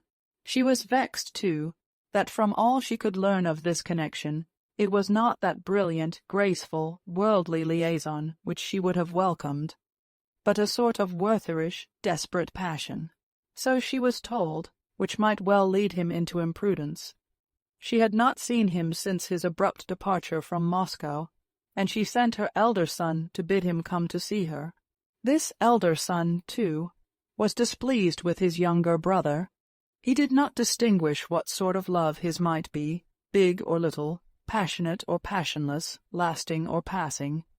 He kept a ballet girl himself, though he was the father of a family, so he was lenient in these matters, but he knew that this love affair was viewed with displeasure by those whom it was necessary to please, and therefore he did not approve of his brother's conduct. Besides the service and society, Vronsky had another great interest: horses. He was passionately fond of horses. That year races and a steeplechase had been arranged for the officers. Vronsky had put his name down, bought a thoroughbred English mare, and in spite of his love affair, he was looking forward to the races with intense, though reserved, excitement. These two passions did not interfere with one another. On the contrary, he needed occupation and distraction quite apart from his love, so as to recruit and rest himself from the violent emotions that agitated him. Chapter 19. On the day of the races at Krasno Selo, Vronsky had come earlier than usual to eat beefsteak in the common mess-room of the regiment. He had no need to be strict with himself, as he had very quickly been brought down to the required light weight. But still he had to avoid gaining flesh, and so he eschewed farinaceous and sweet dishes. He sat with his coat unbuttoned over a white waistcoat, resting both elbows on the table, and while waiting for the steak he had ordered, he looked at a French novel that lay open on his plate. He was only looking at the book to avoid conversation with the officers coming in and out. He was thinking. He was thinking of Anna's promise to see him that day after the races. But he had not seen her for 3 days, and as her husband had just returned from abroad, he did not know whether she would be able to meet him today or not, and he did not know how to find out. He had had his last interview with her at his cousin Betsy's summer villa. He visited the Karenin summer villa as rarely as possible. Now he wanted to go there, and he pondered the question how to do it. Of course I shall say Betsy has sent me to ask whether she's coming to the races. Of course I'll go, he decided, lifting his head from the book. And as he vividly pictured the happiness of seeing her, his face lighted up. Send to my house, and tell them to have out the carriage and 3 horses as quick as they can, he said to the servant, who handed him the steak on a hot silver dish, and moving the dish up he began eating. From the billiard-room next door came the sound of balls knocking, of talk and laughter. 2 officers appeared at the entrance. Door, one, a young fellow with a feeble, delicate face, who had lately joined the regiment from the Corps of Pages. The other, a plump, elderly officer with a bracelet on his wrist and little eyes lost in fat. Vronsky glanced at them, frowned, and looking down at his book as though he had not noticed them, he proceeded to eat and read at the same time. "What, fortifying yourself for your work?" said the plump officer, sitting down beside him. "As you see," responded Vronsky, knitting his brows, wiping his mouth, and not looking at the officer. "So you're not afraid of getting fat?" said the latter, turning a chair round for the young officer. "What?" said Vronsky angrily, making a wry face of disgust, and showing his even teeth. "You're not afraid of getting fat." "Waiter, sherry," said Vronsky, without replying, and moving the book to the other side of him. He went on reading. The plump officer took up the list of wines and turned to the young officer. "You choose what we're to drink," he said, handing him the card and looking at him. "Rhine wine, please," said the young officer, stealing a timid glance at Vronsky, and trying to pull his scarcely visible mustache. Seeing that Vronsky did not turn round, the young officer got up. "Let's go into the billiard room," he said. The plump officer rose submissively, and they moved towards the door. At that moment there walked into the room the tall and well-built Captain Yashvin. Nodding with an air of lofty contempt to the two officers, he went up to Vronsky.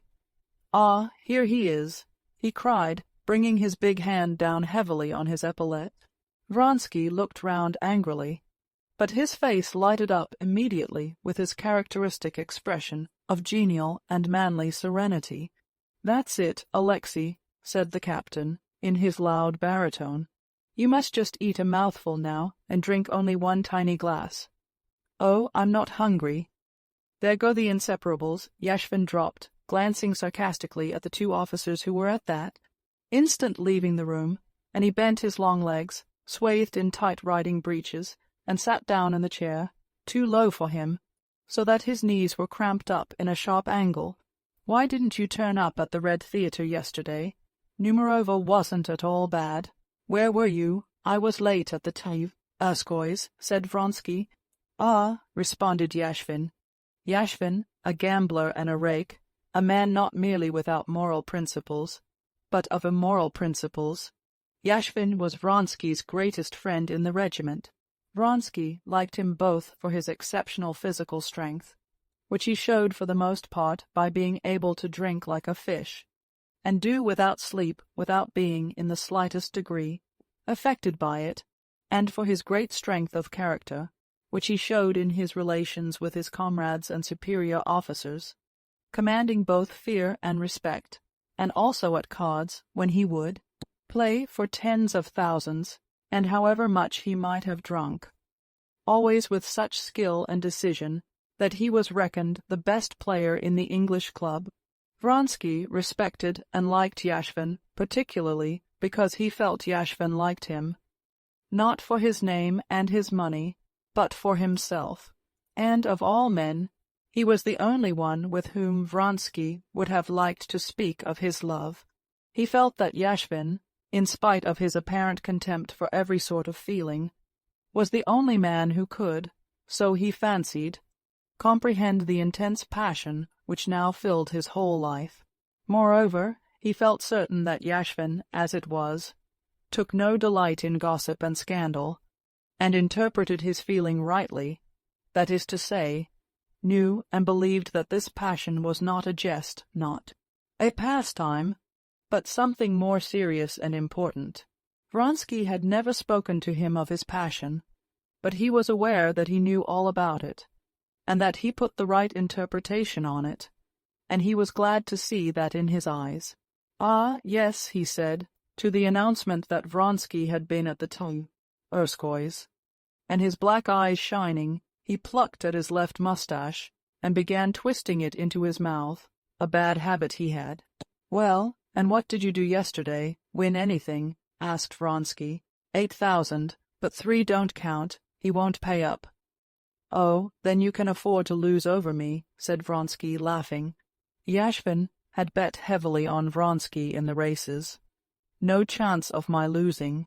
Mahetin's the only one that's risky." And the conversation passed to forecasts of the coming race, the only thing Vronsky could think of just now.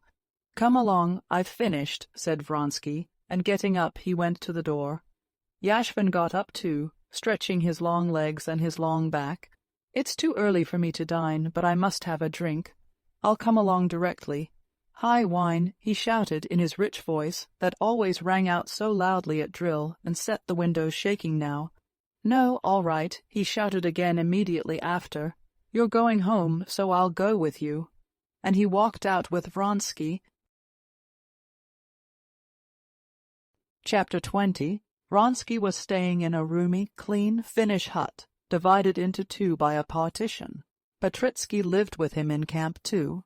Petritsky was asleep when Vronsky and Yashvin came into the hut. "Get up, don't go on sleeping," said Yashvin, going behind the partition and giving Petritsky, who was lying with ruffled hair and with his nose in the pillow, a prod on the shoulder.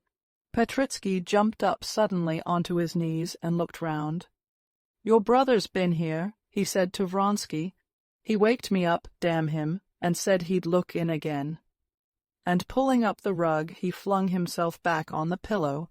"Oh, do shut up, Yashvin," he said, getting furious with Yashvin, who was pulling the rug off him. "Shut up?" He turned over and opened his eyes. "You'd better tell me what to drink. Such a nasty taste in my mouth, that." "Brandy's better than anything," boomed Yashvin. "Tereshchenko, brandy for your master and cucumbers," he shouted, obviously taking pleasure in the sound of his own voice. "Brandy, do you think? Eh?" queried Petritsky, blinking and rubbing his eyes. "And you'll drink something? All right then, we'll have a drink together." "Vronsky, have a drink," said Petritsky, getting up and wrapping the tiger skin rug round him. He went to the door of the partition wall, raised his hands, and hummed in French, "There was a king in Thule." "Vronsky, will you have a drink?" "Go along," said Vronsky, putting on the coat his valet handed to him. "Where are you off to?" asked Yashvin. "Oh, here are your 3 horses," he added, seeing the carriage drive up, "to the stables, and I've got to see Bryansky, too, about the horses," said Vronsky. Vronsky had as a fact promised to call at Bryansky's, some 8 miles from Peterhof, and to bring him some money owing for some horses, and he hoped to have time to get that in too. But his comrades were at once aware that he was not only going there. Petritsky, still humming, winked and made a pout with his lips, as though he would say, "Oh, yes, we know you're Bryansky." "Mind you're not late," was Yashvin's only comment, and to change the conversation, "How's my roan? Is he doing all right?" he inquired, looking out of the window at the middle one of the 3 horses, which he had sold Vronsky. "Stop!" cried Petritsky to Vronsky as he was just going out. "Your brother left a letter and a note for you." "Wait a bit. Where are they?" Vronsky stopped. "Well, where are they? Where are they? That's just the question," said Petritsky solemnly, moving his forefinger upwards from his nose. "Come, tell me. This is silly," said Vronsky, smiling. "I have not lighted the fire. Here somewhere about." "Come, enough fooling. Where is the letter?" "No, I've forgotten really. Or was it a dream? Wait a bit, wait a bit. But what's the use of getting in a rage? If you'd drunk 4 bottles yesterday, as I did, you'd forget where you were lying." "Wait a bit, I'll remember." Petritsky went behind the partition and lay down on his bed. "Wait a bit. This was how I was lying, and this was how he was standing. Yes, yes, yes. Here it is." And Petritsky pulled a letter out from under the mattress, where he had hidden it. Vronsky took the letter and his brother's note. It was the letter he was expecting from his mother, reproaching him for not having been to see her, and the note was from his brother to say that he must have a little talk with him. Vronsky knew that it was all about the same thing. "What business is it of theirs?" thought Vronsky, and crumpling up the letters, he thrust them between the buttons of his coat, so as to read them carefully on the road. In the porch of the hut he was met by 2 officers, one of his regiment and one of another. Vronsky's quarters were always a meeting place for all the officers. "Where are you off to?" "I must go to Peterhof." "Has the mare come from Tsarskoe?" "Yes, but I've not seen her yet." "They say Mahatin's gladiator's lame." "Nonsense." "But however, are you going to race in this mud?" said the other. "Here are my saviors," cried Petritsky, seeing them come in. Before him stood the orderly, with a tray of brandy and salted cucumbers. "Here's Yashvin ordering me to drink a pick me up." "Well, you did give it to us yesterday," said one of those who had come in. "You didn't let us get a wink of sleep all night." "Oh, didn't we make a pretty finish?" said Petritsky. Volkov climbed onto the roof and began telling us how sad he was. I said, "Let's have music, the funeral march." He fairly dropped asleep on the roof over the funeral march. "Drink it up," You positively must drink the brandy, and then seltzer water and a lot of lemon, said Yashvin, standing over Petritsky, like a mother making a child take medicine, and then a little champagne, just a small bottle. Come, there's some sense in that. Stop a bit, Vronsky, we'll all have a drink. No, good, by all of you, I'm not going to drink today. Why, are you gaining weight? All right, then we must have it alone. Give us the seltzer water and lemon. Vronsky, shouted someone when he was already outside. Well, you'd better get your hair cut. It'll weigh you down, especially at the top. Vronsky was in fact beginning, prematurely, to get a little bald. He laughed gaily, showing his even teeth, and pulling his cap over the thin place, went out and got into his carriage. To the stables, he said, and was just pulling out the letters to read them through, but he thought better of it, and put off reading them so as not to distract his attention before looking at the mare. Later. Chapter 21. The temporary stable, a wooden shed, had been put up close to the race-course, and there his mare was to have been taken the previous day. He had not yet seen her there.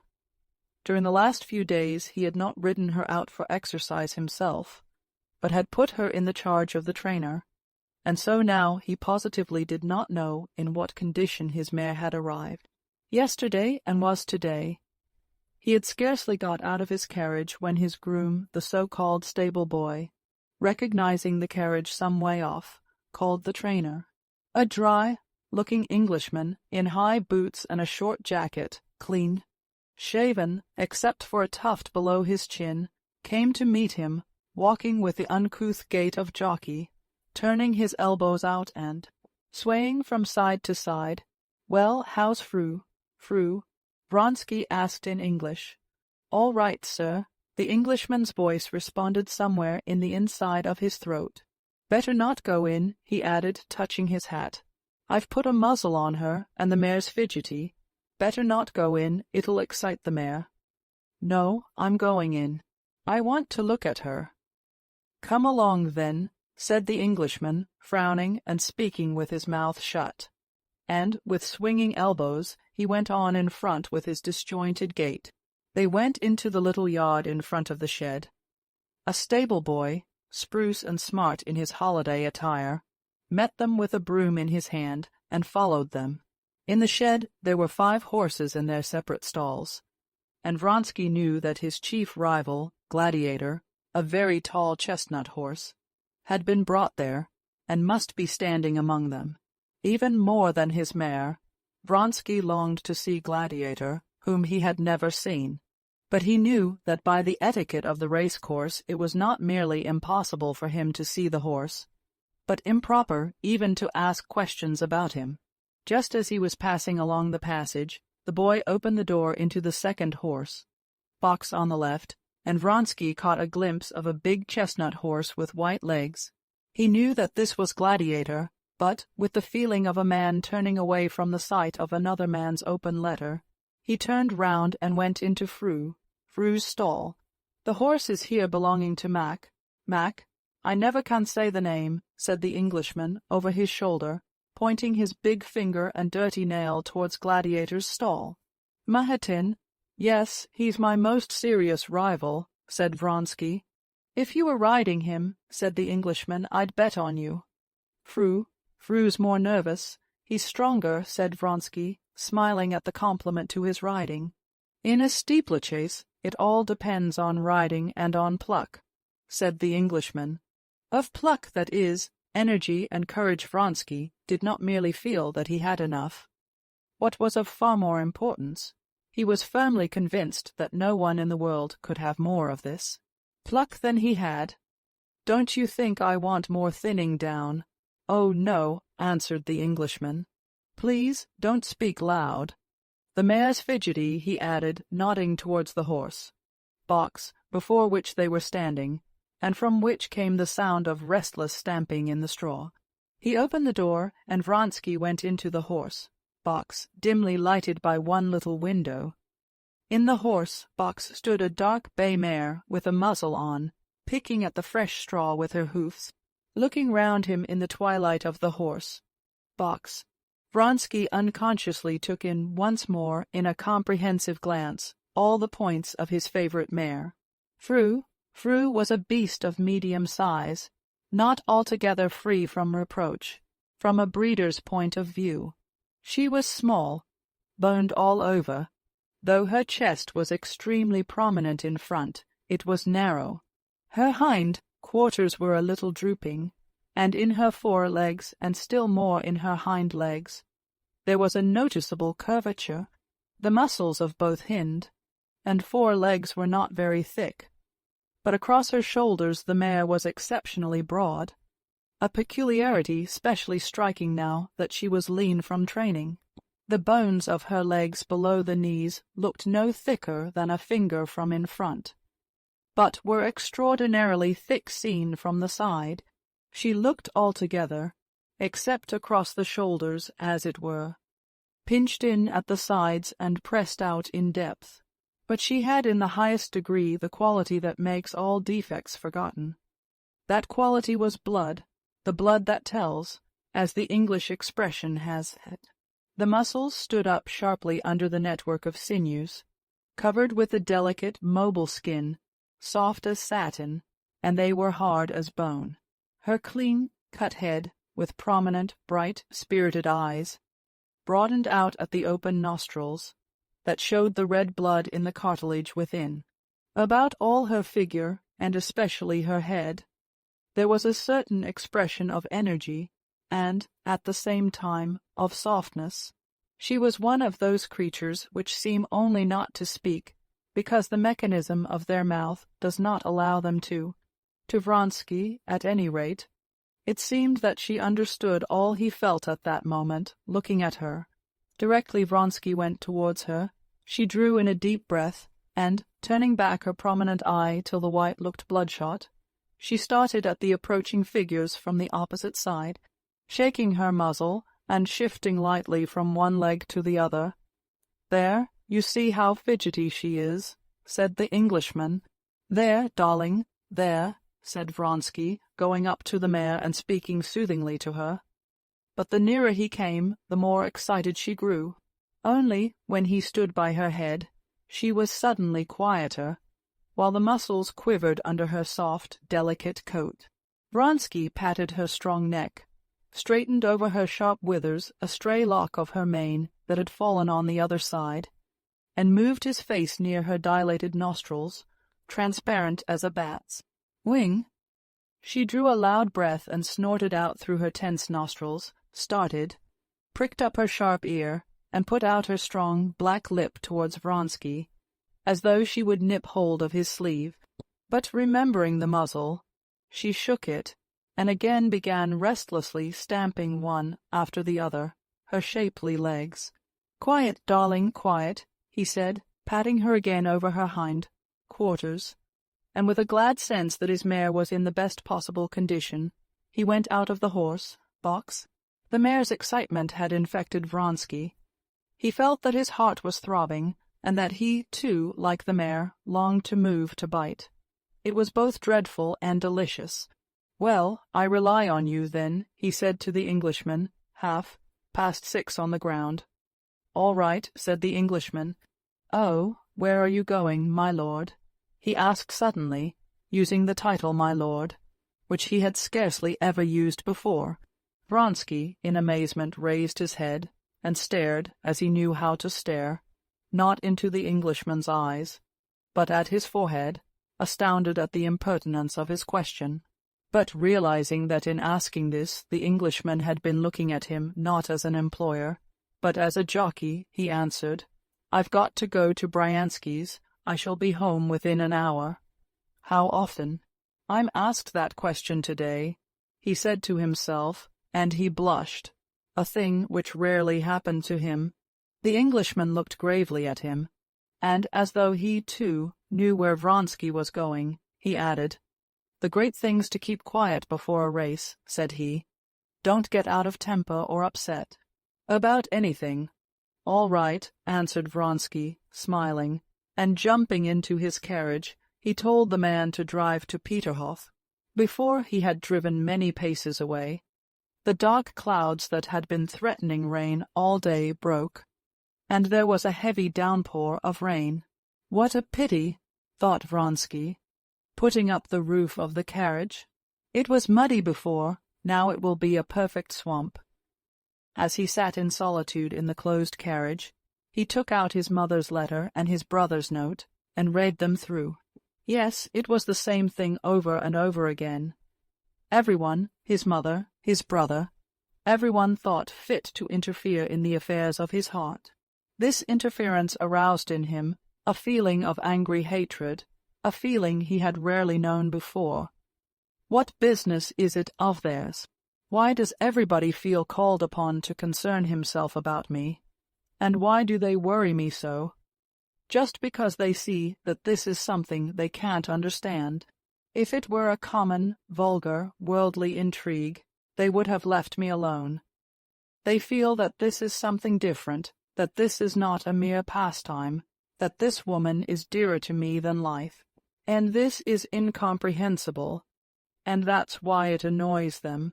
Whatever our destiny is or may be, we have made it ourselves, and we do not complain of it, he said, in the word relinking himself with Anna. No, they must needs teach us how to live. They haven't an idea of what happiness is. They don't know that without our love, for us there is neither happiness nor unhappiness, no life at all, he thought. He was angry with all of them for their interference, just because he felt in his soul that they, all these people, were right. He felt that the love that bound him to Anna was not a momentary impulse, which would pass, as worldly intrigues do pass, leaving no other traces in the life of either but pleasant or unpleasant memories. He felt all the torture of his own and her position, all the difficulty there was for them, conspicuous as they were in the eye of all the world, in concealing their love, in lying and deceiving. And in lying, deceiving, feigning, and continually thinking of others, when the passion that united them was so intense that they were both oblivious of everything else but their love, he vividly recalled all the constantly recurring instances of inevitable necessity for lying and deceit, which were so against his natural bent. He recalled particularly vividly the shame he had more than once detected in her at this necessity for lying and deceit, and he experienced the strange feeling that had sometimes come upon him since his secret love for Anna. This was a feeling of loathing for something, whether for Alexey Alexandrovitch, or for himself, or for the whole world, he could not have said. But he always drove away this strange feeling. Now, too, he shook it off and continued the thread of his thoughts. Yes, she was unhappy before, but proud and at peace. And now she cannot be at peace and feel secure in her dignity, though she does not show it. Yes, we must put an end to it, he decided. And for the first time the idea clearly presented itself that it was essential to put an end to this false position, and the sooner the better. Throw up everything, she and I, and hide ourselves somewhere alone with our love, he said to himself. Chapter 22.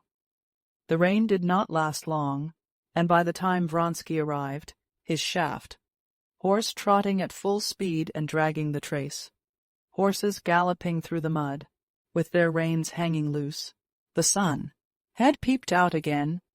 The roofs of the summer villas and the old limy trees in the gardens on both sides of the principal streets sparkled with wet brilliance, and from the twigs came a pleasant drip, and from the roofs rushing streams of water. He thought no more of the shower spoiling the race-course, but was rejoicing now that thanks to the rain he would be sure to find her at home and alone, as he knew that Alexey Alexandrovitch, who had lately returned from a foreign watering-place, had not moved from Petersburg. Hoping to find her alone, Vronsky alighted as he always did, to avoid attracting attention, before crossing the bridge, and walked to the house. He did not go up the steps to the street door, but went into the court. "Has your master come?" he asked a gardener. "No, sir, the mistress is at home. But will you please go to the front door?" "There are servants there," the gardener answered. "They'll open the door." "No, I'll go in from the garden." And feeling satisfied that she was alone, and wanting to take her by surprise, since he had not promised to be there today, and she would certainly not expect him to come before the races, he walked, holding his sword and stepping cautiously over the sandy path, bordered with flowers, to the terrace that looked out upon the garden. Vronsky forgot now all that he had thought on the way of the hardships and difficulties of their position.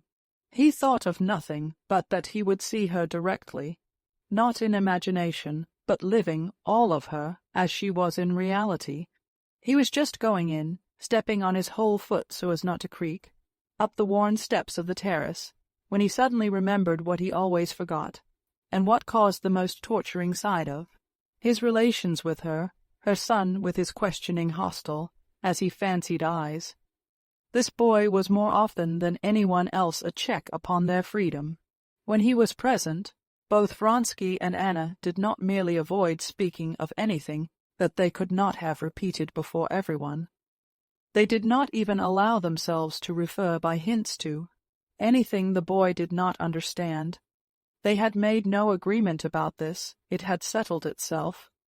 They would have felt it wounding themselves to deceive the child. In his presence they talked like acquaintances. But in spite of this caution, Vronsky often saw the child's intent, bewildered glance fixed upon him, and a strange shyness, uncertainty, at one time friendliness, at another, coldness and reserve, in the boy's manner to him, as though the child felt that between this man and his mother there existed some important bond, the significance of which he could not understand. As a fact, the boy did feel that he could not understand this relation, and he tried painfully, and was not able to make clear to himself what feeling he ought to have for this man. With a child's keen instinct for every manifestation of feeling, he saw distinctly that his father, his governess, his nurse, all did not merely dislike Vronsky, but looked on him with horror and aversion, though they never said anything about him, while his mother looked on him as her greatest friend. What does it mean? Who is he? How ought I to love him? If I don't know, it's my fault. Either I'm stupid or a naughty boy, thought the child.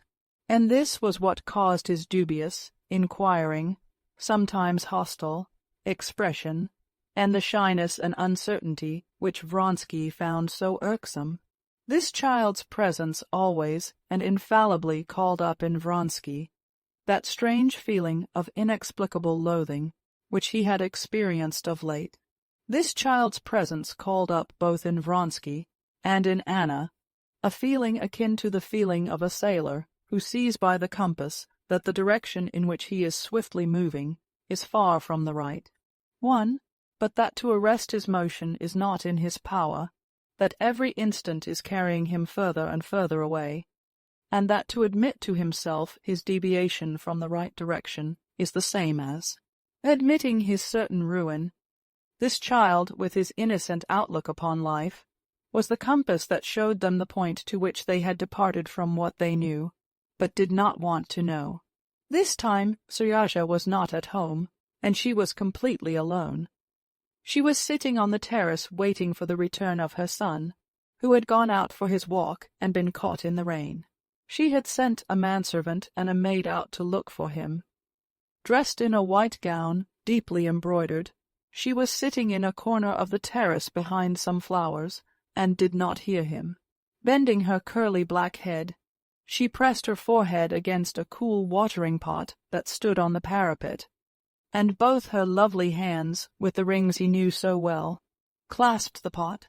The beauty of her whole figure, her head, her neck, her hands, struck Vronsky every time as something new and unexpected. He stood still, gazing at her in ecstasy. But directly he would have made a step to come nearer to her, she was aware of his presence, pushed away the watering-pot, and turned her flushed face towards him. "What's the matter? You are ill," he said to her in French, going up to her. He would have run to her, but remembering that there might be spectators, he looked round towards the balcony door and reddened a little, as he always reddened, feeling that he had to be afraid and be on his guard. "No, I'm quite well," she said, getting up and pressing his outstretched hand tightly. "I did not expect the mercy, what cold hands," he said. "You startled me," she said. "I'm alone, and expecting Seryaja. He's out for a walk. They'll come in from this side." But, in spite of her efforts to be calm, her lips were quivering. "Forgive me for coming, but I couldn't pass the day without seeing you," he went on, speaking French, as he always did, to avoid using the stiff Russian plural form, so impossibly frigid between them and the dangerously intimate singular. "Forgive you, I'm so glad. But you're ill or worried," he went on, not letting go her hands and bending over her. "What were you thinking of?" "Always the same thing," she said with a smile. She spoke the truth. If ever at any moment she had been asked what she was thinking of, she could have answered truly, of the same thing, of her happiness and her unhappiness. She was thinking, just when he came upon her, of this. Why was it, she wondered, that to others, to Betsy, she knew of her secret connection with Tushkevich, it was all easy, while to her it was such torture? Today this thought gained special poignancy from certain other considerations. She asked him about the races. He answered her questions, and, seeing that she was agitated, trying to calm her, he began telling her in the simplest tone the details of his preparations for the races. Tell him or not tell him, she thought, looking into his quiet, affectionate eyes. He is so happy, so absorbed in his races that he won't understand as he ought. He won't understand all the gravity of this fact to us. But you haven't told me what you were thinking of when I came in, he said, interrupting his narrative. Please tell me. She did not answer, and, bending her head a little, she looked inquiringly at him from under her brows, her eyes shining under their long lashes. Her hand shook as it played with a leaf she had picked. He saw it, and his face expressed that utter subjection, that slavish devotion, which had done so much to win her. I see something has happened. Do you suppose I can be at peace, knowing you have a trouble I am not sharing? Tell me, for God's sake, he repeated imploringly. Yes, I shan't be able to forgive him if he does not realize all the gravity of it. Better not tell. Why put him to the proof, she thought, still staring at him in the same way, and feeling the hand that held the leaf was trembling more and more. For God's sake, he repeated, taking her hand. Shall I tell you? Yes, yes, yes, I'm with child, she said, softly and deliberately. The leaf in her hand shook more violently, but she did not take her eyes off him, watching how he would take it. He turned white, would have said something, but stopped. He dropped her hand, and his head sank on his breast. Yes, he realizes all the gravity of it, she thought, and gratefully she pressed his hand. But she was mistaken in thinking he realized the gravity of the fact as she, a woman, realized it. On hearing it, he felt come upon him with tenfold intensity that strange feeling of loathing of someone. But at the same time he felt that the turning point he had been longing for had come now, that it was impossible to go on concealing things from her husband, and it was inevitable in one way or another that they should soon put an end to their unnatural position. But, besides that, her emotion physically affected him in the same way. He looked at her with a look of submissive tenderness, kissed her hand, got up, and, in silence, paced up and down the terrace. Yes, he said, going up to her resolutely. Neither you nor I have looked on our relations as a passing amusement, and now our fate is sealed. It is absolutely necessary to put an end. He looked round as he spoke to the deception in which we are living. Put an end? How put an end, Alexei? She said softly. She was calmer now, and her face lighted up with a tender smile. Leave your husband and make our life one. It is one as it is, she answered, scarcely audibly. Yes, but altogether, altogether. But how, Alexei, tell me how? She said, in melancholy mockery at the hopelessness of her own position. Is there any way out of such a position? Am I not the wife of my husband? There is a way out of every position. We must take our line, he said. Anything's better than the position in which you're living. Of course, I see how you torture yourself over everything the world and your son and your husband. Oh, not over my husband, she said with a quiet smile. I don't know him, I don't think of him, he doesn't exist. You're not speaking sincerely, I know you. You worry about him too. Oh, he doesn't even know, she said, and suddenly a hot flush came over her face. Her cheeks, her brow, her neck crimsoned, and tears of shame came into her eyes. But we won't talk of him. Chapter 23. Vronsky had several times already, though not so resolutely as now, tried to bring her to consider their position, and every time he had been confronted by the same superficiality and triviality with which she met his appeal now. It was as though there were something in this which she could not or would not face, as though directly she began to speak of this, she, the real Anna, retreated somehow into herself and another. Strange and unaccountable woman came out, whom he did not love, and whom he feared, and who was in opposition to him. But today he was resolved to have it out. Whether he knows or not, said Vronsky, in his usual quiet and resolute tone, that's nothing to do with us. You cannot stay like this, especially now. What's to be done, according to you?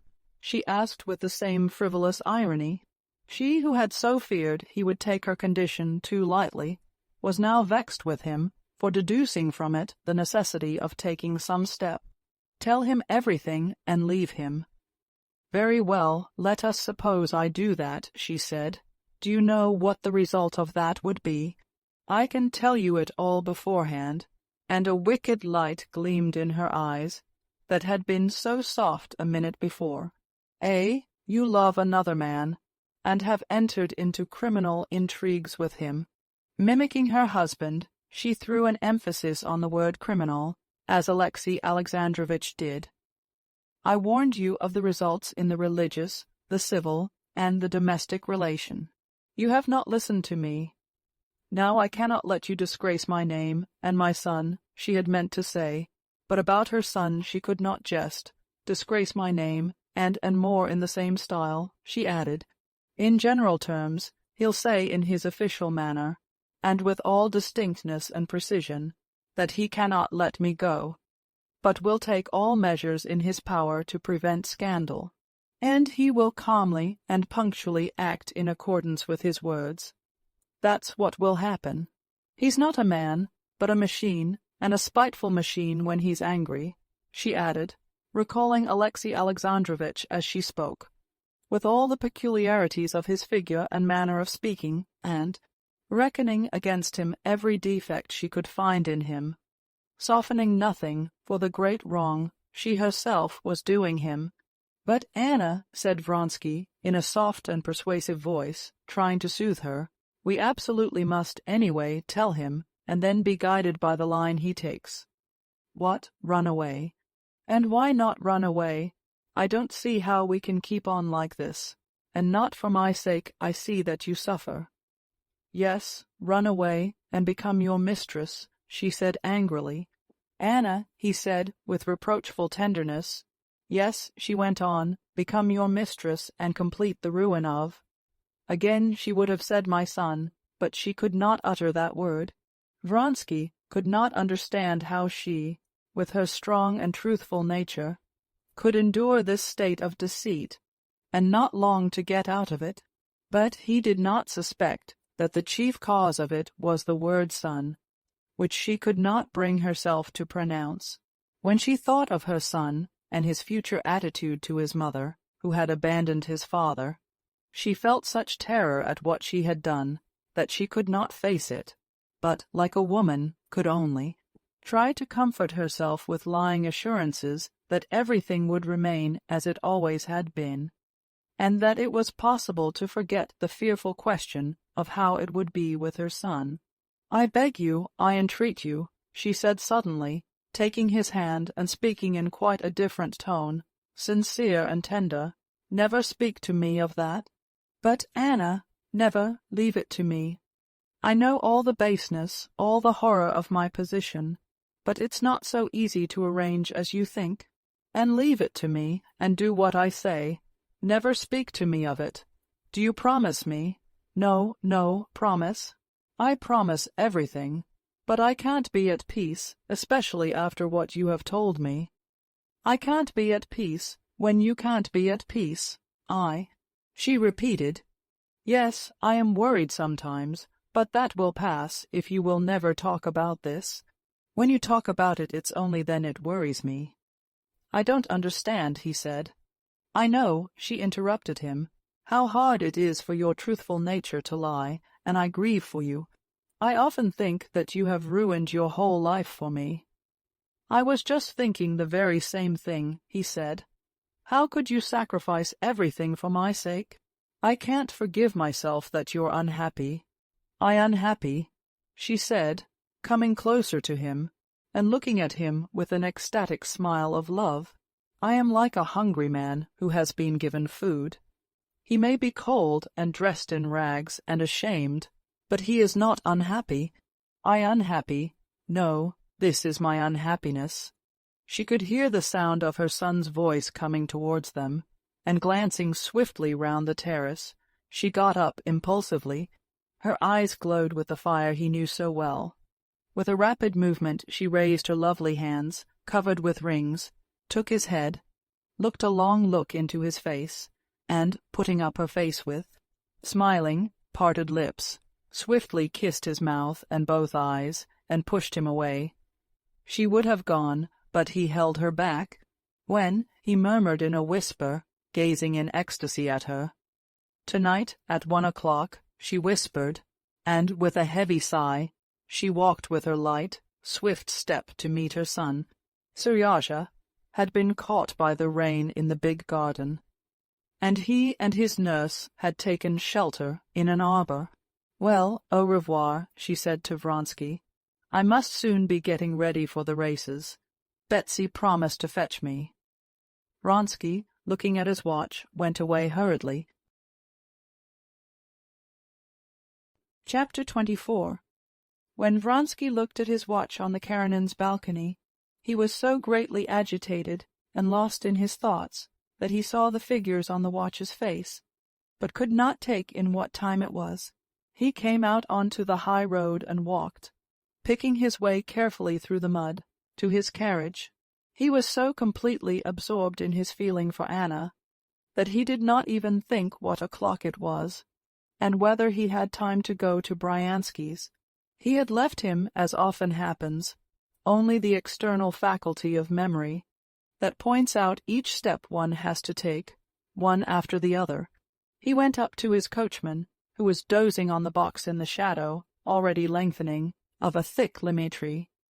He admired the shifting clouds of midges circling over the hot horses, and, waking the coachman, he jumped into the carriage and told him to drive to Bryansky's. It was only after driving nearly 5 miles that he had sufficiently recovered himself to look at his watch, and realize that it was 5:30, and he was late. There were several races fixed for that day, the mounted guards race, then the officers' mile, and a half race, then the 3-mile race, and then the race for which he was entered. He could still be in time for his race, but if he went to Bryansky's, he could only just be in time, and he would arrive when the whole of the court would be in their places. That would be a pity, but he had promised Bryansky to come, and so he decided to drive on, telling the coachman not to spare the horses. He reached Bryansky's, spent 5 minutes there, and galloped back. This rapid drive calmed him. All that was painful in his relations with Anna, all the feeling of indefiniteness left by their conversation, had slipped out of his mind. He was thinking now with pleasure and excitement of the race, of his being anyhow in time, and now and then the thought of the blissful interview awaiting him that night flashed across his imagination like a flaming light. The excitement of the approaching race gained upon him as he drove further and further into the atmosphere of the races, overtaking carriages driving up from the summer villas or out of Petersburg. At his quarters no one was left at home. All were at the races, and his valet was looking out for him at the gate. While he was changing his clothes, his valet told him that the second race had begun already, that a lot of gentlemen had been to ask for him, and a boy had twice run up from the stables.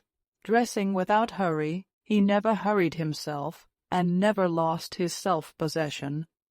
Vronsky drove to the sheds. From the sheds he could see a perfect sea of carriages and people on foot, soldiers surrounding the race-course, and pavilions swarming with people. The second race was apparently going on, for just as he went into the sheds he heard a bell ringing. Going towards the stable, he met the white-legged chestnut, Mahaton's gladiator, being led to the race, course in a blue forage horsecloth, with what looked like huge ears edged with blue. "Where's Cord?" he asked the stable boy in the stable, putting on the saddle. In the open horse, box stood Fru, saddled ready. They were just going to lead her out. "I'm not too late. All right," said the Englishman. "Don't upset yourself." Vronsky once more took in one glance the exquisite lines of his favorite mare, who was quivering all over, and with an effort he tore himself from the sight of her, and went out of the stable. He went towards the pavilions at the most favorable moment for escaping attention. The mile and half race was just finishing, and all eyes were fixed on the horse. Guard in front and the light hussar behind, urging their horses on with a last effort close to the winning post. From the center and outside of the ring, all were crowding to the winning post, and a group of soldiers and officers of the horse. Guards were shouting loudly their delight at the expected triumph of their officer and comrade. Vronsky moved into the middle of the crowd unnoticed, almost at the very moment when the bell rang at the finish of the race, and the tall, mud-spattered horse, guard who came in first, bending over the saddle, let go the reins of his panting gray horse that looked dark with sweat. The horse, stiffening out its legs, with an effort stopped its rapid course, and the officer of the horse, guards, looked round him like a man waking up from a heavy sleep, and just managed to smile. A crowd of friends and outsiders pressed round him. Vronsky intentionally avoided that select crowd of the upper world, which was moving and talking with discreet freedom before the pavilions. He knew that Madame Karenina was there, and Betsy and his brother's wife, and he purposely did not go near them for fear of something distracting his attention. But he was continually met and stopped by acquaintances, who told him about the previous races, and kept asking him why he was so late. At the time when the racers had to go to the pavilion to receive the prizes, and all attention was directed to that point, Vronsky's elder brother, Alexander, a colonel with heavy fringed epaulets, came up to him. He was not tall, though as broadly built as Alexei, and handsomer and rosier than he.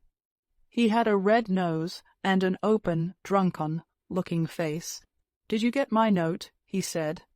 "There's never any finding you." Alexander Vronsky, in spite of the dissolute life, and in especial the drunken habits for which he was notorious, was quite one of the court circle.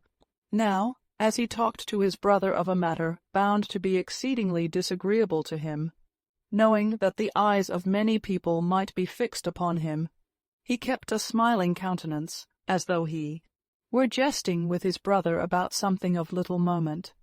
"I got it, and I really can't make out what you are worrying yourself about," said Alexei.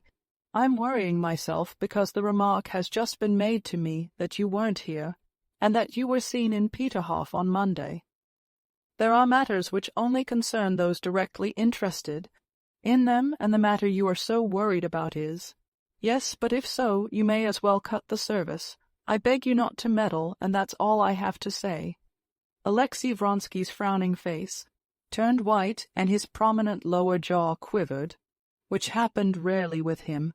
Being a man of very warm heart, he was seldom angry. But when he was angry, and when his chin quivered, then, as Alexander Vronsky knew, he was dangerous. Alexander Vronsky smiled gaily. "I only wanted to give you Mother's letter. Answer it, and don't worry about anything just before the race. Bon chance," he added, smiling, and he moved away from him. But after him another friendly greeting brought Vronsky to a standstill. "So you won't recognize your friends? How are you, mon cher?"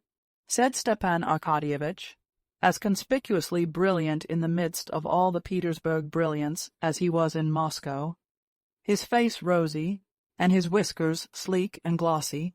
"I came up yesterday, and I'm delighted that I shall see your triumph. When shall we meet?"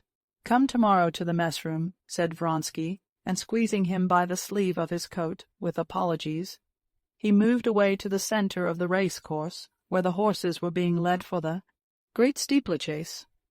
The horses who had run in the last race were being led home, steaming and exhausted, by the stable boys, and one after another the fresh horses for the coming race made their appearance, for the most part English racers, wearing horsecloths, and looking with their drawn-up bellies like strange, huge birds. On the right was led in Fru, lean and beautiful, lifting up her elastic, rather long pasterns, as though moved by springs. Not far from her they were taking the rug off the long-eared gladiator. The strong, exquisite, perfectly correct lines of the stallion, with his superb hind quarters and excessively short pasterns almost over his hoofs, attracted Vronsky's attention in spite of himself. He would have gone up to his mare, but he was again detained by an acquaintance. "Oh, there's Karenina," said the acquaintance with whom he was chatting. "He's looking for his wife, and she's in the middle of the pavilion." "Didn't you see her?" "No," answered Vronsky, and without even glancing round towards the pavilion where his friend was pointing out Madame Karenina, he went up to his mare. Vronsky had not had time to look at the saddle, about which he had to give some direction. When the competitors were summoned to the pavilion to receive their numbers and places in the row at starting, 17 officers, looking serious and severe, many with pale faces, met together in the pavilion and drew the numbers. Vronsky drew the number 7. The cry was heard, "Mount!" Feeling that with the others riding in the race, he was the center upon which all eyes were fastened, Vronsky walked up to his mare in that state of nervous tension in which he usually became, deliberate and composed in his movements. Cord, in honor of the races, had put on his best clothes, a black coat buttoned up, a stiffly starched collar, which propped up his cheeks, a round black hat, and top boots. He was calm and dignified as ever, and was with his own hands holding Fru by both reins, standing straight in front of her. Fru was still trembling as though in a fever. Her eye, full of fire, glanced sideways at Vronsky. Vronsky slipped his finger under the saddle girth. The mare glanced aslant at him, drew up her lip, and twitched her ear. The Englishman puckered up his lips, intending to indicate a smile, that anyone should verify his saddling. "Get up, you won't feel so excited." Vronsky looked round for the last time at his rivals. He knew that he would not see them during the race. 2 were already riding forward to the point from which they were to start. Galtsin, a friend of Vronsky's and one of his more formidable rivals, was moving round a bay horse that would not let him mount. A little light hussar in tight riding breeches rode off at a gallop. Crouched up like a cat on the saddle, in imitation of English jockeys, Prince Kuzovlev sat with a white face on his thoroughbred mare from the Grabovsky stud, while an English groom led her by the bridle. Vronsky and all his comrades knew Kuzovlev, and his peculiarity of weak nerves and terrible vanity. They knew that he was afraid of everything, afraid of riding a spirited horse. But now, just because it was terrible, because people broke their necks, and there was a doctor standing at each obstacle, and an ambulance with a cross on it, and a sister of mercy, he had made up his mind to take part in the race. Their eyes met, and Vronsky gave him a friendly and encouraging nod. Only one he did not see, his chief rival, Mahatin on Gladiator. "Don't be in a hurry," said Cord to Vronsky, "and remember one thing. Don't hold her in at the fences, and don't urge her on. Let her go as she likes." All right, said Vronsky, taking the reins. "If you can, lead the race, but don't lose heart till the last minute, even if you're behind." Before the mare had time to move, Vronsky stepped with an agile, vigorous movement into the steel-toothed stirrup, and lightly and firmly seated himself on the creaking leather of the saddle.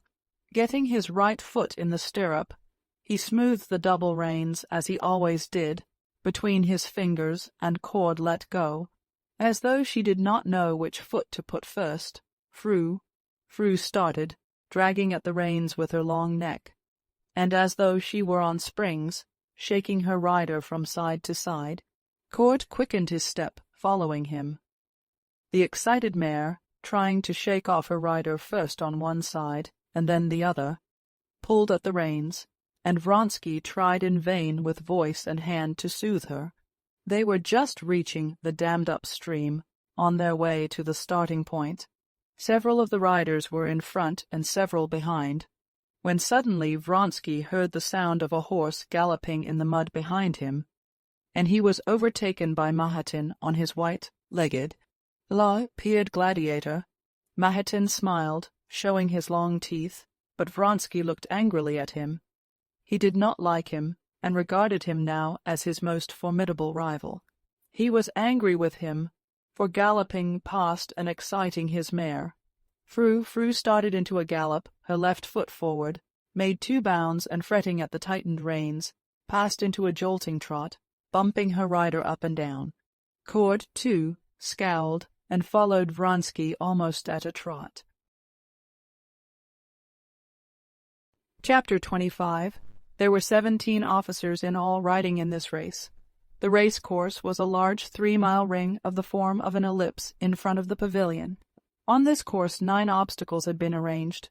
The stream, a big and solid barrier 5 feet high, just before the pavilion, a dry ditch, a ditch full of water, a precipitous slope, an Irish barricade, one of the most difficult obstacles, consisting of a mound fenced with brushwood, beyond which was a ditch out of sight for the horses, so that the horse had to clear both obstacles or might be killed, then 2 more ditches filled with water, and 1 dry one, and the end of the race was just facing the pavilion. But the race began not in the ring, but 200 yards away from it, and in that part of the course was the first obstacle, a dammed-up stream, 7 feet in breadth, which the racers could leap, or wade through as they preferred. 3 times they were ranged ready to start, but each time some horse thrust itself out of line, and they had to begin again. The umpire who was starting them, Colonel Sestrin, was beginning to lose his temper, when at last for the 4th time he shouted away, and the racers started. Every eye, every opera-glass, was turned on the brightly colored group of riders at the moment they were in line to start.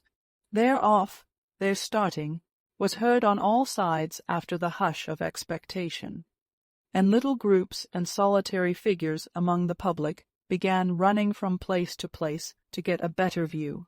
In the very first minute, the close group of horsemen drew out, and it could be seen that they were approaching the stream in 2s and 3s and one behind another. To the spectators, it seemed as though they had all started simultaneously, but to the racers there were seconds of difference that had great value to them. Fru, excited and over-nervous, had lost the first moment, and several horses had started before her. But before reaching the stream, Vronsky, who was holding in the mare with all his force as she tugged at the bridle, easily overtook 3, and there were left in front of him Mahatin's chestnut Gladiator, whose hind, Quarters were moving lightly and rhythmically up and down exactly in front of Vronsky, and in front of all, the dainty mare Diana bearing Kuzov, more dead than alive. For the first instant Vronsky was not master either of himself or his mare. Up to the first obstacle, the stream, he could not guide the motions of his mare. Gladiator and Diana came up to it together, and almost at the same instant. Simultaneously they rose above the stream and flew across to the other side. Fru darted after them, as if flying, but at the very moment when Vronsky felt himself in the air, he suddenly saw almost under his mare's hoofs Kuzovlev, who was floundering with Diana on the further side of the stream. Kuzovlev had let go the reins as he took the leap, and the mare had sent him flying over her head. Those details Vronsky learned later. At the moment all he saw was that just under him, where Fru must alight, Diana's legs or head might be in the way, but Fru drew up her legs and back in the very act of leaping, like a falling cat, and, clearing the other mare, alighted beyond her. Oh, the darling, thought Vronsky. After crossing the stream, Vronsky had complete control of his mare, and began holding her in, intending to cross the great barrier behind Mahatin, and to try to overtake him in the clear ground of about 500 yards that followed it. The great barrier stood just in front of the imperial pavilion. The Tsar and the whole court and crowds of people were all gazing at him, and Mahatin a length ahead of him, as they drew near the Devil, as the solid barrier was called. Vronsky was aware of those eyes fastened upon him from all sides, but he saw nothing except the ears and neck of his own mare, the ground racing to meet him, and the back and white legs of Gladiator, beating time swiftly before him and keeping always the same distance ahead. Gladiator rose with no sound of knocking against anything. With a wave of his short tail he disappeared from Vronsky's sight. "Bravo!" cried a voice. At the same instant, under Vronsky's eyes, right before him flashed the palings of the barrier. Without the slightest change in her action, his mare flew over it. The palings vanished, and he heard only a crash behind him. The mare, excited by Gladiator's keeping ahead, had risen too soon before the barrier and grazed it with her hind hoofs. But her pace never changed, and Vronsky, feeling a spatter of mud in his face, realized that he was once more the same distance from Gladiator. Once more he perceived in front of him the same back and short tail, and again the same swiftly moving white legs that got no further away. At the very moment when Vronsky thought that now was the time to overtake Mahatin, Fru herself, understanding his thoughts without any incitement on his part, gained ground considerably and began getting alongside of Mahatin on the most favorable side, close to the inner cord. Mahatin would not let her pass that side. Vronsky had hardly formed the thought that he could perhaps pass on the outer side, when Fru shifted her pace and began overtaking him on the other side. Fru's shoulder, beginning by now to be dark with sweat, was even with Gladiator's back. For a few lengths they moved evenly, but before the obstacle they were approaching, Vronsky began working at the reins, anxious to avoid having to take the outer circle, and swiftly passed Mahatin just upon the declivity. He caught a glimpse of his mud-stained face as he flashed by. He even fancied that he smiled. Vronsky passed Mahatin, but he was immediately aware of him close upon him, and he never ceased hearing the even thudding hoofs and the rapid and still quite fresh breathing of Gladiator. The next two obstacles, the watercourse and the barrier, were easily crossed, but Vronsky began to hear the snorting and thud of Gladiator closer upon him. He urged on his mare, and to his delight felt that she easily quickened her pace, and the thud of Gladiator's hoofs was again heard at the same distance away. Vronsky was at the head of the race, just as he wanted to be and as Cord had advised, and now he felt sure of being the winner. His excitement, his delight, and his tenderness for Fru grew keener and keener. He longed to look round again, but he did not dare do this, and tried to be cool and not to urge on his mare, so to keep the same reserve of force in her, as he felt that Gladiator still kept. There remained only one obstacle, the most difficult. If he could cross it ahead of the others, he would come in first. He was flying towards the Irish barricade. Fru and he both together saw the barricade in the distance, and both the man and the mare had a moment's hesitation. He saw the uncertainty in the mare's ears and lifted the whip, but at the same time felt that his fears were groundless. The mare knew what was wanted. She quickened her pace and rose smoothly, just as he had fancied she would, and as she left the ground gave herself up to the force of her rush, which carried her far beyond the ditch, and with the same rhythm, without effort, with the same leg forward, Fru fell back into her pace again. Bravo, Vronsky! He heard shouts from a knot of men. He knew they were his friends in the regiment, who were standing at the obstacle. He could not fail to recognize Yashvin's voice, though he did not see him. "Oh, my sweet," he said inwardly to Fru, as he listened for what was happening behind. "He's cleared it," he thought, catching the thud of Gladiator's hoofs behind him. There remained only the last ditch, filled with water and 5 feet wide. Vronsky did not even look at it, but anxious to get in a long way, first began sawing away at the reins, lifting the mare's head and letting it go in time with her paces. He felt that the mare was at her very last reserve of strength. Not her neck and shoulders merely were wet, but the sweat was standing in drops on her mane, her head, her sharp ears, and her breath came in short, sharp gasps. But he knew that she had strength left more than enough for the remaining 500 yards. It was only from feeling himself nearer the ground, and from the peculiar smoothness of his motion, that Vronsky knew how greatly the mare had quickened her pace. She flew over the ditch as though not noticing it. She flew over it like a bird, but at the same instant Vronsky, to his horror, felt that he had failed to keep up with the mare's pace, that he did not know how, made a fearful, unpardonable mistake in recovering his seat in the saddle. All at once his position had shifted, and he knew that something awful had happened. He could not yet make out what had happened, when the white legs of a chestnut horse flashed by close to him, and Mahatin passed at a swift gallop.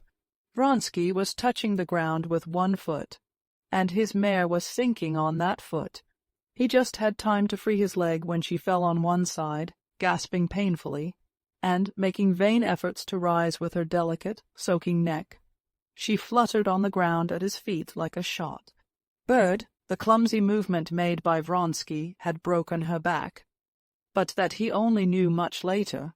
At that moment he knew only that Mahatin had flown swiftly by, while he stood staggering alone on the muddy, motionless ground, and Fru lay gasping before him, bending her head back and gazing at him with her exquisite eyes, still unable to realize what had happened. Vronsky tugged at his mare's reins. Again she struggled all over like a fish, and her shoulders setting the saddle heaving. She rose on her front legs, but unable to lift her back. She quivered all over, and again fell on her side, with a face hideous with passion, his lower jaw trembling, and his cheeks white. Vronsky kicked her with his heel in the stomach, and again fell to tugging at the rein. She did not stir, but thrusting her nose into the ground, she simply gazed at her master with her speaking eyes. Eh? Groaned Vronsky, clutching at his head. "Ah, what have I done?" he cried. "The race lost, and my fault, shameful, unpardonable, and the poor darling ruined mare. Ah, what have I done?" A crowd of men, a doctor and his assistant, the officers of his regiment, ran up to him. To his misery, he felt that he was whole and unhurt. The mare had broken her back, and it was decided to shoot her. Vronsky could not answer questions, could not speak to anyone. He turned, and without picking up his cap that had fallen off, walked away from the race-course, not knowing where he was going. He felt utterly wretched. For the first time in his life he knew the bitterest sort of misfortune, misfortune beyond remedy, and caused by his own fault. Yashvin overtook him with his cap and led him home, and half an hour later Vronsky had regained his self-possession. But the memory of that race remained for long in his heart, the cruelest and bitterest memory of his life. Chapter 26. The external relations of Alexey Alexandrovitch and his wife had remained unchanged. The sole difference lay in the fact that he was more busily occupied than ever. As in former years, at the beginning of the spring he had gone to a foreign water, in place for the sake of his health, deranged by the winter's work that every year grew heavier, and just as always he returned in July, and at once fell to work as usual with increased energy. As usual, too, his wife had moved for the summer to a villa out of town, while he remained in Petersburg. From the date of their conversation after the party at Princess Tverskaya's, he had never spoken again to Anna of his suspicions and his jealousies, and that habitual tone of his bantering mimicry was the most convenient tone possible for his present attitude to his wife. He was a little colder to his wife. He simply seemed to be slightly displeased with her for that first midnight conversation, which she had repelled. In his attitude to her there was a shade of vexation, but nothing more. "You would not be open with me," he seemed to say, mentally addressing her. "So much the worse for you. Now you may beg as you please, but I won't be open with you. So much the worse for you," he said mentally, like a man who, after vainly attempting to extinguish a fire, should fly in a rage with his vain efforts and say, "Oh, very well then. You shall burn for this." This man, so subtle and astute in official life, did not realize all the senselessness of such an attitude to his wife. He did not realize it, because it was too terrible to him to realize his actual position, and he shut down and locked and sealed up in his heart that secret place where lay hid his feelings towards his family, that is, his wife and son. He who had been such a careful father had from the end of that winter become peculiarly frigid to his son, and adopted to him just the same bantering tone he used with his wife. "Aha, young man," was the greeting with which he met him. Alexey Alexandrovitch asserted and believed that he had never in any previous year had so much official business as that year, but he was not aware that he sought work for himself that year, that this was one of the means for keeping shut that secret place where lay hid his feelings towards his wife and son and his thoughts about them, which became more terrible the longer they lay there.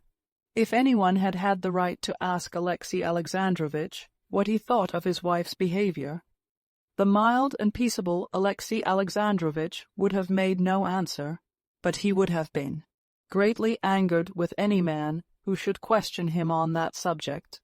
For this reason there positively came into Alexey Alexandrovitch's face a look of haughtiness and severity whenever anyone inquired after his wife's health. Alexey Alexandrovitch did not want to think at all about his wife's behavior, and he actually succeeded in not thinking about it at all. Alexey Alexandrovitch's permanent summer villa was in Peterhof, and the Countess Lydia Ivanovna used as a rule to spend the summer there, close to Anna and constantly seeing her. That year Countess Lydia Ivanovna declined to settle in Peterhof, was not once at Anna Arkadyevna's, and in conversation with Alexey Alexandrovitch hinted at the unsuitability of Anna's close intimacy with Betsy and Vronsky. Alexey Alexandrovitch sternly cut her short, roundly declaring his wife to be above suspicion, and from that time began to avoid Countess Lydia Ivanovna. He did not want to see, and did not see, that many people in society cast dubious glances on his wife. He did not want to understand, and did not understand, why his wife had so particularly insisted on staying at Tsarskoe, where Betsy was staying, and not far from the camp of Vronsky's regiment. He did not allow himself to think about it, and he did not think about it. But all the same, though he never admitted it to himself, and had no proofs, not even suspicious evidence, in the bottom of his heart, he knew beyond all doubt that he was a deceived husband, and he was profoundly miserable about it. How often during those 8 years of happy life with his wife Alexey Alexandrovitch had looked at other men's faithless wives and other deceived husbands, and asked himself, how can people descend to that? How is it they don't put an end to such a hideous position? But now, when the misfortune had come upon himself, he was so far from thinking of putting an end to the position that he would not recognize it at all. Would not recognize it just because it was too awful, too unnatural. Since his return from abroad, Alexey Alexandrovitch had twice been at their country villa. Once he dined there, another time he spent the evening there with a party of friends, but he had not once stayed the night there, as it had been his habit to do in previous years. The day of the races had been a very busy day for Alexey Alexandrovitch, but when mentally sketching out the day in the morning, he made up his mind to go to their country house to see his wife, immediately after dinner, and from there to the races, which all the court were to witness, and at which he was bound to be present. He was going to see his wife, because he had determined to see her once a week to keep up appearances, and besides, on that day, as it was the 15th, he had to give his wife some money for her expenses, according to their usual arrangement. With his habitual control over his thoughts, though he thought all this about his wife, he did not let his thoughts stray further in regard to her. That morning was a very full one for Alexey Alexandrovitch. The evening before, Countess Lydia Ivanovna had sent him a pamphlet by a celebrated traveller in China, who was staying in Petersburg, and with it she enclosed a note begging him to see the traveller. Himself, as he was an extremely interesting person from various points of view, and likely to be useful, Alexey Alexandrovitch had not had time to read the pamphlet through in the evening, and finished it in the morning. Then people began arriving with petitions, and there came the reports, interviews, appointments, dismissals, apportionment of rewards, pensions, grants, notes, the workaday round, as Alexey Alexandrovitch called it, that always took up so much time. Then there was private business of his own, a visit from the doctor and the steward who managed his property. The steward did not take up much time. He simply gave Alexey Alexandrovitch the money he needed together with a brief statement of the position of his affairs, which was not altogether satisfactory, as it had happened that during that year, owing to increased expenses, more had been paid out than usual, and there was a deficit. But the doctor, a celebrated Petersburg doctor, who was an intimate acquaintance of Alexey Alexandrovitch, took up a great deal of time. Alexey Alexandrovitch had not expected him that day, and was surprised at his visit, and still more so when the doctor questioned him very carefully about his health, listened to his breathing, and tapped at his liver. Alexey Alexandrovitch did not know that his friend Lydia Ivanovna, noticing that he was not as well as usual that year, had begged the doctor to go and examine him. "Do this for my sake," the Countess Lydia Ivanovna had said to him. "I will do it for the sake of Russia, Countess," replied the doctor. "A priceless man," said the Countess Lydia Ivanovna. The doctor was extremely dissatisfied with Alexey Alexandrovitch. He found the liver considerably enlarged, and the digestive powers weakened, while the course of mineral waters had been quite without effect. He prescribed more physical exercise as far as possible, and as far as possible less mental strain, and above all no worry, in other words, just what was as much out of Alexey Alexandrovitch's power as abstaining from breathing. Then he withdrew, leaving in Alexey Alexandrovitch an unpleasant sense that something was wrong with him, and that there was no chance of curing it. As he was coming away, the doctor chanced to meet on the staircase an acquaintance of his, Sludin, who was secretary of Alexey Alexandrovich's department. They had been comrades at the university, and though they rarely met, they thought highly of each other and were excellent friends, and so there was no one to whom the doctor would have given his opinion of a patient so freely as to Sludin. "How glad I am you've been seeing him," said Sludin. "He's not well, and I fancy—" "Well, what do you think of him?" "I'll tell you," said the doctor, beckoning over Sludin's head to his coachman to bring the carriage round. "It's just this," said the doctor, taking a finger of his kid glove in his white hands and pulling it. "If you don't strain the strings and then try to break them, you'll find it a difficult job. But strain a string to its very utmost, and the mere weight of one finger on the strained string will snap it." And with his close assiduity, his conscientious devotion to his work, he strained to the utmost, and there's some outside burden weighing on him, and not a light one, concluded the doctor, raising his eyebrows significantly. "Will you be at the races?" he added, as he sank into his seat in the carriage. "Yes, yes, to be sure. It does waste a lot of time." The doctor responded vaguely to some reply of Sludin's he had not caught. Directly after the doctor, who had taken up so much time, came the celebrated traveller and Alexey Alexandrovich. By means of the pamphlet he had only just finished reading, and his previous acquaintance with the subject impressed the traveller by the depth of his knowledge of the subject, and the breadth and enlightenment of his view of it. At the same time as the traveller, there was announced a provincial marshal of nobility on a visit to Petersburg, with whom Alexey Alexandrovich had to have some conversation. After his departure, he had to finish the daily routine of business with his secretary, and then he still had to drive round to call on a certain great personage on a matter of grave and serious import. Alexey Alexandrovich only just managed to be back by 5 o'clock, his dinner hour, and after dining with his secretary, he invited him to drive with him to his country villa and to the races. Though he did not acknowledge it to himself, Alexey Alexandrovich always tried nowadays to secure the presence of a third person in his interviews with his wife. Chapter 27. Anna was upstairs, standing before the looking-glass, and with Annushka's assistance, pinning the last ribbon on her gown when she heard carriage wheels crunching the gravel at the entrance. "It's too early for Betsy," she thought, and glancing out of the window she caught sight of the carriage and the black hat of Alexey Alexandrovich, and the ears that she knew so well sticking up, each side of it. How unlucky! Can he be going to stay the night?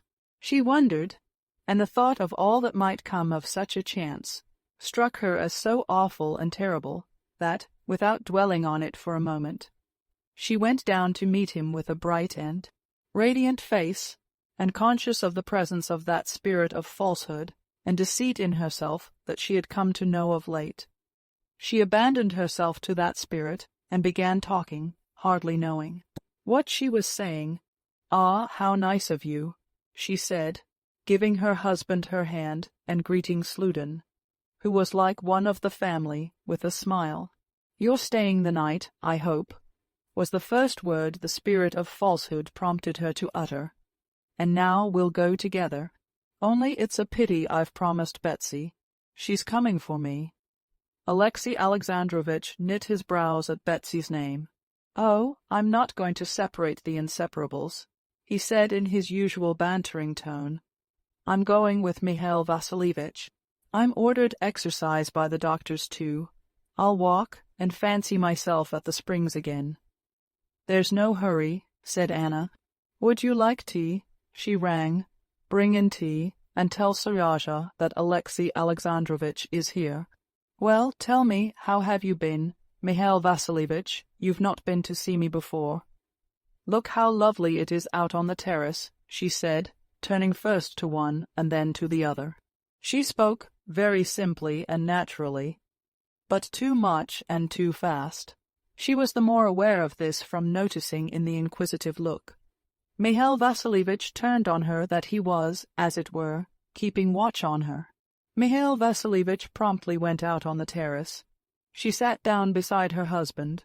"You don't look quite well," she said. "Yes," he said. "The doctor's been with me today and wasted an hour of my time. I feel that some one of our friends must have sent him. My health's so precious, it seems." "No, what did he say?" She questioned him about his health and what he had been doing, and tried to persuade him to take a rest and come out to her. All this she said brightly, rapidly, and with a peculiar brilliance in her eyes. But Alexey Alexandrovitch did not now attach any special significance to this tone of hers. He heard only her words and gave them only the direct sense they bore. And he answered simply, though jestingly. There was nothing remarkable in all this conversation. But never after could Anna recall this brief scene without an agonizing pang of shame. Seryozha came in preceded by his governess. If Alexey Alexandrovitch had allowed himself to observe, he would have noticed the timid and bewildered eyes with which Seryozha glanced first at his father and then at his mother. But he would not see anything, and he did not see it. "Ah, the young man, he's grown. Really, he's getting quite a man. How are you, young man?" And he gave his hand to the scared child. Seryozha had been shy of his father before, and now, ever since Alexey Alexandrovitch had taken to calling him young man, and since that insoluble question had occurred to him whether Vronsky were a friend or a foe, he avoided his father. He looked round towards his mother as though seeking shelter. It was only with his mother that he was at ease. Meanwhile, Alexey Alexandrovitch was holding his son by the shoulder while he was speaking to the governess, and Seryozha was so miserably uncomfortable that Anna saw he was on the point of tears. Anna, who had flushed a little the instant her son came in, noticing that Seryozha was uncomfortable, got up hurriedly, took Alexey Alexandrovitch's hand from her son's shoulder, and kissing the boy, led him out onto the terrace and quickly came back. "It's time to start, though," said she, glancing at her watch. "How is it Betsy doesn't come?" "Yes," said Alexey Alexandrovitch, and getting up, he folded his hands and cracked his fingers. "I've come to bring you some money, too, for nightingales, we know. Can't live on fairy tales," he said. "You want it, I expect." "No, I don't." "Yes, I do," she said, not looking at him and crimsoning to the roots of her hair. "But you'll come back here after the races, I suppose."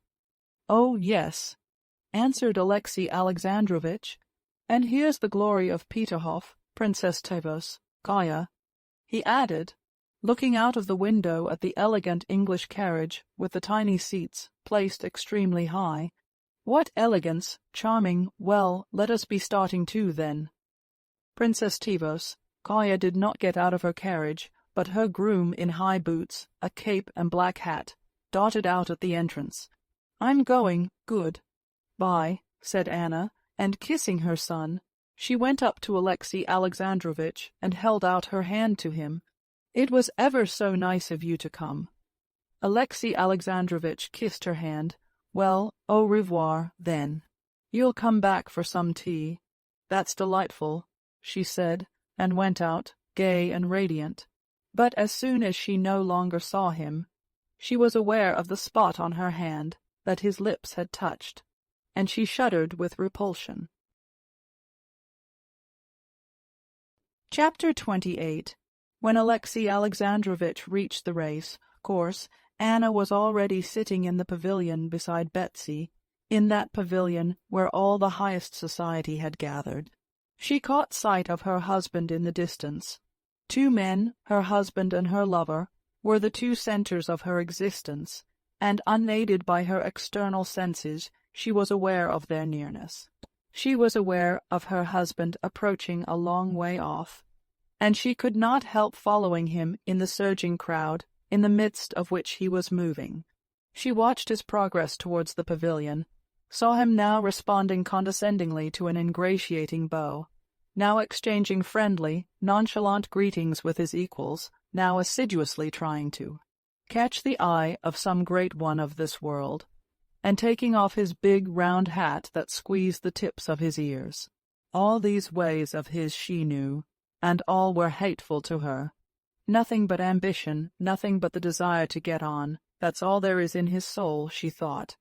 As for these lofty ideals, love of culture, religion, they are only so many tools for getting on. From his glances towards the ladies' pavilion, he was staring straight at her, but did not distinguish his wife in the sea of muslin, ribbons, feathers, parasols, and flowers. She saw that he was looking for her, but she purposely avoided noticing him. Alexey Alexandrovitch, Princess Betsy called to him. "I'm sure you don't see your wife. Here she is." He smiled his chilly smile. "There's so much splendor here that one's eyes are dazzled," he said, and he went into the pavilion. He smiled to his wife, as a man should smile on meeting his wife after only just parting from her, and greeted the princess and other acquaintances, giving to each what was due, that is to say, jesting with the ladies and dealing out friendly greetings among the men.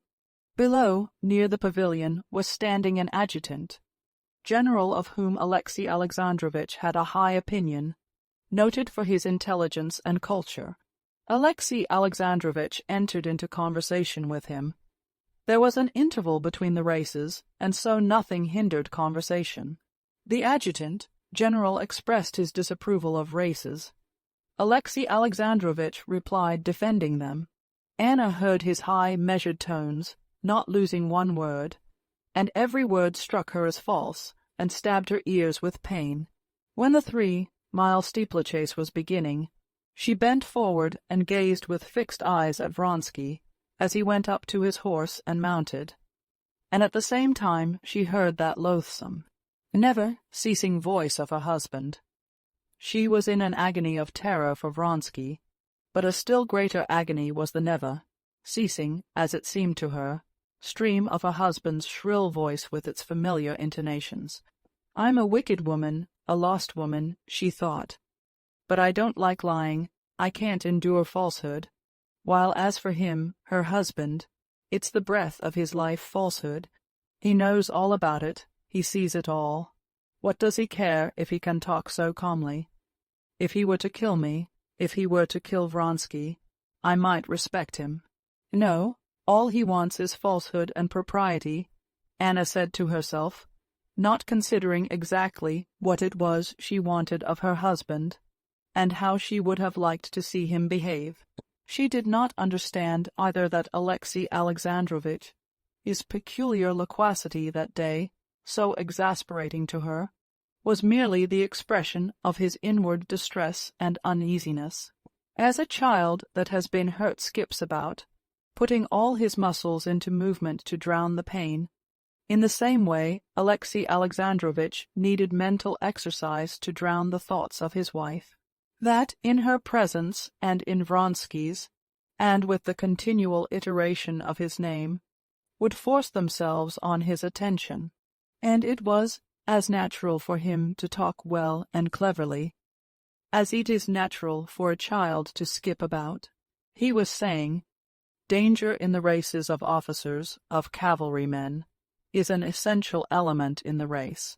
If England can point to the most brilliant feats of cavalry in military history, it is simply owing to the fact that she has historically developed this force both in beasts and in men. Sport has, in my opinion, a great value, and as is always the case, we see nothing but what is most superficial." "It's not superficial," said Princess Tverskaya. "One of the officers, they say, has broken 2 ribs. Alexey Alexandrovitch smiled his smile, which uncovered his teeth, but revealed nothing more. "We'll admit, Princess, that that's not superficial," he said, "but internal. But that's not the point," and he turned again to the general with whom he was talking seriously. "We mustn't forget that those who are taking part in the race are military men, who have chosen that career, and one must allow that every calling has its disagreeable side. It forms an integral part of the duties of an officer. Low sports, such as prize, fighting or Spanish bull, fights, are a sign of barbarity, But specialized trials of skill are a sign of development. "No, I shan't come another time. It's too upsetting," said Princess Betsy. "Isn't it, Anna?" "It is upsetting, but one can't tear oneself away," said another lady. "If I'd been a Roman woman, I should never have missed a single circus." Anna said nothing, and keeping her opera glass up, gazed always at the same spot. At that moment, a tall general walked through the pavilion. Breaking off what he was saying, Alexey Alexandrovitch got up hurriedly, though with dignity, and bowed low to the general.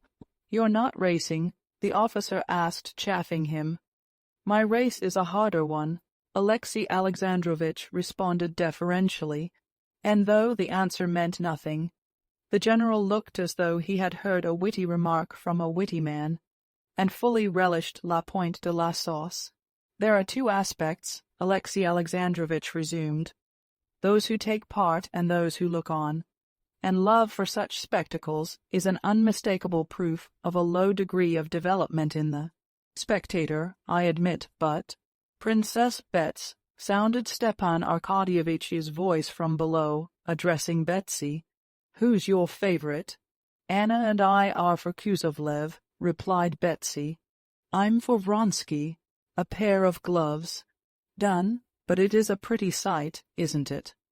Alexey Alexandrovitch paused while there was talking about him, but he began again directly.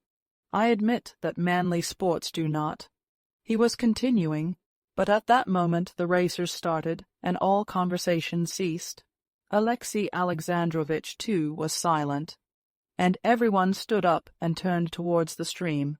Alexey Alexandrovitch took no interest in the race, and so he did not watch the racers, but fell listlessly to scanning the spectators with his weary eyes.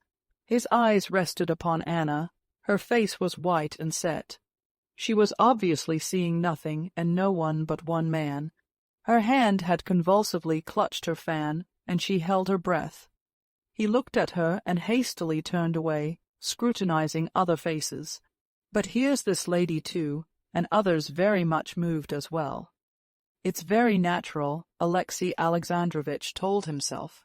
He tried not to look at her, but unconsciously his eyes were drawn to her. He examined that face again, trying not to read what was so plainly written on it, and against his own will, with horror read on it what he did not want to know. The first fall Kuzovlevs at the stream agitated everyone, but Alexey Alexandrovitch saw distinctly on Anna's pale, triumphant face that the man she was watching had not fallen. When, after Mahatin and Vronsky had cleared the worst barrier, the next officer had been thrown straight on his head at it and fatally injured, and a shudder of horror passed over the whole public, Alexey Alexandrovitch saw that Anna did not even notice it, and had some difficulty in realizing what they were talking of about her. But more and more often, and with greater persistence, he watched her. Anna, wholly engrossed as she was with the race, became aware of her husband's cold eyes fixed upon her from one side. She glanced round for an instant, looked inquiringly at him, and with a slight frown turned away again. "Ah, I don't care," she seemed to say to him, and she did not once glance at him again. The race was an unlucky one, and of the 17 officers who rode in it, more than half were thrown and hurt. Towards the end of the race everyone was in a state of agitation, which was intensified by the fact that the Tsar was displeased. Chapter 29. Everyone was loudly expressing disapprobation. Everyone was repeating a phrase someone had uttered: "The lions and gladiators will be the next thing," and everyone was feeling horrified, so that, when Vronsky fell to the ground and Anna moaned aloud, there was nothing very out of the way in it. But afterwards a change came over Anna's face which really was beyond decorum. She utterly lost her head. She began fluttering like a caged bird. At one moment would have got up and moved away. At the next turned to Betsy. Let us go," she said. But Betsy did not hear her. She was bending down, talking to a general who had come up to her.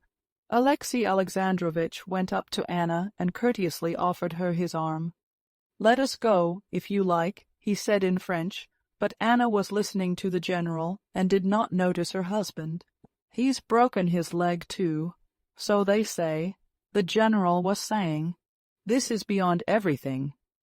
Without answering her husband, Anna lifted her opera glass and gazed towards the place where Vronsky had fallen.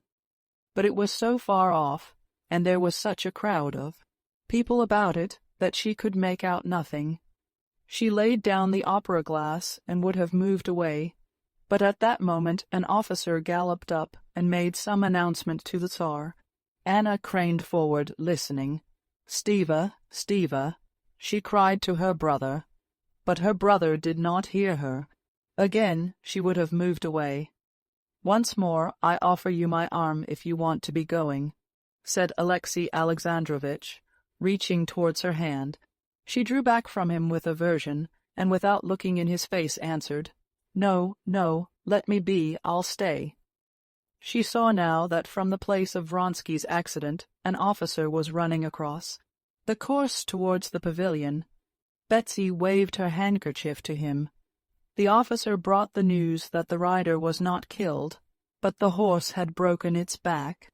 On hearing this, Anna sat down hurriedly and hid her face in her fan. Alexey Alexandrovitch saw that she was weeping, and could not control her tears, nor even the sobs that were shaking her bosom. Alexey Alexandrovitch stood so as to screen her, giving her time to recover herself. "For the third time I offer you my arm," he said to her after a little time, turning to her. Anna gazed at him and did not know what to say. Princess Betsy came to her rescue. "No, Alexey Alexandrovitch. I brought Anna and I promised to take her home," put in Betsy.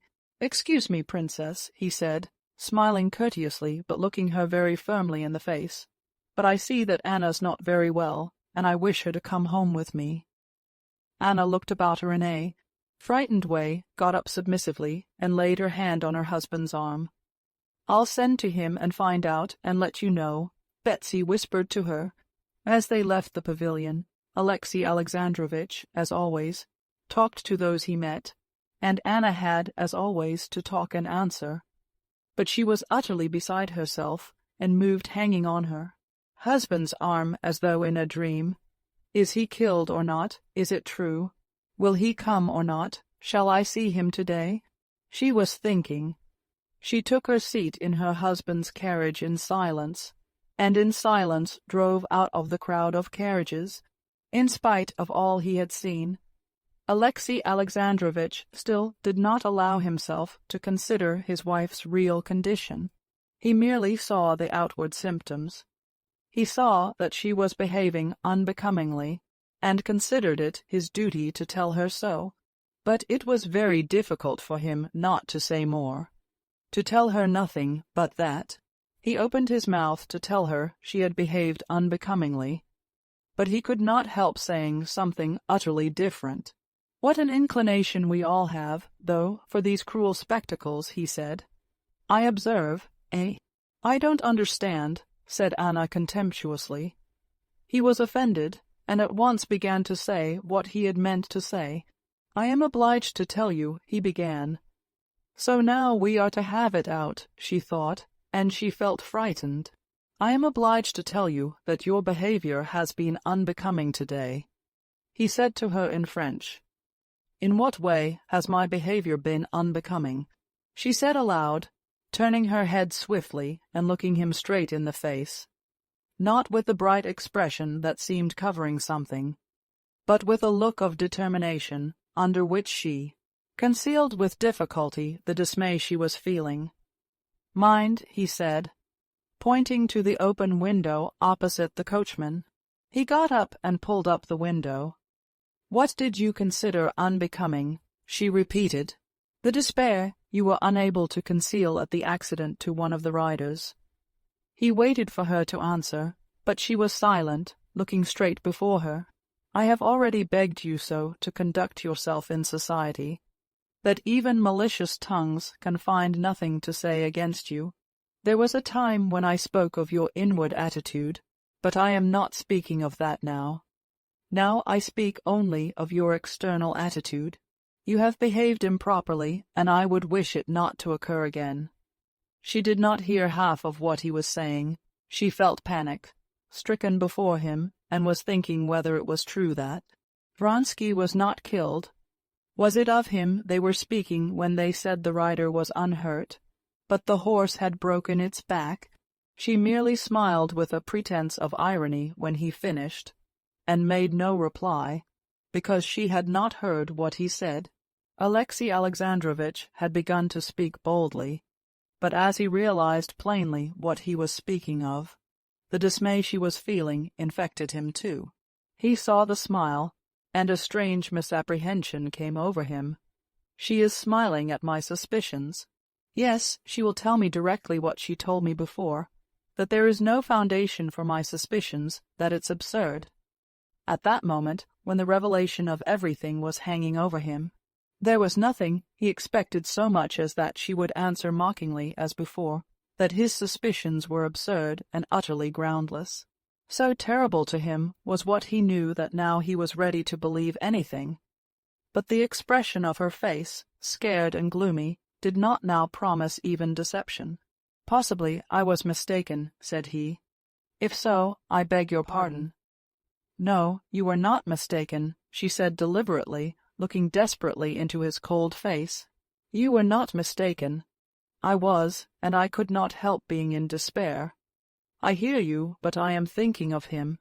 I love him, I am his mistress. I can't bear you. I'm afraid of you, and I hate you.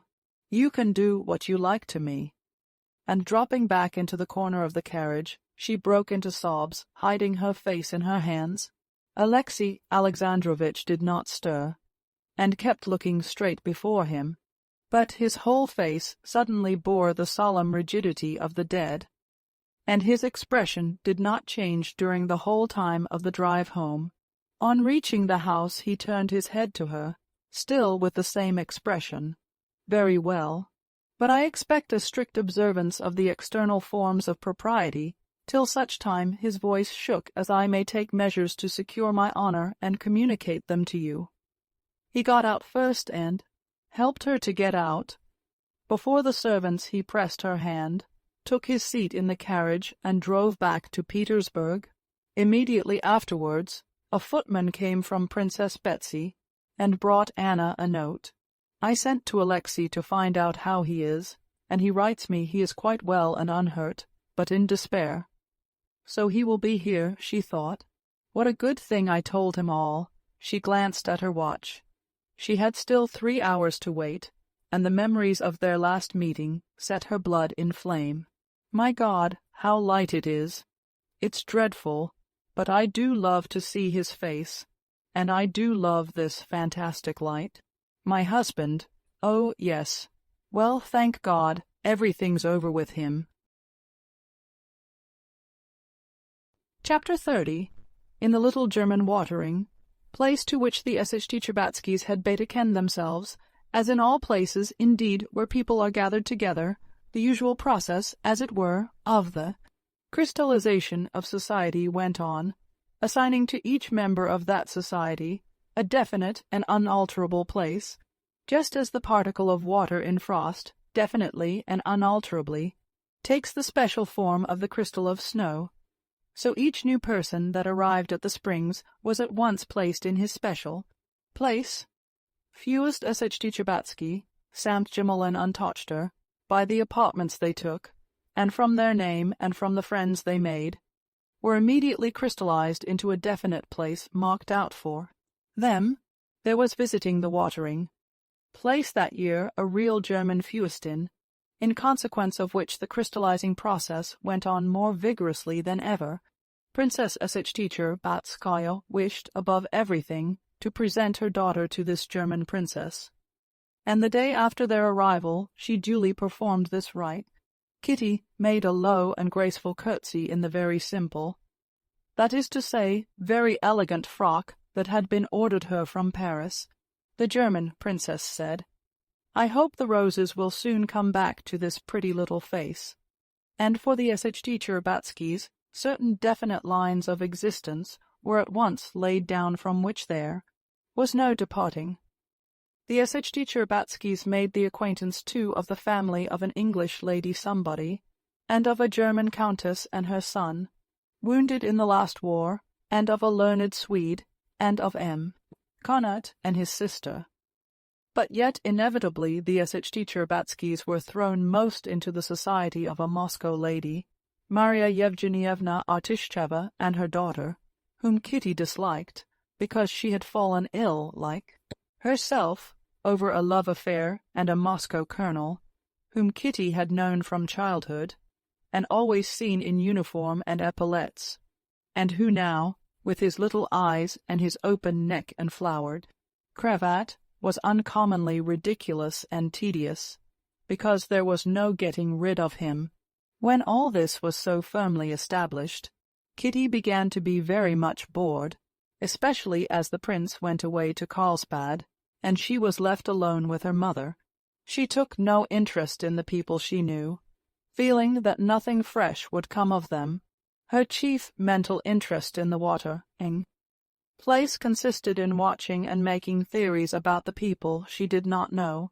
It was characteristic of Kitty that she always imagined everything in people in the most favorable light possible, especially so in those she did not know. And now, as she made surmises as to who people were, what were their relations to one another, and what they were like, Kitty endowed them with the most marvelous and noble characters, and found confirmation of her idea in her observations. Of these people, the one that attracted her most was a Russian girl who had come to the water, in place with an invalid Russian lady, Madame Stahl, as everyone called her. Madame Stahl belonged to the highest society, but she was so ill that she could not walk, and only on exceptionally fine days made her appearance at the springs in an invalid carriage. But it was not so much from ill health as from pride, so Princess teacher Batskaya interpreted it that Madame Stahl had not made the acquaintance of anyone among the Russians there. The Russian girl looked after Madame Stahl, and besides that, she was, as Kitty observed, on friendly terms with all the invalids who were seriously ill, and there were many of them at the springs, and looked after them in the most natural way. This Russian girl was not, as Kitty gathered, related to Madame Stahl, nor was she a paid attendant. Madame Stahl called her Varenka, and other people called her Mademoiselle Varenka. Apart from the interest Kitty took in this girl's relations with Madame Stahl and with other unknown persons, Kitty, as often happened, felt an inexplicable attraction to Mademoiselle Varenka, and was aware when their eyes met that she too liked her. Of Mademoiselle Varenka, one would not say that she had passed her first youth, but she was, as it were, a creature without youth. She might have been taken for 19 or for 30, if her features were criticized separately. She was handsome rather than plain, in spite of the sickly hue of her face. She would have been a good figure, too, if it had not been for her extreme thinness and the size of her head, which was too large for her medium height. But she was not likely to be attractive to men. She was like a fine flower, already past its bloom and without fragrance, though the petals were still unwithered. Moreover, she would have been unattractive to men also from the lack of just what Kitty had too much of the suppressed fire of vitality, and the consciousness of her own attractiveness. She always seemed absorbed in work about which there could be no doubt, and so it seemed she could not take interest in anything outside it. It was just this contrast with her own position that was for Kitty the great attraction of Mademoiselle Varenka. Kitty felt that in her manner of life, she would find an example of what she was now so painfully seeking: interest in life, a dignity in life apart from the worldly relations of girls with men, which so revolted Kitty, and appeared to her now as a shameful hawking about of goods in search of a purchaser.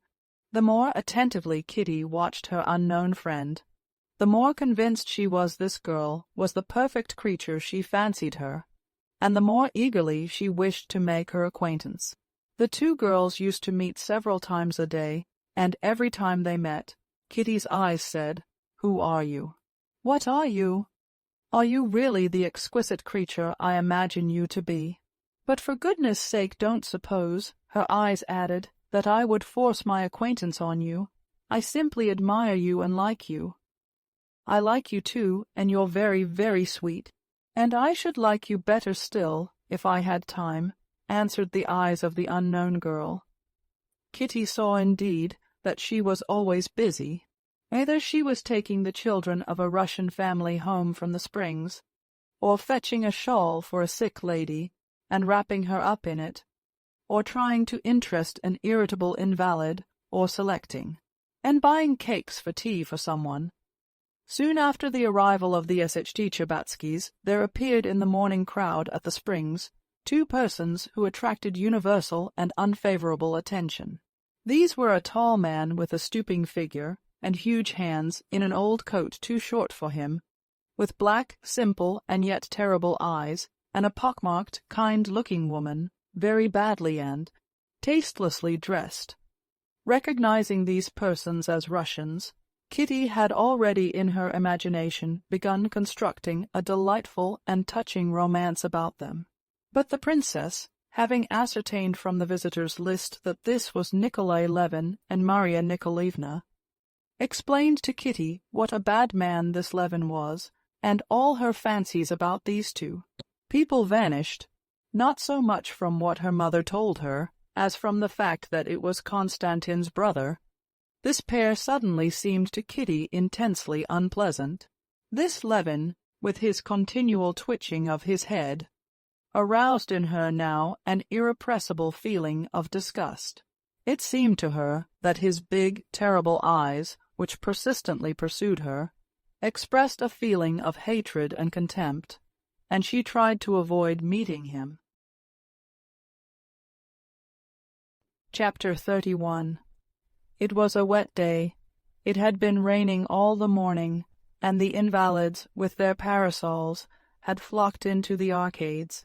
Kitty was walking there with her mother and the Moscow colonel, smart and jaunty in his European coat, bought ready-made at Frankfurt.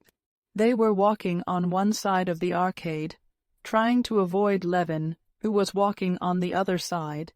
Varenka, in her dark dress, in a black hat with a turned-down brim, was walking up and down the whole length of the arcade with a blind Frenchwoman, and every time she met Kitty, they exchanged friendly glances. "Mamma, couldn't I speak to her?" said Kitty, watching her unknown friend, and noticing that she was going up to the spring, and that they might come there together. "Oh, if you want to so much, I'll find out about her first and make her acquaintance myself," answered her mother. "What do you see in her out of the way? A companion, she must be. If you like, I'll make acquaintance with Madame Stahl. I used to know her belle, sewer," added the princess, lifting her head haughtily. Kitty knew that the princess was offended, that Madame Stahl had seemed to avoid making her acquaintance. Kitty did not insist. "How wonderfully sweet she is," she said, gazing at Varenka just as she handed a glass to the Frenchwoman. "Look how natural and sweet it all is." "It's so funny to see your endowments," said the princess. "No, we'd better go back," she added, noticing Levin coming towards them with his companion and a German doctor, to whom he was talking very noisily and angrily. They turned to go back, when suddenly they heard, not noisy talk, but shouting. Levin, stopping short, was shouting at the doctor, and the doctor, too, was excited. A crowd gathered about them. The princess and Kitty beat a hasty retreat, while the colonel joined the crowd to find out what was the matter.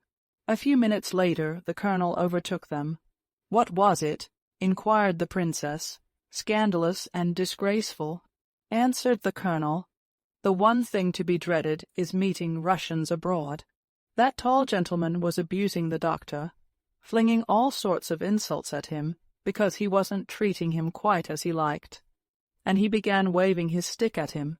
It's simply a scandal. Oh, how unpleasant," said the princess. Well, and how did it end? Luckily at that point the one in the mushroom hat intervened. A Russian lady, I think she is, said the colonel. Mademoiselle Varenka? Asked Kitty. Yes, yes. She came to the rescue before anyone. She took the man by the arm and led him away. There, mamma, said Kitty. You wonder that I'm enthusiastic about her. The next day, as she watched her unknown friend, Kitty noticed that Mademoiselle Varenka was already on the same terms with Levin and his companion as with her other protégés. She went up to them, entered into conversation with them, and served as interpreter for the woman, who could not speak any foreign language. Kitty began to entreat her mother, still more urgently, to let her make friends with Varenka, and, disagreeable as it was to the princess to seem to take the first step in wishing to make the acquaintance of Madame Stahl, who thought fit to give herself airs, she made inquiries about Varenka, and, having ascertained particulars about her tending to prove that there could be no harm though little good in the acquaintance, she herself approached Varenka and made acquaintance with her, choosing a time when her daughter had gone to the spring, while Varenka had stopped outside the baker's. The princess went up to her. "Allow me to make your acquaintance," she said, with her dignified smile. "My daughter has lost her heart to you," she said. "Possibly you do not know me. I am. That feeling is more than reciprocal, Princess," Varenka answered hurriedly. "What a good deed you did yesterday to our poor compatriot," said the princess. Varenka flushed a little. "I don't remember. I don't think I did anything," she said.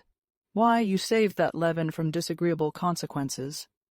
"Yes, sa compagnie called me, and I tried to pacify him. He's very ill and was dissatisfied with the doctor. I'm used to looking after such invalids. Yes, I've heard you live at Mentone with your aunt, I think, Madame Stahl. I used to know her Belle, sewer." "No, she's not my aunt. I call her mamma, but I am not related to her. I was brought up by her," answered Varenka, flushing a little again. This was so simply said, and so sweet was the truthful and candid expression of her face, that the princess saw why Kitty had taken such a fancy to Varenka. "Well, and what's this Levin going to do?" asked the princess. "He's going away," answered Varenka. At that instant Kitty came up from the spring, beaming with delight that her mother had become acquainted with her unknown friend. "Well, see, Kitty, your intense desire to make friends with Mademoiselle Varenka," Varenka put in smiling. "That's what everyone calls me." Kitty blushed with pleasure and slowly, without speaking, pressed her new friend's hand, which did not respond to her pressure, but lay motionless in her hand. The hand did not respond to her pressure, but the face of Mademoiselle Varenka glowed with a soft, glad, though rather mournful smile, that showed large but handsome teeth. "I have long wished for this too," she said, "but you are so busy." "Oh, no, I'm not at all busy," answered Varenka, but at that moment she had to leave her new friends because two little Russian girls, children of an invalid, ran up to her. "Varenka, Mamma's calling," they cried, and Varenka went after them. Chapter 32.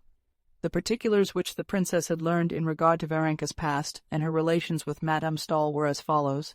Madame Stahl, of whom some people said that she had worried her husband out of his life, while others said it was he who had made her wretched by his immoral behavior, had always been a woman of weak health and enthusiastic temperament. When, after her separation from her husband, she gave birth to her only child, the child had died almost immediately, and the family of Madame Stahl, knowing her sensibility and fearing the news, would kill her, had substituted another child, a baby born the same night and in the same house in Petersburg, the daughter of the chief cook of the imperial household. This was Varenka. Madame Stahl learned later on that Varenka was not her own child, but she went on bringing her up, especially as very soon afterwards Varenka had not a relation of her own living. Madame Stahl had now been living more than 10 years continuously abroad, in the south, never leaving her couch, and some people said that Madame Stahl had made her social position as a philanthropic, highly religious woman. Other people said she really was at heart the highly ethical being, living for nothing but the good of her fellow creatures, which she represented herself to be. No one knew what her faith was, Catholic, Protestant, or Orthodox, but one fact was indubitable: she was in amicable relations with the highest dignitaries of all the churches and sects. Varenka lived with her all the while abroad, and everyone who knew Madame Stahl knew and liked Mademoiselle Varenka, as everyone called her. Having learned all these facts, the princess found nothing to object to in her daughter's intimacy with Varenka, more especially as Varenka's breeding and education were of the best. She spoke French and English extremely well, and what was of the most weight, brought a message from Madame Stahl expressing her regret that she was prevented by her ill health from making the acquaintance of the princess. After getting to know Varenka, Kitty became more and more fascinated by her friend, and every day she discovered new virtues in her. The princess, hearing that Varenka had a good voice, asked her to come and sing to them in the evening.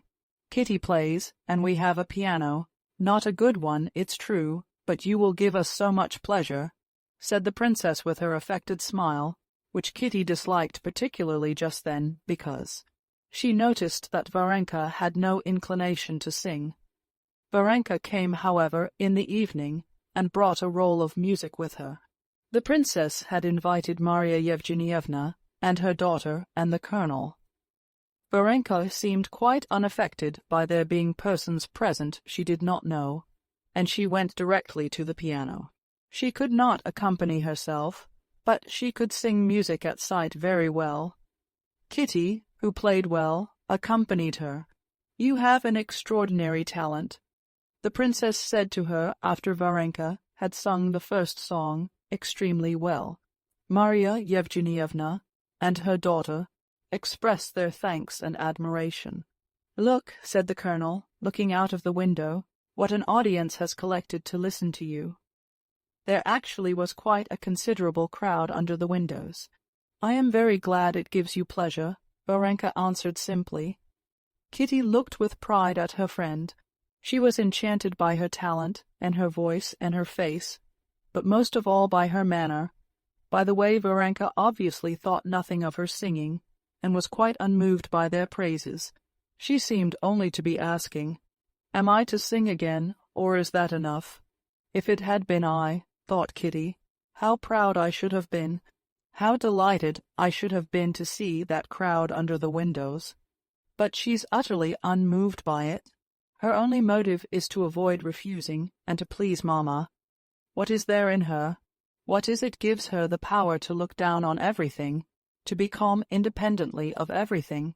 How I should like to know it and to learn it of her, thought Kitty, gazing into her serene face.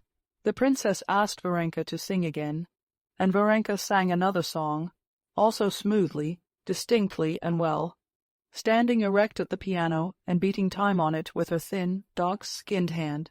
The next song in the book was an Italian one. Kitty played the opening bars and looked round at Varenka. "Let's skip that," said Varenka, flushing a little. Kitty let her eyes rest on Varenka's face with a look of dismay and inquiry. "Very well, the next one," she said hurriedly, turning over the pages, and at once feeling that there was something connected with the song. "No," answered Varenka with a smile, laying her hand on the music. "No, let's have that one." And she sang it just as quietly, as coolly, and as well as the others.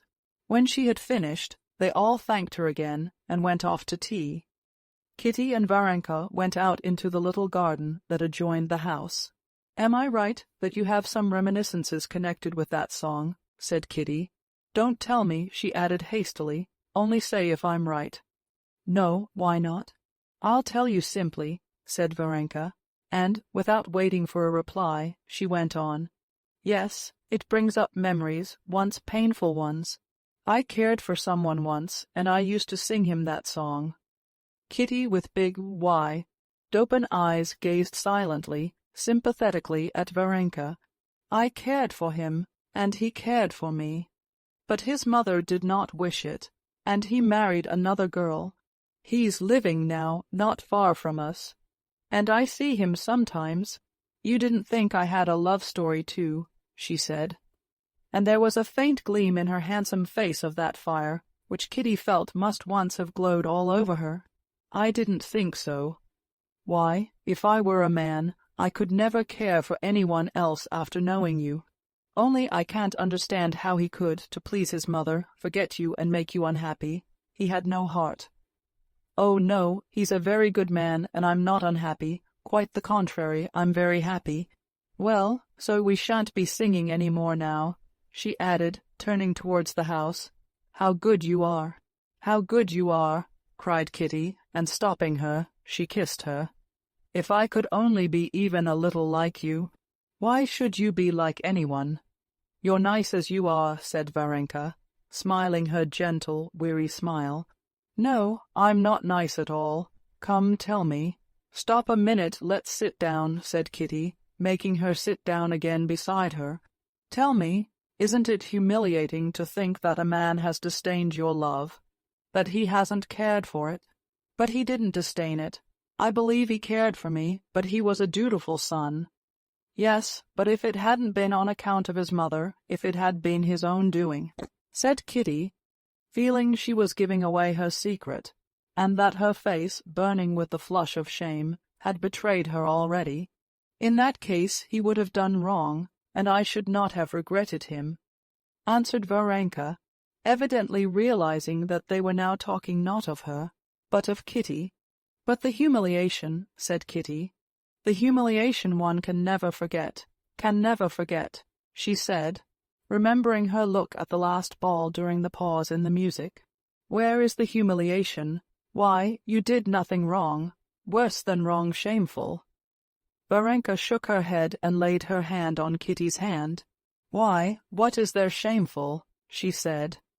You didn't tell a man who didn't care for you that you loved him, did you? Of course not. I never said a word, but he knew it.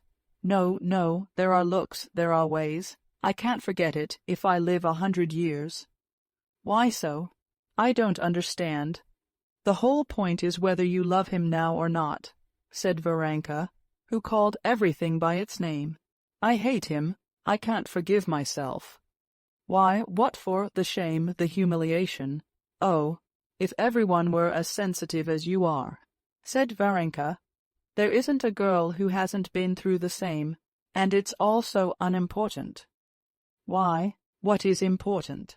Said Kitty, looking into her face with inquisitive wonder. Oh, there's so much that's important, said Varenka, smiling. Why, what? Oh, so much that's more important, answered Varenka, not knowing what to say.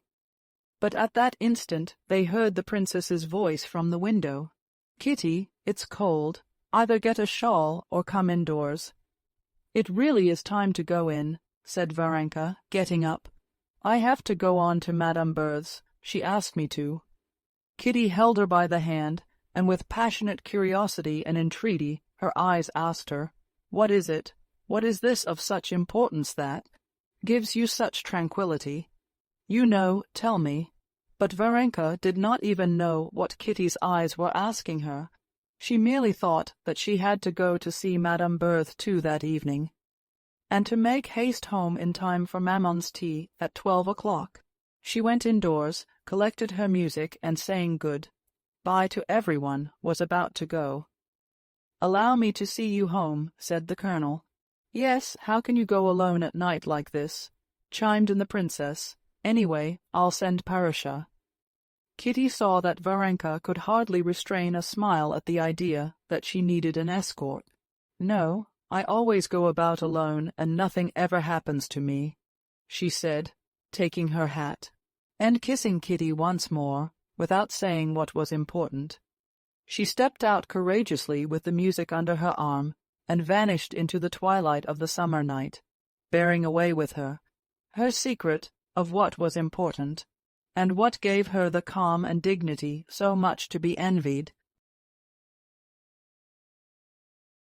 Chapter 33. Kitty made the acquaintance of Madame Stahl too. And this acquaintance, together with her friendship with Varenka, did not merely exercise a great influence on her, it also comforted her in her mental distress. She found this comfort through a completely new world being opened to her by means of this acquaintance, a world having nothing in common with her past, an exalted, noble world, from the height of which she could contemplate her past calmly. It was revealed to her that besides the instinctive life to which Kitty had given herself up hitherto, there was a spiritual life. This life was disclosed in religion, but a religion having nothing in common with that one which Kitty had known from childhood, and which found expression in litanies and all night services at the widow's home, where one might meet one's friends, and in learning by heart Slavonic texts with the priest.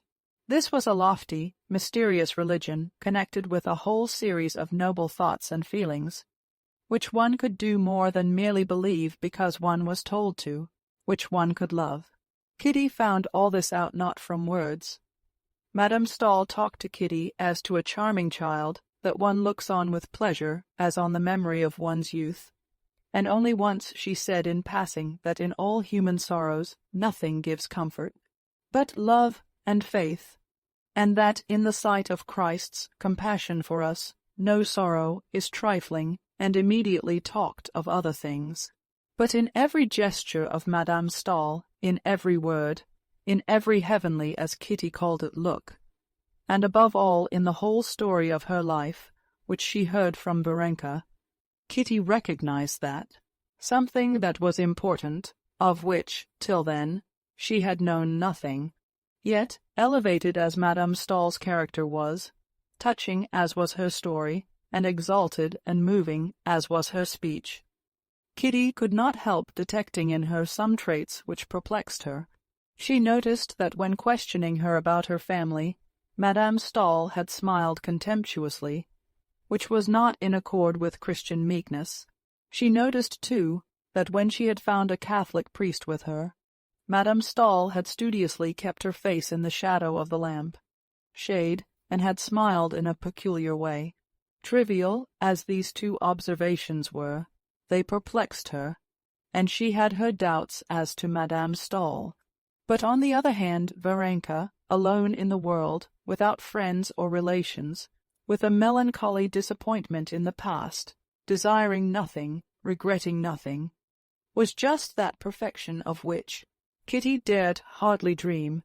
In Varenka she realized that one has but to forget oneself and love others, and one will be calm, happy, and noble. And that was what Kitty longed to be. Seeing now clearly what was the most important, Kitty was not satisfied with being enthusiastic over it. She at once gave herself up with her whole soul to the new life that was opening to her. From Varenka's accounts of the doings of Madame Stahl and other people whom she mentioned, Kitty had already constructed the plan of her own future life. She would, like Madame Stahl's niece, Aline, of whom Varenka had talked to her a great deal, seek out those who were in trouble wherever she might be living, help them as far as she could, give them the gospel, read the gospel to the sick, to criminals, to the dying.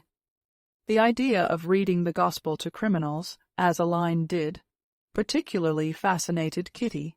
But all these were secret dreams, of which Kitty did not talk either to her mother or to Varenka. While awaiting the time for carrying out her plans on a large scale, however, Kitty, even then at the Springs, where there were so many people ill and unhappy, readily found a chance for practicing her new principles in imitation of Varenka. At first the princess noticed nothing but that Kitty was much under the influence of her endowment, as she called it, for Madame Stahl, and still more for Varenka. She saw that Kitty did not merely imitate Varenka in her conduct, but unconsciously imitated her in her manner of walking, of talking, of blinking her eyes. But later on the princess noticed that, apart from this adoration, some kind of serious spiritual change was taking place in her daughter. The princess saw that in the evenings Kitty read a French testament, that Madame Stahl had given her a thing she had never done before, that she avoided society acquaintances and associated with the sick people who were under Varenka's protection, and especially one poor family, that of a sick painter, Petrov. Kitty was unmistakably proud of playing the part of a sister of mercy in that family. All this was well enough, and the princess had nothing to say against it, especially as Petrov's wife was a perfectly nice sort of woman, and that the German princess, noticing Kitty's devotion, praised her, calling her an angel of consolation. All this would have been very well if there had been no exaggeration, but the princess saw that her daughter was rushing into extremes, and so indeed she told her. Il n'y faut jamais rien outre, she said to her. Her daughter made her no reply. Only in her heart she thought that one could not talk about exaggeration where Christianity was concerned.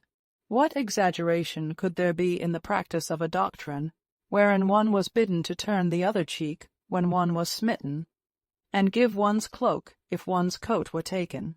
But the princess disliked this exaggeration, and disliked even more the fact that she felt her daughter did not care to show her all her heart.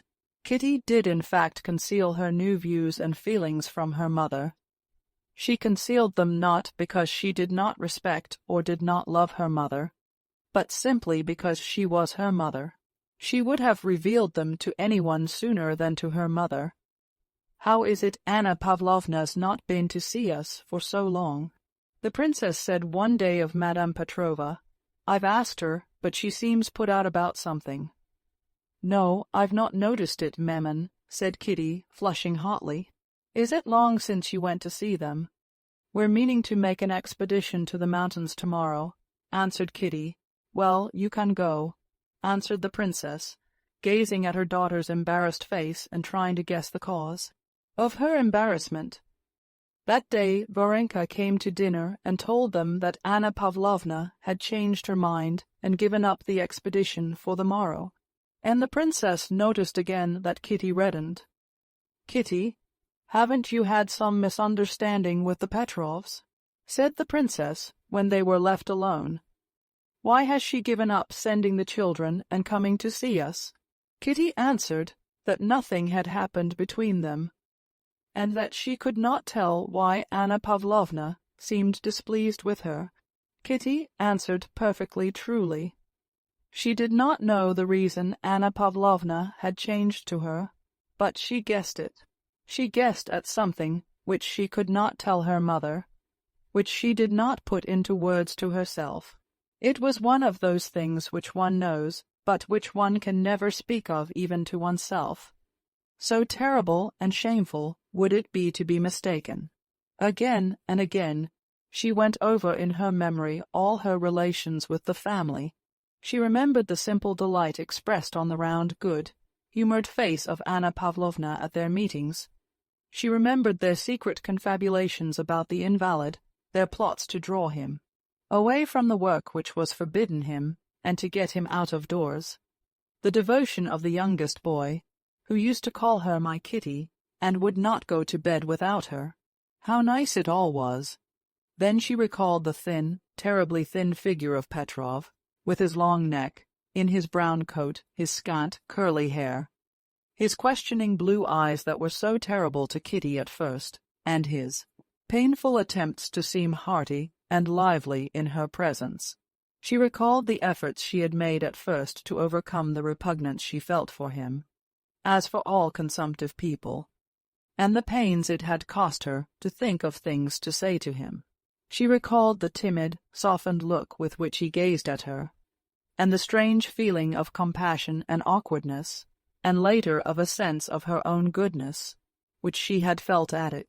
How nice it all was, but all that was at first. Now, a few days ago, everything was suddenly spoiled. Anna Pavlovna had met Kitty with affected cordiality, and had kept continual watch on her and on her husband. Could that touching pleasure he showed when she came near be the cause of Anna Pavlovna's coolness? Yes, she mused, There was something unnatural about Anna Pavlovna, and utterly unlike her good nature, when she said angrily the day before yesterday, "There, he will keep waiting for you, he wouldn't drink his coffee without you, though he's grown so dreadfully weak." Yes, perhaps, too, she didn't like it when I gave him the rug. It was all so simple, but he took it so awkwardly, and was so long thanking me, that I felt awkward too. And then that portrait of me he did so well. And most of all that look of confusion and tenderness. Yes, yes, that's it. Kitty repeated to herself with horror. No, it can't be, it oughtn't to be. He's so much to be pitied, she said to herself directly after. This doubt poisoned the charm of her new life. Chapter 34. Before the end of the course of drinking the waters, Princess Chtcherbatsky, who had gone on from Carlsbad to Baden and Kissingen to Russian friends to get a breath of Russian air, as he said, came back to his wife and daughter. The views of the prince and of the princess on life abroad were completely opposed.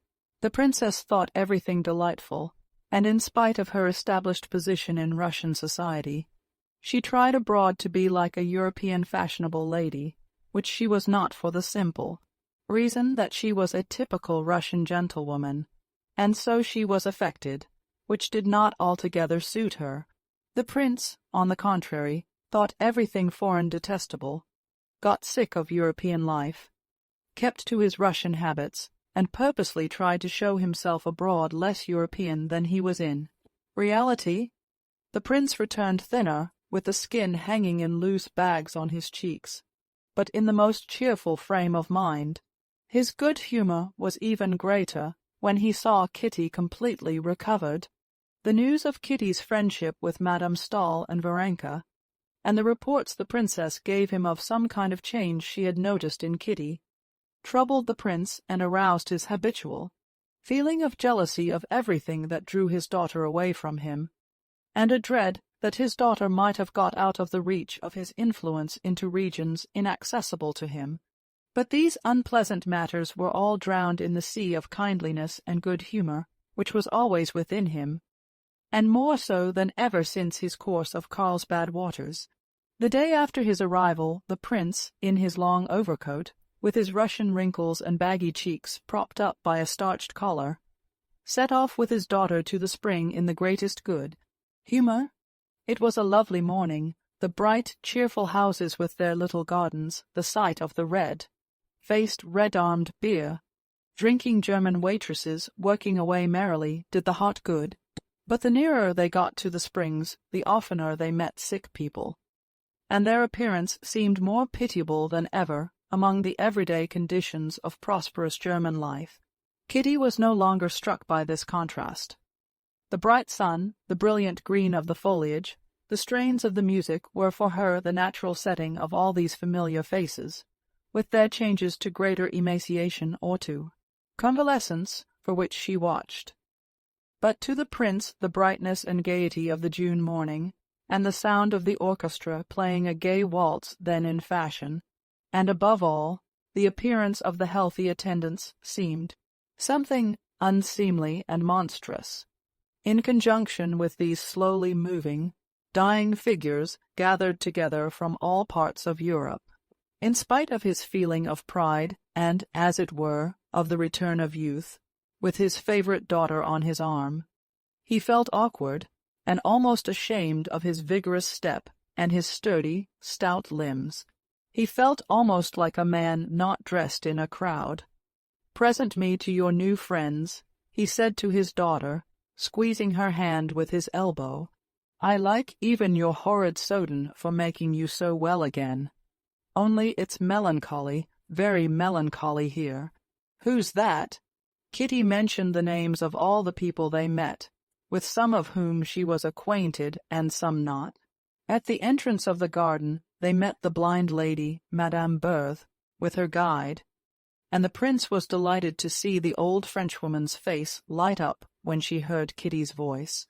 She at once began talking to him with French exaggerated politeness, applauding him for having such a delightful daughter, extolling Kitty to the skies before her face, and calling her a treasure, a pearl, and a consoling angel. Well, she's the second angel, then, said the prince, smiling. She calls Mademoiselle Varenka angel number 1. Oh, Mademoiselle Varenka, she's a real angel, Alez, Madame Berthe assented. In the arcade they met Varenka herself. She was walking rapidly towards them, carrying an elegant red bag. "Here is Papa come," Kitty said to her. Varenka made simply and naturally, as she did everything, a movement between a bow and a curtsy, and immediately began talking to the prince, without shyness, naturally, as she talked to everyone. "Of course I know you. I know you very well," the prince said to her with a smile, in which Kitty detected with joy that her father liked her friend. "Where are you off to in such haste?" "Mammon's here," she said, turning to Kitty. "She has not slept all night, and the doctor advised her to go out. I'm taking her work." "So that's angel number 1, said the prince when Varenka had gone on. Kitty saw that her father had meant to make fun of Varenka, but that he could not do it because he liked her. "Come, so we shall see all your friends," he went on, "even Madame Stahl, if she deigns to recognize me." "Why, did you know her, Papa?" Kitty asked apprehensively, catching the gleam of irony that kindled in the prince's eyes at the mention of Madame Stahl. "I used to know her husband, and her too a little, before she joined the Pietists." "What is a Pietist, Papa?" asked Kitty, dismayed to find that what she prized so highly in Madame Stahl had a name.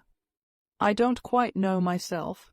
I only know that she thanks God for everything, for every misfortune, and thanks God, too, that her husband died, and that's rather droll, as they didn't get on together." "Who's that? What a piteous face!" he asked, noticing a sick man of medium height sitting on a bench, wearing a brown overcoat and white trousers that fell in strange folds about his long, fleshless legs. This man lifted his straw hat, showed his scanty curly hair and high forehead, painfully reddened by the pressure of the hat. "That's Petrov, an artist," answered Kitty, blushing. "And that's his wife," she added, indicating Anna Pavlovna, who, as though on purpose, at the very instant they approached, walked away after a child that had run off along a path. "Poor fellow, and what a nice face he has," said the prince. "Why don't you go up to him? He wanted to speak to you." "Well, let us go, then," said Kitty, turning round resolutely. "How are you feeling today?" she asked Petrov. Petrov got up, leaning on his stick, and looked shyly at the prince. "This is my daughter," said the prince. "Let me introduce myself." The painter bowed and smiled, showing his strangely dazzling white teeth. "We expected you yesterday, Princess," he said to Kitty. He staggered as he said this, and then repeated the motion, trying to make it seem as if it had been intentional. "I meant to come, but Varenka said that Anna Pavlovna sent word you were not going." "Not going?" said Petrov, blushing and immediately beginning to cough, and his eyes sought his wife. "Anita, Anita," he said loudly, and the swollen veins stood out like cords on his thin white neck. Anna Pavlovna came up. "So you sent word to the princess that we weren't going." He whispered to her angrily, losing his voice. "Good morning, princess," said Anna Pavlovna, with an assumed smile utterly unlike her former manner. "Very glad to make your acquaintance," she said to the prince. "You've long been expected, prince." "What did you send word to the princess that we weren't going for?" The artist whispered hoarsely once more, still more angrily, obviously exasperated that his voice failed him, so that he could not give his words the expression he would have liked to. "Oh, mercy on us! I thought we weren't going," his wife answered crossly. "What when?" He coughed and waved his hand. The prince took off his hat and moved away with his daughter. "Ah, ah," he sighed deeply. "Oh, poor things." "Yes, Papa," answered Kitty. "And you must know they've 3 children, no servant, and scarcely any means. He gets something from the academy," she went on briskly, trying to drown the distress that the queer change in Anna Pavlovna's manner to her had aroused in her. "Oh, here's Madame Stahl," said Kitty, indicating an invalid carriage, where, propped on pillows, something in grey and blue was lying under a sunshade. This was Madame Stahl. Behind her stood the gloomy, healthy-looking German workman who pushed the carriage. Close by was standing a flaxen-headed Swedish count, whom Kitty knew by name. Several invalids were lingering near the low carriage, staring at the lady as though she were some curiosity. The prince went up to her, and Kitty detected that disconcerting gleam of irony in his eyes. He went up to Madame Stahl, and addressed her with extreme courtesy and affability in that excellent French that so few speak nowadays. "I don't know if you remember me, but I must recall myself to thank you for your kindness to my daughter," he said, taking off his hat and not putting it on again. "Prince Alexander Asich-Tcherbatsky," said Madame Stahl, lifting upon him her heavenly eyes, in which Kitty discerned a look of annoyance. "Delighted. I have taken a great fancy to your daughter. You are still in weak health." "Yes, I'm used to it," said Madame Stahl, and she introduced the prince to the Swedish count. "You are scarcely changed at all," the prince said to her. "It's 10 or 11 years since I had the honor of seeing you." "Yes, God sends the cross and sends the strength to bear it. Often one wonders what is the goal of this life. The other side," she said angrily to Varenka, who had rearranged the rug over her feet, not to her satisfaction. "To do good, probably," said the prince with a twinkle in his eye. "That is not for us to judge," said Madame Stahl, perceiving the shade of expression on the prince's face. "So you will send me that book, dear Count. I'm very grateful to you," she said to the young Swede. "Ah!" cried the prince, catching sight of the Moscow colonel standing near. And with a bow to Madame Stahl, he walked away with his daughter and the Moscow colonel, who joined them. "That's our aristocracy, Prince," the Moscow colonel said with ironical intention. He cherished a grudge against Madame Stahl for not making his acquaintance. "She's just the same," replied the prince. "Did you know her before her illness, Prince, that's to say before she took to her bed?" "Yes, she took to her bed before my eyes," said the prince. "They say it's 10 years since she has stood on her feet. She doesn't stand up because her legs are too short. She's a very bad figure." "Papa, it's not possible," cried Kitty. "That's what wicked tongues say, my darling. And your Varenka catches it too," he added. "Oh, these invalid ladies." "Oh, no, Papa," Kitty objected warmly. "Varenka worships her, and then she does so much good. Ask anyone. Everyone knows her in a line stall." "Perhaps so," said the prince, squeezing her hand with his elbow. "But it's better when one does good so that you may ask everyone and no one knows." Kitty did not answer, not because she had nothing to say, but because she did not care to reveal her secret thoughts even to her father. But, strange to say, although she had so made up her mind not to be influenced by her father's views, not to let him into her inmost sanctuary, she felt that the heavenly image of Madame Stahl, which she had carried for a whole month in her heart, had vanished never to return, just as the fantastic figure made up of some clothes thrown down at random vanishes when one sees that it is only some garment lying there.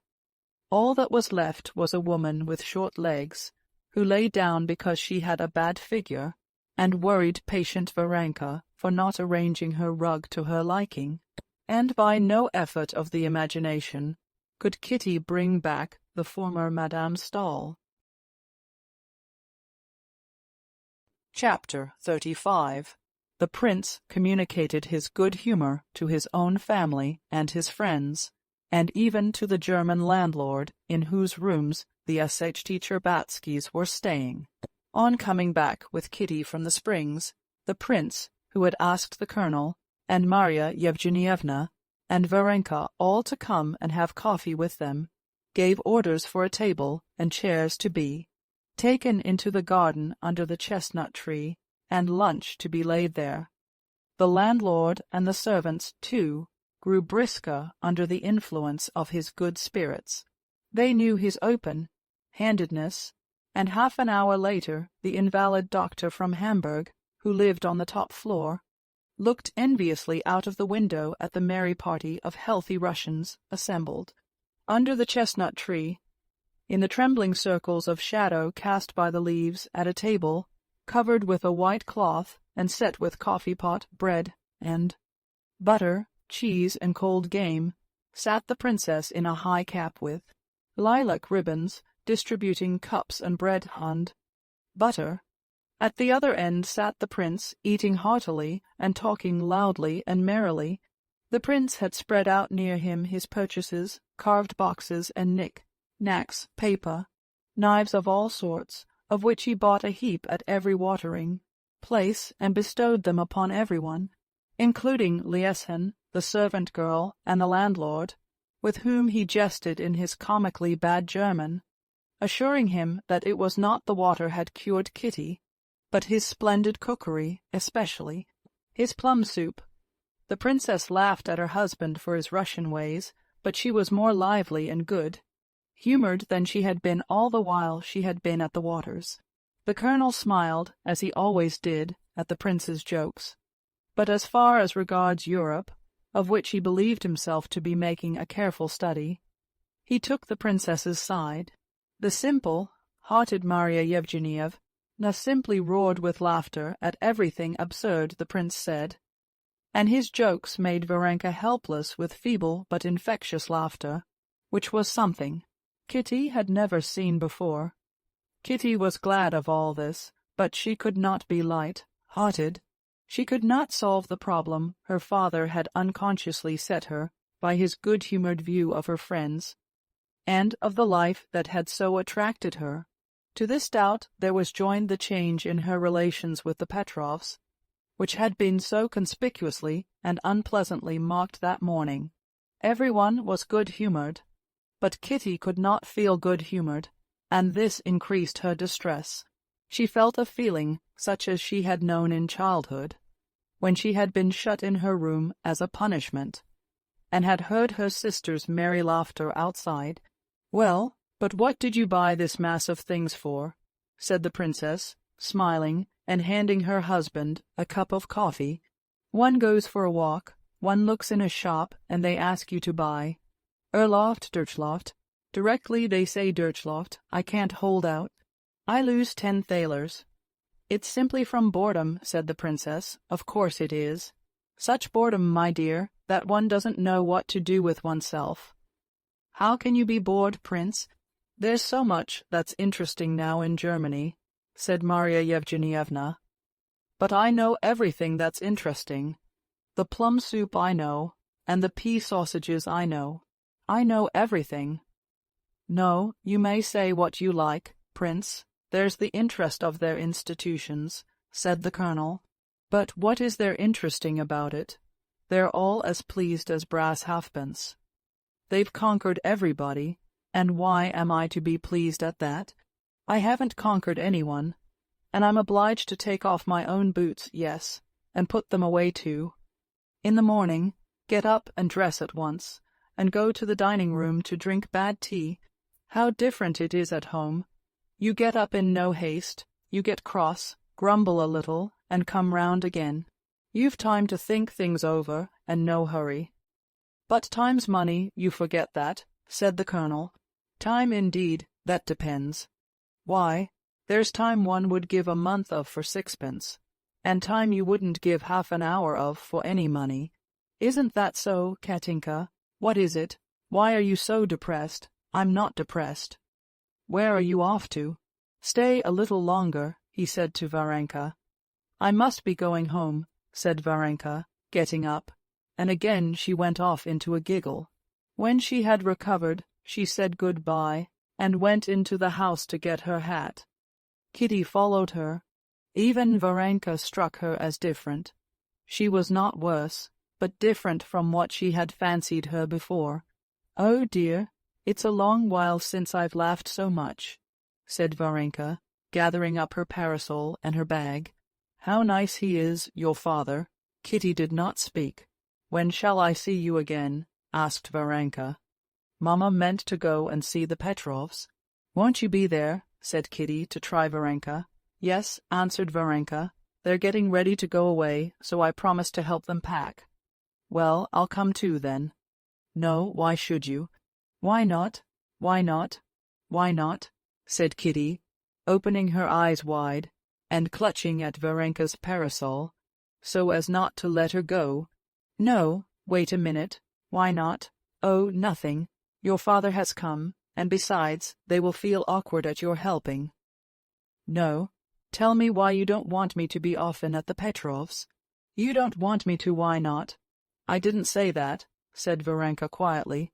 "No, please tell me, tell you everything?" asked Varenka. "Everything, everything," Kitty assented. "Well, there's really nothing of any consequence. Only that Mihail Alexeyevich, that was the artist's name, had meant to leave earlier, and now he doesn't want to go away," said Varenka, smiling. "Well, well," Kitty urged impatiently, looking darkly at Varenka. "Well, and for some reason Anna Pavlovna told him that he didn't want to go because you are here. Of course, that was nonsense. But there was a dispute over it over you. You know how irritable these sick people are." Kitty, scowling more than ever, kept silent, and Varenka went on speaking alone, trying to soften or soothe her, and seeing a storm coming she did not know whether of tears or of words. "So you'd better not go. You understand, you won't be offended. And it serves me right, and it serves me right." Kitty cried quickly, snatching the parasol out of Varenka's hand, and looking past her friend's face. Varenka felt inclined to smile, looking at her childish fury, but she was afraid of wounding her. "How does it serve you right?" "I don't understand," she said. "It serves me right because it was all sham, because it was all done on purpose and not from the heart. What business had I to interfere with outsiders? And so it's come about that I'm a cause of quarrel, and that I've done what nobody asked me to do, because it was all a sham. A sham, a sham. A sham with what object?" said Varenka gently. "Oh, it's so idiotic, so hateful. There was no need whatever for me. Nothing but sham," she said, opening and shutting the parasol. "But with what object? To seem better to people, to myself, to God. To deceive everyone. No, now I won't descend to that. I'll be bad, but anyway not a liar, a cheat." "But who is a cheat?" said Varenka reproachfully. "You speak as if—" But Kitty was in one of her gusts of fury, and she would not let her finish. "I don't talk about you, not about you at all. You're perfection. Yes, yes, I know you're all perfection. But what am I to do if I'm bad? This would never have been if I weren't bad. So let me be what I am. I won't be a sham. What have I to do with Anna Pavlovna? Let them go their way, and me go mine. I can't be different. And yet it's not that, it's not that." "What is not that?" asked Varenka in bewilderment. "Everything. I can't act except from the heart, and you act from principle. I liked you simply, but you most likely only wanted to save me, to improve me." "You are unjust," said Varenka. "But I'm not speaking of other people, I'm speaking of myself. Kitty," they heard her mother's voice, "come here, show Papa your necklace." Kitty, with a haughty air, without making peace with her friend, took the necklace in a little box from the table and went to her mother. "What's the matter? Why are you so red?" her mother and father said to her with one voice. "Nothing," she answered. "I'll be back directly," and she ran back. "She's still here," she thought. "What am I to say to her? Oh dear, what have I done? What have I said? Why was I rude to her? What am I to do? What am I to say to her?" thought Kitty, and she stopped in the doorway. Varenka, in her hat, and with the parasol in her hands, was sitting at the table, examining the spring, which Kitty had broken. She lifted her head. "Varenka, forgive me, do forgive me," whispered Kitty, going up to her. "I don't remember what I said." I really didn't mean to hurt you," said Varenka, smiling. Peace was made. But with her father's coming all the world in which she had been living was transformed for Kitty. She did not give up everything she had learned, but she became aware that she had deceived herself in supposing she could be what she wanted to be. Her eyes were, it seemed, opened. She felt all the difficulty of maintaining herself without hypocrisy and self-conceit on the pinnacle to which she had wished to mount. Moreover, she became aware of all the dreariness of the world of sorrow, of sick and dying people, in which she had been living. The efforts she had made to like it seemed to her intolerable, and she felt a longing to get back quickly into the fresh air, to Russia, to Ergoshovo, where, as she knew from letters, her sister, Dolly, had already gone with her children. But her affection for Varenka did not wane. As she said good-bye, Kitty begged her to come to them in Russia. "I'll come when you get married," said Varenka. "I shall never marry." "Well, then, I shall never come." "Well, then, I shall be married simply for that." "Mind now, remember your promise," said Kitty. The doctor's prediction was fulfilled. Kitty returned home to Russia cured. She was not so gay and thoughtless as before, but she was serene. Her Moscow troubles had become a memory to her.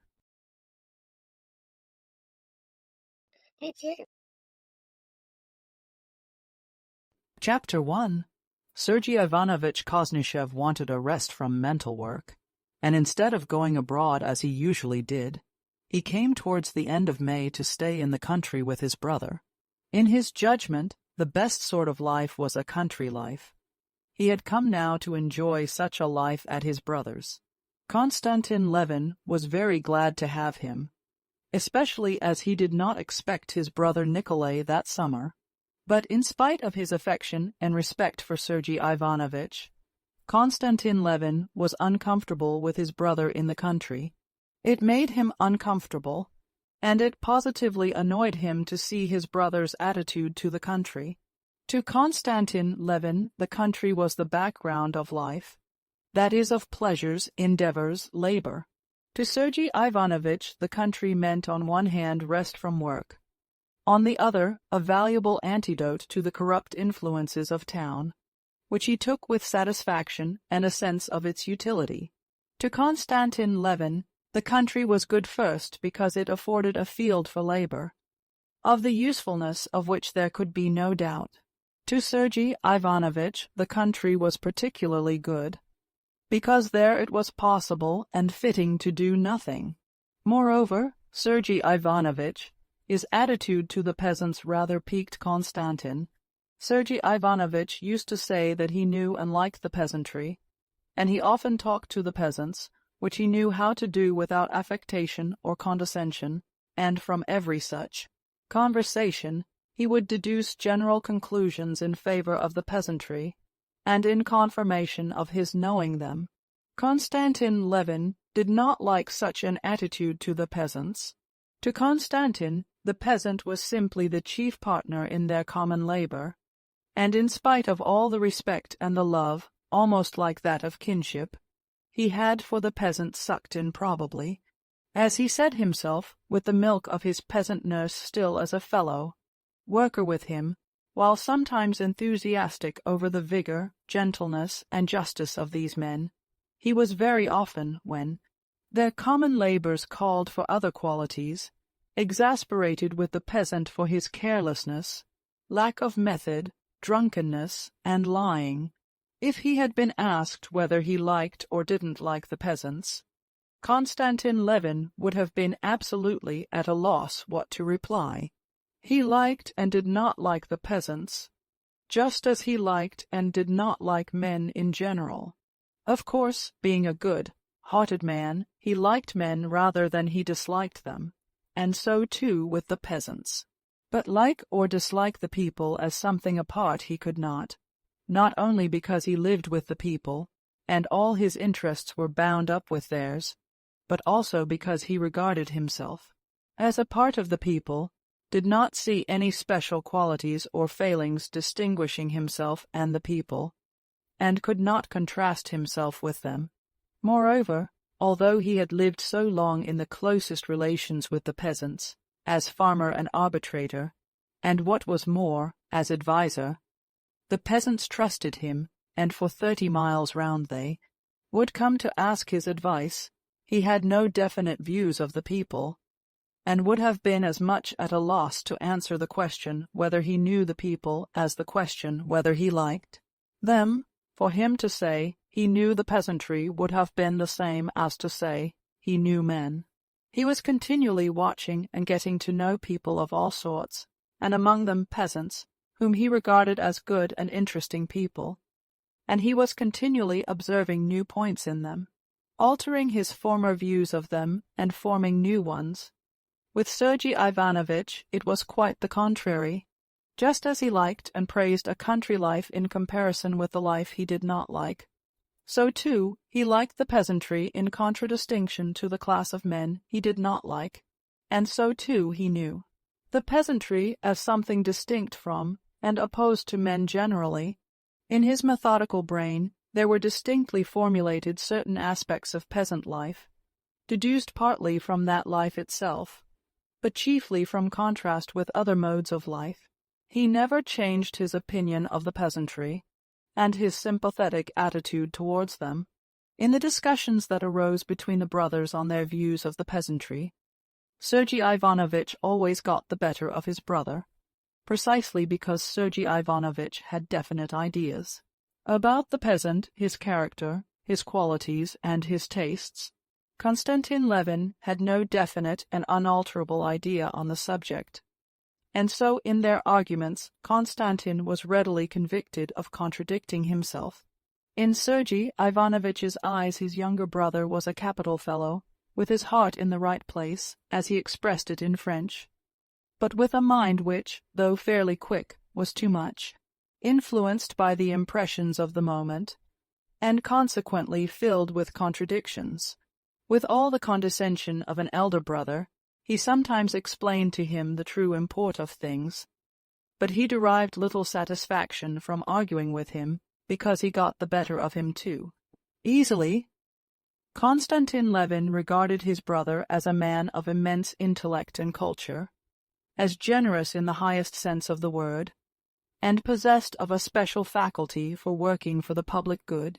But in the depths of his heart, the older he became, and the more intimately he knew his brother, the more and more frequently the thought struck him that this faculty of working for the public good, of which he felt himself utterly devoid, was possibly not so much a quality as a lack of something, not a lack of good, honest, noble desires and tastes, but a lack of vital force, of what is called heart, of that impulse which drives a man to choose someone out of the innumerable paths of life, and to care only for that one. The better he knew his brother, the more he noticed that Sergei Ivanovitch and many other people who worked for the public welfare were not led by an impulse of the heart to care for the public good, but reasoned from intellectual considerations that it was a right thing to take interest in public affairs, and consequently took interest in them. Levin was confirmed in this generalization by observing that his brother did not take questions affecting the public welfare, or the question of the immortality of the soul, a bit more to heart than he did chess problems, or the ingenious construction of a new machine. Besides this, Konstantin Levin was not at his ease with his brother, because in summer in the country Levin was continually busy with work on the land, and the long summer day was not long enough for him to get through all he had to do, while Sergei Ivanovitch was taking a holiday. But though he was taking a holiday now, that is to say, he was doing no writing, he was so used to intellectual activity that he liked to put into concise and eloquent shape the ideas that occurred to him, and liked to have someone to listen to him. His most usual and natural listener was his brother, and so, in spite of the friendliness and directness of their relations, Konstantin felt an awkwardness in leaving him alone. Sergei Ivanovitch liked to stretch himself on the grass in the sun, and to lie so, basking and chatting lazily. You wouldn't believe, he would say to his brother, what a pleasure this rural laziness is to me. Not an idea in one's brain, as empty as a drum. But Konstantin Levin found it dull sitting and listening to him, especially when he knew that while he was away they would be carting dung onto the fields not ploughed ready for it, and heaping it all up anyhow, and would not screw the shares in the ploughs, but would let them come off and then say that the new ploughs were a silly invention, and there was nothing like the old Andreevna plough, and so on. Come, you've done enough trudging about in the heat, Sergei Ivanovitch would say to him. No, I must just run round to the counting house for a minute, Levin would answer, and he would run off to the fields. Chapter 2. Early in June it happened that Agafea Mikhailovna, the old nurse and housekeeper, in carrying to the cellar a jar of mushrooms she had just pickled, slipped, fell, and sprained her wrist. The district doctor, a talkative young medical student, who had just finished his studies, came to see her. He examined the wrist, said it was not broken, was delighted at a chance of talking to the celebrated Sergei Ivanovitch Koznishev, and to show his advanced views of things told him all the scandal of the district, complaining of the poor state into which the district council had fallen. Sergei Ivanovitch listened attentively, asked him questions, and, roused by a new listener, he talked fluently, uttered a few keen and weighty observations, respectfully appreciated by the young doctor, and was soon in that eager frame of mind his brother knew so well, which always with him followed a brilliant and eager conversation. After the departure of the doctor, he wanted to go with a fishing rod to the river. Sergei Ivanovitch was fond of angling, and was, it seemed, proud of being able to care for such a stupid occupation. Konstantin Levin, whose presence was needed in the ploughland and meadows, had come to take his brother in the trap. It was that time of the year, the turning point of summer, when the crops of the present year are a certainty, when one begins to think of the sowing for next year, and the mowing is at hand, when the rye is all in ear, though its ears are still light, not yet full, and it waves in green billows in the wind, when the green oats, with tufts of yellow grass scattered here and there among it, droop irregularly over the late sown fields, when the early buckwheat is already out and hiding the ground, when the fallow lands, trodden hard as stone by the cattle, are half ploughed over, with paths left untouched by the plough, when from the dry dung heaps carted onto the fields there comes at sunset a smell of manure mixed with meadow, sweet, and on the low-lying lands, the riverside, meadows are a thick sea of grass waiting for the mowing, with blackened heaps of the stalks of sorrel among it. It was the time when there comes a brief pause in the toil of the fields before the beginning of the labors of harvest, every year recurring, every year straining every nerve of the peasants. The crop was a splendid one, and bright, hot summer days had set in with short, dewy nights. The brothers had to drive through the woods to reach the meadows. Sergei Ivanovitch was all the while admiring the beauty of the woods, which were a tangled mass of leaves, pointing out to his brother now an old lime tree on the point of flowering, dark on the shady side and brightly spotted with yellow stipules, now the young shoots of this year's saplings brilliant with emerald. Konstantin Levin did not like talking and hearing about the beauty of nature. Words for him took away the beauty of what he saw. He assented to what his brother said, but he could not help beginning to think of other things. When they came out of the woods, all his attention was engrossed by the view of the fallow land on the upland, in parts yellow with grass, in parts trampled and checkered with furrows, in parts dotted with ridges of dung, and in parts even ploughed. A string of carts was moving across it. Levin counted the carts, and was pleased that all that were wanted had been brought. and at the sight of the meadows his thoughts passed to the mowing. He always felt something special moving him to the quick at the hay making. On reaching the meadow, Levin stopped the horse. The morning dew was still lying on the thick undergrowth of the grass, and that he might not get his feet wet, Sergei Ivanovitch asked his brother to drive him in the trap up to the willow tree from which the carp was caught. Sorry as Konstantin Levin was to crush down his mowing grass, he drove him into the meadow. The high grass softly turned about the wheels and the horse's legs, leaving its seeds clinging to the wet axles and spokes of the wheels. His brother seated himself under a bush, arranging his tackle, while Levin led the horse away, fastened him up, and walked into the vast green sea of grass unstirred by the wind.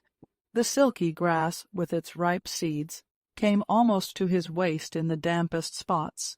Crossing the meadow, Konstantin Levin came out onto the road and met an old man with a swollen eye, carrying a skep on his shoulder.